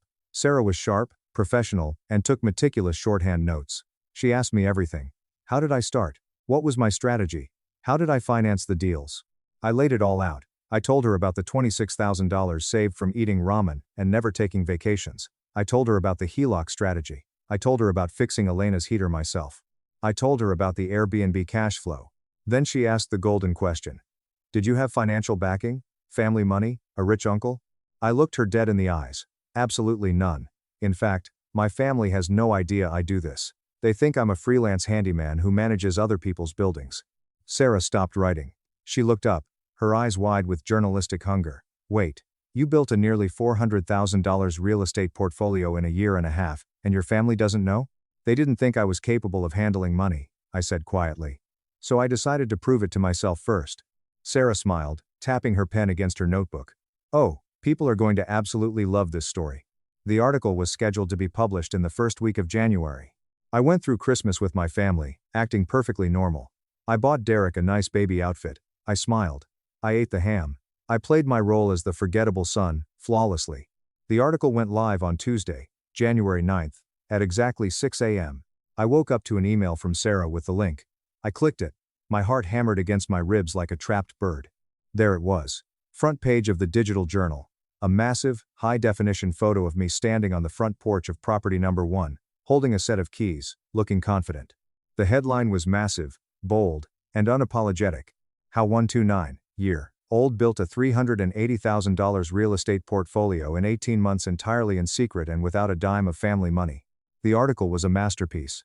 Sarah had detailed everything. She highlighted my intense frugality. She broke down the numbers perfectly: the $3,500 monthly cash flow, the 4 properties, the 9 units. She even included a direct quote from me. Success isn't about the advantages you are handed. It's about utilizing the resources you have, educating yourself relentlessly, and refusing to shrink yourself just because other people underestimate your potential. I took a screenshot and sent it to my best friend, Sam. Sam replied in 30 seconds, "Holy S. You look like a billionaire. Your dad is going to have a stroke." I laughed, poured myself a cup of black coffee, and waited for the explosion. It took exactly 4 hours. At 10:14 a.m., my phone started vibrating so violently, it nearly vibrated off the kitchen counter. It was Mom. I took a deep breath, swiped right, and put the phone to my ear. "Hello? Marcus?" Her voice was entirely breathless, thin, and shaking uncontrollably. "Marcus, your Aunt Linda. Aunt Linda just forwarded your father an article on Facebook. From the Business Journal. Marcus, there is a picture of you. It says you own 4 apartment buildings. 2 duplexes, a single-family home, and an Airbnb cabin." Actually, I corrected calmly. There was a silence so heavy and profound on the other end of the line that I could physically hear the tectonic plates of her worldview shattering into a million pieces. "Is it true?" she finally whispered. "All of it? The money? The properties?" "Every single word. Mom. Marcus. How? When? Why didn't you tell us? Her voice cracked, pitching upward into a sob. We're your family. Why would you hide this from us? Because, Mom? I said, my voice steady, entirely devoid of anger, just stating a cold fact. When I tried to tell you I wanted to buy property, Dad laughed in my face and told me I wasn't smart enough. And you patted my hand and told me to take baby steps. You handed Derek $12,000 the same night you told me my dreams were a joke. So, I stopped talking, and I started building. I heard a sharp intake of breath. I heard my dad yelling something muffled in the background. I have to go, Marcus, Mom choked out, and the line went dead. 10 minutes later, the family group chat, which usually consisted of photos of Derek's dog and Mom's recipes, turned into an absolute war zone. Dad, Marcus, call me right now. Explain this article. Derek, bro, what the actual F? Is this real? $380K? Are you dealing drugs or something? Chloe. Oh my God. Aunt Linda just sent this to the entire extended family email list. Everyone is freaking out. Dad. Marcus, answer your phone. You embarrassed us in a public newspaper. You made it sound like we refused to help you. I sat at my kitchen island, watching the frantic bubbles pop up. I let them spiral for 20 full minutes. I let them sit in the absolute shock of realizing they had completely misjudged me for nearly 30 years. Finally, I typed out a single, definitive message, and sent it to the group. Marcus, the article is 100% accurate. I built my portfolio myself, with my own money, and my own labor. I didn't ask for help, and I didn't receive any. I'm not embarrassed, and neither should you be. I will be at Sunday dinner this week. We can talk about it then. Until then, my phone is going on Do Not Disturb. I have tenants to take care of. I turned off my phone, grabbed my toolbox, and drove to property number 2 to fix a squeaky door hinge for Frank. The work didn't stop just because I was famous in my family now. Sunday arrived with the kind of heavy, impending doom usually reserved for horror movies. I pulled up to my parents' house in my beat-up 2009 Corolla. I parked it right next to Derek's gleaming, leased Audi. I walked up the driveway, wearing my usual faded jeans and a plain gray hoodie. I wasn't going to dress up. I wasn't going to put on a show. I was just Marcus. I opened the front door and walked into the dining room. The entire family was already seated at the massive oak table. The food pot roast, ironically, was completely untouched. Nobody was speaking. As I walked in, all 4 heads snapped toward me.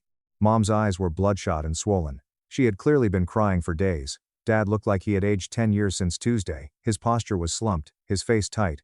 Derek looked utterly shell-shocked, staring at me like I was a stranger who had broken into their house. Chloe just looked incredibly nervous. I pulled out my usual chair, sat down, unfolded my napkin, and placed it on my lap. Smells good, Mom, I said casually. Dad cleared his throat. It sounded like gravel. He placed both of his hands flat on the table. Marcus, we read the article. Over and over again.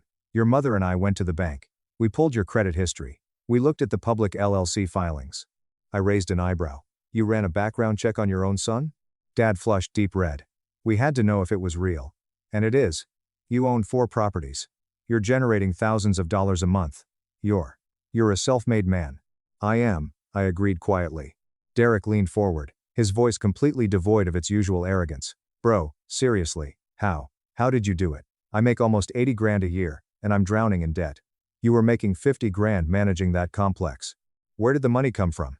It came from discipline, Derek, I said, looking him dead in the eye. It came from not leasing a luxury car. It came from not buying $5 coffees. It came from eating rice and beans for 3 years and sleeping on a floor so I could save $26,000 to buy my first distressed duplex. And then I leveraged the equity to buy the next one. And the next one. I learned the tax codes. I learned how to fix drywall and plumbing. I did the work while you guys were laughing at me. Mom let out a broken sob, covering her mouth with her hands. Oh Marcus, I am so sorry. We didn't know. We didn't see you. We really, truly didn't see you. No, Mom, I said gently, but firmly. You saw me. You just didn't think I was worth looking at closely. Dad visibly flinched. He looked down at his empty plate, his jaw working as he tried to find the words. When he finally looked up, his eyes were wet. My tough, emotionally distant father was crying. I was wrong, Dad whispered. The words sounded like they physically hurt him to push out. I was entirely, completely wrong about you, Marcus. I thought you were floating. I thought you lacked ambition. When I told you to take baby steps, I was being a condescending fool. You were playing chess while we were playing checkers. I am incredibly proud of you, son. But I am deeply ashamed of myself for not believing in you when you needed it. The table was completely silent except for Mom's quiet crying. Derek swallowed hard, looking down at his hands. Marcus, I'm sorry too. I was an arrogant prick. I took that $12,000 check, and I gloated about it, knowing you got nothing. I thought I was better than you because I followed the traditional path. But my house is a financial prison, and you built an empire. I respect the hell out of you, man. Truly. And I looked around the table, at my weeping mother, my humbled father, my defeated brother. Years of built-up resentment, anger, and spite suddenly felt very, very heavy. I had won. I had achieved the ultimate, crushing victory. But sitting there, watching my family unravel with guilt, I realized that holding on to the anger wasn't going to build my next house. It wasn't going to fix Elena's heater. It wasn't going to make me any richer or happier. I appreciate the apologies, I finally said, my voice softening. I really do, but I don't want to sit here and make you all feel like garbage. I didn't build this to punish you. I built this because I wanted a better life for myself, and I wanted to prove that I could. Dad wiped his eyes roughly. Can we? Can we see them? Can you show us what you built? I smiled. A real, genuine smile. Yeah, Dad. I'll give you the tour. The following Saturday, I loaded my parents and Derek into Dad's SUV, and I gave them the grand tour. We started at property number 1. Elena was outside walking her dog. When she saw me, she practically ran over and gave me a massive hug. Marcus, the new water heater is amazing. Thank you. She turned to my parents. You raised an incredible young man. He is the best landlord I've ever had in my life. He actually cares. Mom burst into tears again, right there on the sidewalk. We went to property number 2. I showed Dad the roof I had paid for, and the unit I had personally scrubbed cat urine out of. Dad ran his hand along the newly painted walls, nodding in silent, profound respect. We drove out to property number 3, the lake cabin. Chloe had tagged along for this one. She walked through the beautifully decorated, rustic Airbnb, her jaw practically on the floor. Marcus, this is gorgeous. Like, magazine-worthy gorgeous. You designed all this yourself? IKEA, Facebook Marketplace, and a lot of late nights, I replied. We ended the tour at a local coffee shop. We sat outside in the crisp winter air, holding warm mugs. The dynamic had completely shifted. I was no longer the little brother. I was no longer the disappointment. I was the patriarch of my own life, sitting as an equal among adults. So, Dad said, taking a sip of his black coffee. What's next for the real estate mogul? Property number 5. I said without missing a beat. Closing in 3 weeks. It's a triplex on the south side. Needs a total gut job on the first floor. But the cash flow potential is massive. Derek shook his head in awe. You're a machine, bro. Hey, if you ever need free manual labor for demo work, let me know. I need to learn how you do this.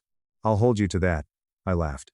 3 weeks later, property number 5 officially closed. My portfolio crossed the $500,000 mark in total value. For the first time ever, I decided to post about it on my personal Facebook page. I posted a photo of the new triplex keys resting in the palm of my hand. The caption read, Property number 5 officially closed today. This journey started 3 years ago with nothing but a dream, a ridiculously tight budget, and a refusal to be underestimated. No family money, no massive handouts, just relentless, quiet work. If you're sitting in a tiny apartment right now thinking your goals are too big because people are laughing at you, let them laugh.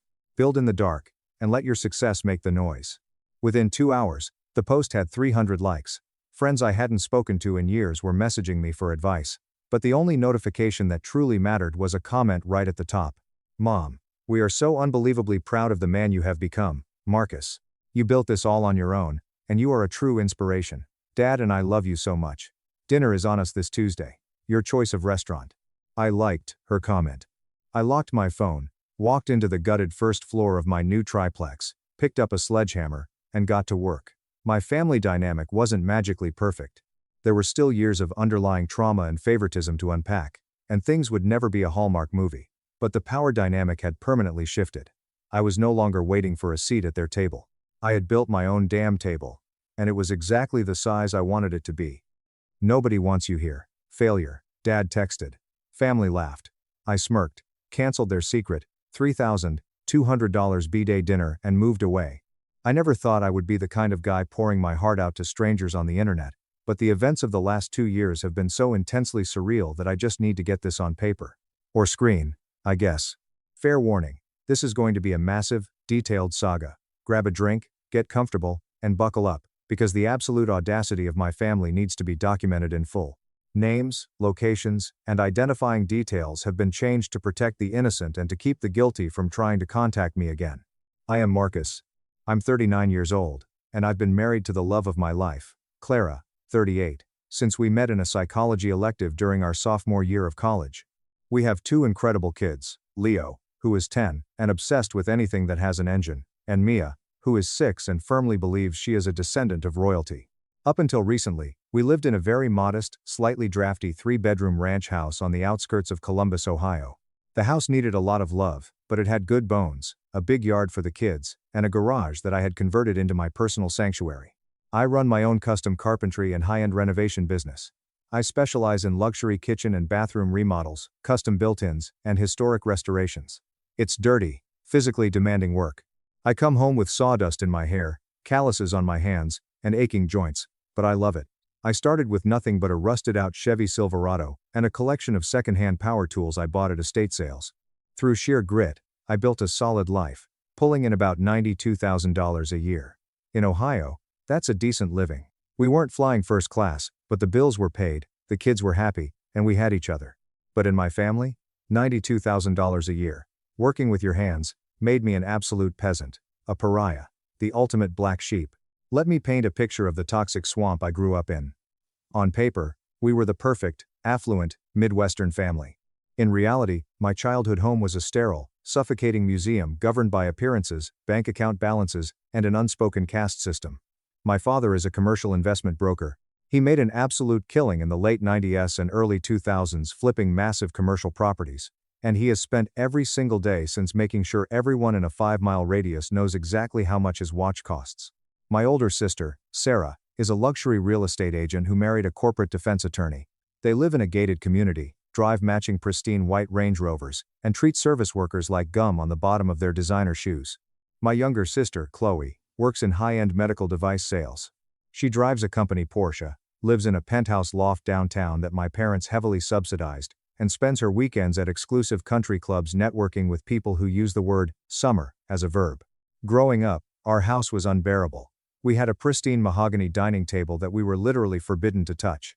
We ate in the cramped breakfast nook so the formal dining room could remain a pristine showroom for my mother's country club friends. My mother's entire personality was a revolving door of interior decorating trends and desperately trying to outdo the neighbors. Love wasn't freely given in our house. It was transactional. You earned affection by achieving things they could brag about at cocktail parties. I derailed their perfect narrative the moment I decided I didn't want to sit in a cubicle or wear a suit. I went to college to appease them, earned a perfectly respectable business degree, but during my summers, I worked for a local general contractor. The first time I framed a wall, hung drywall, and stepped back to see a physical, tangible structure that I had built with my own 2 hands, I was hooked. I loved the smell of cut pine. I loved the satisfaction of measuring twice and cutting once. I loved the exhaustion at the end of the day. My parents treated my career choice like a terminal diagnosis. They never forgave me for putting on steel-toed boots instead of a silk tie. At family gatherings, the discrepancy in how we were treated was nauseating. My dad would hold court in the living room, puffing out his chest. Sarah just closed a $4 million estate, and Chloe broke her regional sales record. He'd boom, beaming with pride. Then, someone would politely ask about me.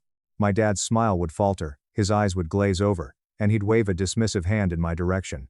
Oh, Marcus is still swinging hammers, doing his little construction thing.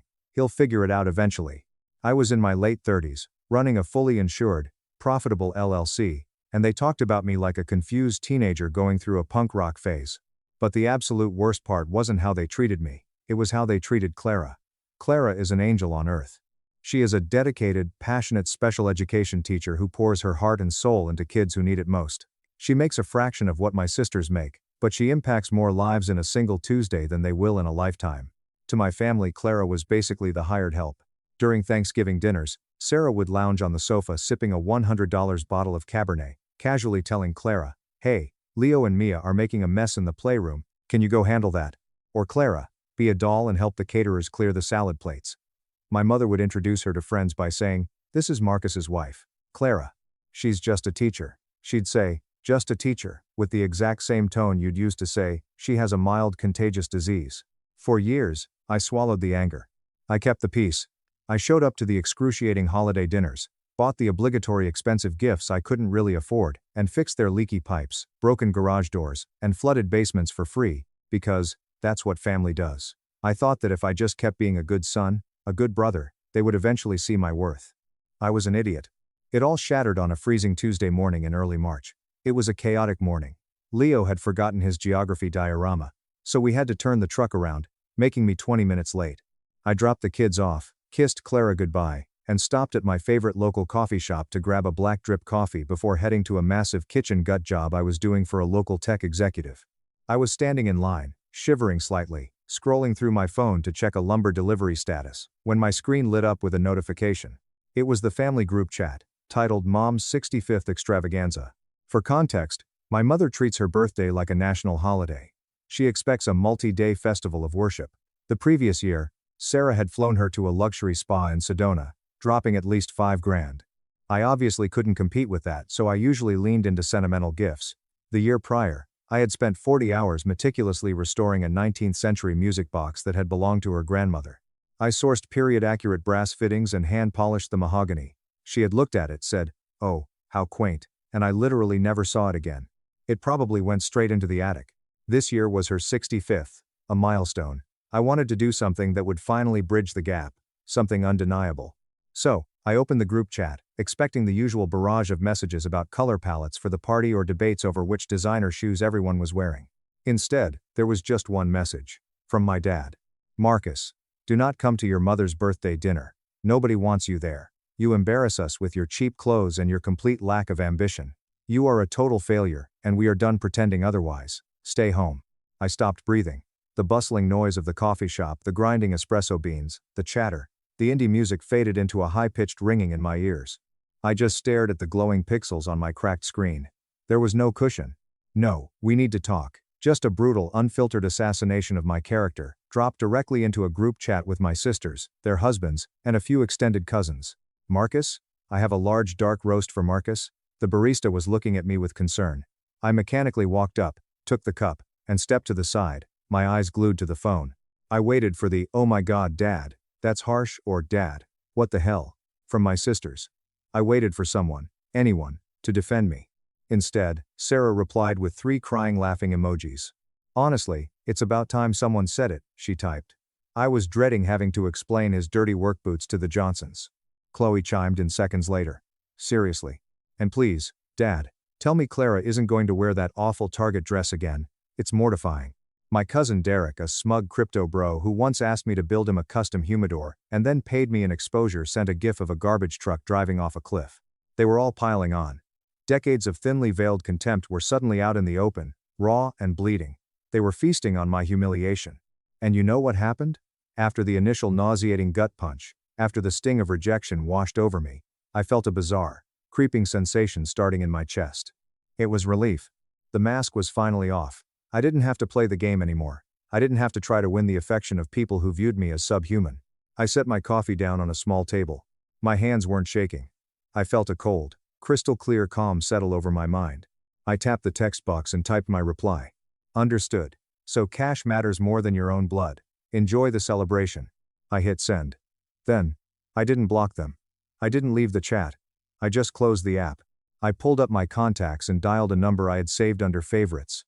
It was Anton, the owner and head chef of L'Étoile d'Or, the most exclusive, ridiculously expensive French restaurant in the city. Getting a table there required knowing a politician or booking 6 months in advance. Plates started at $110, and the wine list required a second mortgage. My mother had been aggressively hinting about wanting to go there for months, complaining that she couldn't get a reservation. What my family didn't know was that 6 months prior, I had completely rebuilt Anton's commercial kitchen and designed a breathtaking, temperature-controlled subterranean wine cellar for the restaurant. I worked nights and weekends to ensure it was flawless. Anton was so blown away by the craftsmanship that he refused to let me pay for meals and gave me his personal cell number. I had called in the ultimate favor. I had booked the private diamond room for my mother's birthday. I had put down a $3,200 non-refundable deposit money I had saved by skipping lunches and taking side jobs for a year. I had arranged a custom 7-course tasting menu featuring all her favorite delicacies, hired a private string quartet, and ordered a custom cake. It was going to be the ultimate surprise. I wanted to prove that even though I wore a tool belt, I could still give her the world. Anton picked up on the second ring. Marcus, my friend. We are all set for Saturday. The truffles just arrived from Alba. I swallowed the lump in my throat. Anton, I need to cancel the reservation. There was a pause. Cancel? Marcus, my friend, is everything all right? You know the deposit is non-refundable, yes? It is company policy. The ingredients are already purchased. I know, Anton. Keep the deposit. Pay the staff for their time. The family had a change of plans. I won't be needing the room. I am so sorry, Marcus, he said softly, sensing the absolute deadness in my voice. If you ever need anything, you call. I hung up. $3,200. Gone. Poof. And, honestly, it was the best money I ever spent. Because it bought my absolute freedom. I grabbed my coffee, walked out to my truck, and drove to my job site. I strapped on my tool belt, fired up my miter saw, and worked for 10 hours straight. I didn't check my phone. I didn't shed a tear. I just measured, cut, and built. When I got home that evening, the house smelled like roasted chicken and garlic. Clara was at the kitchen table, helping Leo with his math homework while Mia colored a picture of a dragon. It was warm. It was real. It was everything my parents' sterile museum of a house was not. After the kids were tucked into bed, I poured Clara and myself a glass of cheap wine. We sat on our worn-out couch, and I handed her my phone. Read it, I said quietly. I watched her eyes scan the screen. I saw the moment she read my dad's message. Her breath hitched. I saw her jaw tighten as she read my sister's cruel jokes about my boots and her clothes. Her eyes filled with tears, not for herself, but for me. She gently set the phone down on the coffee table. She didn't say, "I told you so," even though she had every right to. She had been gently trying to point out their abuse for over a decade. Instead, she reached out, took my rough, calloused hands in hers, and looked me dead in the eye. "I am so sorry, Marcus," she whispered. "You have a beautiful heart, and they have never deserved a single ounce of it. What do we do now?" "I'm done," I said, my voice barely above a whisper, but vibrating with absolute certainty. "I am completely, entirely done. I'm cutting them off. But I'm not just going to walk away quietly. I want them to realize exactly what they threw away. And then, I want to leave." Clara squeezed my hands. "Okay. Let's build a new life. Where do we start?" That night, the plan was born. It wasn't about petty revenge. It wasn't about slashing tires or screaming matches. It was about achieving a level of success so undeniable, so astronomical, that it would shatter their fragile, elitist worldview. The next morning, I called my buddy Julian. Julian and I played college baseball together. He was a brilliant tech guy, who ran a boutique digital marketing and SEO agency. 2 years ago, when his business was struggling and he couldn't afford a proper office, I converted his dingy, damp basement into a stunning, soundproofed modern workspace at absolute cost. I didn't charge him a dime for labor. "Julian," I said when he answered, "I need a favor. I need to rebrand. I need to go from local handyman to exclusive luxury contractor. I need the kind of website and marketing that makes rich people salivate." "Say no more, brother," Julian said. "You saved my business. I'm going to make you look like the Elon Musk of carpentry." Julian went to work. What my family never bothered to understand was that my work wasn't just fixing drywall. I had quietly developed a reputation among elite architects for precision custom woodwork. I had a portfolio of insane projects I had never bragged about. Julian sent a professional photographer to my past job sites. They shot drone footage of the historic estates I had restored. They took high-definition, dramatic photos of a $1.5 million modern kitchen I had built for a CEO, highlighting the seamless smart glass integration and the hand-carved walnut island. He built a sleek, minimalist website.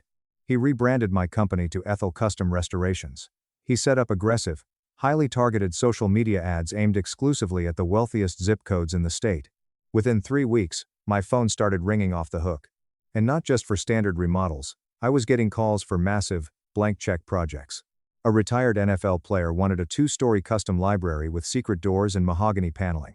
A tech billionaire wanted his entire estate retrofitted with custom, hidden smart home tech integrated directly into antique woodwork. Because I was no longer undercharging to be the nice guy, I tripled my rates, and the wealthy clients didn't blink. In fact, the higher my prices went, the more they wanted me. Exclusivity breeds demand. My projected revenue shot from $92,000 to over $275,000 in a matter of months. While my business was exploding behind the scenes, I was executing phase 2 of the plan. I reached out to my cousin Evan. Evan was the only other outcast in the family. Years ago, my uncle, my dad's brother, had manipulated Evan into investing his entire $150,000 inheritance into a guaranteed commercial strip mall project. My dad was the broker. The project went bankrupt, Evan lost everything, and my dad essentially told him it was his own fault for not reading the fine print. Evan had moved to Boulder, Colorado, completely cut off the family, and slowly rebuilt his life buying and managing rental properties. I called him up and laid it all out. The text message, the cancellation, the plan to leave. Evan laughed a deep, booming laugh. "It's about damn time, Marcus. Welcome to the dark side. Listen, I have a gorgeous 4-bedroom house sitting on an acre of land right at the foothills of the mountains. The current tenants are breaking their lease and moving out in 2 months. It has a massive detached barn with a reinforced floor, perfect for a heavy carpentry workshop. If you want it, it's yours. Below market rent until you're ready to buy." I looked at Clara, who was listening on speakerphone. She was already nodding vigorously, tears of excitement in her eyes. "We'll take it," I said. Meanwhile, the radio silence with my family continued. I hadn't spoken to them since the group chat incident, but I knew they were watching my social media. So, I gave them a show. Julian helped me curate my Instagram. I started posting subtle, high-quality photos. A shot of my custom leather tool belt resting on the marble counter of a multi-million-dollar kitchen. A photo of Clara and me dressed to the nines at an exclusive charity gala, tickets gifted by a grateful wealthy client. A video of Leo hitting a home run, with the caption, "Building strong foundations, in work and in family." I never mentioned them. I never posted a single angry quote or passive-aggressive meme. I just projected overwhelming, undeniable success and happiness. And it drove them absolutely insane. The cracks started showing right around my mom's birthday. Because I had canceled the L'Etoile d'Or reservation without telling them, my dad had assumed he could just throw money at the problem at the last minute. I heard the full story weeks later through the grapevine, a gossipy aunt who couldn't keep a secret if her life depended on it.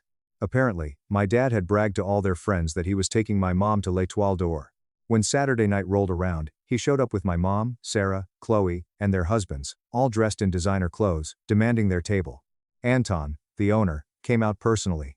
He looked at my dad and said, "I'm sorry, sir, you have no reservation here." "My son Marcus made it, check again," my dad demanded, causing a scene.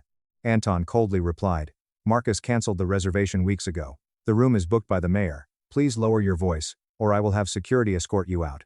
Humiliated in front of the entire lobby, my dad had to drag the family out. Because it was a Saturday night in the city, everywhere decent was fully booked. They ended up eating my mother's milestone 65th birthday dinner at a crowded, sticky-floored chain steakhouse, surrounded by screaming toddlers and neon beer signs. My mom cried the entire time. Sarah's husband got food poisoning from a blooming onion. It was poetic justice of the highest order. A week later, the texts started trickling in. My mom texted me directly, bypassing the group chat. "Marcus, we need to talk. Your father is very upset. How could you ruin my birthday like that? Please call me. I saw your pictures from the gala. Since when do you know the Henderson family?" Translation: I ruined her image, but now she sees I have access to wealthy people she wants to impress, so she's willing to feign interest in my life. I left it on read. A few days later, Sarah texted, "Okay Marcus, joke's over. Dad wants to know who is funding your new projects. He said there's no way you're securing these contracts alone. He has some investor friends who might be willing to buy a stake in your little company if you apologize for the birthday stunt." Translation: They couldn't fathom that I was succeeding on my own merit. They needed to believe I had a wealthy backer, and my dad wanted to swoop in, take control, and take the credit. I left it on read. During this time, I landed the biggest whale of my career. One of my clients, a venture capitalist named Harrison, was so impressed with the custom automated hidden vault I built for his home that he took me out to lunch. "Marcus," Harrison said, swirling his scotch, "the craftsmanship you have is a dying art. But the way you integrate modern smart home technology into classic woodwork, that is the future. I want to partner with you. I'll inject $600,000 of capital to expand Ethel Custom Restorations into a regional powerhouse. We'll target the luxury remote worker migration happening out west. Specifically, Colorado." I almost choked on my steak. "Colorado?" "Yes." Harrison smiled. "Boulder, Aspen, Telluride. Tech money is flooding in, and they want custom luxury. I have the network. You have the talent. We split the new division 60/40. You keep full creative control." It was the universe handing me a golden ticket. I signed the paperwork 3 days later. With the partnership secured, Clara and I went into overdrive. We spent our evenings quietly packing our lives into cardboard boxes. We sold our house off market to a young couple for cash, negotiating a flexible move-out date. We told the kids we were going on a grand adventure to the mountains.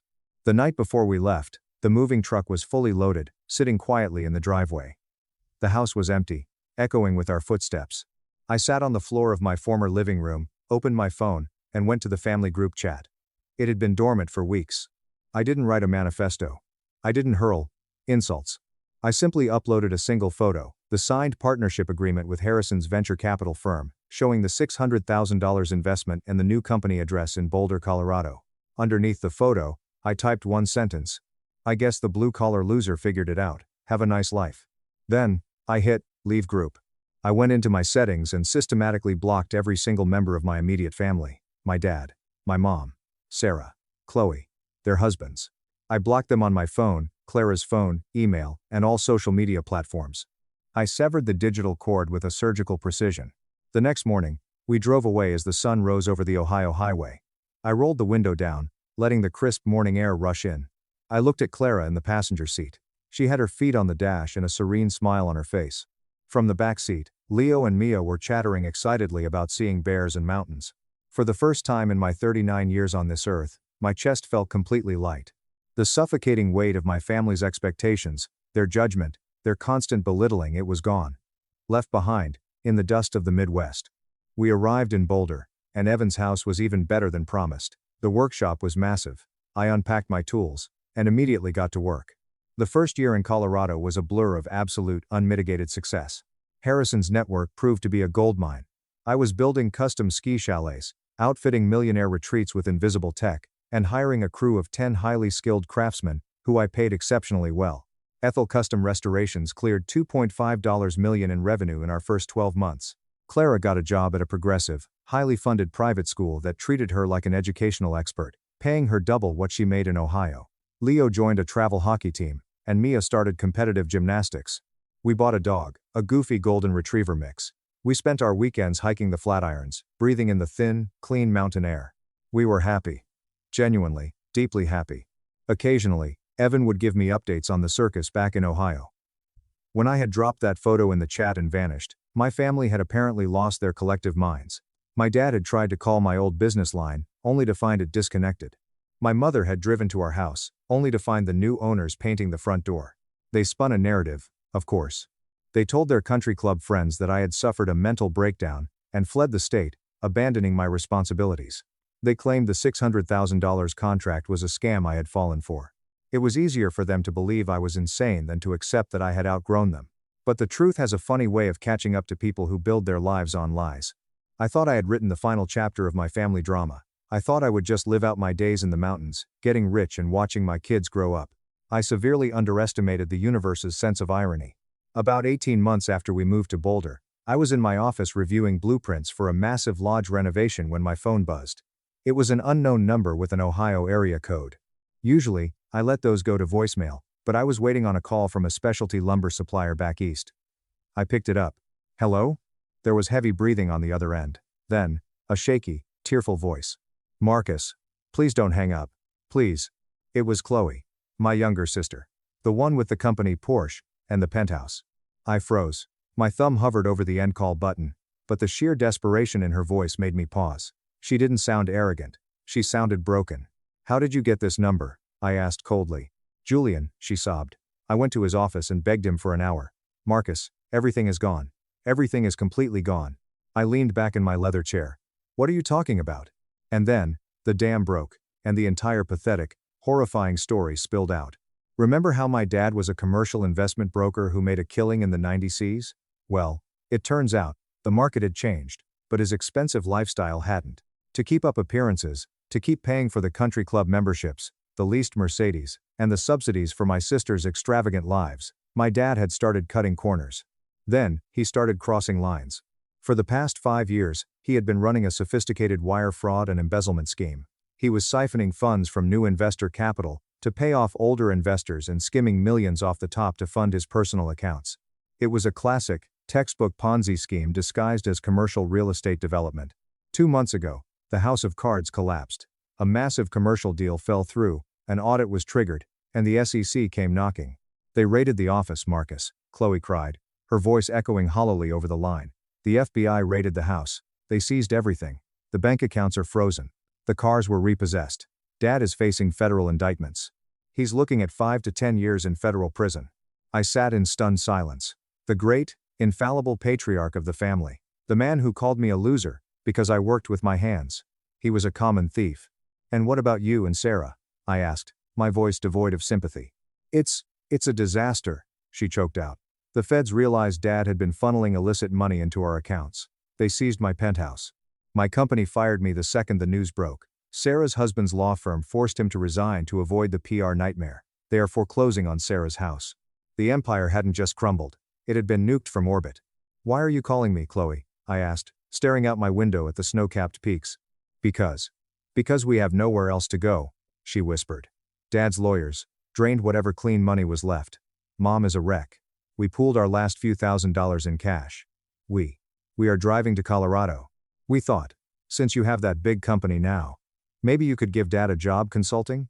Or I could do your sales. Marcus, we are family. We need you. The sheer, unadulterated audacity of it physically took my breath away. They had treated me like garbage for nearly 40 years. They had humiliated me, mocked my wife, and uninvited me from my own mother's birthday, because I wasn't successful enough. And now, stripped of their stolen wealth, facing prison and poverty, they wanted to leech off the very success they had mocked. I felt a cold, dark smile spread across my face. Chloe, I said softly. Yes, Marcus, we are just past Kansas. Do you remember the text Dad sent to the group chat? The one where he called me a total failure and told me not to come to the party? Silence on the line. Do you remember what you replied, Chloe? I pressed, my voice dropping an octave. You told Dad you were glad I wasn't coming, because Clara's clothes were mortifying. Marcus, please, I was just playing along. You made your bed, I interrupted, my tone absolute ice. All of you. You built your entire identities on money that wasn't even real. You worshipped status and treated people like dirt. And now, you have nothing. Do not come to Boulder. Do not look for me. I have no family in Ohio. Marcus, you can't do this. Mom is crying in the back seat. We have no money, she screamed, panic fully setting in. Then I suggest Dad learns how to swing a hammer, I said. I hear construction pays well if you're willing to work hard. I hung up. I immediately called Julian, chewed him out for giving away my number, and changed it that afternoon. I told Clara everything that night. She sat in shock, her hand covering her mouth as I relayed the details of the FBI raid and the fraud. Oh my God, she whispered. Are they really coming here? It's a big state, I said, pulling her close. Even if they do, they can't touch us. We are protected. We are safe. A month passed. The news broke nationally on a few financial blogs. I read the articles with a morbid fascination. My father's face, looking haggard and terrified, plastered across the screen under the headline, Prominent Ohio Broker, Indicted in $15 M Real Estate Fraud. Then, the surreal climax of this entire saga happened. It was a rainy Tuesday afternoon. I was downtown in Boulder, grabbing a quick lunch at a cheap, greasy spoon diner I liked to frequent when I wanted a simple burger.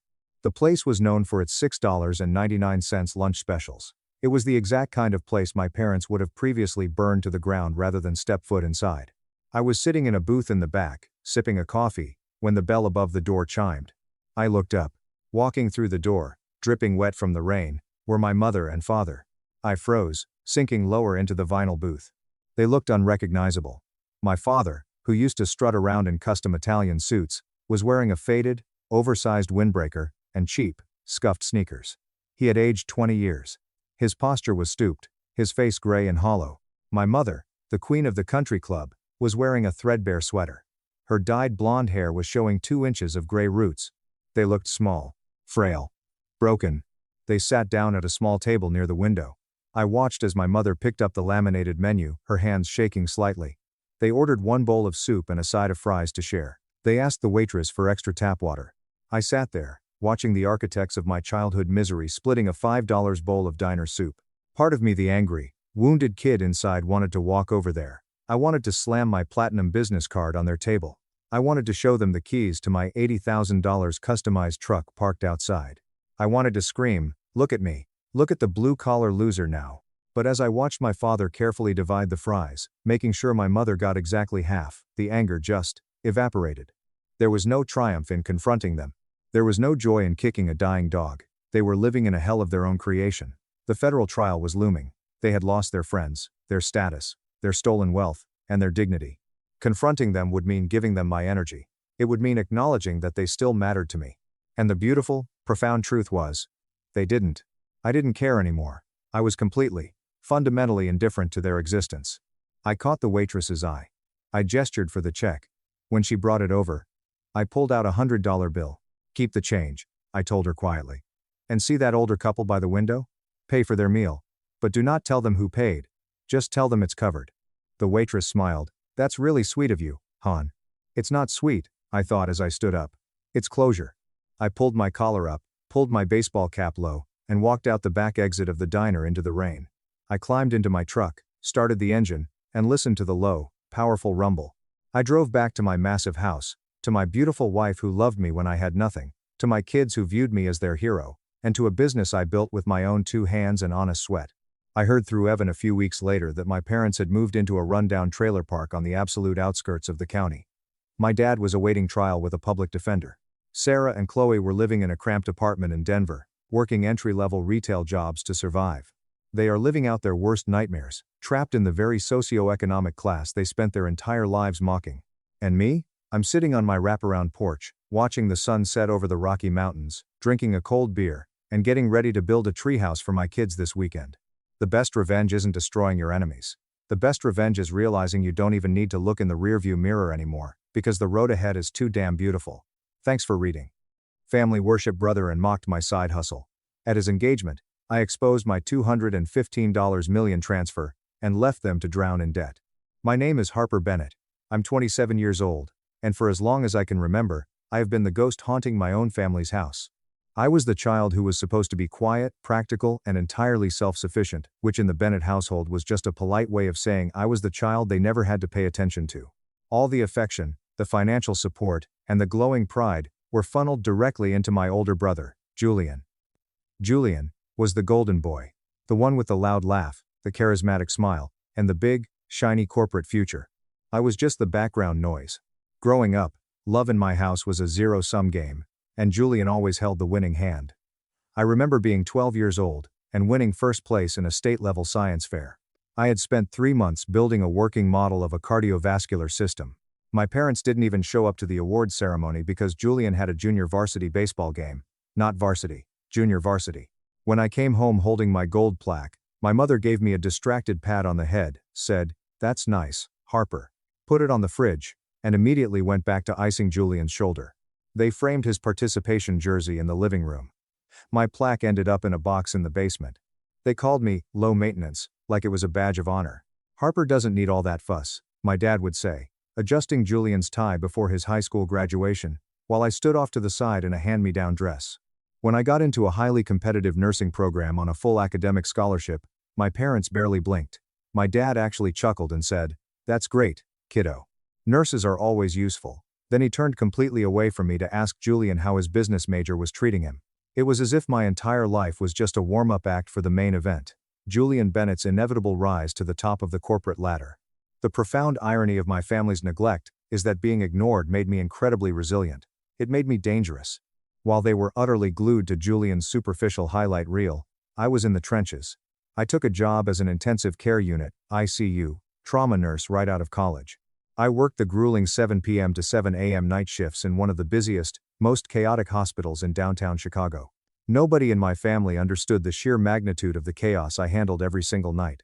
They thought I just fluffed pillows and handed out Tylenol. They didn't know that I was the one pushing epinephrine into the veins of a 20-year-old car crash victim.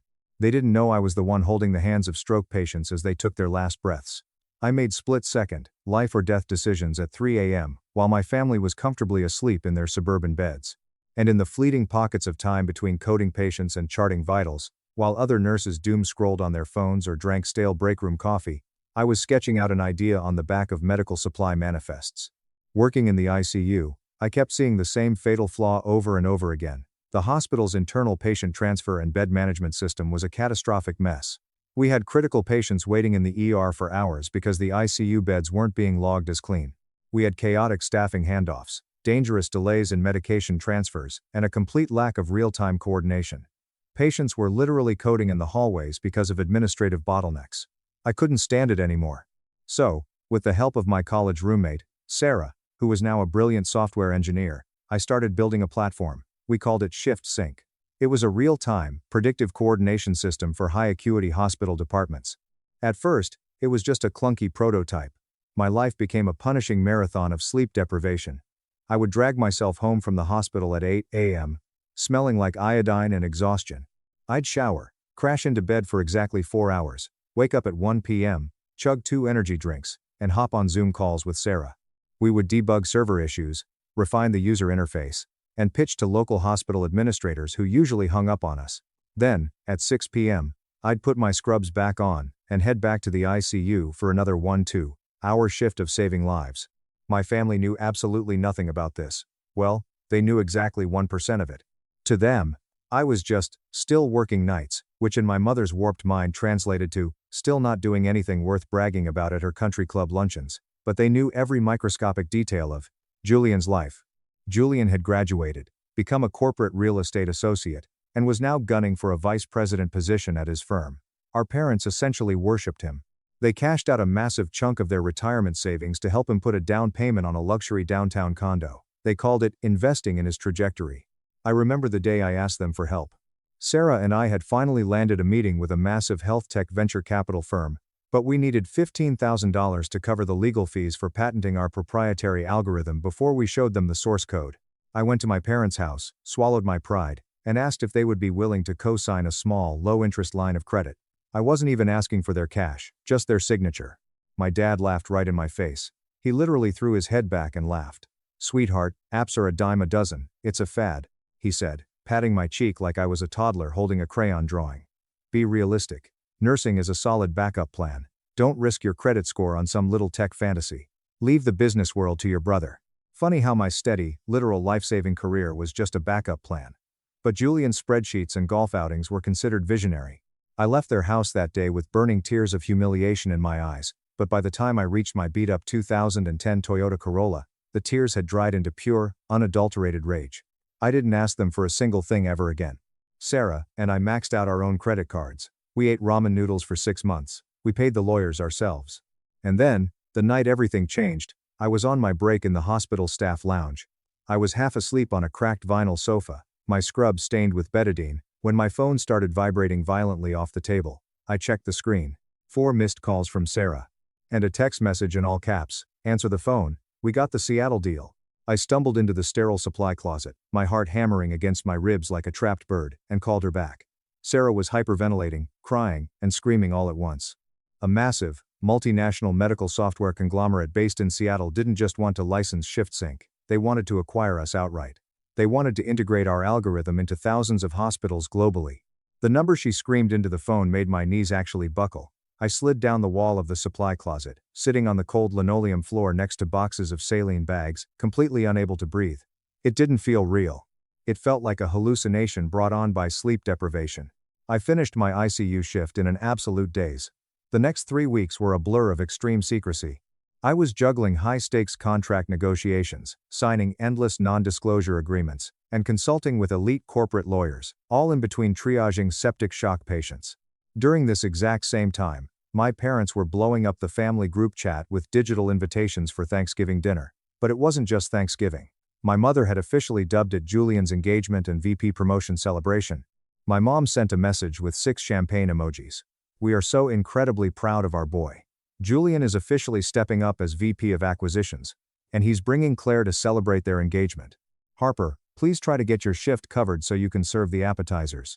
I was sitting in a glass-walled conference room in a high-rise downtown, signing away the intellectual property of a company I had built on sheer willpower and caffeine, when that text came through.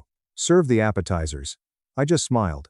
When the wire transfer finally hit my checking account, I was sitting in my car in the hospital parking garage.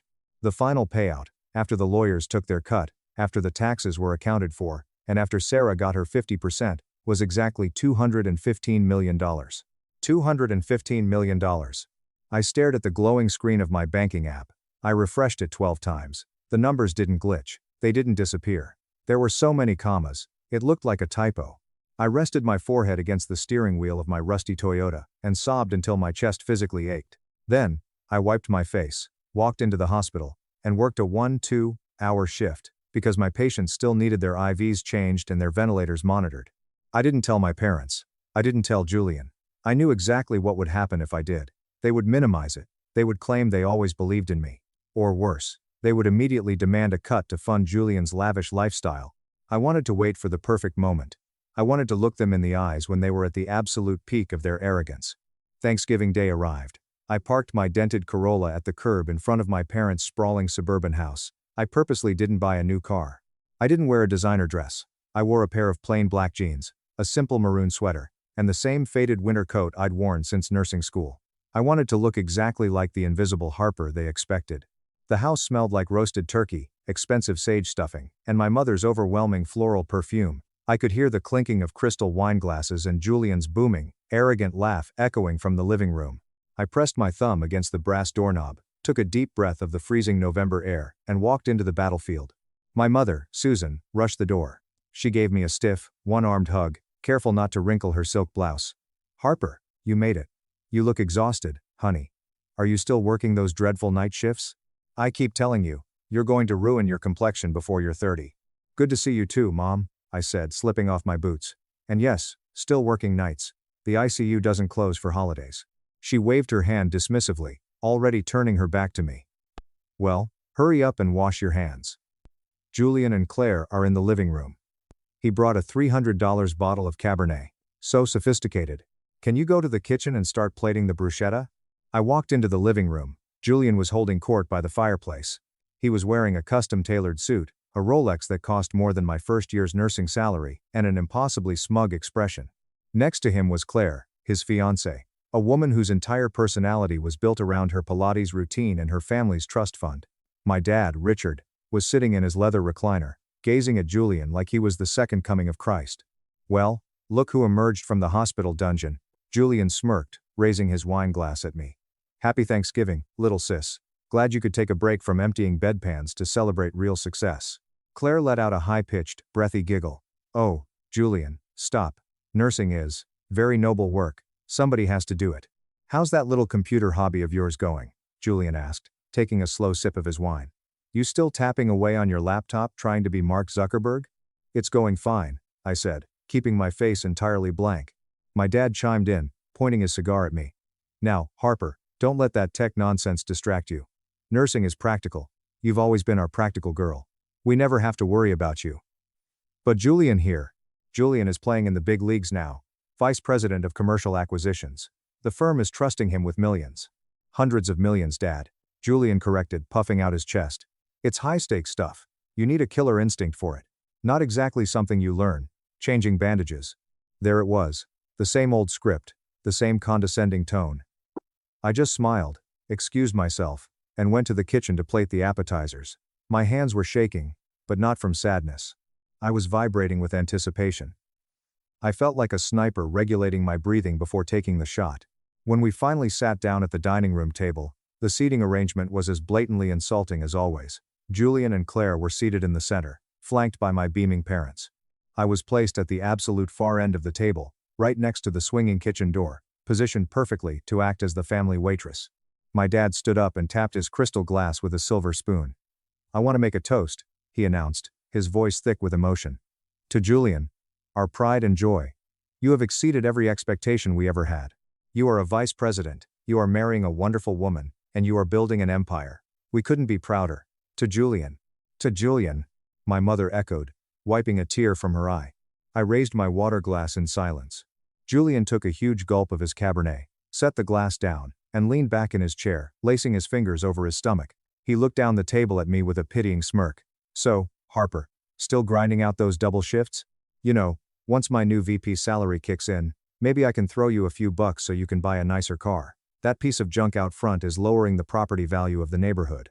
The table erupted into polite, mocking laughter. My mother lightly swatted Julian's arm. "Oh, be nice to your sister, Julian. She does the best she can with what she has." I looked at the perfectly roasted turkey in the center of the table. I looked at the flickering candlelight reflecting off the expensive silverware. I thought about the thousands of hours I spent fighting to keep people alive. I thought about the coding errors Sarah and I fixed at 4 a.m. I thought about my dad laughing in my face when I asked for a signature. I set my fork down. The soft clink against the porcelain plate was the only sound I made. "Actually, Julian," I said, my voice eerily calm and steady. "I'm going to be buying a new car tomorrow. Probably a few of them." Julian raised an eyebrow. "Oh yeah? Finally picked up enough overtime shifts?" "No," I replied, locking eyes with him. I sold my company. The room went completely, dead silent. It wasn't an immediate realization, it was a slow, creeping confusion that washed over the table. My mother's polite smile froze on her face. My dad lowered his wine glass. Claire blinked rapidly. You, what? Julian asked. His smirk, faltering just a fraction. I sold my company, I repeated, my voice echoing slightly in the silent dining room. Shift Sync. The hospital coordination platform I've been building for the last 3 years. The one you called a little computer hobby. A medical tech conglomerate out of Seattle acquired the algorithm and the patent rights 3 weeks ago. Julian stared at me for 3 agonizingly long seconds before he let out a loud, forced bark of laughter. Right. Okay. Sure. Harper. And what did your little worthless business go for? 10 grand? 20? Enough to pay off your student loans? The word worthless hung in the air. He had used that exact word so many times to describe me, my dreams, and my life. I let the silence stretch out. I wanted them to feel the tension. I wanted them to lean in. I reached for my water glass, took a slow, deliberate sip, set it back down, and looked Julian dead in the soul. $215 million. The reaction was instantaneous and violent. My dad's elbow slipped off the armrest, causing his wine glass to tip over. A pool of dark red Cabernet spilled across the pristine white tablecloth, looking exactly like blood. My mother let out a sharp, choked gasp, her hand flying to her throat as all the color drained from her face. Claire dropped her fork. It clattered loudly onto the floor. Julian's face went slack. The arrogant, smug mask completely shattered, replaced by a look of sheer, unadulterated shock. You're lying, he whispered, his voice cracking. You're full of it. You don't just sell an app for that kind of money. You're a nurse. I was a nurse, who saw a billion-dollar inefficiency in the healthcare system, and fixed it, I said smoothly. My initial payout was wired to my account yesterday. After taxes, legal fees, and paying out my co-founder, I am sitting on over $100 million in liquid cash, plus a massive equity stake in the parent company, and a consulting salary that dwarfs your entire firm's annual revenue. Stop it, my mother shrieked, her voice shrill and panicked. She was desperately trying to mop up the spilled wine with a cloth napkin, her hands shaking violently. Harper, this is not a funny joke. This is Julian's night. How dare you make up such a ridiculous lie to steal his spotlight? It's not a lie, Mom, I said. Then prove it. Julian yelled, suddenly slamming his fists on the table, rattling the china. His face was turning an ugly shade of magenta. He looked frantic, like a cornered animal. Show us. Show me the bank account right now. You still drive a piece of crap car. You're wearing a thrift store sweater. If you were rich, we would know. Why would you know? I asked, tilting my head. You have never asked me a single genuine question about my life in 27 years. You never asked about my code. You never asked about my patents. You just laughed at me. So why on earth would I share my success with you? But I knew I had to twist the knife. I reached into my pocket, pulled out my phone, unlocked it, and opened my private banking app. I clicked on the newly established Apex Holdings account. I slid the phone across the polished wood table until it stopped right in front of Julian's plate. Julian stared down at the screen. I watched his eyes track the numbers. I watched him silently count the commas. 1, 2, 3. Available balance. $107,500,000. Julian physically recoiled from the phone like it was radioactive. He slumped back in his chair, his mouth opening and closing soundlessly. The math was breaking his brain. The realization that his little sister, the backup plan, the punching bag, the failure had just eclipsed his entire life's ambition in a single afternoon was destroying him in real time. My God, my dad whispered, leaning over to look at the screen. His hands were trembling so badly he had to grip the edge of the table. He looked up at me, his eyes wide with a mixture of awe and terror. Harper, how? Why didn't you come to us? Why didn't you let us invest? We're your family. I let out a harsh, bitter laugh that echoed off the walls. Come to you? Dad. I came to you 3 years ago. I asked you to co-sign a $15,000 line of credit so I could patent the code. You laughed in my face. You told me it was a fad. You told me to stick to my backup plan and leave the business to Julian. Remember? My dad flinched as if I had physically struck him. He opened his mouth to speak, but nothing came out. You funded his condo, I continued, pointing a finger at Julian, who was staring blankly at the wall. You paid for his cars. You worshipped his every move. When he lost 50 grand on a bad stock tip 2 years ago, you called it a learning experience. When I asked for a fraction of that support to build a company that is now revolutionizing medical infrastructure, you told me I was delusional. Harper, please, my mother cried, tears streaming down her face, ruining her expensive makeup. We didn't know. We didn't understand technology. We love you. We are so proud of you, baby. We can celebrate both of you tonight. No, Mom, I said, standing up from the table. I didn't yell, I didn't scream. I spoke with the icy precision of a surgeon. You don't get to claim me now. You don't get to be proud of the finish line when you actively tried to trip me at the starting block. I didn't come here tonight to celebrate.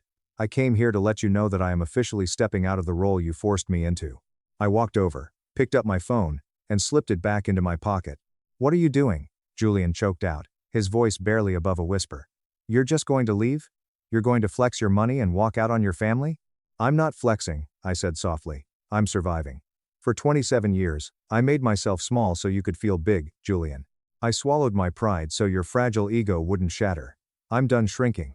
I turned around and walked out of the dining room. My mother chased after me into the hallway, grabbing my arm. Harper, wait. You can't do this. You're tearing this family apart over money. I'm not tearing it apart over money, Mom, I said, gently but firmly prying her fingers off my sleeve. I'm leaving because you only saw my worth when it came with a 9-figure price tag. Have a great Thanksgiving. I walked out the front door, got into my beat-up Toyota Corolla, and drove away into the cold November night. For the first time in my entire life, I felt like I could breathe. I felt a strange, fierce peace blooming in my chest. I had finally severed the chains. The fallout was immediate, chaotic, and entirely predictable. For the first 2 weeks after Thanksgiving, my phone did not stop ringing. My parents left me dozens of frantic, tear-filled voicemails. They oscillated wildly between begging for my forgiveness, demanding that I come over for a family meeting, and aggressively trying to guilt-trip me for ruining Julian's special night. My extended family, aunts, uncles, and cousins who hadn't spoken to me in a decade suddenly started flooding my DMs, congratulating me on my brilliant success, and subtly dropping hints about their mortgages, their kids' college funds, and their brilliant business ideas. I blocked every single one of them. Julian sent me exactly one text message. It read, "You humiliated me in front of Claire. You made me look like an absolute joke. I hope your money keeps you warm at night, you selfish bitch." I didn't reply. I just took a screenshot, saved it to a folder, and went back to my new life. And my new life was extraordinary. I officially resigned from my nursing position, though I donated $5 million anonymously to the hospital's ICU ward to upgrade their ventilators and establish a fund for nurses' mental health care. I moved out of my cramped apartment and bought a stunning penthouse overlooking Lake Michigan. I hired a private wealth management firm, established a family office called Apex Holdings to manage my investments, and started traveling. For 6 months, I heard nothing but deafening silence from my family. They realized I wasn't going to cave, and their pride wouldn't let them keep begging. I assumed that was the end of our story. I assumed we would just fade into the background of each other's lives, occasionally seeing each other at funerals or weddings. I was wrong. The universe had one final, brutal twist waiting in the wings. It happened in late August, about 9 months after the Thanksgiving dinner. I was sitting in the sleek, glass-walled conference room of Apex Holdings, my wealth management firm. My lead portfolio manager, David, had called an emergency meeting. Part of Apex's strategy was to invest in distressed local real estate, buying up defaulted commercial and residential loans at a steep discount, restructuring them, or liquidating the assets. David slid a thick manila folder across the mahogany table. "Harper, we were doing our routine sweeps of defaulted secondary mortgages and bundled debt packages from regional banks in the Chicago suburbs. We found a massive, highly toxic financial cluster tied to a bankrupt commercial real estate syndicate. I was going to authorize the purchase of the debt portfolio, but my analysts flagged one of the residential collateral addresses. I think you need to look at this." I opened the folder. The first page was a foreclosure notice. I looked at the address. It was my parents' house. My blood ran cold. I flipped frantically through the pages of legal jargon, loan agreements, and bank statements. "David, what is this? My parents' house has been fully paid off for 10 years. How are they facing foreclosure?" David sighed, taking off his glasses. "They took out a massive home equity line of credit, HELOC, about 2 years ago. They leveraged the entire value of the house, plus drained their 401k accounts, to secure a $1.2 million liquid cash loan. They took that cash and invested it directly into an unregulated, highly leveraged commercial real estate syndicate." I stared at the paperwork. "Who ran the syndicate?" David pointed to a signature at the bottom of the page. "A firm called Vanguard Commercial Properties." My stomach plummeted into my shoes. Vanguard Commercial Properties. That was Julian's firm. Suddenly, all the puzzle pieces snapped violently together. Julian hadn't earned his vice president promotion through hard work or brilliant acquisitions. He had bought it. Or rather, my parents had bought it for him. They had secretly mortgaged their entire financial existence, risking their home and their retirement to inject over $1 million into his boss's shady real estate fund. It was a classic nepotism play. Invest in my fund, and I'll make your son VP. What happened to the fund? I asked, my voice barely a whisper. It collapsed, David said bluntly. The commercial real estate market downtown took a massive hit post-COVID. The syndicate was over-leveraged. The boss got caught moving money around illegally to cover margin calls. The firm filed for Chapter 11 bankruptcy 3 weeks ago. The bank is now calling in all the collateral loans. Your parents' debt was bundled and sold to a debt collection agency. They have 30 days before the bank seizes the house and evicts them. I sat in the chair, completely paralyzed. My parents had literally bet their house, their retirement, and their entire future on Julian's golden boy image. And Julian had driven them straight off a financial cliff. What do you want to do, Harper? David asked gently. We can ignore it. Let the bank take the house. It's not your problem. I looked at the foreclosure notice. I thought about my dad laughing in my face when I asked for $15,000. I thought about my mom telling me to serve the appetizers. I thought about Julian calling my company worthless. I looked up at David. Buy the debt. Harper, it's a toxic asset. I don't care. I interrupted, my voice hardening into steel.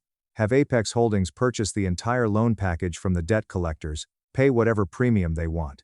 I want to own the paper. I want to own the mortgage. Do it today. 3 days later, all the legal paperwork was finalized. Apex Holdings officially owned the debt. I was, legally speaking, my parents' sole creditor. I owned their house. I had David draft a very specific legal summons and have it delivered by courier to my parents' house, requesting their mandatory presence at the Apex Holdings corporate office to discuss the restructuring of their defaulted loan. I made sure the letterhead looked incredibly corporate and intimidating. They had no idea I owned Apex. The following Tuesday, at exactly 10 a.m., my receptionist buzzed my office. Miss Bennett, your 10 o'clock is here. A Mr. and Mrs. Bennett, accompanied by a younger man. Julian had come with them. Perfect. Send them to conference room B, I said. I'll be right there. I stood up, smoothed down my tailored designer suit, and walked down the glass hallway. My heart was pounding, but my mind was terrifyingly clear. I pushed open the heavy oak door to the conference room. My parents and Julian were sitting huddled on one side of the massive table. They looked awful. My dad had aged 10 years, his hair was thinning and his face was gray. My mom was clutching her designer purse like a life preserver, her eyes red and swollen. Julian looked completely defeated. He wasn't wearing his custom suit. He was wearing wrinkled khakis and a polo shirt. He looked like exactly what he was, an unemployed fraud. They didn't look up when I walked in. They were staring down at the legal pads in front of them, preparing to beg a faceless corporate entity for mercy. I walked to the head of the table, pulled out the leather CEO chair, and sat down. Good morning, I said. All three of their heads snapped up simultaneously. The silence that followed was the heaviest, most suffocating silence I have ever experienced in my entire life. My dad's jaw literally dropped open. My mother gasped, a sharp, ragged sound. Julian physically pushed himself back in his chair, his eyes wide with absolute horror. Harper? My dad choked out, looking around the opulent boardroom as if trying to figure out if he was hallucinating. What are you doing here? Do you work here? I don't work here, Dad, I said smoothly, opening the manila folder and spreading their foreclosure documents out on the table. I own the building. I am the founder and CEO of Apex Holdings. I watched the realization hit them like a freight train. I watched the blood drain from Julian's face until he looked like a corpse. Apex bought your loan package from the regional bank. I continued, my voice entirely devoid of emotion. You owe the bank $1.2 million, plus interest, penalties, and late fees. Since you are in default, the house is legally forfeit.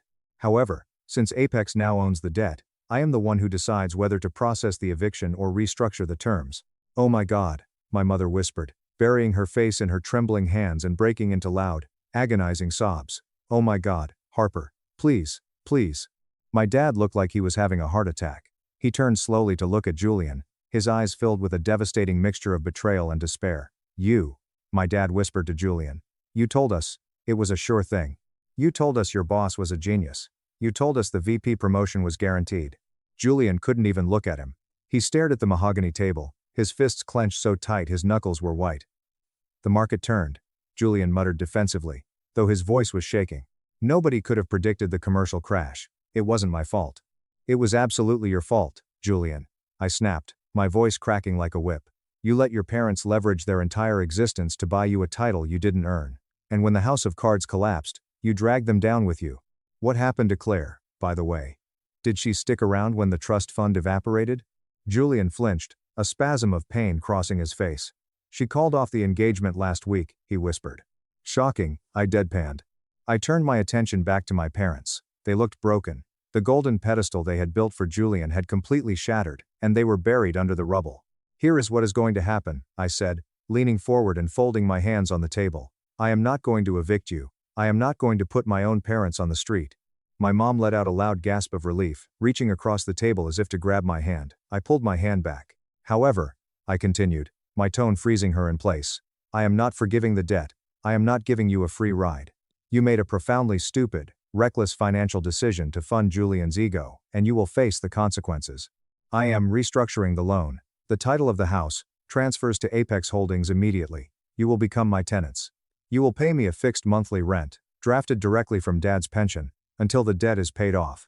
Which, given the math, will be the rest of your lives. You live in my house now. Do you understand? My dad stared at me. The arrogant, dismissive man who had laughed at my dreams was completely gone. In his place was a tired, defeated old man. Slowly he nodded his head. We understand, Harper. We are so sorry. For everything. For being blind. Apologies don't pay the mortgage, Dad, I said coldly. I pushed the new contract across the table. Sign the transfer. With shaking hands, my dad picked up the pen and signed away his home. When they were finished, I gathered the papers and stood up. The legal team will email you the finalized documents. We're done here. My parents stood up, looking like ghosts, and slowly shuffled out of the conference room. Julian didn't move. He remained sitting in his chair, staring at the empty table. You can leave too, Julian, I said, walking toward the door. Harper, wait, he said. His voice cracked. He sounded incredibly small. He stood up and turned to face me. The arrogant, smug golden boy was completely gone. His eyes were red, and his shoulders were slumped. What do you want, Julian? I asked, checking my watch. He swallowed hard, looking down at his shoes before finally meeting my eyes. I'm blacklisted, he said quietly. My boss is facing federal indictment for the wire fraud. My name is tied to the syndicate. Every major commercial firm in the Midwest won't even return my emails. I have no savings. I have no fiancé. I have nothing. I stared at him, feeling absolutely nothing. That sounds like a personal problem. Please, he whispered, a tear actually escaping his eye and rolling down his cheek. Harper, please. I know I was a monster to you. I know I treated you like garbage. I bought into their hype. I thought I was untouchable, and I was wrong. I am so sorry. He took a step toward me, his hands pleading. I need a job. I need anything. I know Apex Holdings is expanding. I know real estate. I can analyze portfolios. I can do the grunt work. I'll start at the absolute bottom. I'll get coffee. I can't go bankrupt. Please, Harper. You're my sister. I stood there in the silent boardroom, looking at the brother who had mocked me, belittled me, and actively tried to destroy my self-worth for 27 years. He was literally begging me for his survival. The power dynamic hadn't just shifted, it had completely inverted. I thought about the nights in the ICU. I thought about the panic attacks. I thought about the Thanksgiving dinner. I looked him dead in the eyes. You're right, Julian, I said softly. I am your sister. But you made it very clear that in the business world, you need a killer instinct. You told me that yourself. I opened the boardroom door. Apex isn't hiring, I said. Good luck with your backup plan. I walked out, letting the heavy oak door click shut behind me, leaving him completely alone in the room. I walked back to my corner office, stood by the floor-to-ceiling windows, and looked out over the sprawling Chicago skyline. The city looked beautiful in the morning light. For the first time in my life, I wasn't standing in anyone's shadow. I had built my own empire from the ground up, out of the scraps they threw away.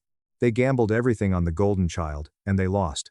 I bet everything on myself, and I won, and I will never, ever, apologize for it. Abandoned, at 11, Biodad. Returned, 23 years later for my $32.5 million inheritance. I destroyed his life with one manila folder. He wept. I grew up in a wealthy, aggressively manicured suburb of Seattle, where the lawns were clipped to exactly 2 inches and fathers measured their total worth by the sons who would carry on their names. My biological father, Richard Vance, fit that toxic mold with terrifying perfection. He was a high-level wealth management executive, who spoke very little, but expected absolute, unquestioning obedience. His word wasn't just law in our house, it was gravity. You couldn't escape it. My mother, Helen, was a woman who had folded herself so incredibly small to fit into my father's life that she practically ceased to exist. She stayed home, smoothing over his sharp edges with quiet, nervous smiles, never arguing, never challenging him, and living as though her only conceivable purpose on this earth was to keep his household running without a single hiccup. My two older brothers, Michael and David, seemed to physically glow under his heavy gaze. Michael, already a teenager when I was just learning to walk, earned thunderous applause for his ruthless aggression on the football field and his cutthroat grades. David, closer to me in age, received towering gold trophies and endless, booming encouragement for his strategic mind in chess and his dominance in debate club. Their victories were celebrated at the sprawling mahogany dinner table with roaring laughter, clinking glasses, and heavy-handed praise. My victories? Report cards with flawless, straight A's and state-level science fair ribbons were acknowledged with a dismissive, tight-lipped nod before my father would seamlessly turn the conversation back to the boys. I tried so desperately to match them. I studied until my eyes blurred. I ran faster in gym class until my lungs burned. I even begged for toy tool sets and model rocket kits instead of dolls, foolishly thinking that maybe, just maybe, if I acted enough like a son, my father would finally look at me and truly see me. But the approval never came. It was a phantom I was chasing in the dark. My mother's tragic answer to my sorrow was to pull me into the kitchen, teaching me to cook heavy roasts, to fold his starched laundry with military precision, and to keep a massive house in absolute, sterile order. These are the skills that will make you valuable one day, Clara, she told me once, her voice barely a whisper over the running faucet. She didn't mean valuable to myself. She meant valuable to a husband, valuable to someone else. The fragile dynamic of our house shattered completely when I was 10. My mother became pregnant again. The moment the stick showed 2 lines, my father declared with absolute, terrifying certainty that the baby would be a boy. He didn't even wait for the ultrasound. He hired contractors to paint the nursery a deep, royal blue before my mother was even showing a bump. He bought tiny baseball gloves and miniature tailored suits.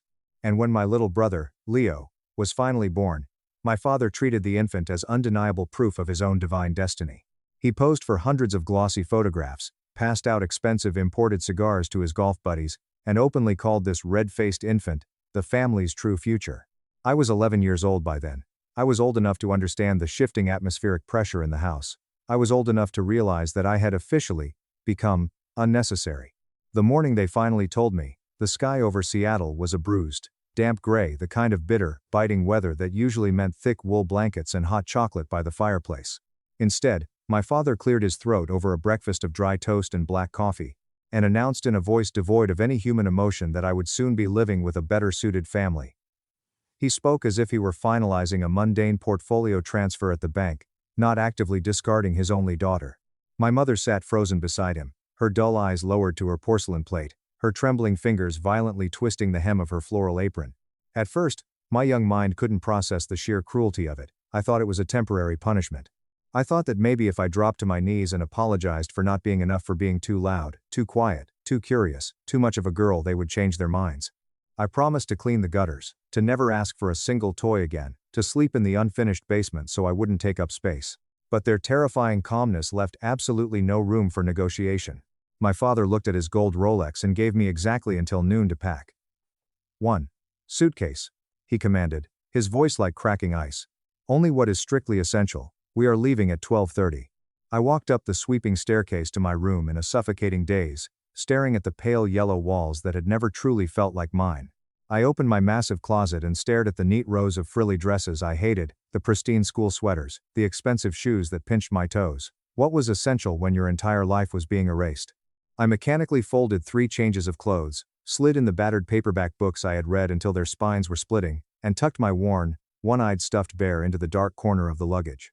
On the very top, I placed a silver-framed photograph from a Christmas vacation 3 years prior, the last photo taken before Leo was born. In it, we looked almost, nearly, like a real family. I needed to take it with me. I wanted tangible proof that once, for a fleeting moment, I had belonged somewhere. That miserable afternoon, they drove me in suffocating silence to downtown Seattle and parked outside a squat, depressing brick building with a faded, peeling sign, Child Protective Services. The social worker who met us at the heavy glass door had a scratched clipboard and a deeply tired, sympathetic smile that didn't reach her eyes. My father filled out the voluntary surrender forms briskly, his pen scratching loudly against the paper. He cited irreconcilable behavioral differences and severe family incompatibility. He handed over my small suitcase, shook the social worker's hand like he was closing a lucrative real estate deal, and turned around. My mother hugged me exactly once, a rigid bird-like embrace, whispering into my hair that I would understand when I was older and wiser. Then, they walked out the glass doors, got into their sleek silver Mercedes, and drove away. They never looked back. Not once. That first night in the emergency group home, I lay awake on a narrow, sagging cot that smelled sharply of industrial bleach and old sweat, clutching that silver-framed photo violently against my chest. In the suffocating darkness, surrounded by the quiet sobs of other discarded children, I made a silent, ironclad promise to myself. I would never, ever again beg anyone to love me, and I would never forget the exact day I learned what my life was supposedly worth. The group home was only the beginning of a brutal, years-long nightmare. Within 3 weeks, I was placed in my first foster family, a chaotic, crowded, rotting house on the outskirts of Tacoma where 7 other traumatized children already shared far too little space. The older kids ruthlessly bullied the younger ones for scraps of food, and the foster parents operated much more like exhausted prison wardens than actual caregivers. Meals were chaotic, loud, and scarce. Beds were crammed into damp rooms with violently peeling wallpaper.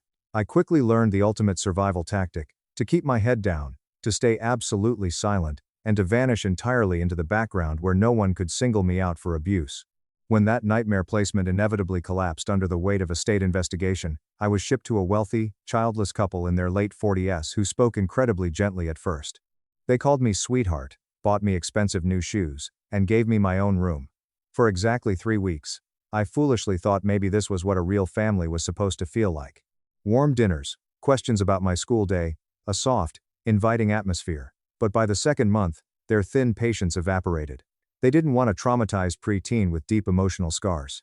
They wanted a blank slate. They wanted a toddler, someone pliable enough to mold into the perfect baby they had never been able to conceive. At 12 years old, I was already far too independent, too quiet, too broken. One rainy Tuesday morning, I was packed up again like a defective, unwanted parcel and sent right back to the agency. The next stop was a sterile, tidy suburban home with locked cabinets and an obsession with rules. The parents were incredibly punctual with chores and meager allowances, but their greedy eyes lingered on the monthly state stipend checks far more than on the vulnerable children they took in. I was nothing but a line item in their monthly household budget, another mouth that actively earned them a profit. Their tight smiles never once reached their eyes, and I completely stopped expecting them to. In those dark years, my entire strategy became survival through total erasure. I folded myself into the dusty corners of rooms, filled dozens of notebooks with careful, obsessive schoolwork, and actively avoided asking for anything beyond what was strictly required to keep my heart beating. Teachers constantly praised me for being remarkably studious, but none of them possessed the insight to see that my deafening silence was not discipline. It was a fortified defense mechanism. The only human being who ever seemed to notice the girl behind the wall was my assigned social worker, Maria Gomez. She arrived exactly once a month with her scratched clipboard and sharp, intelligent eyes that missed absolutely nothing. "You're incredibly bright, Clara," she told me one afternoon, leaning across the sticky table in the agency's fluorescent-lit office. "But you're hiding behind those perfect grades. You're building a fortress." I didn't answer her. I didn't know how to speak without crying, so I chose not to speak at all. And yet, a tiny, buried part of me wondered what she saw that others did not. That question lingered heavily in the air as she began to casually mention a man named Arthur Sterling. Maria told me about him on a particularly gray afternoon when I was 13. "His name is Arthur," she said, tapping her pen thoughtfully against my thick, depressing file. "He lives just outside the city, in a massive craftsman house with entirely too much space for one retired man. He's 65, a widower, a former structural engineer. He has no children of his own. He wants to foster an older child." I nodded, completely unmoved. I had heard grand, empty promises like that a dozen times before. A week later, I sat stiffly, terrified, in the passenger seat of Maria's rusted sedan as we turned down a long, tree-lined drive that ended in front of a breathtaking, sprawling craftsman-style home with wide, sheltering eaves, and a deep, welcoming wraparound porch. Arthur Sterling was already waiting for us, leaning casually against the wooden railing with a quiet patience that seemed deeply practiced. He was tall and broad-shouldered, his thick silver hair swept neatly back, his eyes a warm, pale blue that met mine without forcing a fake, overly enthusiastic smile. Instead of the usual high-pitched baby talk foster parents used, he simply extended a calloused hand and said, "You must be Clara. I've been hoping to meet you. Come on inside, the tea is getting cold." He didn't ask me to perform. He didn't sit me down and run through an exhausting list of strict house rules. Instead, he just walked me through the quiet, sunlit rooms. The wooden floors were polished with genuine care, the towering walls were lined with thousands of fascinating books, and the entire house smelled of cedar wood, old paper, and something faintly herbal simmering on the massive kitchen stove. When he opened the heavy oak door to the bedroom that could be mine, he didn't show off a perfectly decorated sterile space. He simply pointed to the blank walls and said, "I haven't painted it yet. I thought you might want to choose the colors yourself. It's your space, after all." Thanks for watching. No adult had ever asked me what I wanted before. In the tense, anxious weeks that followed, I tested Arthur with brutal, punishing silence. I expected him to snap, to yell, to call Maria and demand I be removed. He answered my silence with unwavering, steady presence. When horrific night terrors jolted me awake at 3 a.m., screaming about my father's cold eyes, I would find Arthur sitting quietly in the hallway outside my door with a steaming mug of hot chocolate. Reading a book? Just making sure I knew I wasn't alone. When I violently struggled with a complex math problem, and threw my pencil across the room in a trauma-induced rage, he didn't scold me. He calmly picked up the pencil, sat beside me at the table, and worked through the numbers until the problem made perfect sense. One rainy Saturday, I found him in the large, detached garage, carefully measuring and cutting thick planks of rich mahogany wood. "A new bookshelf," he explained, wiping sawdust from his brow. "I noticed you keep your books stacked on the floor. I figured your stories deserved a proper, sturdy home." It was the small, consistent things that began to miraculously unravel my ironclad defenses. The way he proudly placed my amateur architectural sketches on the refrigerator with heavy magnets. The way he never, ever, hurried my words when I finally dared to speak them out loud. At 14 years old, I finally learned what genuine, unconditional steadiness looked like. The day the family court finally finalized my official adoption, Maria smiled through happy tears as the judge banged his gavel and declared my new, legal name, Clara Sterling. I held the crisp, embossed legal papers in my trembling hands, but it was Arthur's quiet, deeply proud nod from across the courtroom that truly anchored my soul. For the first time in my entire existence, permanence felt entirely possible, and the heavy, warm weight of true belonging settled over my shoulders like a thick blanket I hadn't even known I was freezing without. Arthur had a magical way of opening the massive world to me without ever making it feel like a forced lesson. One crisp autumn Saturday, he drove us deep into the city, and we walked through the grand, echoing halls of the Seattle Central Library.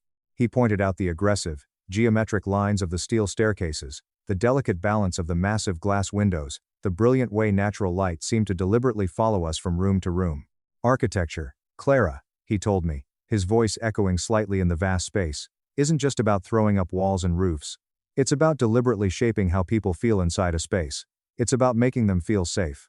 Those weekend trips planted a massive, unshakable seed in me. I began obsessively sketching in thick, leather-bound notebooks not just simple houses, but entire interconnected neighborhoods, inventing brilliant new ways to make them warmer, safer, more alive. Arthur bought me expensive drafting pencils, massive rolls of vellum graph paper, and professional drafting boards, never once questioning whether this was just a fleeting childhood phase. He simply encouraged my passion as though he already knew exactly where it would lead me. High school tested me in completely different, terrifying ways. I still carried the dark, heavy instinct to disappear into the background, but slowly, with Arthur's guidance, I learned how to firmly stand my ground. My best friend, Chloe, barged into my quiet life in 10th grade, sliding aggressively into the seat next to me in the silent library and loudly announcing we would be partners for a massive history project. She was wildly confident, fiercely outspoken, and utterly impossible to ignore. Somehow, she decided I was worth knowing, and against my own deeply ingrained caution, I let her stay. For the first time, I had a peer who asked about my life not because she had to, but because she genuinely wanted to. Therapy saved my life, too. Dr. Bennett's office was a sanctuary, filled with towering plants and soft, oversized chairs, a safe place where my long silences were never punished. She gently guided me back through the dark, terrifying years I had violently tried to bury, constantly reminding me that my biological parents' cruel rejection said absolutely everything about their own broken limits, and absolutely nothing about my worth. Slowly, painfully, I started believing her. By my senior year, the impossible happened. A thick, heavy envelope arrived in the mail. A letter from the University of California, Berkeley's prestigious architecture program. Acceptance, printed in bold, undeniable letters. Arthur wept.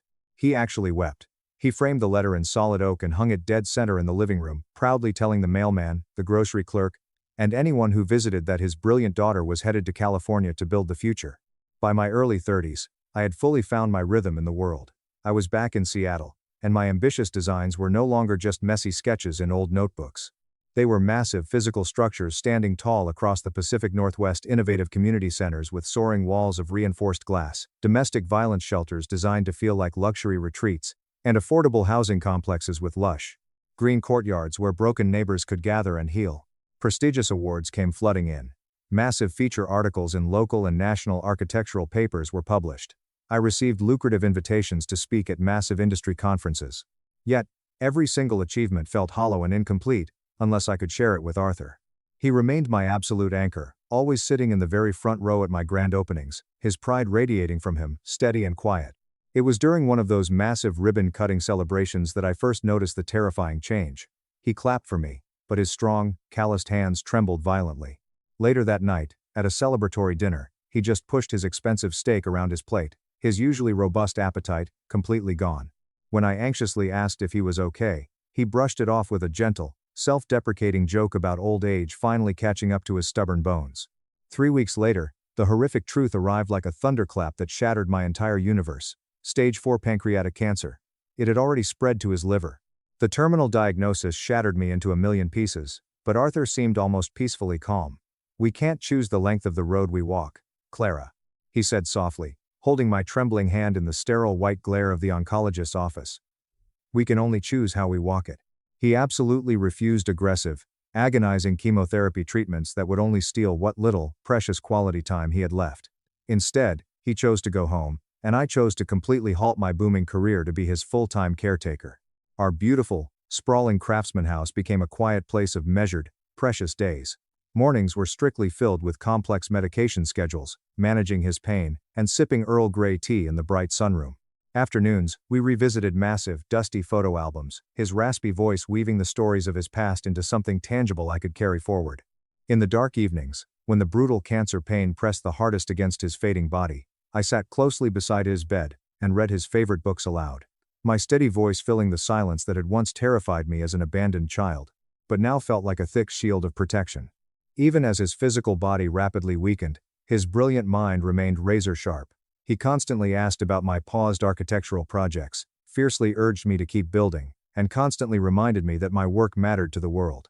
On one incredibly quiet, devastating night, when the heavy Seattle rain tapped rhythmically against the bedroom windows, he weakly reached out and took my hand. His breathing was incredibly shallow. His voice was barely a fragile whisper, but the words he spoke carved themselves permanently into my soul. "Build something that outlives us both, my beautiful girl. Promise me." "I promise, Dad," I sobbed, finally calling him the name he had earned 1,000 times over. I stayed completely still with him until the very end, holding his frail hand as his breathing slowed, stuttered, and finally stopped. I kept whispering into the dark that he had given me infinitely more than any physical blueprint ever could. When the final silence came, it felt like the entire axis of the earth had violently shifted.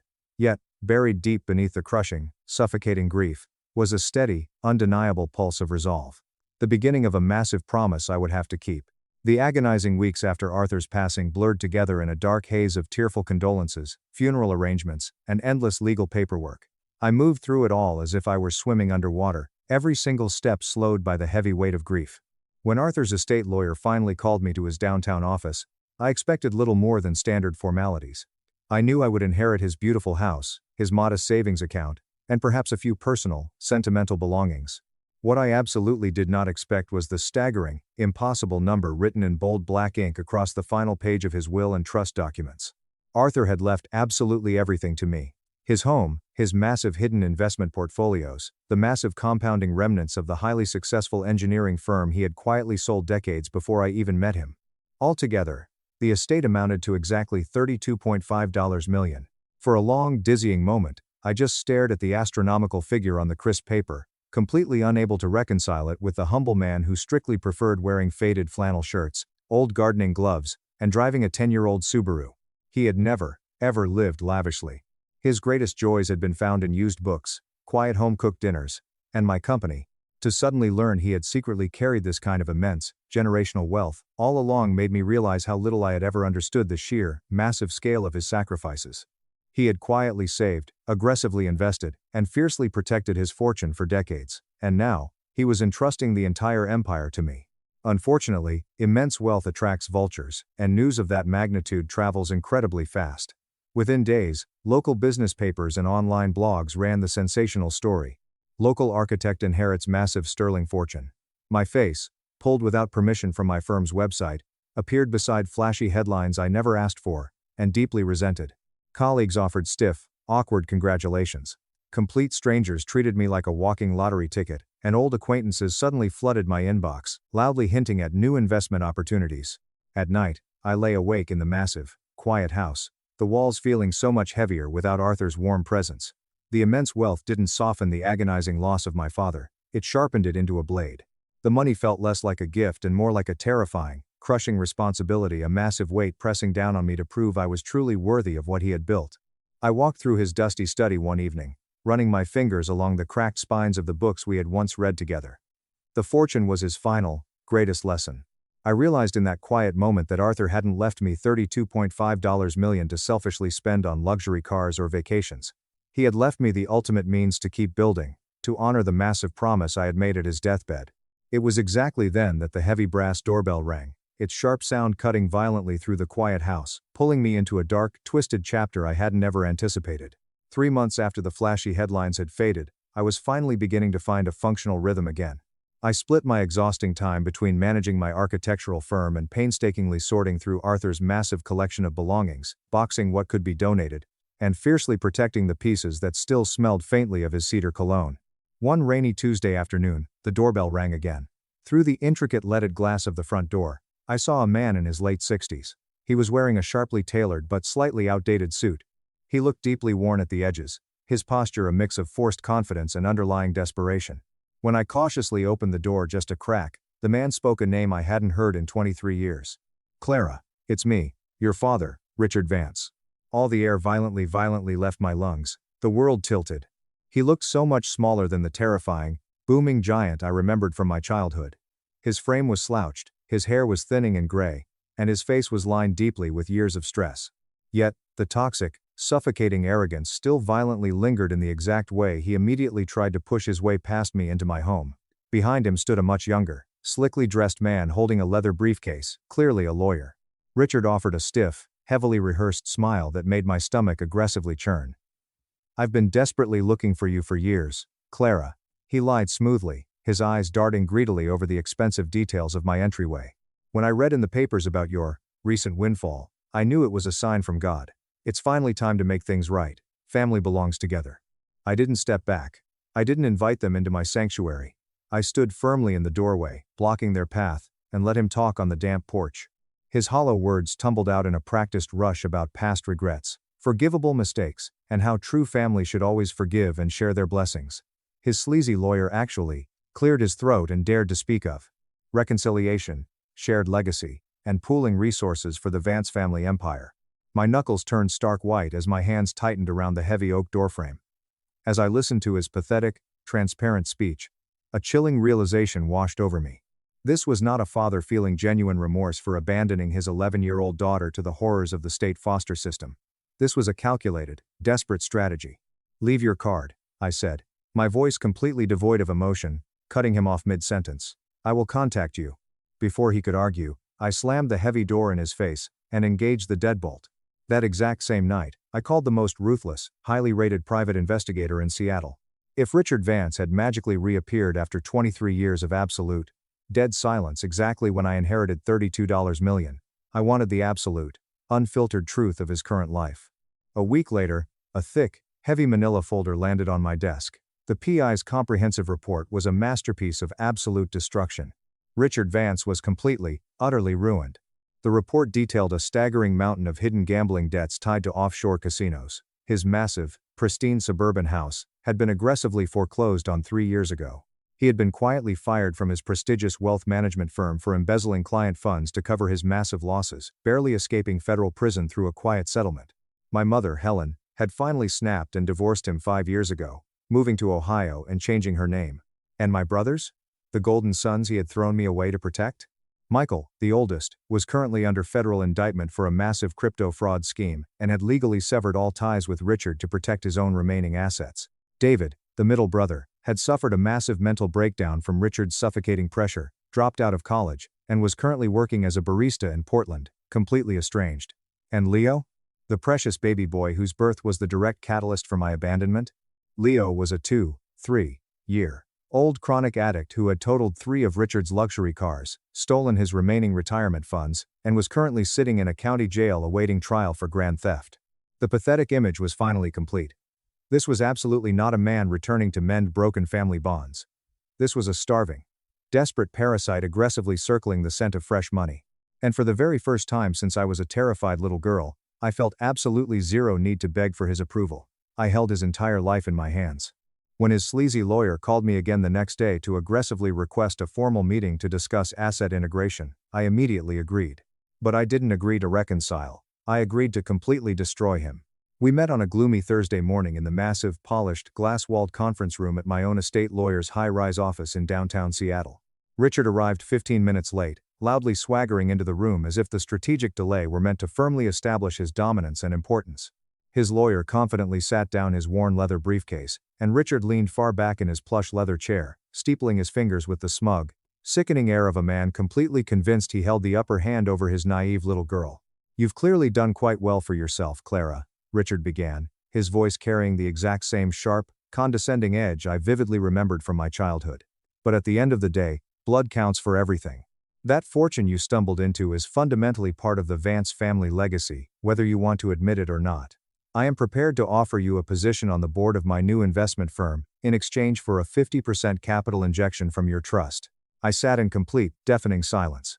I let him speak for a full 10 minutes, quietly watching as he desperately dressed his greedy demands in manipulative words, like family, heritage, duty, and loyalty. When he finally finished his pathetic pitch and leaned forward, waiting for my eager compliance, I didn't say a word. I simply picked up the thick manila folder the PI had given me, and I slowly slid it across the polished mahogany table. Richard frowned, his smug smile slipping slightly as he opened the cover. Pages and pages of his catastrophic debts, his humiliating foreclosures, his legal settlements, his firing documents, and the criminal records of his golden sons, lay completely exposed under the bright fluorescent lights.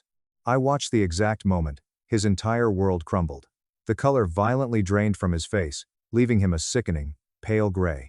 His hands began to shake, not with the gentle tremor of Arthur's illness, but with the violent, pathetic shaking of a cornered coward. "You legally forfeited any and all claim to me the exact day you signed those surrender papers at CPS 23 years ago," I said, my voice as steady and cold as a steel beam. "You threw me away like garbage because I wasn't a boy. You never once looked for me. You let me rot in abusive homes. You only remembered my name when you saw a dollar sign next to it in the newspaper. I owe you absolutely nothing." His lawyer shifted incredibly uncomfortably in his seat, his eyes darting to the damning documents, instantly sensing that this meeting had catastrophically collapsed and he wasn't getting paid. Richard's fake smile completely vanished, and the raw, ugly desperation finally bled through the performance. "So, that's it?" he snarled, slamming his fist on the table. "You're going to maliciously turn your back on your own flesh and blood? On your father? You're going to let your family drown?" "You are not my father," I replied, standing up slowly, towering over him in the space. "Arthur Sterling was my father. You are just a bankrupt stranger, who shares some of my DNA. I will offer you exactly one thing, Richard. I will fully fund a 90-day inpatient rehab facility for Leo. Nothing more. Not a single red cent for you, not a dime for your debts, and absolutely nothing for your ego. If you want a future, it won't be funded by the daughter you threw away." Richard's face hardened into a mask of pure, impotent rage, but he said absolutely nothing more. He knew he was completely defeated. He grabbed his coat and stormed out of the glass room, his lawyer hastily scrambling after him like a whipped dog. As I stood alone in that quiet conference room, looking out over the Seattle skyline, I felt a strange, incredible lightness wash over my entire soul. It was the profound peace that comes from finally deadbolting a heavy door that should have never been opened in the first place. 3 days later, I received a long, deeply emotional email from David, my middle brother. He had read about the inheritance, and then Richard had furiously called him, screaming about my betrayal. David's words were hesitant, broken, but incredibly sincere. He apologized profusely for being violently silent when we were children, for not protecting me when he was older and should have known better, and he admitted how deeply Richard had destroyed his life too. We agreed to meet for coffee in Portland next month, cautious, heavily guarded, but willing to take the first tentative, fragile step toward a bond that had been left unfinished. It was a gentle reminder that some doors, when carefully opened, might still lead somewhere worth walking. But the most important part of this story isn't my revenge.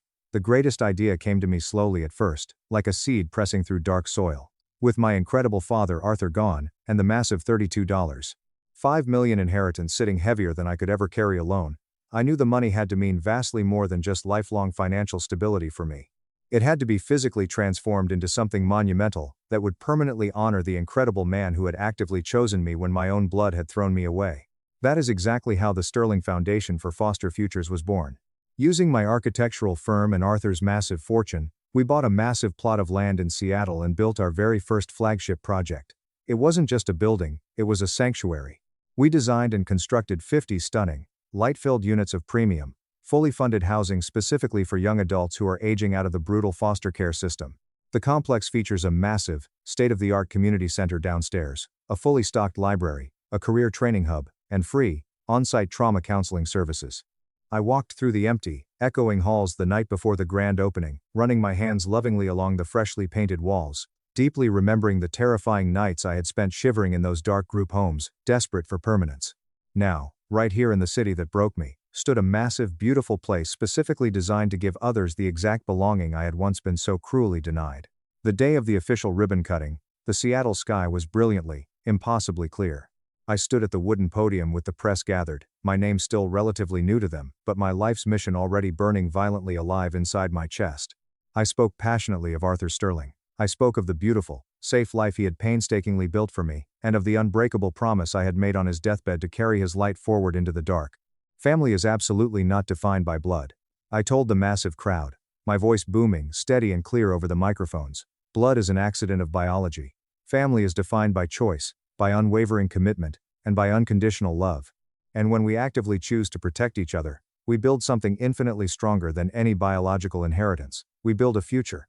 As the massive red ribbon fell to the ground and thunderous applause rose around me, I reached up and tightly gripped the small silver key pendant Arthur had given me on the day of my adoption. It warmed instantly against my palm, no longer just a fragile symbol of a home he had graciously opened for me, but a shining beacon of the hundreds of doors that were now being permanently opened for others. When absolute fortune and ultimate freedom finally land in your hands after a lifetime of pain, you get to decide. Which future will you choose to build, and exactly who will you build it for? Parents wanted my house, and $300,000 for their failing golden child. My lawyer exposed them. In court, the judge sanctioned them into financial ruin.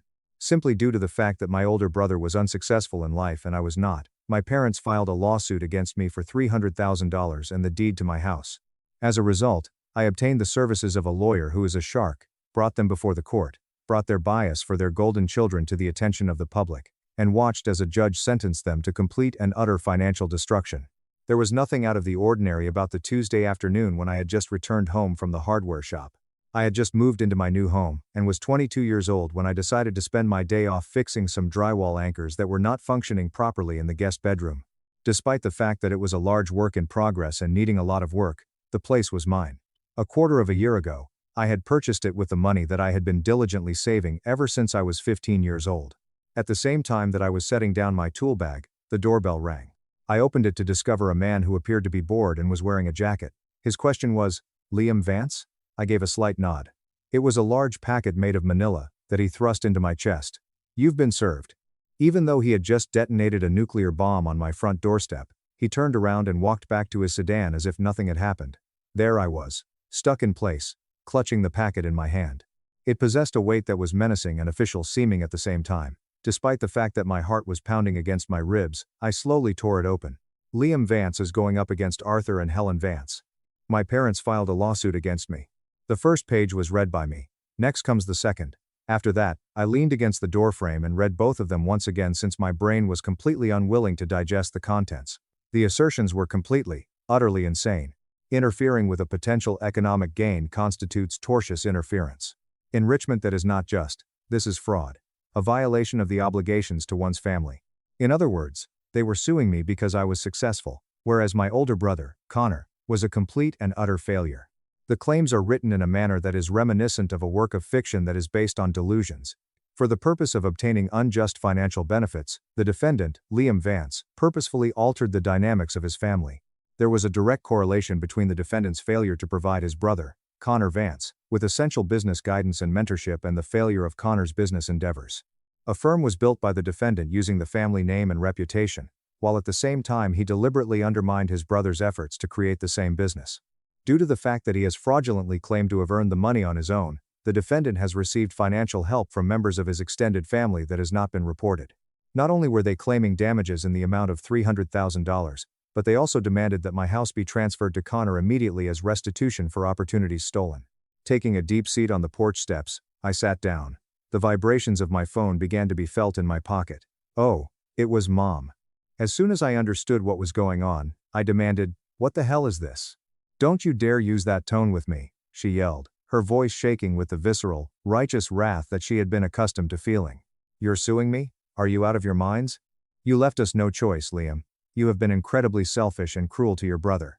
"Selfish? I worked 2 jobs to get you through college while you..." I cried out in a furious manner. "You didn't pay a dime for my college." In fact, my vision was blurring with anger. "You paid for Connor's private university. I went to a state school on a scholarship." I was able to hear rustling, and then my father's voice, which was firm and authoritative, broke through the line. "Liam, listen to me. This is happening. You can either settle this reasonably right now, or we will see you in court." "Settle for what? What did I even do?" Dad remarked in a chilly tone. "You are fully aware of what you have done. You built your little business using our family connections. You sabotaged your brother. Every single time he tried to start something, you were there, undermining him behind the scenes." I yelled out, "What connections are there? You're a regional sales manager and Mom is a dental hygienist. There are no connections." And I offered to help him. I offered to teach him basic supply chain logistics, and he told me I was thinking too small. The sound of her mother's voice reverberated through the background, and she quickly reclaimed the phone. "You stole his future, Liam. That house should be his. That business should be his. You knew he was the visionary in the family. He has failed 3 businesses because you sabotaged him. We gave him $120,000, and he lost it all because you wouldn't support him. I was in college eating ramen and building my own company. I didn't even live in the same time zone." Following that, I became aware of Connor's voice in the background. "He is spoiled, boisterous, and dripping with a sense of entitlement. That's my house.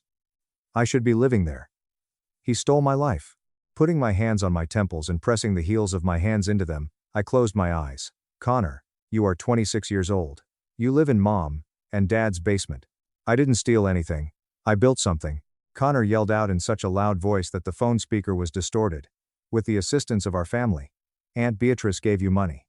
Admit it." I jumped up, my disbelief swiftly transforming into a stony, resolute rage. "Aunt Beatrice gave me a $50 Amazon gift card for graduation." "You guys are delusional," I said. "I am done with this conversation. You'll be hearing from my lawyer." Mom spoke out in a shrill voice. "We are going to take you to court, and we are going to win. You owe your brother. You owe this family." "I don't owe you a damn thing. I worked for everything I have. You gave me nothing because you didn't care. You only ever cared about Connor." It was Dad who cried out, "Connor needed support. You were always self-sufficient. You're punishing us for helping him. We are correcting an injustice. See you in court." "Make a click." He or she hung up. I spent a considerable amount of time sitting on my porch, staring at the lifeless screen of my phone. Next, I dialed the number of my closest friend, Julian. According to his response, "Hey man, what's good? My parents are suing me for $300,000 and my house." It was completely silent on the other end. "What?" I shared everything with him. The lawsuit, the demands for my property, and the assertions that are completely absurd. Julian spoke in a quiet tone and remarked, "Dude, that is completely out of control. Can they even do that? Anyone can file a lawsuit. Winning it is a different story. This is all about Connor. Golden child Connor, who has burned through every dime they have." The words "your parents are literally insane" were spoken by Julian. "You built your tech company by yourself. I was literally in your dorm room watching you solder circuit boards at 3 a.m. They're claiming you used family connections? What connections? The local dental clinic?" I uttered the words, "I'm fighting it," at which point my voice became completely silent. "I am not giving them a single cent." Following the conclusion of my call, I remained on the porch until the sun began to drop, during which time I reflected about the past 8 years of my life. When I first begun working, I was 15 years old. The reason I asked my parents for $40 was not because I wanted to develop my character. Rather, it was because I wanted to purchase a used robotics kit for a school club. Over the newspaper that he was reading, my father glanced at me and said, "Liam, money does not grow on trees. If you want toys, you have to earn the money yourself."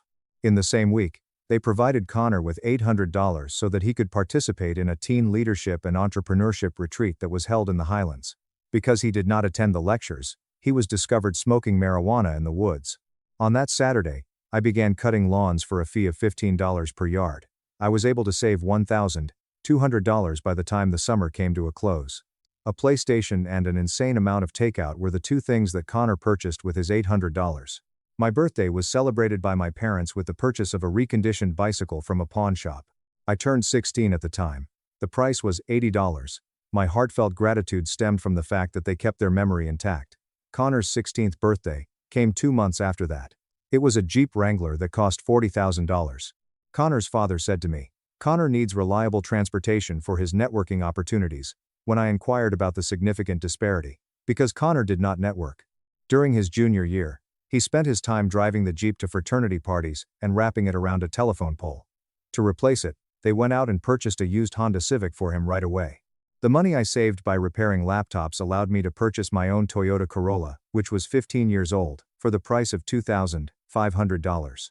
Up until the age of 18, I rode my bike everywhere. It was college that served as the final dividing line. Connor was accepted to attend a private university in the city that is extremely pricey. The annual salary is $80,000.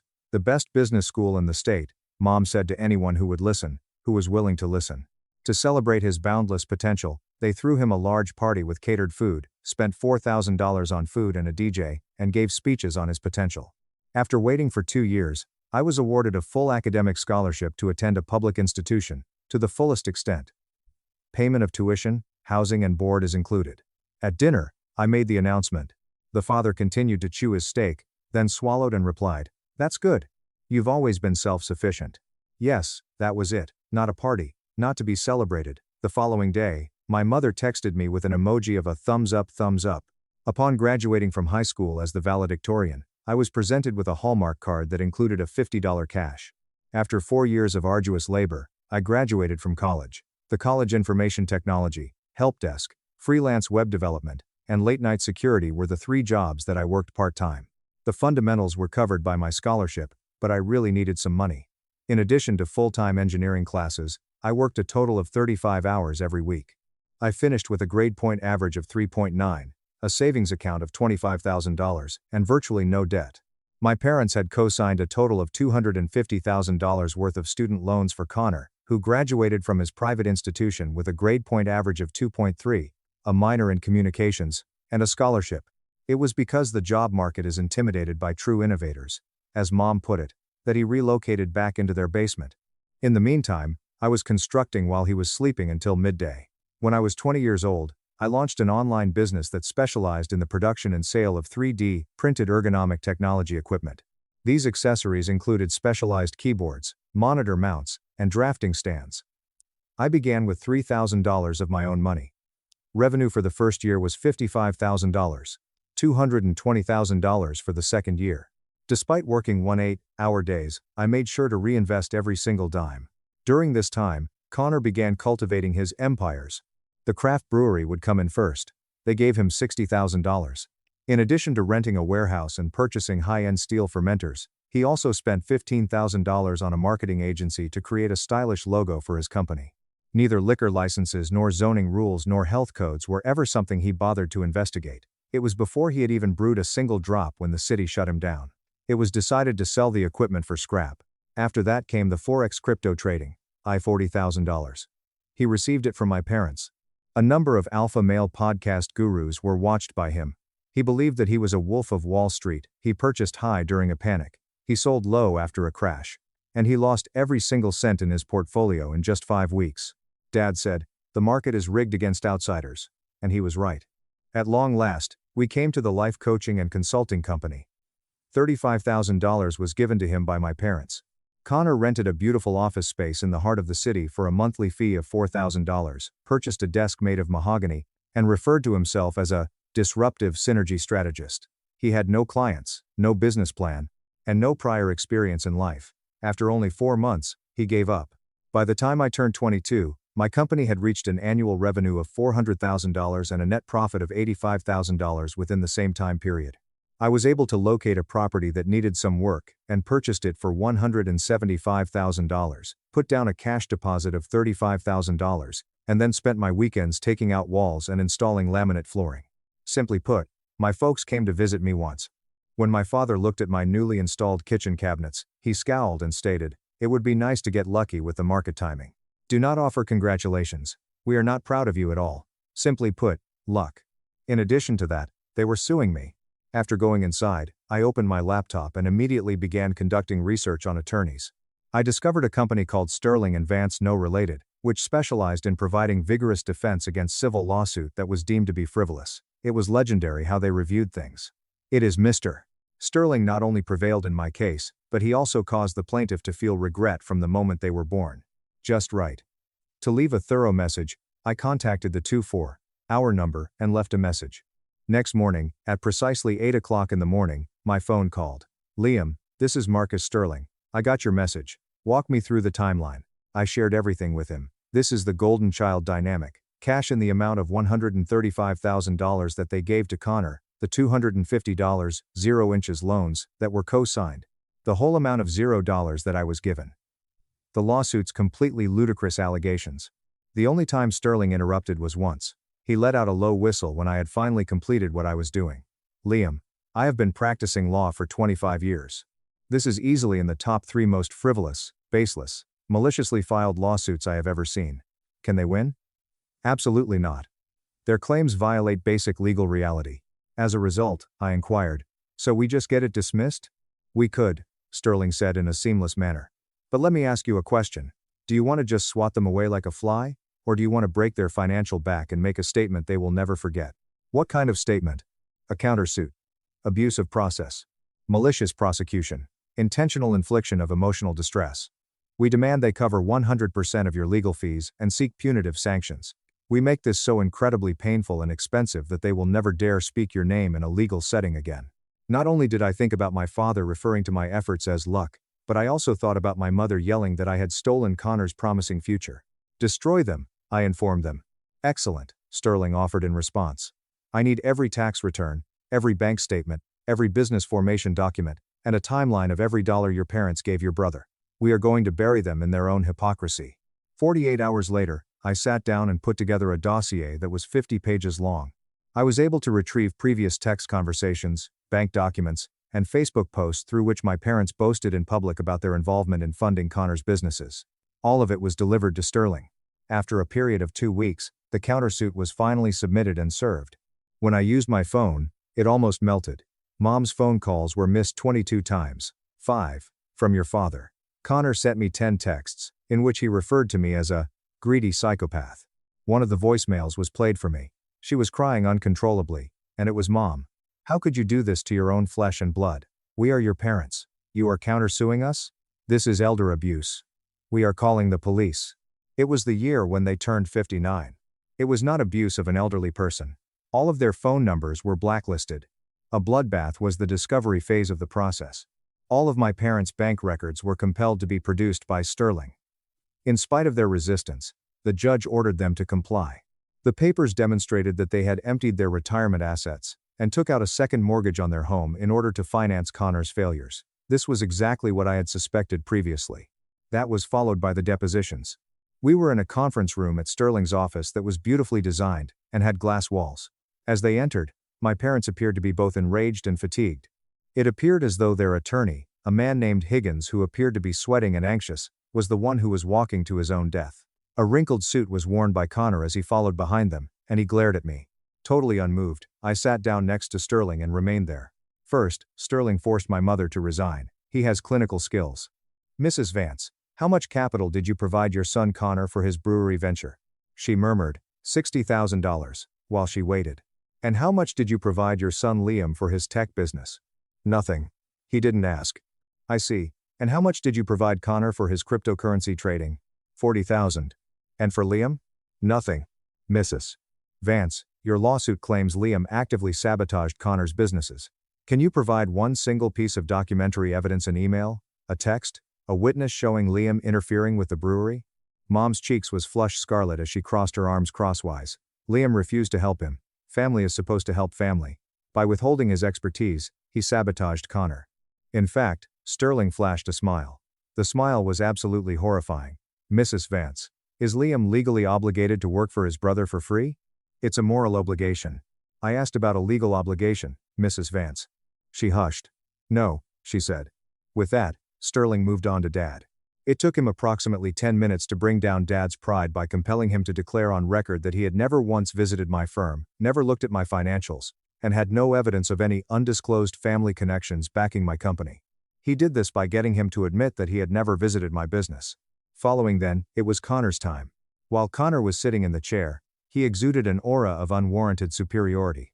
Sterling started saying, "Mr. Vance," while bringing out a file. "Let's discuss your life coaching business. You spent $35,000 of your parents' money. How many clients did you have?" "I was in the pre-revenue brand building phase," Connor replied in a defensive manner and explained. "I'll take that as zero. Did you have a business plan?" "I had a vision board." Sterling hesitated, staring at Connor for a prolonged period of time that was excruciating. "A vision board. Fascinating. Mr. Vance, in your own words, how exactly did Liam steal your future?" The expression of wrath on Connor's face was twisted as he leaned forward. "He had it easy. He got lucky. I'm the oldest. I was supposed to be the successful one. Mom and Dad always said I was the visionary. Liam just hoarded his money and bought a house that should have been mine. He owes me." The opposing attorney, Higgins, was the subject of Sterling's gaze. The way that Higgins was massaging his temples gave the impression that he was trying to crawl under the table. Sterling whispered, "So, to clarify," as he continued, "you believe you are legally entitled to your brother's house, simply because you were born first and you feel you deserve it?" And Connor cried out, "Yes." Sterling snapped his binder shut and said, "No further questions," before going on to say, "During the time when they were leaving, Higgins grabbed Sterling aside. Higgins said, 'I told them not to file this. I'm trying to get them to drop it.'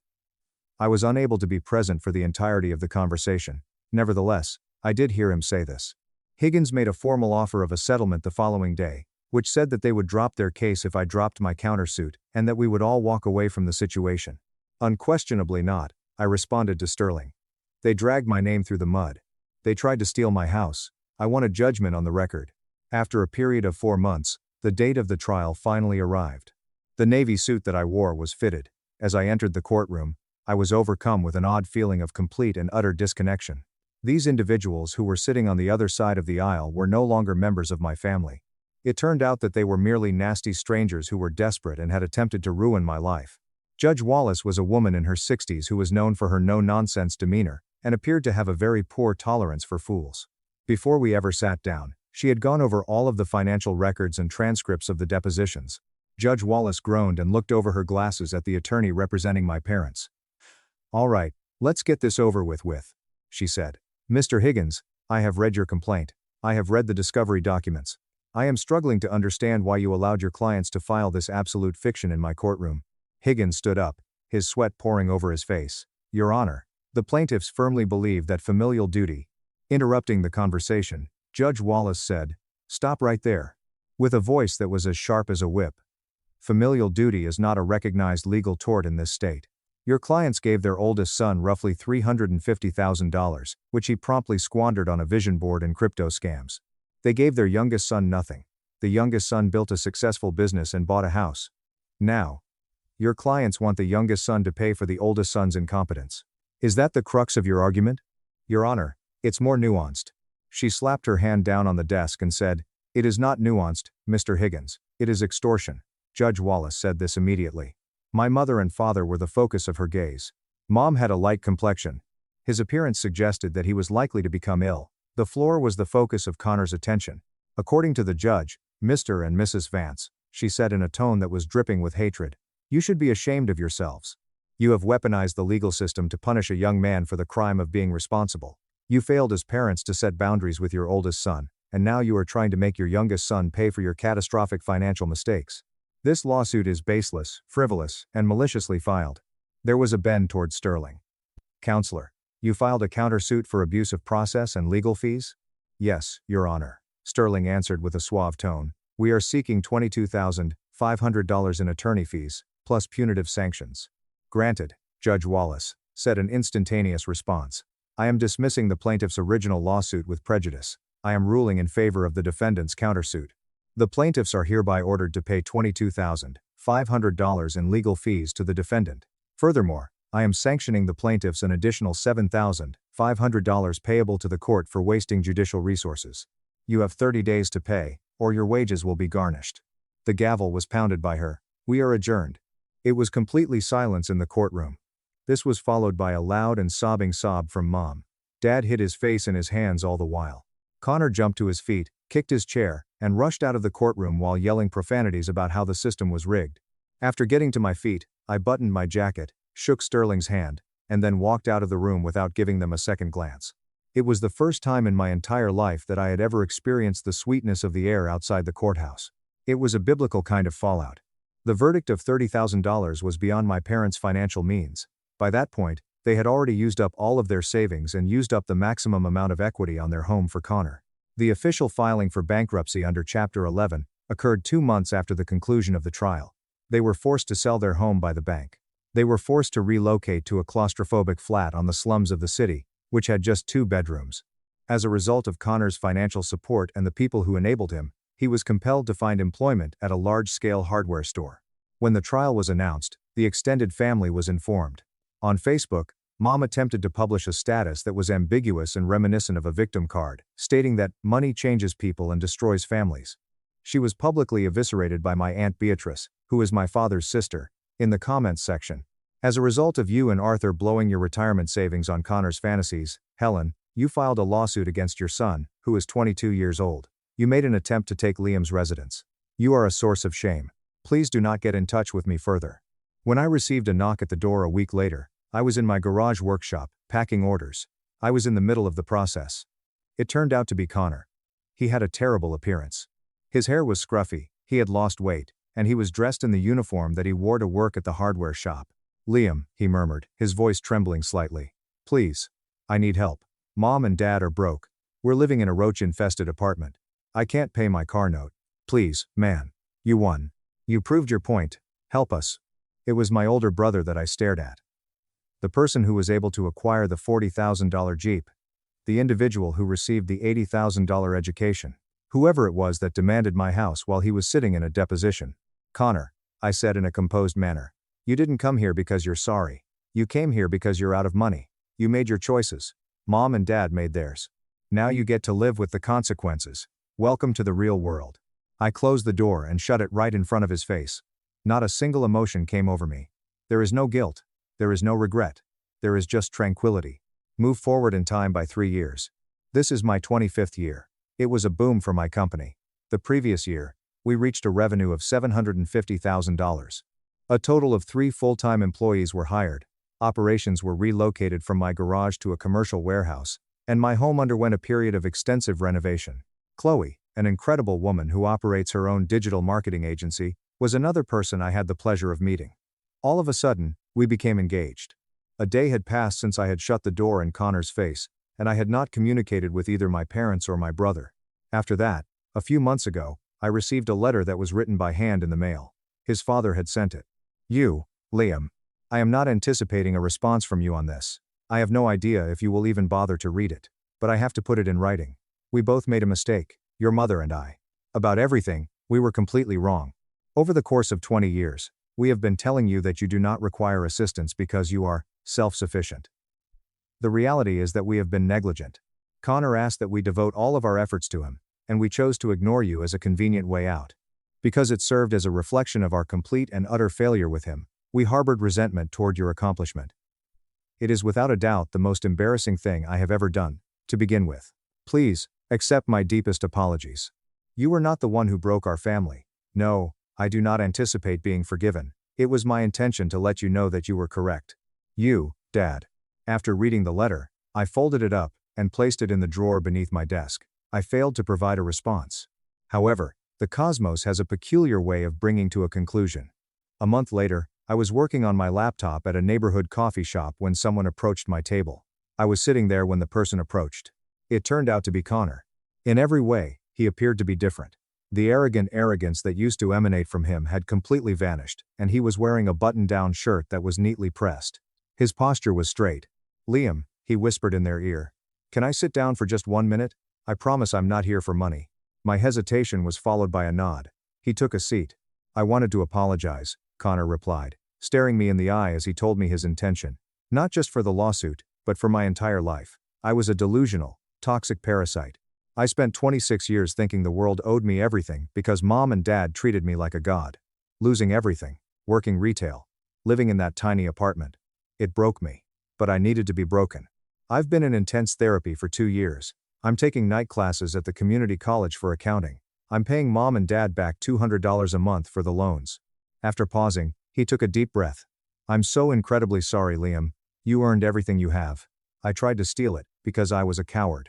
You don't ever have to speak to me again, but I needed to say that to your face. I was attracted to him. For the very first time in my whole life, I turned around and saw a real grown-up, seated opposite me, rather than a child, who had been spoiled.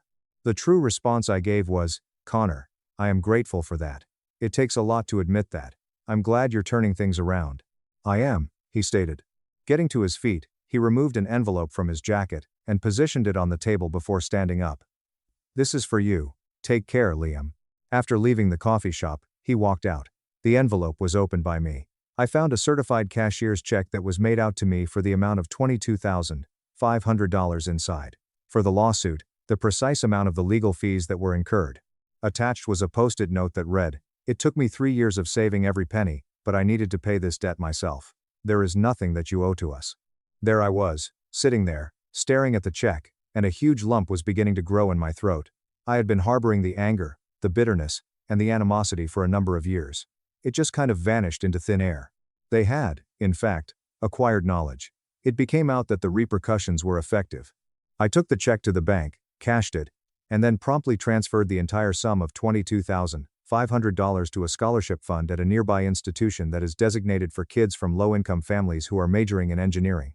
Students who were struggling through college with no assistance whatsoever. I had been a child like that. Connor received a single text message from me that read, "Check received. Made a contribution to a scholarship fund. We are in agreement. Continue to do a wonderful job." After waiting for 5 minutes, he said, "Thank you. More than you realize." That is significant. Recently, in the spring, Chloe and I tied the knot. A lovely and intimate wedding was held for us. My parents and Connor were not invited to the event. It came too quickly, and I had hoped that the day of my wedding would be absolutely devoid of any tension. On the other hand, Chloe and I discovered that she was expecting a child 1 month after the wedding. As the night wore on, I found myself sitting in the vacant room that we were planning to transform into a nursery. As my child was growing up, I pondered about him. My thoughts turned to the vicious circle of resentment. I took out my phone and dialed my father's number. His voice was short of breath as he answered the phone on the second ring. "Liam? Hey, Dad," I greeted him. "Chloe is pregnant. We're having a baby." For a considerable amount of time, there was complete stillness on the line, and then I heard my father crying. The tears are sincere, thick, and deep. "Congratulations, son. That is so wonderful." "When the baby is born," I replied with much difficulty, "maybe you and Mom and Connor can come to the hospital, meet your grandchild. We can take it from there." As he gulped out the words, "We would be honored." "Thank you, Liam, thank you." It's been 2 months since the birth of our daughter. My mother and father, along with Connor, went to the hospital. In addition to remaining respectful and quiet, they remained in the background. Mom shed tears as she held her granddaughter in her arms. Connor came up to me and shook my hand while bringing a children's book that was nicely drawn. There was no enchanted, picture-perfect reconciliation that took place. There is still a great deal of unpleasantness, a great deal of history that has not been stated, and a great deal of boundaries. We don't have dinners with the family every week. On the other hand, we text. Images are sent to you. We are constructing something new in a cautious and laborious manner. Sometimes, the most effective form of retribution is not to destroy the individuals who have wronged you. Building a life that is so incredibly stable and so unquestionably successful that their poison just cannot thrive in your environment is what it means to establish a life. In addition, you have the ability to show grace to them once they have finally reached their lowest point and realize the importance of their actions. It is not because you owe them money, rather, it is because you are financially capable of affording it. Drowned in $85,000 debt, while brother lived in luxury. 2 years later, at a wedding, parents begged for a bailout. I dropped the proof and watched them burn. The living room smelled nauseatingly of artificial peppermint and cinnamon, the exact same cloying scent my mother had pumped through our Ohio home every single Christmas since I was a toddler.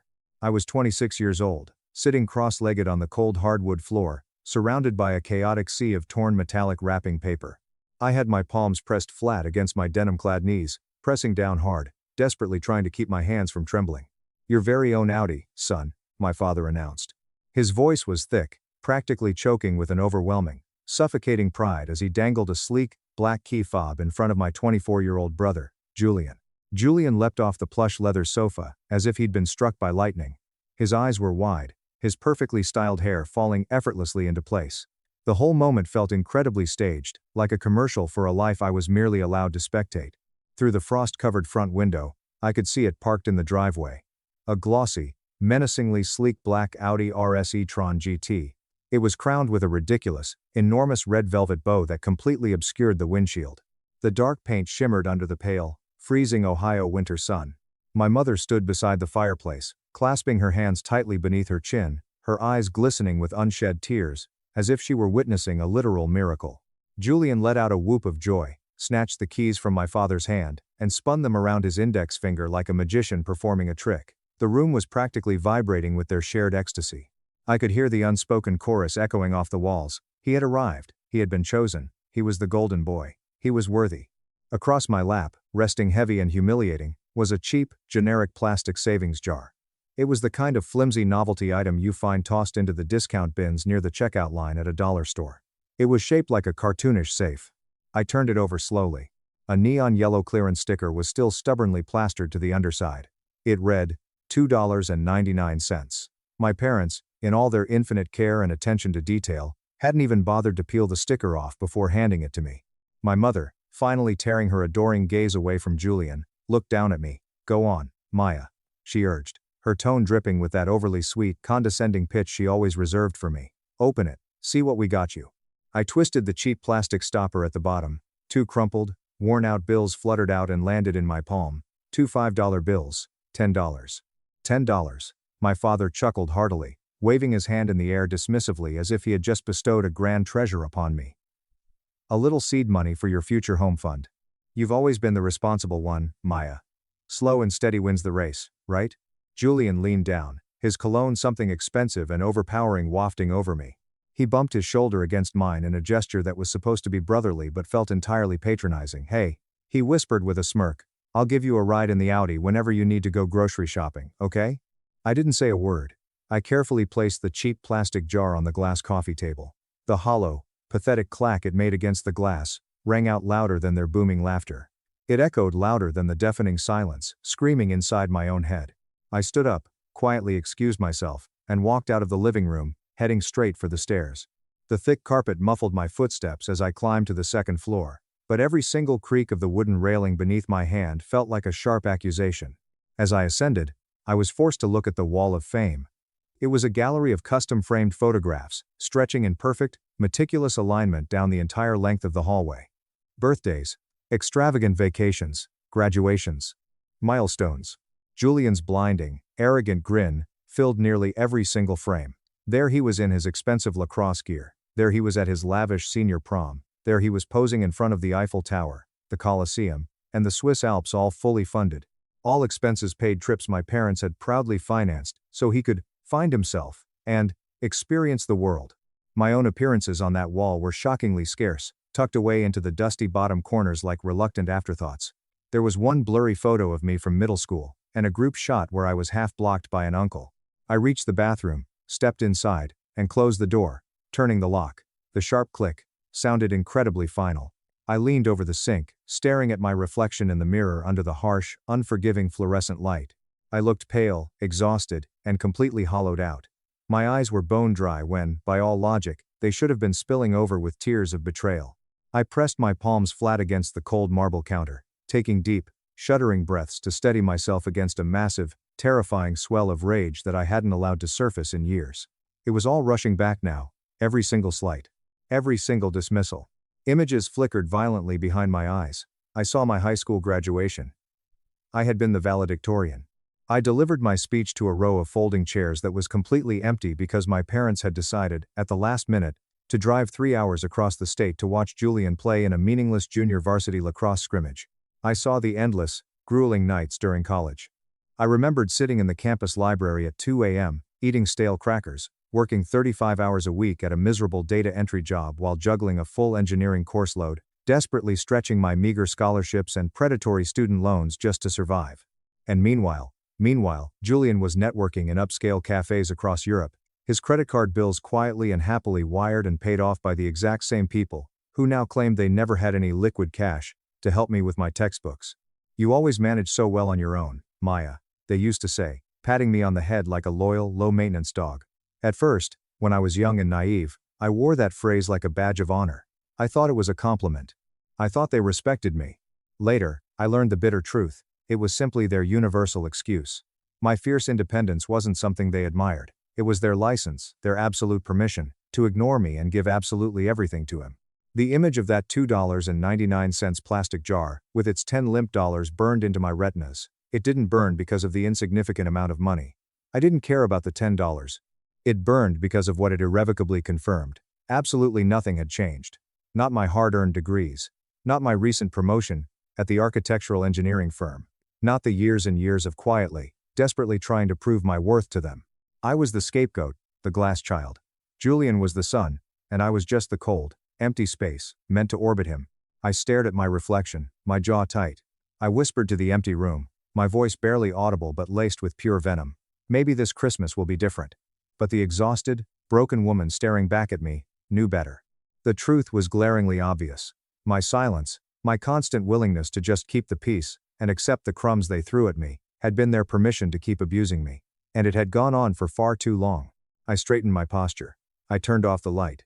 I unlocked the door and stepped back out into the hallway, where Julian's framed smile seemed to mock me from every angle. The house was dead silent, save for the faint, rhythmic hum of the central heating unit cycling on and off. I went into my childhood bedroom. I lay on the narrow bed, staring up at the ceiling where the cheap, glow-in-the-dark stars I had stuck up there when I was 12 years old still clung in fading, peeling patches. I tried to close my eyes, but sleep violently refused to come. Every time my eyelids shut, I saw Julian twirling those Audi keys. I saw the obnoxious red bow. I saw my parents' faces illuminated with a profound, unconditional pride that I had never, ever earned, no matter how hard I bled for it. At 3 a.m., the digital clock glowing red in the dark, I made my decision. I swung my legs over the side of the bed. The old floorboards groaned softly beneath my weight, but the house remained still. No one stirred. They were all sleeping the deep, peaceful sleep of the utterly oblivious. I opened my closet and reached into the very back, pulling out my old, battered canvas duffel bag. It was the same bag that had followed me from miserable dorm rooms to cramped, leaky apartments. I didn't pack clothes. I didn't pack anything they had ever given me. Into that bag, I placed only what truly mattered. I packed the handmade quilt my grandmother had pressed into my arms the week before she passed away. I packed a thick photo album from my college years, filled with the faces of friends and mentors who had actually believed in me. And I packed the original, hand-drawn blueprint of the very first building I had ever helped design, its edges creased from years of unfolding and refolding, the paper still smelling faintly of drafting ink. I zipped the bag shut. I walked downstairs, my steps light and purposeful. In the living room, the Christmas tree lights were still blinking in a steady, mocking rhythm, casting colorful shadows over the mountain of neatly wrapped gifts. I looked at the presents I had bought for them. I had spent weeks saving up. There was a beautiful, handcrafted leather briefcase for my dad, a delicate silver bracelet for my mom, a high-end camera lens Julian had casually mentioned wanting months ago. I had spent over $1,000 on them. I walked over and set the gifts carefully at the absolute base of the tree. I was entirely unwilling to carry them out the door with me, but I was also unable to strip away the physical proof of the effort I had made. Let them open them. Let them see what they threw away. I walked into the kitchen. I took my spare house key off my key ring and placed it gently on the granite counter beside the coffee maker. The cold metal caught the moonlight streaming through the window. It looked like a quiet final declaration of independence. I stepped out the back door into the freezing night air.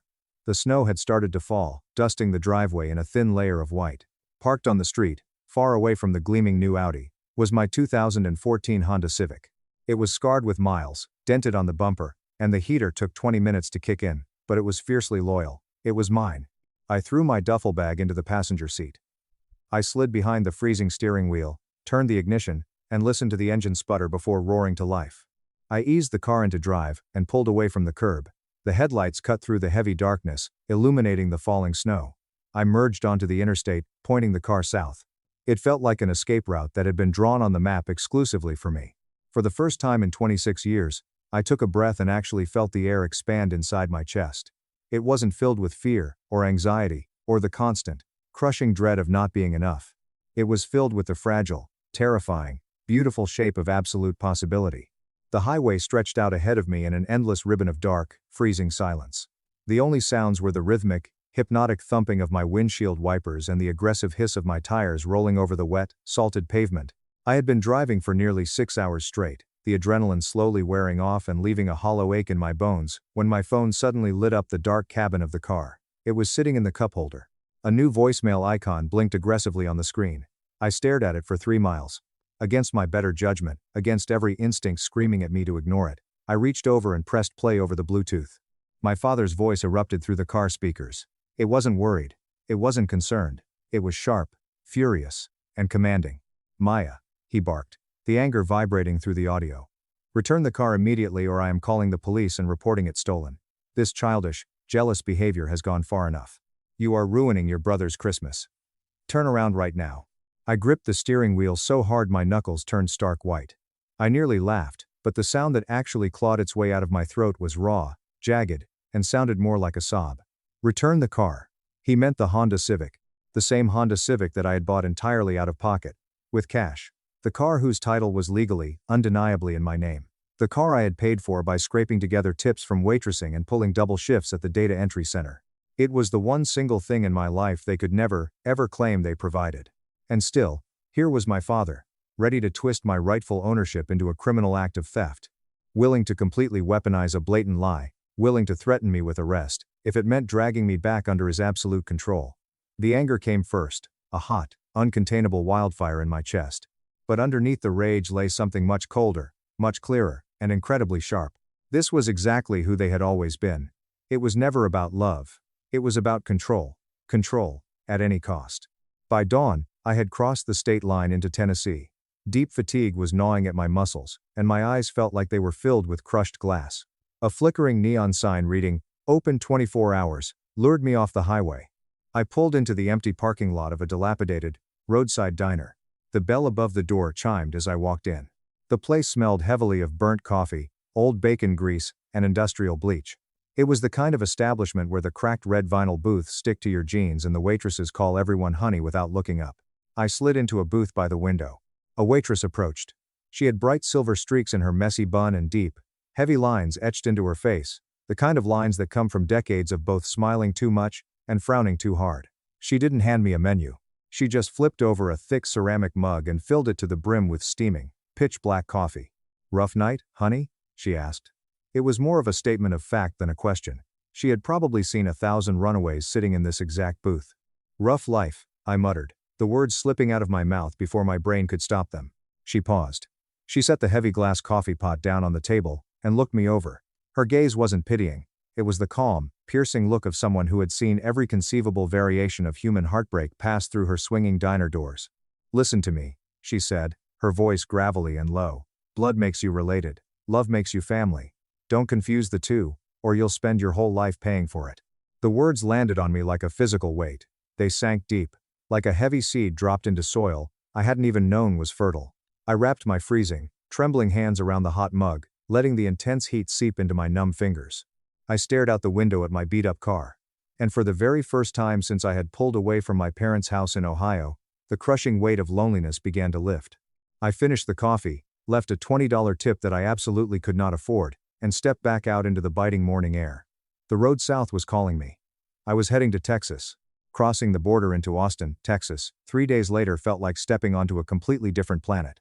The air was warm, the sky was relentlessly bright, and the city buzzed with a chaotic, vibrant energy. I was completely exhausted, running on fumes and gas station snacks, but the skyline glittering in the distance felt like a massive, unspoken promise. I navigated the confusing streets until I pulled up in front of a small, pale yellow apartment complex. I parked, killed the engine, and clutched my phone. I had texted the address only 6 hours earlier. I walked up to Unit 4B and barely had time to knock before the door violently swung open. Chloe, my old college roommate and the one person who had always seen right through my family's facade, stood there. Her dark curls were damp, and she was wearing an oversized t-shirt. Her eyes widened, and before I could even open my mouth to explain, she pulled me inside and wrapped her arms around me in a fierce, unyielding hug. She didn't ask why I had shown up unannounced with a single duffel bag and dark, hollow circles under my eyes. She just pulled back, looked me dead in the face, and said, "Family doesn't treat family like that, Maya. You're safe now." She pointed me toward the spare bedroom. I collapsed onto the mattress and slept for 18 hours straight. When I finally woke up, The harsh Texas sunlight was spilling across the unfamiliar walls, and for the first time in my life, the crushing pressure in my chest was gone. I felt miraculously lighter. Over steaming mugs of coffee in her cramped kitchen, Chloe gently coaxed the entire story out of me. I told her about the Audi. I told her about the $10 jar. I told her about the voicemail. She listened in absolute silence, her jaw clenching tighter with every detail. When I finally finished, sobbing into my hands, she reached across the table and grabbed my wrists. "You are staying here until you figure out exactly what comes next. I don't want to hear a single argument," she commanded. What came next arrived far faster than I could have ever anticipated. Within a week, I contacted the HR department of my engineering firm and requested an immediate permanent transfer to their Austin branch. Because of my recent promotion and my flawless track record, my supervisor approved it without a single moment of hesitation. Suddenly, I wasn't just drifting aimlessly. I wasn't a runaway. I was rebuilding.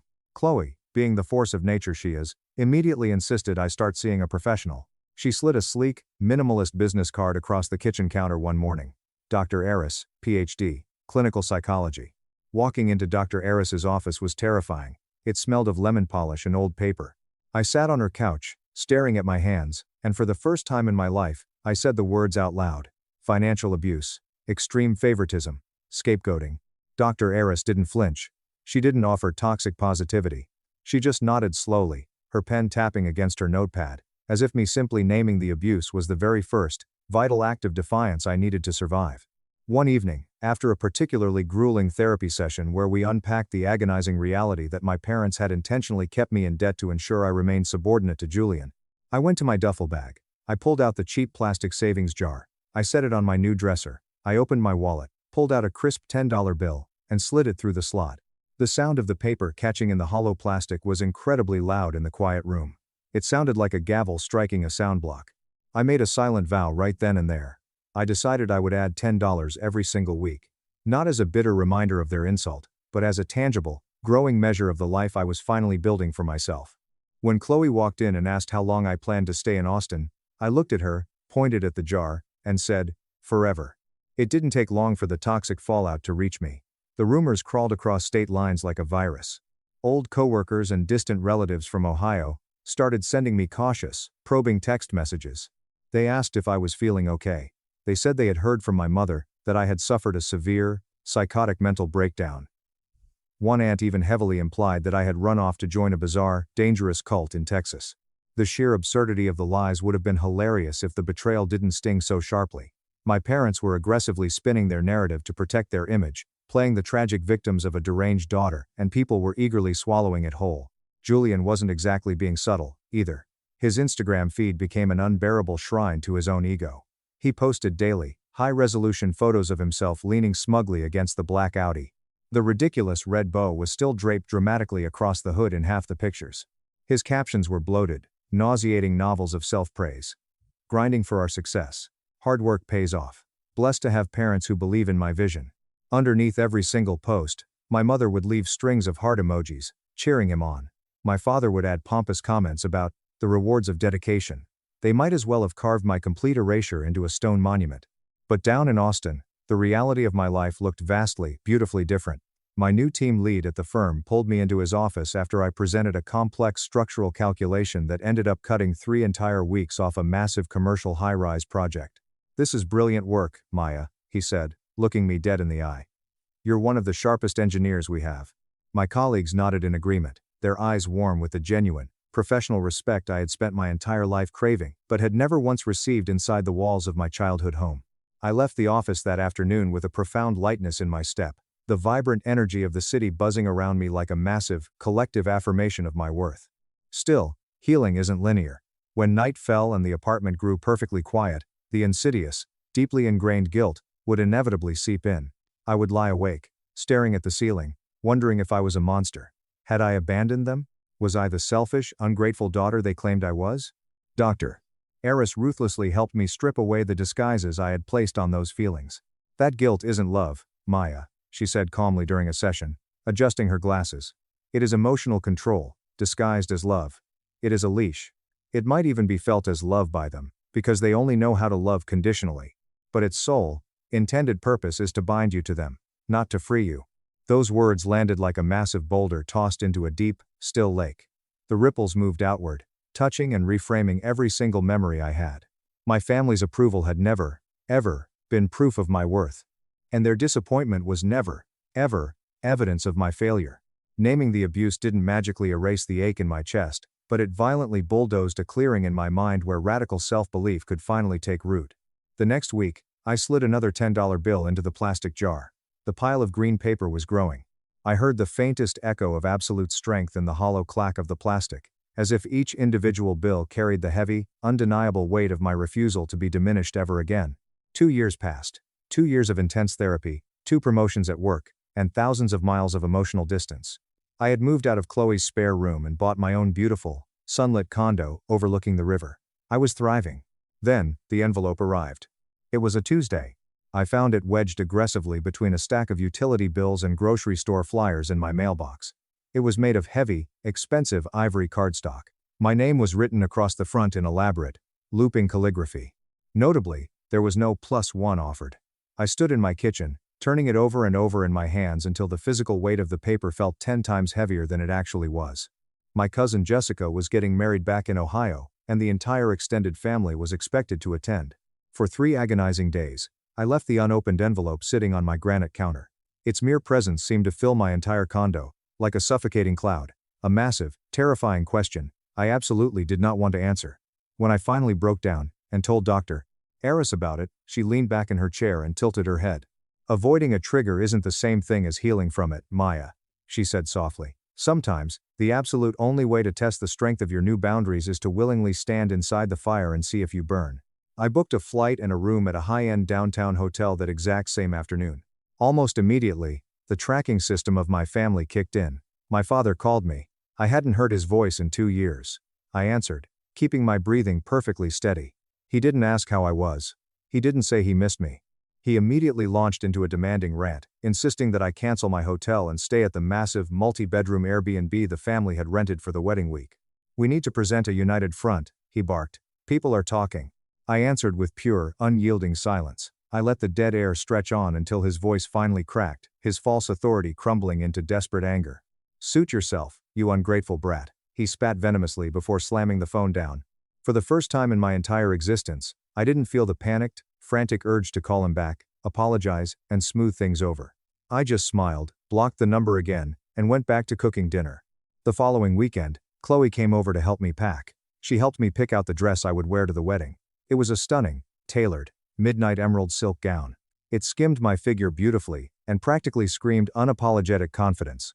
I caught my reflection in the full-length mirror, and instantly saw the echo.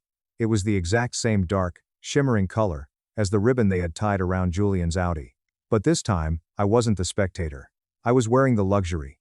I was wearing it like impenetrable armor. "Boundaries are the message," Chloe reminded me fiercely, fixing a stray curl near my face. "You do not have to explain them to anyone. You do not have to justify them. You just live them. Let them choke on it." On the flight north to Ohio, I pressed my forehead against the cold airplane window, watching the sprawling Texas landscape vanish beneath the dense gray clouds. My pulse was racing, but it wasn't from dread. It was from the strange, intoxicating electricity of knowing I was walking back onto a battlefield, but this time, I was the one dictating the terms of engagement. By the time the plane descended into the bleak, freezing Ohio winter fog, I knew with absolute certainty that I was no longer arriving as the broken, desperate daughter who had fled into the night with nothing but a duffel bag and a Honda Civic. I was stepping back onto their soil as a fiercely independent woman, who had built an incredible life completely without them. That difference was the only armor I would ever need. The ambush came exactly when I expected it to, just after the rehearsal dinner ended. I was walking toward the coat check when my Aunt Susan suddenly materialized in the corridor, blocking my path. Her expression was pinched, sour, and incredibly nervous. "Maya," she whispered frantically, looking around as if we were doing a drug deal, "your parents asked to see you, right now, in the library down the hall." I didn't argue. I just nodded coldly, and followed her through the maze of opulent hallways, until we reached a set of heavy, closed oak doors. I pushed them open, and stepped inside. The library was dimly lit by a crackling fireplace. My father was pacing frantically back and forth across the Persian rug. My mother was sitting stiffly upright in a high-backed leather chair, dabbing her dry eyes with a tissue, and Julian was leaning against the window frame, his arms crossed tightly over his chest, but he didn't look like the golden boy anymore. He looked exhausted. He looked deflated. His designer suit hung slightly loose on his frame, and the arrogant smirk was completely gone. The air in the room felt incredibly staged. It was a rehearsed intervention. "Maya, we need to talk." As a family, my mother began, her voice trembling with just enough manufactured distress to suggest she was on the verge of a collapse. "Things have been incredibly difficult. Your father was forced into early retirement. His investments tanked. My health has been fragile from the stress. We've completely drained our savings, and we are weeks away from the bank foreclosing on the house. All of this terrible luck started the exact moment you selfishly abandoned us." I stared at her. The sheer audacity of blaming their financial ruin on my absence was breathtaking. Julian pushed off the window frame, his eyes burning into me with a mixture of rage and desperation. "Do you have any idea what your silence has done to them, Maya? To us? They are falling apart." "I'm falling apart. My startup failed. The investors pulled out. I'm drowning in debt. We need your help. We need you to co-sign a consolidation loan. We know you make good money now. You owe us this." I let his ridiculous, entitled demands hang in the dead, silent air of the library. I didn't scream, I didn't cry. I calmly walked over to the massive mahogany desk in the center of the room and set my designer handbag down. I unzipped it. From the depths of the bag, I pulled out a thick manila folder. I flipped it open, and spread the documents flat across the polished wood. "Let's talk about what I owe you," I said evenly, my voice devoid of any emotion. I laid out the first stack of papers. "These are my student loan statements. $85,000. Debt that I accrued while working 35 hours a week. While you," I pointed a perfectly manicured finger directly at Julian, "were spending semesters, finding yourself, in Milan, on their dime." My father scoffed loudly, his face turning a dangerous shade of crimson. "We provided a roof over your head. You always managed fine on your own. You didn't need the help Julian needed." "Why? Managed does not mean I was unworthy of support," I answered, my voice turning to ice. "It meant I was neglected.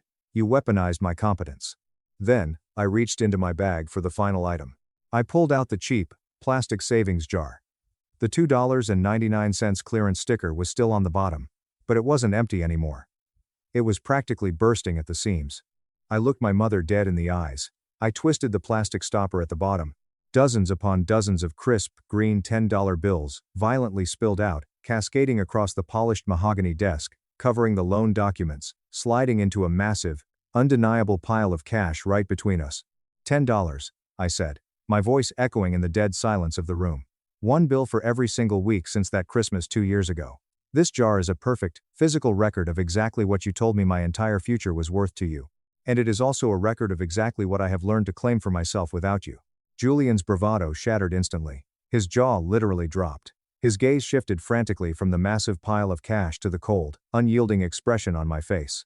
For the very first time in his entire pampered, entitled life, the golden boy had absolutely nothing to say. I zipped my empty bag shut. I straightened my posture, looking down at the three of them. "I am not your safety net," I stated clearly. "I am not your bank. I am not the scapegoat you can summon to fix the messes you created by funding a lifestyle you couldn't afford. If there is ever going to be any chance of a relationship between us in the future, it requires two non-negotiable things: intensive family therapy, and absolute respect for my financial and emotional boundaries. Until then, you are on your own. Do not contact me again." I turned on my heel and walked out of the library. I didn't look back. I didn't wait to hear their protests. I walked straight out of the venue, hailed a cab, and went back to my hotel. The night air was freezing, but as I stood on the balcony of my hotel room overlooking the city, I felt incredibly warm. The heavy, suffocating chain that had bound me to their approval had finally, entirely snapped. 2 days later, I flew back to Austin. It has been 6 months since the wedding.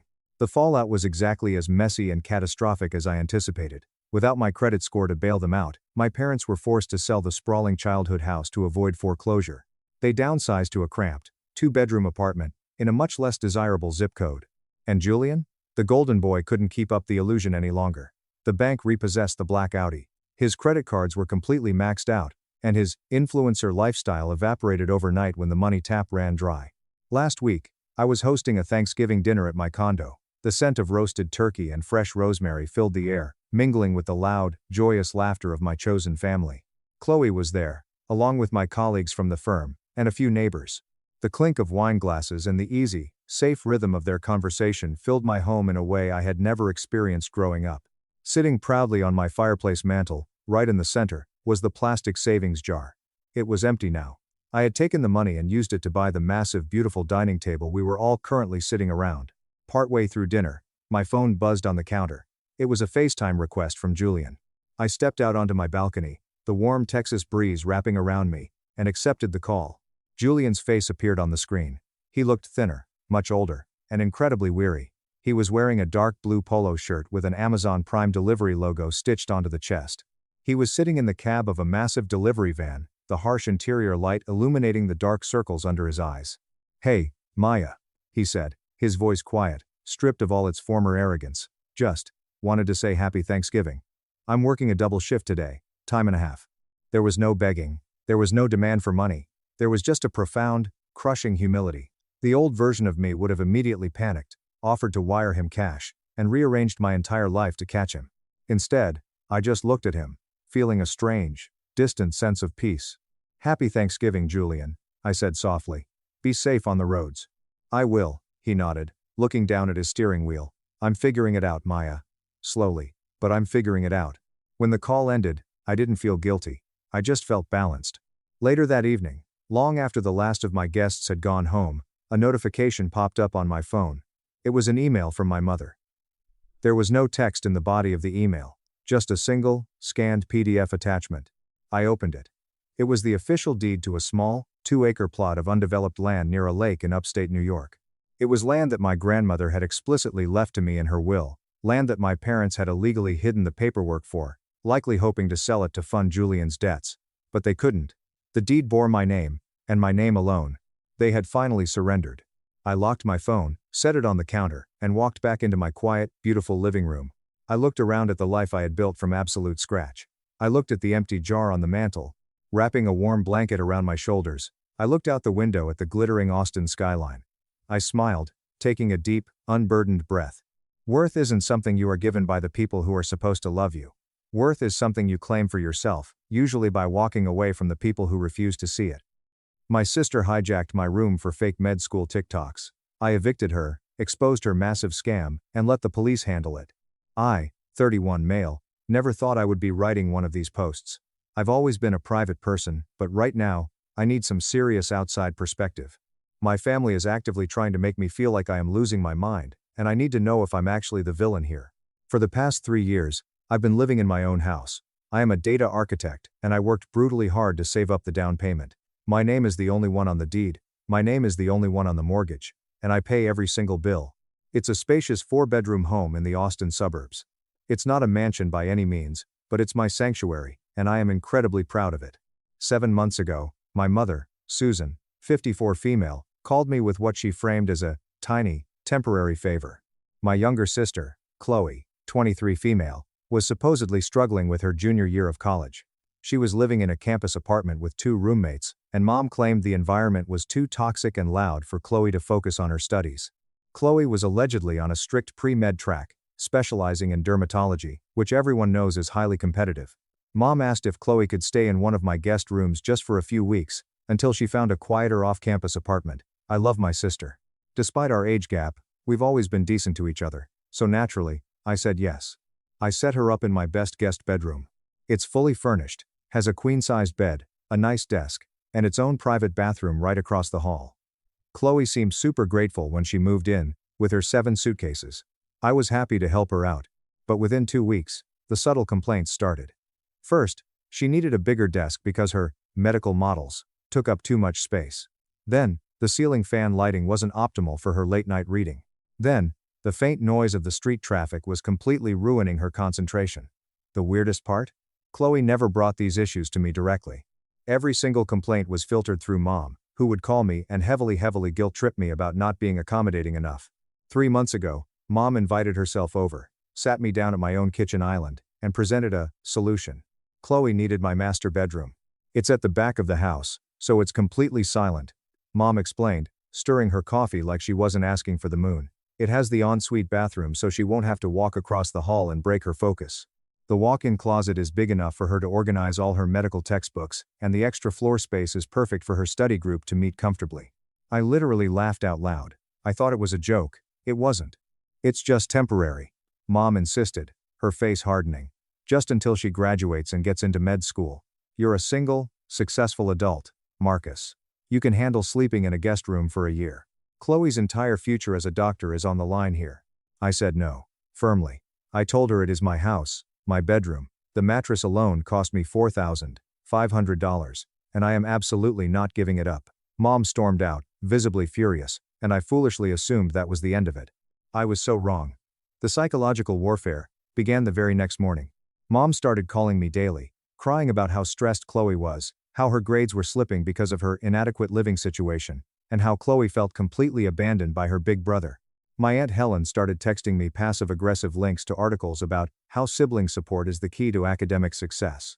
Even my cousin David, who I haven't seen since a Thanksgiving barbecue 4 years ago, suddenly felt the need to text me about how real men make sacrifices for the women in their family.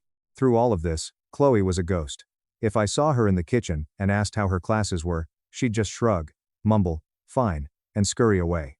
But an hour later, Mom would call me screaming that I was interrogating Chloe and giving her panic attacks. Then came the breaking point. Last week, I had to fly to Seattle for a 5-day tech conference. I came home, exhausted, dragging my suitcase upstairs, only to find my master bedroom door firmly shut. I turned the handle. Locked. I looked closer. The standard handle had been completely removed and replaced with a high-end digital smart lock. I panicked, thinking I'd been robbed. I ran to the guest room. All of my clothes had been violently shoved into black heavy-duty garbage bags and tossed onto the guest bed. My personal items, my watches, my framed photos, my books were haphazardly shoved into cardboard boxes stacked in the corner. Chloe had moved herself into my master bedroom while I was in another state. I saw red. I pounded on the master bedroom door, demanding she open it immediately. Chloe didn't open the door. Instead, she started loudly sobbing from inside. Less than 45 minutes later, Mom let herself into my house. I had given her an emergency key years ago. Suddenly, I was the monster. I was the villain terrorizing a fragile, stressed pre-med student. "The move is already done, Marcus," Mom yelled, standing between me and the bedroom door. "Don't make her pack everything up again. That is just cruel. She has midterms next week." I looked at both of them and delivered an ultimatum. They had exactly 48 hours to restore my bedroom to its original state, or I would formally begin eviction proceedings. Mom called me a heartless sociopath. Chloe wailed louder from inside my bathroom. They eventually stopped arguing, but not before Mom looked me dead in the eye and said I was choosing square footage over family, and that my late father would be disgusted by the selfish man I'd become. It's been 3 days since that confrontation. Chloe is still barricaded in my bedroom. I've contacted my lawyer, Mr. Vance, and I have the formal 30-day eviction notice printed and sitting on my kitchen counter. But I'm having a moment of doubt. Am I really about to legally evict my own 2-3-year-old sister? Should I just suck it up, sleep in the guest room for another year, and keep the peace? My phone is absolutely blowing up with vile messages from my extended family, and I feel like I'm losing my mind. Well, this situation exploded far beyond anything I could have ever predicted. Thank you to everyone who commented on my original post. Your harsh reality checks gave me the exact spine I needed to stop being a doormat. And boy, do I have a massive update for you. First, to answer the most common questions. Yes, I had previously given Chloe a written text agreement, stating her stay was strictly temporary. No, she has never paid a single dime in rent, nor does she contribute to the water, electricity, or internet. Yes, I have been paying for 100% of her groceries. After reading the overwhelming consensus from you guys, I pulled the trigger. I officially served Chloe with a formal 30-day notice to vacate. But knowing my family, I knew they wouldn't go down without a dirty fight. So, I immediately hired a professional to install hidden security cameras in the common areas of my house, the living room, kitchen, and hallways. This is completely legal in Texas, a single-party consent state, as long as they aren't in private spaces like bathrooms. I had a gut feeling things were about to escalate. I was right. The very next day after serving the notice, I came home from work early. I walked upstairs and found my master bedroom door wide open. There were 4 total strangers inside my room. Chloe had invited her study group over. I stood in the doorway, completely paralyzed by the sheer disrespect. They had totally rearranged my heavy wooden furniture. My California king bed was shoved diagonally against the window to make room for a massive, rolling whiteboard she had somehow dragged upstairs. My 6.5-inch OLED TV was unplugged, ripped off its wall mount, and sitting face down on the carpet so they could tape anatomical charts to the wall. But the absolute kicker? All 4 of them were sitting directly on my $4,500 Tempur-Pedic mattress, eating greasy Buffalo Wild Wings out of takeout boxes without any plates. I lost my temper. I told everyone to pack their garbage and get the hell out of my house immediately. Chloe jumped up, suddenly a legal scholar, and tried to argue that she had tenant rights and was legally entitled to have guests over. I coldly pointed out that even if she had tenant rights, which she didn't, considering she had no lease and paid zero rent, she had absolutely no right to destroy my property. One of her study friends, a tall guy named Tyler, puffed out his chest and stepped toward me. "Hey man, back off. You're interrupting our study flow. She lives here." I didn't flinch. I just pointed to the Wise camera mounted in the hallway ceiling right behind him. "Do you really want to be recorded assaulting a homeowner on his own property? Because the police station is less than 2 miles away." Tyler turned pale. The whole group packed their bags and scuttled out of the house in complete silence. But the nightmare didn't end there. After they left, I finally got a good look at what Chloe had done to my sanctuary. She hadn't just rearranged it, she had renovated it. She had removed all of my personal artwork and replaced them with cheap motivational quote posters taped directly to the drywall, ripping the paint. She had taken down my custom wooden blinds and literally drilled blackout curtains straight into the expensive window frames. She had set up no less than 9 different essential oil diffusers, making the room smell like a suffocating mix of eucalyptus and cheap lavender. She had installed tacky LED strip lights, using industrial double-sided tape all around the ceiling perimeter. And my absolute favorite part? She had installed literal child safety latches on my built-in closet drawers because her study materials were highly confidential. I took meticulous photos of every single damage, documented the entire scene, and forwarded a massive file to my lawyer. The next morning, the real boss fight began. At exactly 6 a.m., the front door unlocked. Mom walked in. She marched upstairs, completely bypassing me in the kitchen, and started banging on the guest room door, where I was currently sleeping, demanding I come out and stop this ridiculous tantrum. "Chloe's study group is scheduled to meet here every Tuesday and Thursday," Mom announced, hands on her hips. "You completely humiliated her in front of her peers. Do you have any idea how hard it is to coordinate 5 pre-med students' schedules?" I calmly leaned against the doorframe and informed her that she was trespassing. I asked her how she got in. Mom scoffed. "Chloe made me a copy of the front door key. Obviously." I smiled. Perfect. I pulled out my phone, stopped the voice recording app I had started the second I heard the front door open, and looked at her. "I live in a single-party consent state. I just recorded you admitting to copying the key to my house without my permission and entering without authorization. You have exactly 60 seconds to leave that key on the counter and walk out the front door, or I am dialing 911. Mom's face dropped. The color completely drained from her cheeks as she realized she had legally screwed herself. She tried to backtrack, stammering about family bonds, but I just started counting down from 60. She threw the key onto the hardwood floor and stormed out, but not before screaming that I was dead to her. The family bombardment reached a fever pitch. I started getting aggressive text messages from relatives I haven't spoken to in half a decade. Mom had apparently spun a massive sob story, telling everyone I was violently evicting Chloe and making her homeless right before her hardest finals. But Mom conveniently left out one massive detail. Chloe still had her campus apartment. She had been paying for it this entire time. Or rather, Mom had been paying for it. Chloe just didn't like her roommates and preferred the luxury of my house. 3 days ago, I came home to find that Chloe had changed the passcode on the master bedroom smart lock. I was locked out again. But this time, I wasn't playing games. I had already scheduled a locksmith to meet me at the house. While I was waiting in the hallway for the locksmith, I heard voices inside my room. Chloe had sneaked her study group back in. I stood silently outside the door and listened. "Once we get the Murphy bed installed, we'll have so much more floor space for the skeleton models," I heard Chloe say. "Are you sure your brother won't freak out if we make this our permanent base?" a girl's voice asked. "He's never here anyway. He works all the time," Chloe scoffed loudly. "And Mom already talked to her lawyer friend. She said possession is 9/10 of the law. If I'm in here long enough, he literally can't kick me out." A Murphy bed. Permanent base. The locksmith arrived. I handed him the paperwork proving I owned the house, and told him to completely rip out the smart lock and install a heavy-duty, traditional deadbolt. The noise of the drill alerted the group inside. Chloe yanked the door open and started absolutely screeching at me, screaming about me violating her safe space and destroying her mental health. That's when the most beautiful thing happened. One of her study friends, a quiet girl named Emma, looked around the hallway, looked at me, and then looked at Chloe. "Chloe. Wait. Isn't this your brother's house? Why are you acting like he's a terrible landlord?" Emma asked, genuinely confused. Anna. Chloe's victim mask slipped completely. She went from weeping silently to visibly furious in a millisecond. "He has 4 bedrooms. She snapped at Emma. "He doesn't need the biggest one. He's just being a selfish prick." Mom promised me this room would be mine until I graduate med school. Emma looked incredibly uncomfortable. Your mom promised you your brother's room? The entire study group suddenly packed their bags at lightning speed.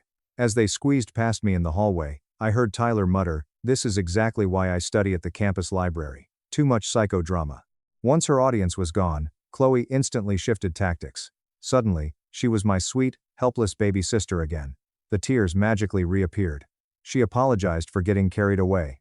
She admitted Mom had been aggressively pushing her to claim the room. Then, she looked at me with giant puppy dog eyes and offered to pay rent. "I can give you $75 a month for the room," she whispered. $75. For a master suite in a house where the mortgage is $2,600. I looked at her, completely devoid of emotion, and said, "The eviction notice stands. You have exactly 14 days left." Things got even crazier yesterday. I got a frantic call from my lawyer. Apparently, Mom had actually called his office, pretending to be a legal representative for me, and tried to officially cancel the eviction proceedings. She used my social security number and my birth date to try to verify her identity over the phone. Luckily, my lawyer is incredibly competent, realized something was off, and called my personal cell to confirm. This morning, I woke up to 53 unread text messages. Mom had created a massive family group chat titled "Save Chloe's Future." The messages ranged from deep disappointment to outright hostility. My absolute favorite was from my Uncle Thomas. "I never took you for the kind of man who would prioritize a fancy mattress over your own blood. Your sister is trying to become a dermatologist and save lives. You are destroying her dreams over a bedroom. Pathetic." I typed out one single response and sent it to all 34 people in the chat. "Anyone who continues to harass me about my own property will be permanently blocked. Chloe has 14 days to vacate." This is not up for discussion. Half the chat immediately left. The other half doubled down on the abuse. I blocked every single one of them. I am done. I am done being the family doormat. I am done subsidizing Chloe's luxury lifestyle with my hard-earned home. I am done being emotionally manipulated by Mom. I will update you guys again after the eviction deadline passes, because considering how unhinged they are acting, I guarantee there will be police involved. I know you have all been eagerly waiting for this update, and oh boy, do I have a story that is going to blow your minds. Grab a drink, sit down, and buckle up, because this is a wild ride. First, let's talk about the eviction deadline. The 30 days officially came and went. And surprise, surprise, Chloe did not pack a single box. In fact, she did the exact opposite. The morning of the deadline, I woke up, opened the guest room door, and found a professionally printed legal notice securely taped to the doorframe. It was a formal complaint about landlord harassment, allegedly filed with some organization called Denver Tenants United. Chloe had apparently spent her weekend role-playing as a legal expert. The letter claimed I had blatantly violated her statutory rights by a. entering her rented space, without 4-hour written notice. B. changing the locks without her consent. C. threatening eviction without just cause. D. creating a hostile and emotionally damaging living environment. I literally laughed until my ribs hurt. I took a picture and sent it to my lawyer, Mr. Vance. He called me 5 minutes later, chuckling, and confirmed that Denver Tenants United is a fake organization that doesn't even exist. But wait, it gets so much better. I came home from the office that afternoon to find a massive U-Haul truck parked diagonally across my driveway. My heart leaped. Finally, I thought, she's actually leaving. Nope. I walked inside, and found 2 movers carrying a massive velvet sofa up my stairs. She wasn't moving out. She had completely cleared out her campus apartment, and was fully relocating all her furniture into my house. I immediately pulled out my phone and dialed 911. When the 2 police officers arrived, Chloe put on the absolute performance of a lifetime. The hyperventilating, the dramatic sobbing, the trembling hands. She went full Oscar nominee. She dramatically pulled out a manila folder, and showed the officers a lease agreement that she had entirely fabricated, complete with a forged signature that looked absolutely nothing like my handwriting. She claimed through her tears that I was a slumlord trying to illegally evict her onto the streets, and that she had been paying me $1,000 a month in cash. Fortunately, I am a data architect. I thrive on documentation. I calmly handed the lead officer my iPad. I showed him the original text messages from 7 months ago proving she was a temporary guest. I showed him my bank statements proving 0 cash deposits. I showed him the Wise camera footage of her screaming that our mother promised her the room. And finally, I showed him the legally binding 30-day eviction notice served by my lawyer. The officer's demeanor shifted instantly. The lead officer turned to Chloe, his face completely stern. "Ma'am, you just handed a sworn police officer a forged legal document. Would you like me to add felony forgery to your trespassing charge? Or are you going to start packing your bags right now? Chloe's fake tears instantly stopped. She stared at him, mouth agape, realizing she had completely overplayed her hand. She started angrily throwing her clothes into garbage bags. But the chaos wasn't over. Right as the officers were escorting her out the front door, Mom's SUV came screeching up to the curb. Mom jumped out, saw the police cruiser, and completely lost her mind. The look on her face was a terrifying mix of pure rage and utter disbelief. She actually ran up and tried to physically block the police officers from walking Chloe to her car. The younger officer immediately put his hand on his taser and loudly warned her that she was about to be arrested for obstructing a police officer. Mom backed off, but she turned her wrath on me. Standing on my front lawn, in full view of my entire cul-de-sac, she screamed that I was a pathetic excuse for a human being. She shrieked that I valued drywall over my own flesh and blood. I remained completely stone-faced. I asked the officers to please ensure she left my property boundaries. As they forced her back to her SUV, Mom pointed a shaking finger at me and yelled, "This isn't over, Marcus. I will destroy you." She meant it. The retaliation campaign started the very next day. First, I got a call from my mortgage lender. Someone had called their customer service line, passed the first 2 security questions, and tried to add Chloe's name to the deed of my house. Thankfully, they failed the final security question, my first pet's name, so the account was locked, but it was deeply concerning. Then, the HOA letters started arriving. In a span of 3 days, I received formal citations for 1. Noise violations regarding unauthorized tenants partying. Ironic. 2. Property maintenance issues claiming my lawn was overgrown. I pay a landscaping company $150 a month. My lawn looks like a golf course. 3. Running an illegal commercial server farm from my basement. I work from home in IT. I called the HOA president, an older guy named Greg who I sometimes play golf with. He sighed heavily and told me, off the record, that a woman claiming to be a deeply concerned neighbor had been calling the board every 4 hours. He figured out it was my mother when she accidentally slipped up during a rant and yelled, "My son is a menace." But the absolute peak of the insanity happened last week. I came home to find glossy, full-color flyers stuffed into every single mailbox on my street. They were titled, "Save CHLOE's Dream." It featured a heavily photoshopped picture of Chloe, wearing medical scrubs and a stethoscope. She has never worked a day in a hospital. The flyer contained a massive sob story about how she was exactly 1 semester away from entering medical school, but her cruel, wealthy brother had violently thrown her onto the streets, forcing her to sleep in her car. It included my full name, my exact address, and a plea for my neighbors to stand with Chloe and protest this injustice. It ended with Mom's cell phone number. My neighbors were incredibly confused. Several of them walked over to ask if I was okay. Mrs. Higgins, the sweet 70-year-old lady who lives next door, actually brought me a plate of cookies and laughed. "That girl moved in with designer luggage and drives a brand new Porsche Macan." Mrs. Higgins chuckled. "She doesn't look homeless to me, sweetheart." I thought the flyers were the worst of it. I was wrong. Chloe escalated to social media. She created a TikTok account and started a video series called The Homeless Pre-Med.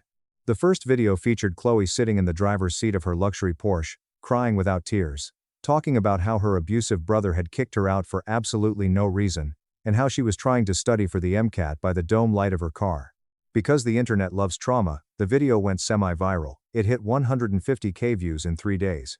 The comments were chaotic. Half the people were calling her a brave survivor, while the other half were pointing out that her homeless car had a $70,000 leather interior and she was wearing a $400 matching Lululemon set. Eventually, the TikTok sleuths found my LinkedIn, then my Facebook. Suddenly, my professional inbox was flooded with messages from random teenagers calling me a psychopath. Someone even found my company's public email directory and sent a message to my boss, claiming I was a domestic abuser and demanding I be fired. Luckily, my boss knows me very well, knows the whole story, and told HR to block the sender. But I had reached my absolute limit. I hired a second lawyer, this one specializing in defamation and cyber harassment. We drafted aggressive cease and desist letters and had them legally served to both Chloe and Mom. We also mass reported the TikTok videos for targeted harassment. But here is where the story gets incredibly juicy. One of my coworkers, Sarah, saw the TikTok drama. Sarah happens to have a younger sister, Maya, who attends the exact same university as Chloe. Sarah asked Maya to do a little digging on campus. Maya delivered a goldmine. Maya discovered 3 massive secrets. 1. Chloe is not pre-med. She is not a biology major. She is a communications major. 2. Chloe is not 1 semester away from med school. She is a junior, and she currently has a 2.4 gigapascals. 3. She has never taken, nor registered for, the MCAT. Her study group? It's an intramural kickball social club that occasionally meets up to drink. Maya also found out that Chloe had been bragging to everyone on campus that she lived in a multi-million-dollar mansion, my house is worth maybe $450K, and that she had her older brother completely wrapped around her finger. I compiled all of this glorious information and handed it to my lawyer. 2 days ago, Chloe posted her second TikTok video. This time, she was filming herself studying on a laptop. She claimed she was at the public library, but you could clearly see the reflection of a Starbucks menu board in the window behind her. She was dramatically sighing, talking about how she might have to abandon her medical dreams because of the trauma I caused her. But Chloe made a fatal, hilarious mistake. She forgot to blur her laptop screen. In the background of the video, plain as day, you could see her browser tabs. She wasn't studying, she was browsing Zillow. Specifically, she was looking at luxury, beachfront penthouse apartments in Miami, Florida, right near the University of Miami. The TikTok comments turned on her instantly. People started screenshotting the reflection. Someone found her public VSCO account, where she had been posting pictures of herself eating at $200 a plate steakhouses and getting $150 manicures during her supposed homeless crisis. The absolute final blow came when an official, verified account from her university's housing administration, commented on the video. "Hi Chloe, please come see the housing office. We show you as having an active, fully paid campus apartment that has been completely empty all semester." She panicked, deleted her entire account within 20 minutes. But the internet is forever. Yesterday morning, I woke up to a massive multi-paragraph email from Mom. It was a masterclass in narcissistic manipulation. Some highlights. "Marcus, I am sorry things got a little out of hand, but you have to understand a mother's heart. I was just trying to protect your sister. Chloe may have exaggerated a few minor details, but her stress is very real. Family is supposed to be a safety net, not a trap. Your father would be weeping if he saw how you treat us. By the way, I have already put down a $5,000 non-refundable deposit on Chloe's new apartment in Miami for her upcoming medical school rotations. The absolute least you could do as a man is reimburse me for that deposit, since you selfishly refused to let her save money by living in your spare room. Miami Medical School rotations. She is a junior communications major with a 2.4 gigapascals who has never taken a single pre-med class. And Mom had already dropped $5,000 on a luxury Miami condo. I forwarded the email to my lawyer, blocked Mom's email address, and went to work. This morning, I got a text from an unknown number. It was Chloe. "Can we please talk? I know things got completely crazy, but I really need your help right now. Mom has been pressuring me to keep up this pre-med lie for years, and I didn't know how to stop it. I never wanted it to go this far. P.S. Sorry about the TikTok stuff, I was just really emotional." I haven't responded. Part of me wants to hear her out and get the full confession. But the rational part of me knows she is just manipulating me because her internet fame backfired. Oh, and the absolute cherry on top? Mom has been telling the extended family that the real reason I wouldn't let Chloe have the master bedroom is because I am secretly running a massive drug cartel out of my closet, and I didn't want Chloe to find my stash. Because obviously, the only reason a man would want to sleep in his own bed is if he is El Chapo. I am heavily considering going fully no contact with both of them. The stress, the police, the defamation, the sheer volume of lies, it's exhausting. I just wanted to sleep in peace in the house I pay for. I will update again if the legal situation escalates, but honestly, I am praying this is the end. Hey everyone. I know it has been a long time since my last update, and my inbox has been flooded with people asking for the conclusion to the master bedroom saga. I purposely waited until the dust fully settled and the legal ink was dry before posting this. Grab a snack, get comfortable, because the karma in this finale is absolute perfection. When I left off, I was debating going no contact. Well, I did. I blocked Mom and Chloe on every single platform, changed my locks a third time, and tried to move on. For about 10 days, my life was blissfully quiet. I should have known it was the calm before the hurricane. Mom started using burner phones to call me. When I refused to answer, she would leave unhinged, weeping voicemails accusing me of tearing our family apart. Meanwhile, Chloe had pivoted her strategy. She started a new Instagram page. This time branding herself as an estrangement survivor, posting long quotes about surviving toxic sibling abuse. Then, I was served with a massive stack of legal papers. Mom was officially suing me. The lawsuit claimed 1. Intentional infliction of emotional distress. 2. Breach of verbal contract, claiming I verbally promised to house Chloe for 4 years. 3. Unjust enrichment, claiming the value of my home went up because Chloe decorated it. My lawyer, Mr. Vance, literally spit out his coffee laughing when he read it. He called it the most aggressively frivolous lawsuit he had seen in his entire 30-year career. He assured me any judge would throw it out in 5 minutes, but we still had to formally respond, which meant I had to pay retainer fees. But here is where the universe stepped in to deliver absolute justice. Remember Sarah, my coworker? And her sister, Maya? Well, Maya reached out to me directly on Facebook. It turns out, Chloe had been telling everyone on campus that she was officially transferring to the University of Miami Medical School. She had been posting dozens of photos on a private Instagram account showing off her new Miami med school life, pictures of luxury beaches, medical textbooks, and high-end hospital cafeterias. Maya and her friends realized something looked weird. They reverse image searched Chloe's photos. Every single one of them was stolen from a real, prominent medical influencer's page. Maya did a deep dive and uncovered the mother of all secrets. 1. Chloe hadn't just changed majors. She had officially dropped out of university entirely at the end of last semester. 2. She had been taking the $20,000 tuition money that mom was giving her and funneling it entirely into designer clothes, Botox, and luxury vacations. 3. The pre-med lie had been a massive grift going on for 3 years. 4. Chloe had been telling different friend groups entirely different lies. Some thought she was doing a fellowship at Stanford. Others thought she was taking a gap year in Europe. Maya sent me a massive Google Drive folder containing 80+ screenshots of Chloe's lies, including fake acceptance letters Chloe had mocked up on Photoshop. I sat on this nuclear evidence for a week, unsure of how to use it. Then, I got a phone call that changed everything. It was my Aunt Helen. The same Aunt Helen who had been sending me articles about being a supportive brother. She called me, sounding completely shaken. Mom had approached Aunt Helen privately, begging for a $65,000 loan. What for? To pay for Chloe's out-of-pocket Miami medical school tuition. Aunt Helen is a retired bank manager. She is incredibly sharp. She told Mom she would happily write the check, but she needed to see Chloe's official acceptance letter and university transcripts for tax purposes. Mom immediately got super defensive, started crying, and tried to guilt-trip Helen about not trusting family. Helen got suspicious. She started calling around the family, and she uncovered a massive, sprawling financial scam. It turns out, Mom hadn't just asked Helen. Mom had been systematically hitting up the entire extended family for money to fund Chloe's medical dreams. Mom had borrowed $40,000 from my Uncle Thomas, who took a loan against his 401k. She had borrowed $20,000 from my 82-year-old grandmother. Money, meant for her own hip surgery. She had borrowed $25,000 from Aunt Barbara. In total, Mom had collected over $85,000 from our relatives. Aunt Helen called an emergency family meeting at her house. She invited everyone who had given money. She explicitly did not invite Mom or Chloe. And she invited me. I walked into Helen's living room, hooked my laptop up to her TV, and projected the Google Drive folder Maya had sent me. I showed the family the stolen photos, the fake acceptance letters, the 2.4 gigapascals in communications, and the proof that Chloe had dropped out entirely. The room went dead silent. Then, absolute chaos erupted. Uncle Thomas turned bright red.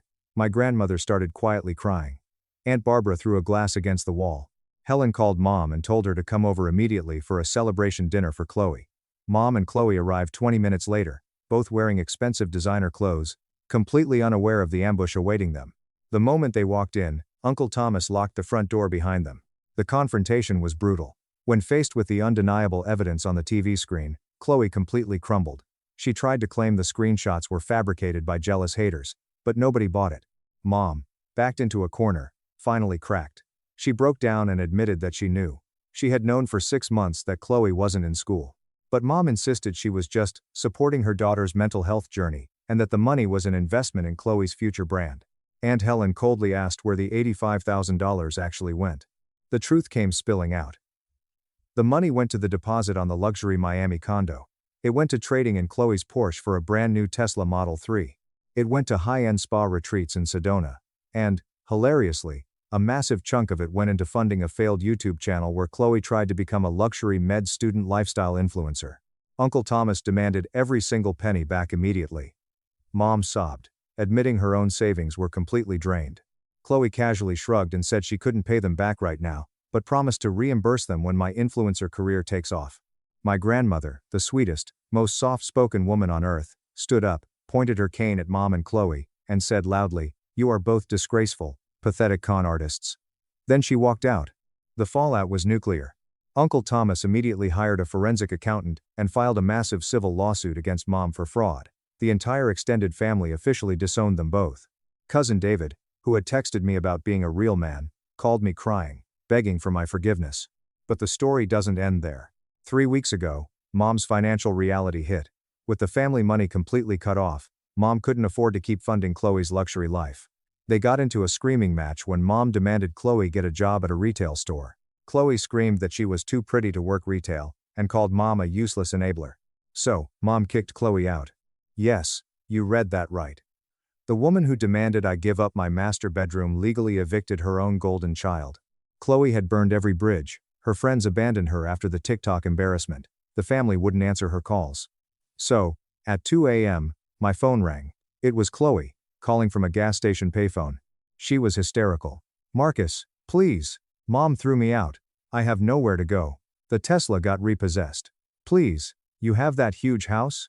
Can I just sleep in the guest room for a few days? I am so sorry. I felt a tiny twinge of pity, but I remembered the $4,500 mattress, the police, the defamation, the stolen $85,000. No, I said calmly. Have fun in Miami. I hung up. Chloe lost her mind. 10 minutes later, my front yard lit up with red and blue lights. Chloe had called 911 and anonymously reported that I was dealing massive quantities of fentanyl out of my master bedroom. She tried to swat me. The police knocked on my door. I answered in my pajamas, completely calm.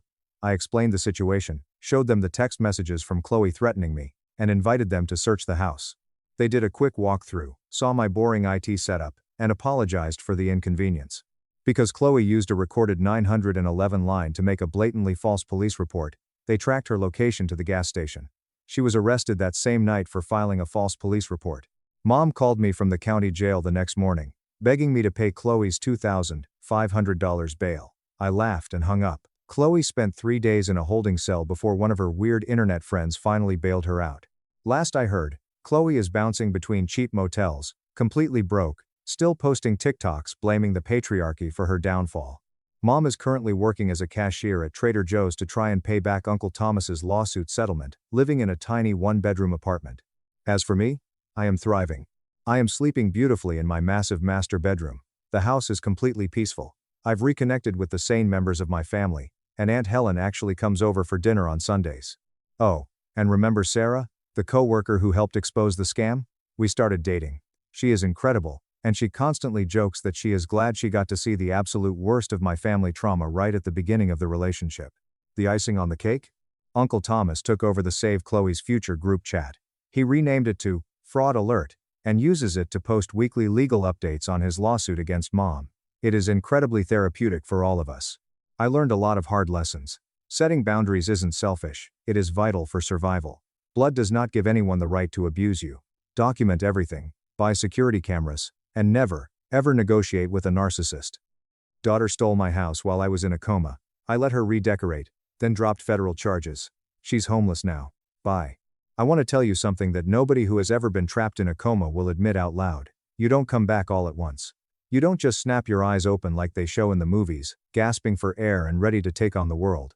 You come back in agonizingly slow pieces, a twitch in a finger first, then the muffled, underwater sound of a heart monitor, then the sterile, chemical smell of hospital bleach. And finally, the slow, crushing, suffocating weight of your own body remembering that it exists. And somewhere in that thick, heavy fog, long before your eyes manage to flutter open, long before your dry throat remembers how to swallow or speak, your ears wake up. My ears were greeted by the steady hum of a ventilator and the hushed, nervous whispers of people who thought I was already a ghost. My name is Arthur Vance. I am 58 years old, a retired structural engineer and master carpenter. I am a man who spent 32 years building commercial high-rises and custom homes with my own 2 hands. I survived falls from scaffolding, I survived the housing market crash, and I survived the agonizing grief of my wife walking out on me 22 years ago. But I nearly died from a massive cardiac event on a random Thursday evening while I was sitting at my kitchen bench, trying to fix the gears on a vintage grandfather clock. You really can't write that kind of irony. My heart, the thing that had kept me going through 3 decades of grueling labor, just decided to stop ticking. I was completely out of it for 26 days. Nearly a full month where the earth kept spinning, the sun kept rising, and I had absolutely zero say in any of it. And trust me when I tell you, the world took full, unadulterated advantage of my absence. Now, before I tell you exactly what happened next, I need you to understand something fundamental about my daughter, Clara. I raised that girl entirely alone from the time she was 9 years old. When her mother packed her bags and walked out the door without a backward glance, I stayed. I worked grueling double shifts. I missed sleep. I ate cold dinners standing over the sink. I drove her to every single school play, every volleyball tournament, and I sat up with her at 3 in the morning through every teenage heartbreak when some foolish boy proved he wasn't worth her tears. I gave that girl every single ounce of my soul. So, when she walked into my hospital room on the morning I finally managed to open my eyes, I smiled. Even through the painful IV tubes in my arms, the lingering mental fog, and the deep, throbbing ache in my sternum, I smiled. Because hers was the absolute only face I wanted to see in this world. She stood in the doorway holding a paper coffee cup. Her dark hair was pulled back tightly, and she was wearing a navy blue trench coat I had bought her for her new job 3 years ago. But when she looked at me, she had an expression on her face that I had never, ever seen before. It wasn't relief. It wasn't the overwhelming joy of a daughter seeing her father cheat death. It was something else, something tight, strained, and painfully rehearsed. I tried to speak, but my voice came out as a dry, broken croak. Clara. She walked into the room slowly, almost as if she were approaching a wild animal. She set her coffee down on the metal bedside table, pulled up a plastic visitor's chair, and sat down. She didn't lean over the bed to hug me. She didn't grab my hand. She just folded her hands neatly in her lap and cleared her throat. Dad. How are you feeling? It felt like I had been hit by a freight train, and then the conductor had put it in reverse to run over me a second time. I rasped, forcing the words through my raw throat. Come here. Let me look at you. She gave me a stiff, completely artificial smile. She leaned in for what I can only describe as the most corporate, sterile hug in human history. 2 rigid pats on the shoulder. Done. She pulled away instantly. I told myself she was just nervous. I told myself she was scared. People process trauma and fear differently, right? I forced myself to let it go. Shortly after, the doctors came in. They explained the cardiac event, the emergency stents they had to put in, and the long, grueling recovery timeline ahead of me. They said it would be at least 6 to 8 weeks before I could even think about going home. I would need intensive physical therapy, constant monitoring, and absolute rest. I wasn't worried. I had a home to go back to. A beautiful house I had owned for 29 years. A sprawling, 4-bedroom craftsman-style home on Maplewood Terrace that I had meticulously renovated myself, room by exhausting room, over 2 decades. The custom mahogany crown molding in the dining room? My hands. The sweeping hardwood staircase? My bruised knees, my sweat, my lost weekends. That house wasn't just a piece of real estate. It was a living, breathing testament that my life's work had meant something. Clara visited me exactly 4 more times over the next 3 weeks of my inpatient recovery. Each visit was noticeably shorter than the last. Each greeting was slightly more distant. I noticed the chill, but I kept lying to myself. I told myself, she's busy, she has her own life. Marcus's family is demanding, you know how it is. And I did know how it was. Marcus was her husband of 5 years. A man who possessed the weak, clammy handshake of a wet noodle, and the unearned confidence of a guy whose mother still cut the crusts off his sandwiches at 35 years old. I never actively disliked Marcus, but I recognized him for exactly what he was, the kind of weak-willed man who nods quietly when he should speak up, and magically disappears the second he needs to stand his ground. And then, there was Sylvia, Marcus's mother. Lord, where do I even begin with Sylvia? Picture a woman who smiles constantly, showing all her teeth, but the smile never, ever reaches her cold, calculating eyes. Picture a woman who brings cheap casseroles to your home and somehow, within 5 minutes, makes you feel like an intruder in your own dining room. A woman who calls you Arthur, sweetie in a voice so dripping with fake sugar it gives you an instant cavity, all while she is mentally measuring your living room to see where her furniture would fit. I had felt Sylvia's greedy, predatory interest in my house for years.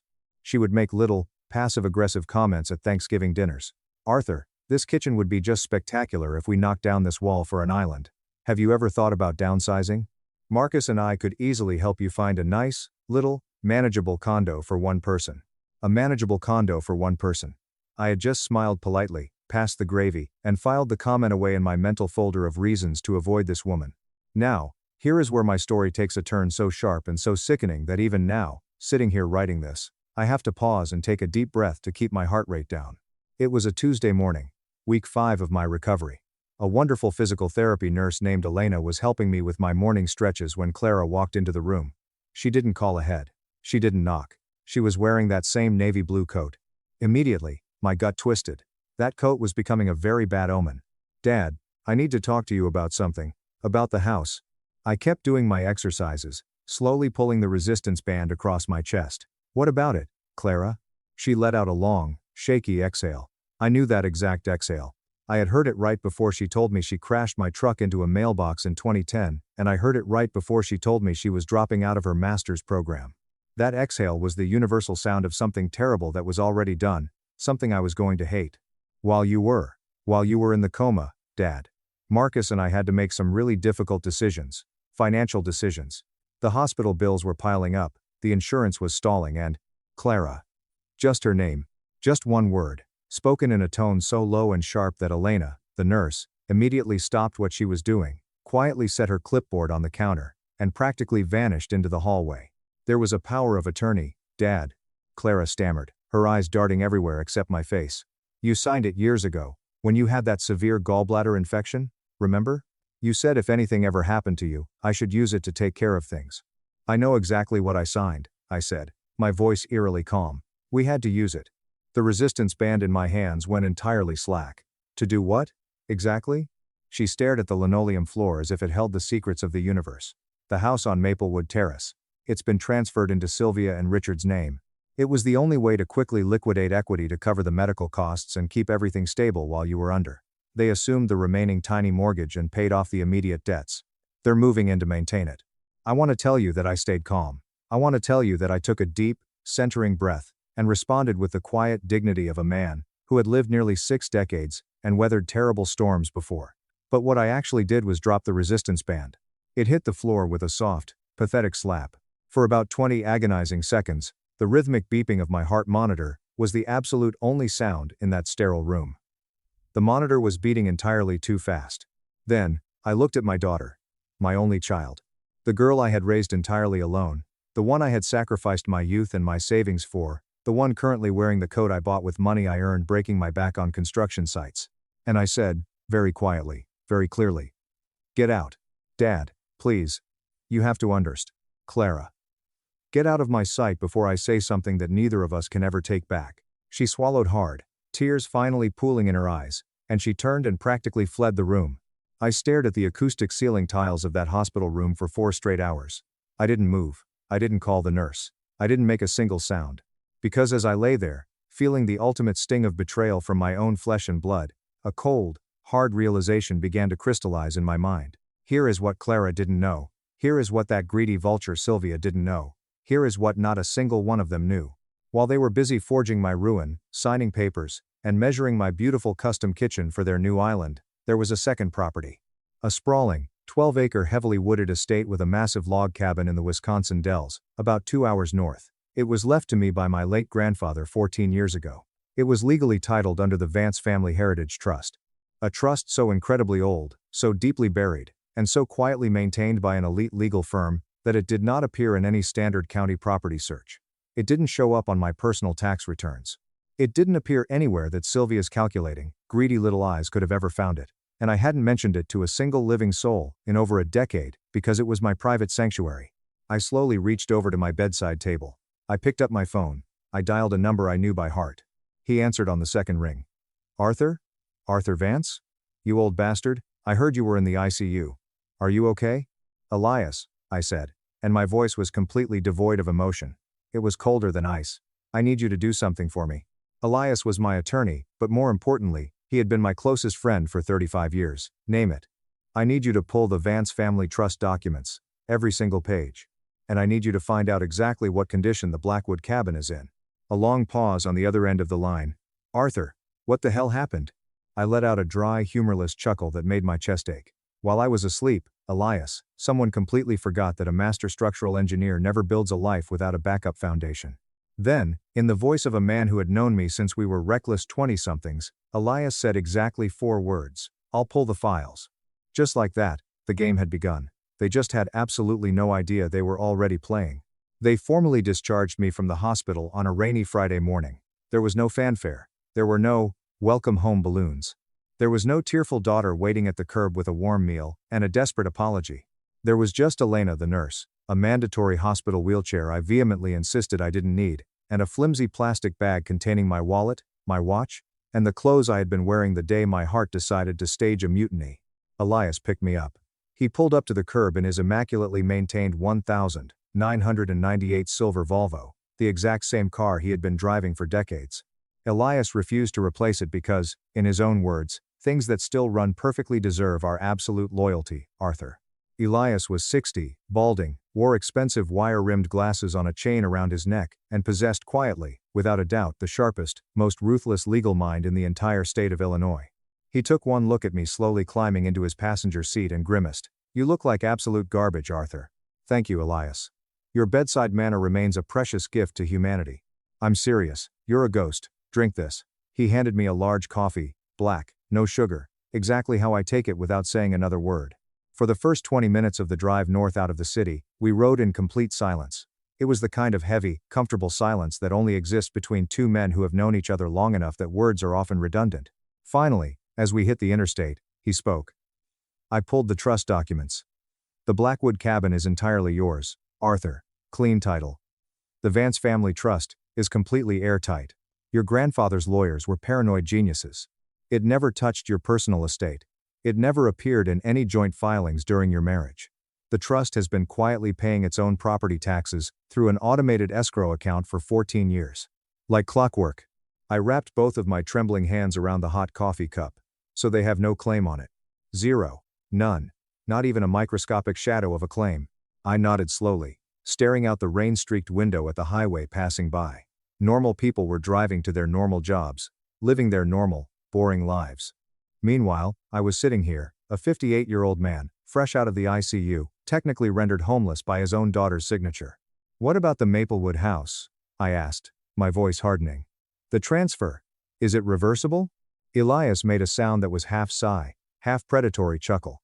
"That, my friend, is the truly beautiful part. The power of attorney you signed back in 2016 for your gallbladder surgery? It contained a very specific, standard medical expiration clause.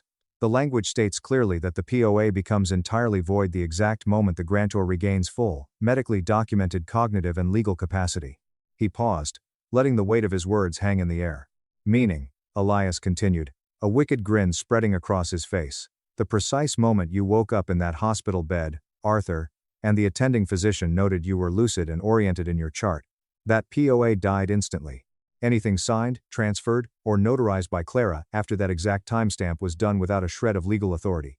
I turned my head to look at him. "Are you telling me they transferred my house illegally?" "I am telling you that a massive, undeniable legal argument exists that they committed real estate fraud. Yes. I am also telling you that this argument will be significantly more devastating if we just let them settle in. Let them think they've won. Let them spend their money. And then we file the lawsuit at precisely the right, catastrophic moment." I faced forward again, staring at the road. "You want to wait?" "I want to be surgical," Elias corrected softly. "There's a massive difference. Now, before I tell you what we discovered next, I need to paint you a picture of the Blackwood cabin, because this location was the key to my sanity. The cabin sat perfectly hidden on 12 acres of dense pine forest in Wisconsin. From the outside, it was incredibly modest. Dark stained log siding, a massive riverstone chimney, and a wraparound porch that looked out over a pristine, completely private lake. I hadn't been up there in over a decade. Not since the awful summer my wife left, when I drove up there alone, drank half a bottle of cheap whiskey, cried until I threw up, and then locked the heavy oak door behind me because some places simply hold too many ghosts to visit casually. When Elias pulled the Volvo up the overgrown gravel driveway and put it in park, we both just sat there staring at it. The forest had tried to reclaim the land. The grass was waist high. The porch railings were sagging. But the bones of the house were magnificent. "How bad is the inside?" Elias asked, adjusting his glasses. "I have absolutely no idea," I said, opening my door. "It wasn't bad. That is the magic of a house built by a master craftsman. They hold. The roof hadn't leaked a drop. The original wide plank pine floors were buried under a thick layer of dust, but they were perfectly intact. The massive stone fireplace in the great room was pristine. It smelled of old wood and forgotten time. I walked out the back door and stood on the wooden dock, extending 20 feet out over the glassy water. The afternoon sun was breaking through the clouds, painting the lake in brilliant shades of gold and deep green. I stood there for a very long time. And suddenly, the thick, suffocating fog of the coma, the blinding rage of the betrayal, it all settled. I felt completely, terrifyingly clear. I wasn't happy. I was a long way from happy. But I was a man with a plan, a piece of land, and the dangerous patience of someone who knew how to build a trap. I went back inside, wiped the dust off a wooden chair, and used my cell phone to call Beatrice. I need to tell you about Beatrice. She lived exactly 2 houses down from my Maplewood home. She is a 72-year-old retired librarian, sharp as a freshly honed chisel, grows award-winning hydrangeas, and watches every single thing that happens on our street with the terrifying dedication of a CIA operative. If a squirrel sneezed on Maplewood Terrace, Beatrice had the time, date, and trajectory noted. She answered on the first ring. Arthur Vance, I heard you were discharged. Are you alive? Barely. Beatrice, listen to me. I need to ask you something, and I need you to be brutally honest. Arthur, I have never been anything but brutally honest with you in 20 years. My house. What exactly happened while I was in the hospital? A long, heavy pause. The kind of pause that meant she had a mountain of information and was just organizing the files in her brain. Well, she began, her voice dropping to a conspiratorial whisper. About a week after the ambulance took you away, Marcus's parents started sniffing around. At first, it was just Sylvia checking your mail.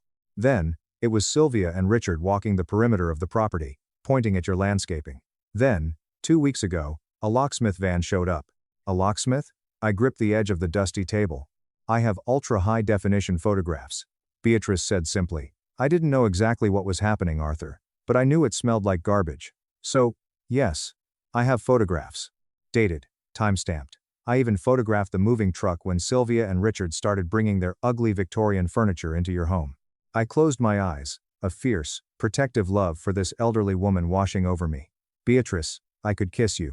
You can buy me a very expensive bottle of Merlot when this is over, she snapped affectionately. Now go handle your business. Over the next 3 weeks, I did exactly that. Elias began quietly, methodically assembling the legal nuke.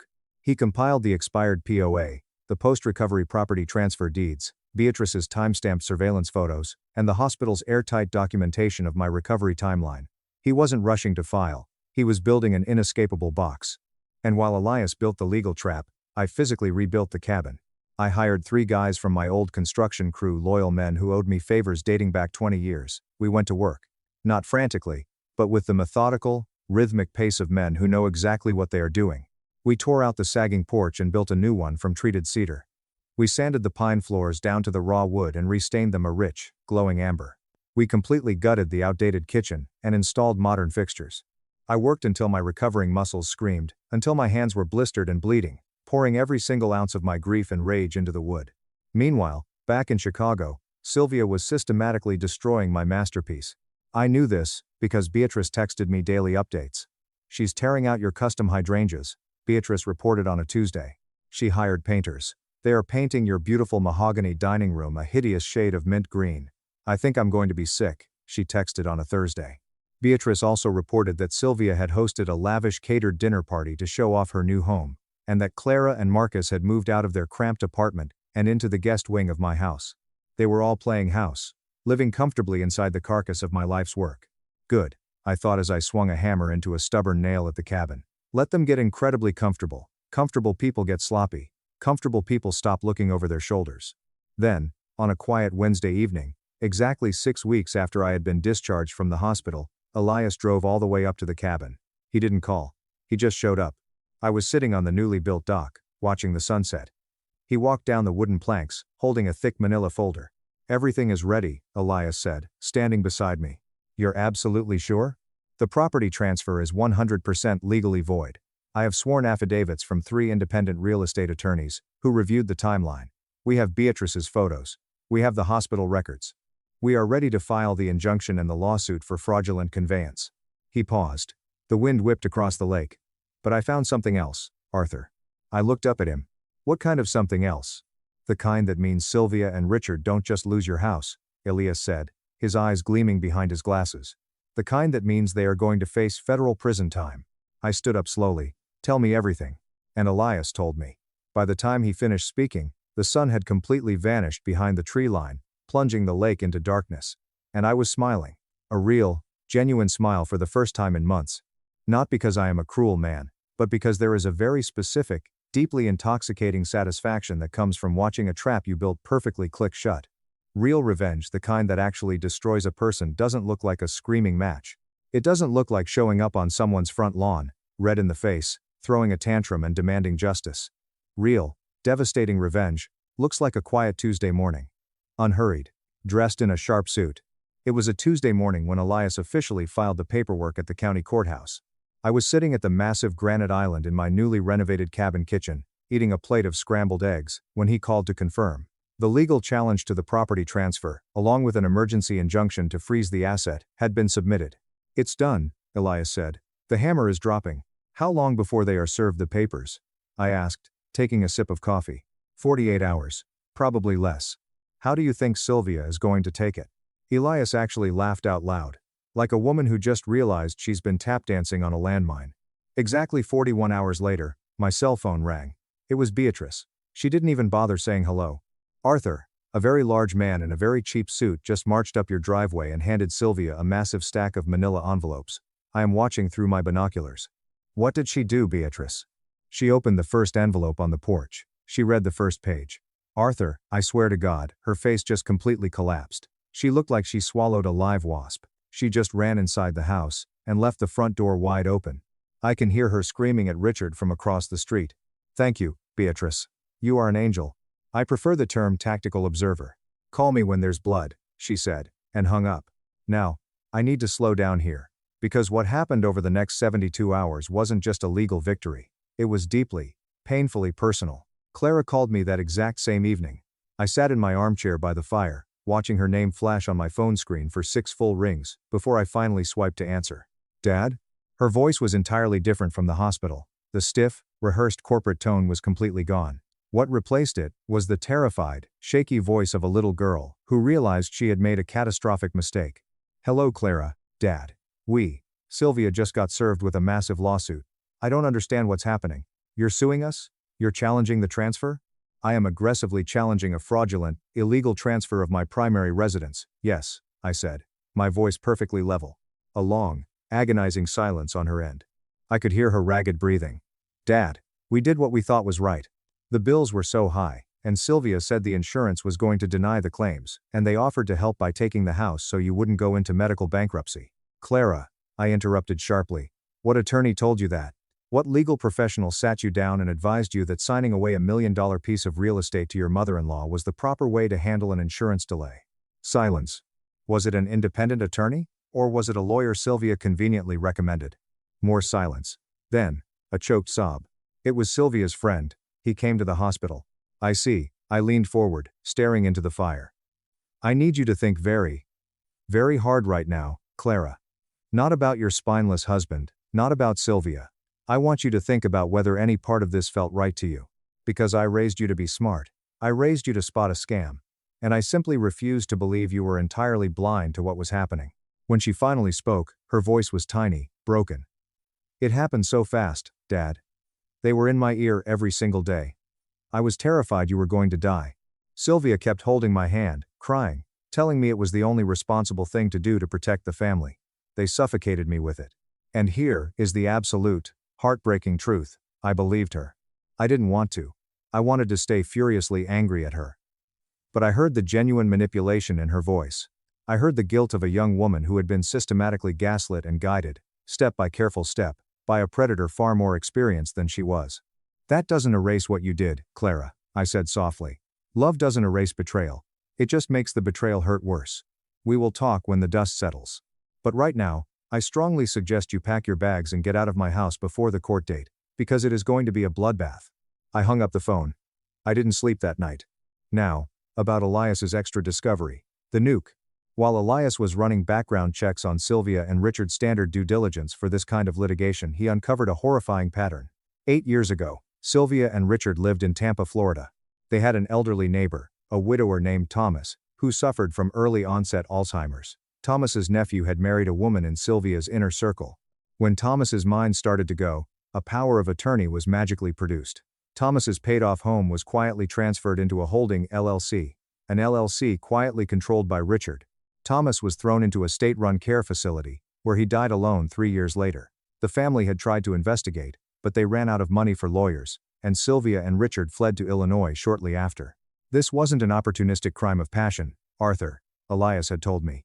"This is their playbook. They hunt for medical vulnerability, they isolate the family, and they strip the assets. We didn't just use this information for my case. Elias had tracked down Thomas's daughter in Florida. He sent her a massive dossier of everything he had uncovered, completely free of charge, along with an offer to connect her with a ruthless elder abuse attorney in Tampa. The emergency hearing was set for a Thursday morning. I wore a charcoal gray suit, custom tailored. I looked like a man who owned the room. Elias and I arrived early, and sat at the plaintiff's table. 10 minutes later, the heavy wooden doors swung open, and Sylvia and Richard walked in, flanked by their attorney, a slick-looking guy wearing expensive shoes who clearly had no idea how thoroughly outgunned he was. Sylvia saw me the exact second she walked through the doors. I want to describe what happened to her face, because I will cherish the memory until the day I die. She walked in wearing her usual mask, the confident, straight-shouldered performance of a woman who thought she was untouchable. But when she saw me sitting there, looking healthy, wealthy, and dangerous, the mask didn't just slip, it shattered. She realized, in a fraction of a second, that the man she had reduced to a helpless vegetable in a hospital bed was about to bury her. Her fake smile vanished. Family called me pathetic to impress the sister's groom. I charged double to save the wedding, secured my inheritance, and silenced the room. Subreddit: my family spent my entire adult life treating me like the dirt on the bottom of their expensive shoes. They thought my blue-collar life was a joke, a humiliating stain on their perfect corporate image. So, at her million-dollar wedding, I did something that wrecked their flawless little facade and let karma handle the bill. Grab your snacks, get comfortable, and enjoy the show. My name is Elias, I'm 28, and I run a custom metal fabrication shop in Pine Bluff, Oregon. The name of my business is Iron and Ember. I make custom driveway gates, intricate stair railings, structural supports, decorative metalwork, and bespoke furniture. Basically, if it involves a welding torch, angle grinders, and heavy steel, I'm the guy you call. I started this business from absolutely nothing 5 years ago, in a damp, freezing rented garage bay on the edge of town. I worked 8-0-hour weeks, bled over my tools, and breathed in enough metal dust to last a lifetime. Today, I own a massive commercial shop, employ 3 full-time welding rigs, and have enough high-end, steady clientele that I bought my own 4-bedroom house on 3 acres of land last year. I have zero debt. I am completely self-made. Not too bad for a guy who barely scraped through high school and completely skipped college. But if you ask my family, I'm basically an uneducated grease monkey who plays with fire for a living. I am the black sheep, the cautionary tale they whisper about at their country club mixers. My older brother, Marcus, is 33. He works in commercial real estate up in Portland, makes decent money, has a picture-perfect wife and 2 kids, and drives a leased BMW that he strongly implies he bought outright in cash. He's all about the hustle, the grind, and the illusion of wealth. Then there is my younger sister, Chloe. She's 25, and she has been my mother's absolute golden child since the day she figured out how to manipulate a situation with a pout and a smile. She got her business marketing degree from a private university, works a mid-level account manager position at a trendy agency in Bend, and acts like she is single-handedly running the Fortune 500. My parents, Arthur and Helen, treat her like she is the second coming. To them, corporate titles, office corner suites, and networking events are the only valid forms of existence. Me? I'm the failed project. The son who didn't pan out. Sunday dinners at their massive, sterile house in Eugene were a mandatory monthly obligation. I usually showed up, ate my dad's chronically overcooked dry steaks, listened to Marcus drone on and on about fluctuating interest rates and property zoning laws, and left before my mom could bring out the dessert. It was standard operating procedure. Keep my head down, eat the food, ignore the subtle jabs, and escape back to my sanctuary in the shop. But this particular Sunday felt entirely off the second I parked my truck in their pristine driveway. Chloe was there early, which was genuinely shocking. She is chronically, unapologetically late to everything, treating everyone else's time as completely disposable. But there she was, hovering nervously by the kitchen island in a ridiculous, overly expensive cocktail dress, checking her phone every 30 seconds like she was waiting for a call from the lottery commission. Elias. My mom sighed when I walked through the door, barely looking up from the organic kale salad she was violently tearing apart. You're actually on time for once. Please wipe your boots. Miracle of modern science, Mom, I said smoothly, setting a 6-pack of local craft soda on the granite counter. She immediately frowned at it, her nose wrinkling in disgust. We have imported sparkling water in the fridge, Elias. Now you've brought all this refined sugar into the house. I suppose variety is fine. Dad was outside on the patio prepping the gas grill, wearing a pristine polo shirt and his ridiculous kiss the cook apron that had never seen a single grease stain. Marcus and his wife, Clara, were already set up in the living room like royalty, completely ignoring their 2 kids who were actively destroying a bowl of expensive macadamia nuts while glued to a blaring iPad. Everything seemed normal enough on the surface. Then the heavy oak doorbell rang. Chloe practically levitated off the leather sofa. That's Julian. Julian was the mysterious fiancé none of us had met yet. She'd been dropping insufferable hints for the past 2 months about this guy. How incredibly successful he was, how he managed a massive investment portfolio, how mature and refined he was compared to the losers she usually dated. The heavy front door opened, and in walked a guy who looked like he had been genetically engineered in a country club laboratory. He wore tailored chinos, a crisp linen button-down shirt, a watch that cost more than my first truck, and his hair was perfectly swooped.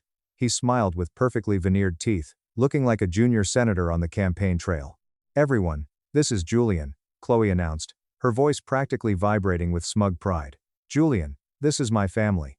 Handshakes were distributed all around. My mom immediately launched into her gracious, fawning hostess routine, practically curtsying. My dad gave him the aggressively firm alpha male grip, and the solemn nod of approval. Marcus sized him up like he was evaluating a prime piece of commercial real estate, immediately trying to talk golf handicaps. Julian handled the barrage without breaking a single sweat.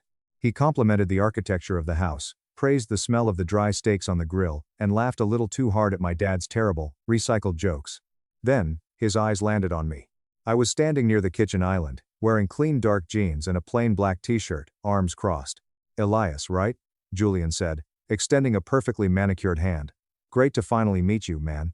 I shook it, his grip was practiced. "Likewise, Chloe's told us a lot about you." "She's told me a bit about you too," Julian said politely. "You do metalwork or something? Like an artist?"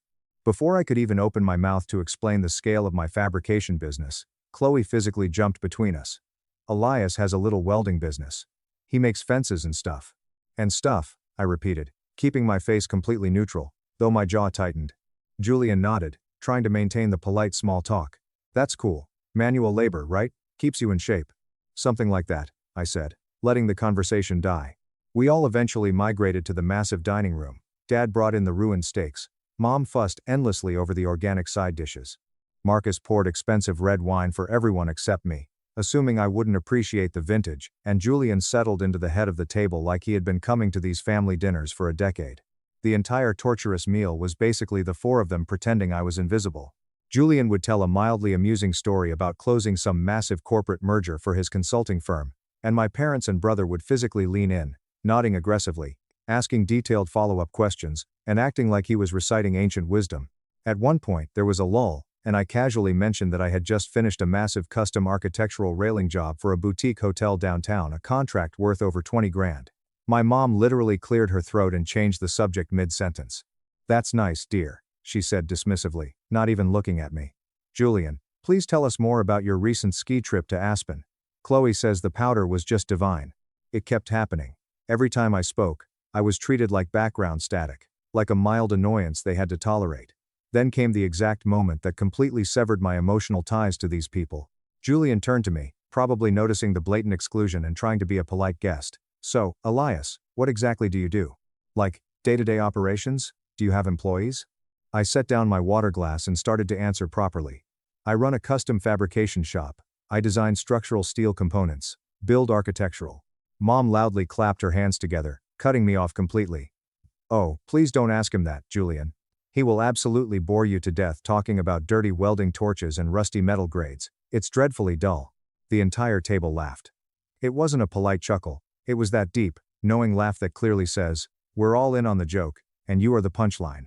Marcus snorted wine into his glass. "Yeah, Julian, unless you need a rusty garden gate for a trailer park, you're probably not interested in his portfolio." More roaring laughs. My dad grinned proudly at Marcus's wit. Even Clara, Marcus's wife, smiled and shook her head. Then Chloe leaned back in her expensive upholstered chair, twirled her wine glass, and looked at me with pure, unfiltered condescension. "Honestly, maybe just lie next time someone asks, Elias. Tell people you're in construction management or manufacturing logistics. You know, just so you don't sound so incredibly pathetic." The massive dining room went dead quiet for half a second. The air got sucked out of the room. Then, Mom giggled nervously, trying to break the tension. Dad coughed into his napkin. Marcus shook his head and smirked like, "Classic Chloe, telling it like it is." Julian looked genuinely uncomfortable, his eyes darting between me and Chloe, but he kept his mouth firmly shut. I sat there, my fork resting lightly in my hand. I looked at my little sister, dressed in her designer clothes. I looked at my parents, who were supposed to love and support me, laughing at my expense like I was the court jester. I looked at my brother, who leased a car to look rich while drowning in credit card debt, mocking my completely debt-free business. And right then and there, something deep inside my chest just clicked. It didn't break, it just shut off. The lingering desire for their approval, the familial obligation, the hope that they would one day respect me, it all evaporated into thin air. I set my fork down on the expensive china plate. I didn't yell. I didn't flip the table. I just smiled. A cold, dead smile. "You're totally right, Chloe," I said, my voice dangerously calm. "Wouldn't want to embarrass the family in front of the new money." She looked incredibly satisfied, like she had just won a massive debate. I didn't say another word. I sat in total silence for the next 10 minutes, finishing my steak while they immediately went back to fawning over Julian's investment portfolio and his luxury condo. I watched my parents hang on his every word. 20 minutes later, I calmly stood up from the table. "I'm heading out. I have an early job tomorrow." Mom looked up, feigning mild disappointment. "Already? We haven't even had the tiramisu." "I'm good, thanks for the hospitality," I said flatly. I grabbed my worn leather jacket from the hall tree, walked out the heavy front door, climbed into my heavy-duty work truck, and drove the hour back to Pine Bluff. The entire drive home, the cab of my truck was silent, but my mind was deafening. I kept replaying that specific moment. The mocking laughs. The casual dismissal. The way my own sister said the word pathetic like it was a scientifically proven fact. By the time I pulled into my gravel driveway and saw the massive steel structure of my shop glowing in the moonlight, I wasn't angry anymore. Anger is chaotic. I was motivated. I was cold, calculating, and completely done playing the dutiful loser son. I didn't hear a single word from any of them for 2 full weeks. No phone calls, no casual texts, not even the usual annoying group chat notifications about whose turn it was to host the upcoming holidays. Just absolute, blissful silence. That was perfectly fine by me. I had a business to run. I was in the shop late one Tuesday afternoon, laying down some beautiful TIG welds on a set of massive custom security gates for an equestrian ranch, when Vance Tracker walked through the open bay doors. Vance runs the major industrial welding supply shop in the county.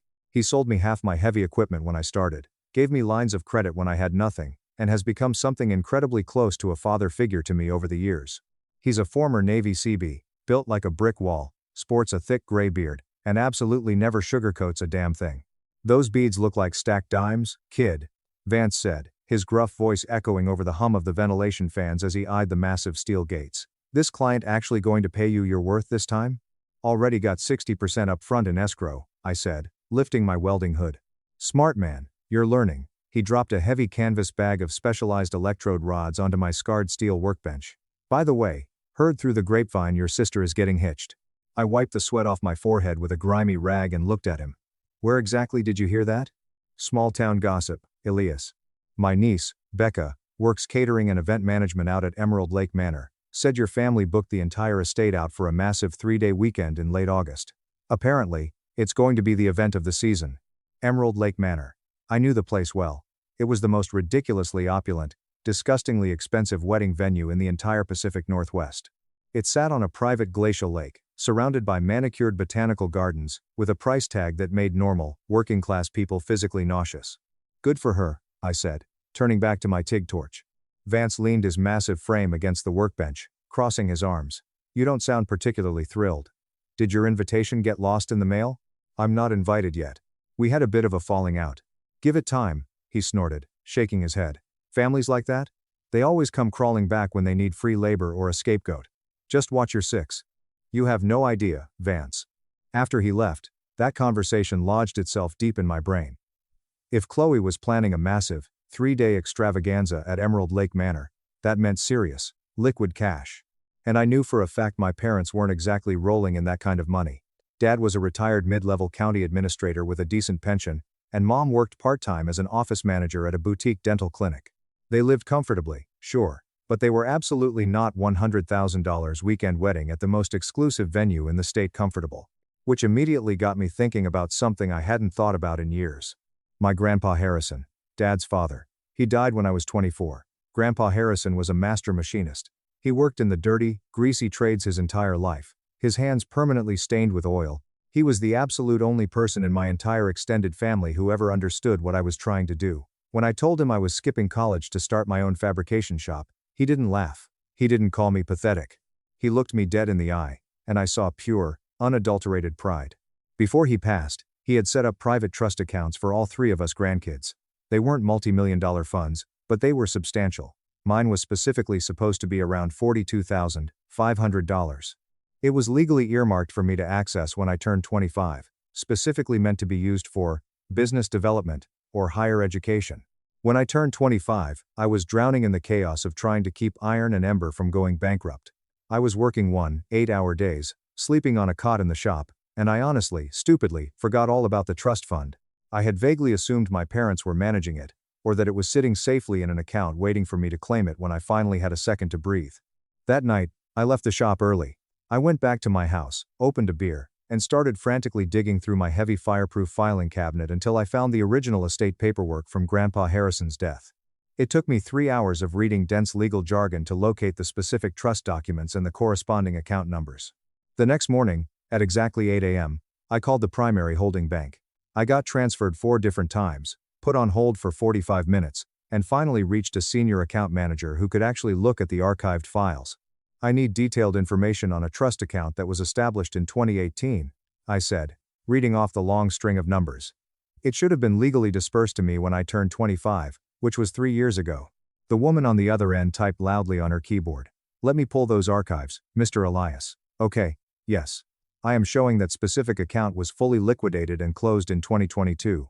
All funds were dispersed via cashier's check to the secondary custodial account holder."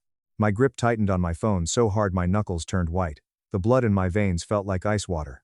Who exactly was the secondary custodial holder? "Arthur. Arthur Elias. Are you related to the custodian?" "Yeah," I said, my voice dropping an octave. "I'm his son. Can you tell me the exact total amount that was dispersed on that date?" The final dispersal amount, including accrued interest, was exactly $42,580. I thanked the woman, hung up the phone, and sat in the cab of my truck staring blankly at the steering wheel for 20 solid minutes. $42,500. Money that my grandfather, the only man who believed in me, left specifically for me to build my dream. Money that could have saved me from eating ramen noodles for 2 years. Money that could have bought me the ventilation system that would have stopped me from coughing up black dust. And my own father had quietly drained the account without saying a single damn word to me. I didn't wait. I called my parents' house that exact evening. Mom answered on the second ring, her voice sickeningly sweet. "Elias. Hi, sweetie. We were just talking about you. Chloe is looking at floral arrangements and I need to talk to Dad, right now." "Oh, he's in the den watching the golf tournament. Can I have him call you back after the back nine?" "No. Put him on the phone, Mom. Now." "Live." Something in my tone, a dark, heavy finality made her instantly pause. The fake sweetness vanished. "Is everything okay, Elias? You sound hostile. Put him on the phone." She didn't argue. A minute later, the line clicked and Dad picked up, sighing heavily into the receiver, sounding massively inconvenienced. "What's going on, Elias? Your mother says you're in a mood." "Grandpa Harrison's trust fund," I said, skipping the pleasantries. "The specific account he set up for my 25th birthday. Where did it go, Dad?" There was a long, suffocating silence on the line. I could hear the faint sound of the golf announcer on the TV in the background. Then, the TV was abruptly muted. "We used it," he said finally, his voice defensive and tight. "For what?" Another long pause. "We needed it, Elias. Things came up. Marcus's kids had some unexpected medical bills that his insurance didn't fully cover. Your mother had that massive dental reconstruction surgery. And the economy has been tough. We had to make executive family decisions." "Executive family decisions," I repeated, the words tasting like ash in my mouth. That money was legally left to me. For my business that I built while sleeping on a concrete floor. And we are your family," Dad snapped, his temper flaring to cover his guilt. "We all help each other out in this family. That's what families do. We pool our resources." "Did Marcus know?" I asked quietly. "Did Chloe?" "This isn't an appropriate conversation for the phone, Elias. Did they get their trust funds, Dad?" "Answer the question." He let out a long, dramatic sigh, playing the victim. "Marcus used his dispersal for the down payment on his new house in Portland. Chloe's was put toward paying off her private student loans, and the rest is helping secure the deposits for her wedding venue." I closed my eyes. The sheer audacity of it was staggering. That was his polite, corporate way of saying they gave my siblings every single penny of their money, and then they secretly stole my money to cover their own debts and fund my sister's extravagant lifestyle. So, everyone got their piece of the pie, except the pathetic blue-collar worker. "We were absolutely planning to pay you back, Elias," he added quickly, sensing my silence. "When?" "When we became more liquid. When we could afford it." I laughed. A harsh, barking sound that held zero humor. Right. And exactly how much of that 42 grand have you set aside to pay me back over the last 3 years? Silence. Absolute, damning silence. That's exactly what I thought, I said. Elias, please don't make this a massive deal. Dad pleaded, his voice taking on a patronizing tone. You're doing fine with your little shop now. You bought that house. It's just family money. It all comes out in the wash. No, I said, my voice dropping to a deadly whisper. It was my money. Grandpa's money. I hung up the phone before he could formulate another pathetic excuse. I turned my phone off completely. For the next 3 days, I didn't reach out. I let them stew in their own guilt and anxiety. Meanwhile, I kept working. I kept my head down, my welding hood down, and I started putting the puzzle pieces together. 42 grand. That was almost exactly the massive baseline cost for a premium weekend package at Emerald Lake Manor. I knew that, because Vance's niece had mentioned the venue's ridiculous pricing structure. So Chloe gets her dream fairy tale wedding, Marcus gets his massive Portland house, my parents maintain their wealthy country club facade, and I get my inheritance secretly stolen to bankroll the entire illusion. Yeah, that absolutely was not going to stand. Then, 4 days later, the universe handed me a loaded gun. I got a frantic phone call from a number I didn't recognize. Is this Elias, the owner of Iron and Ember Fabrication?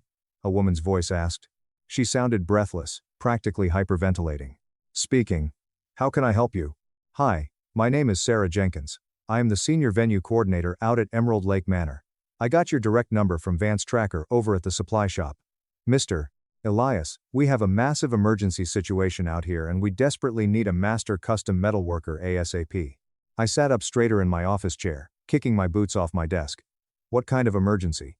We have a massive, high-profile wedding booked in exactly 6 weeks. It's our biggest event of the season. The couple commissioned this incredibly elaborate, structural steel arbor for the ceremony. It's a massive custom piece. Very expensive. But the original fabricator just called me an hour ago and backed out completely. He breached contract, refunded the deposit, and walked away. Claimed the bride's design modifications were too complex and he couldn't guarantee structural integrity in time. We are completely scrambling to find someone who can take over the project. 6 weeks is an incredibly tight turnaround for a large custom architectural piece, I said truthfully. I know, Sarah pleaded. I know it is. But Vance swore up and down that you are the absolute best fabricator in a 3-county radius. And honestly, Elias, you are our only option. Every other premium shop is booked solid for the summer, or simply doesn't have the TIG welding skills for this level of intricate detail. I leaned back, a slow smile creeping across my face. What exactly is the design? She described it in a rush.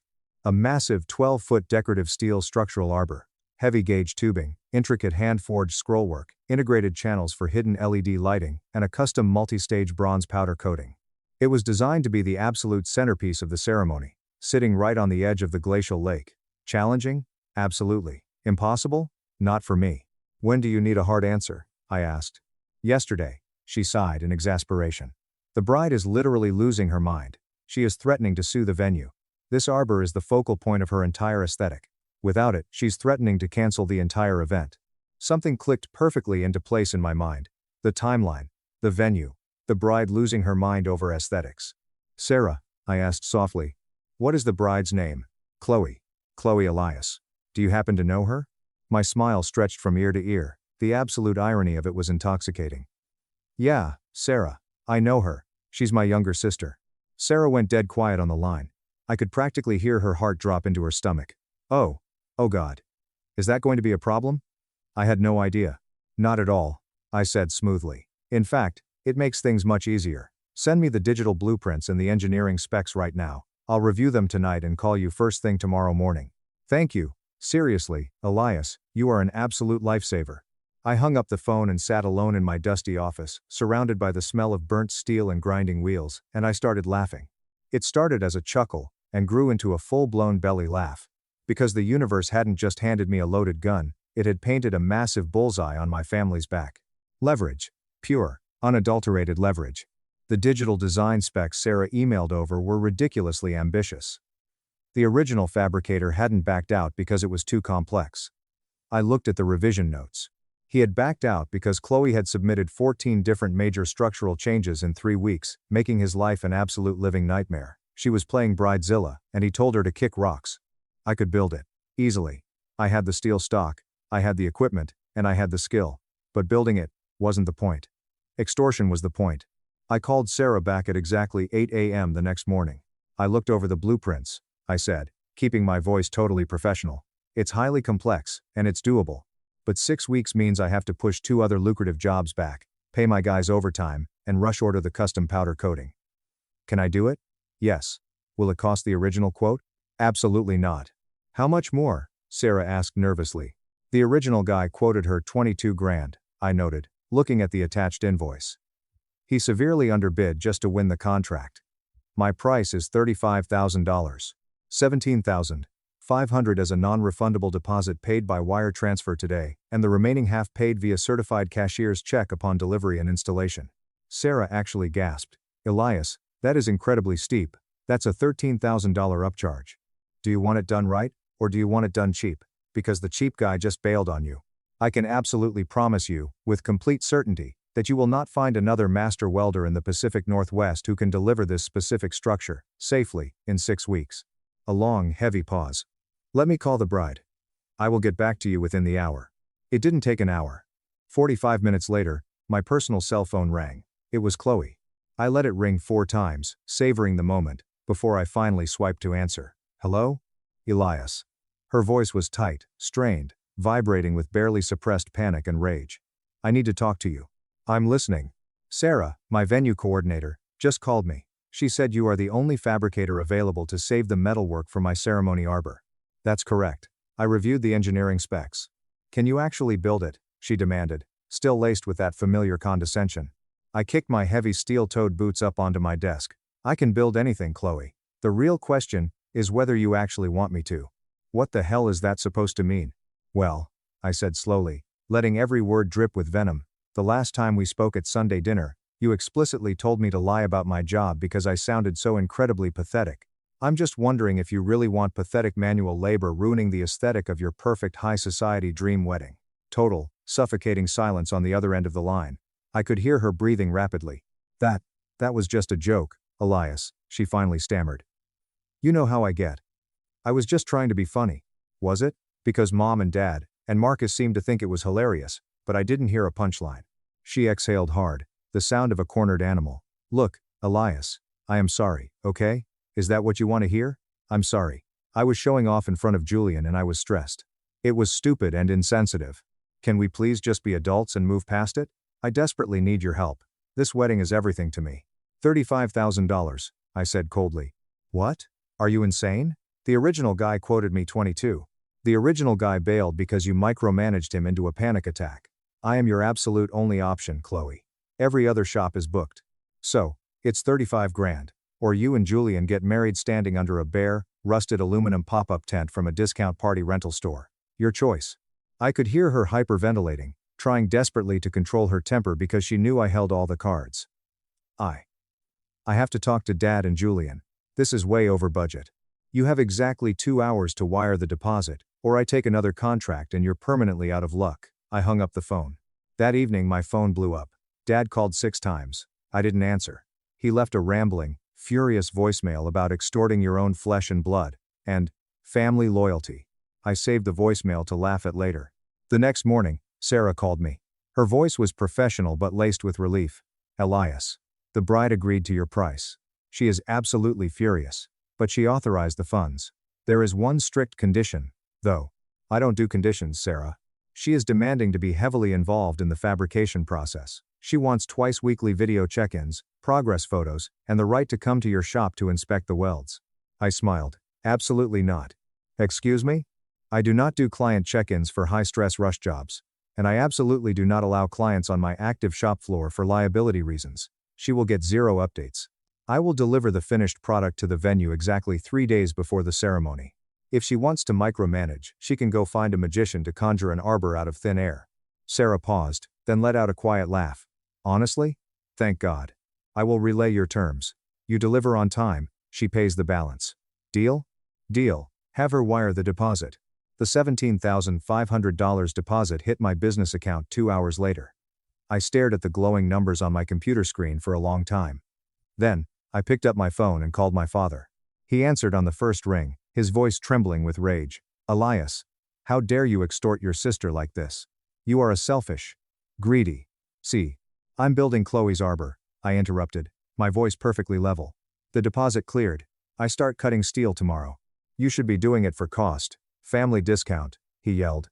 Shut up and listen to me, Dad, I commanded, the sheer force of my tone silencing him instantly. I want my money back. My $42,500. With interest. Elias, we already discussed this. We do not have that kind of liquid cash, just lying around in checking accounts. Figure it out. You magically found 35 grand to pay for Chloe's metal arbor. You found money for Marcus's down payment. You have assets. You have credit lines. We can't just. Listen to me very carefully, I said, my voice dropping to a terrifying calm.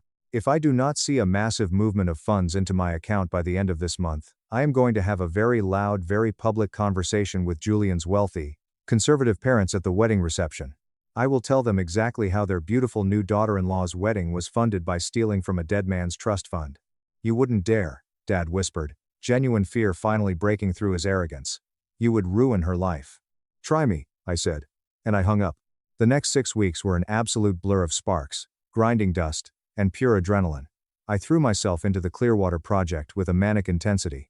I worked 12-hour days on the arbor. The design was coming together perfectly. The welds were flawless, strong enough to hold up a house. The intricate scrollwork was hand-forged, heated with an oxyacetylene torch and bent over an anvil until it flowed like metal vines. The integrated LED housing was completely seamless.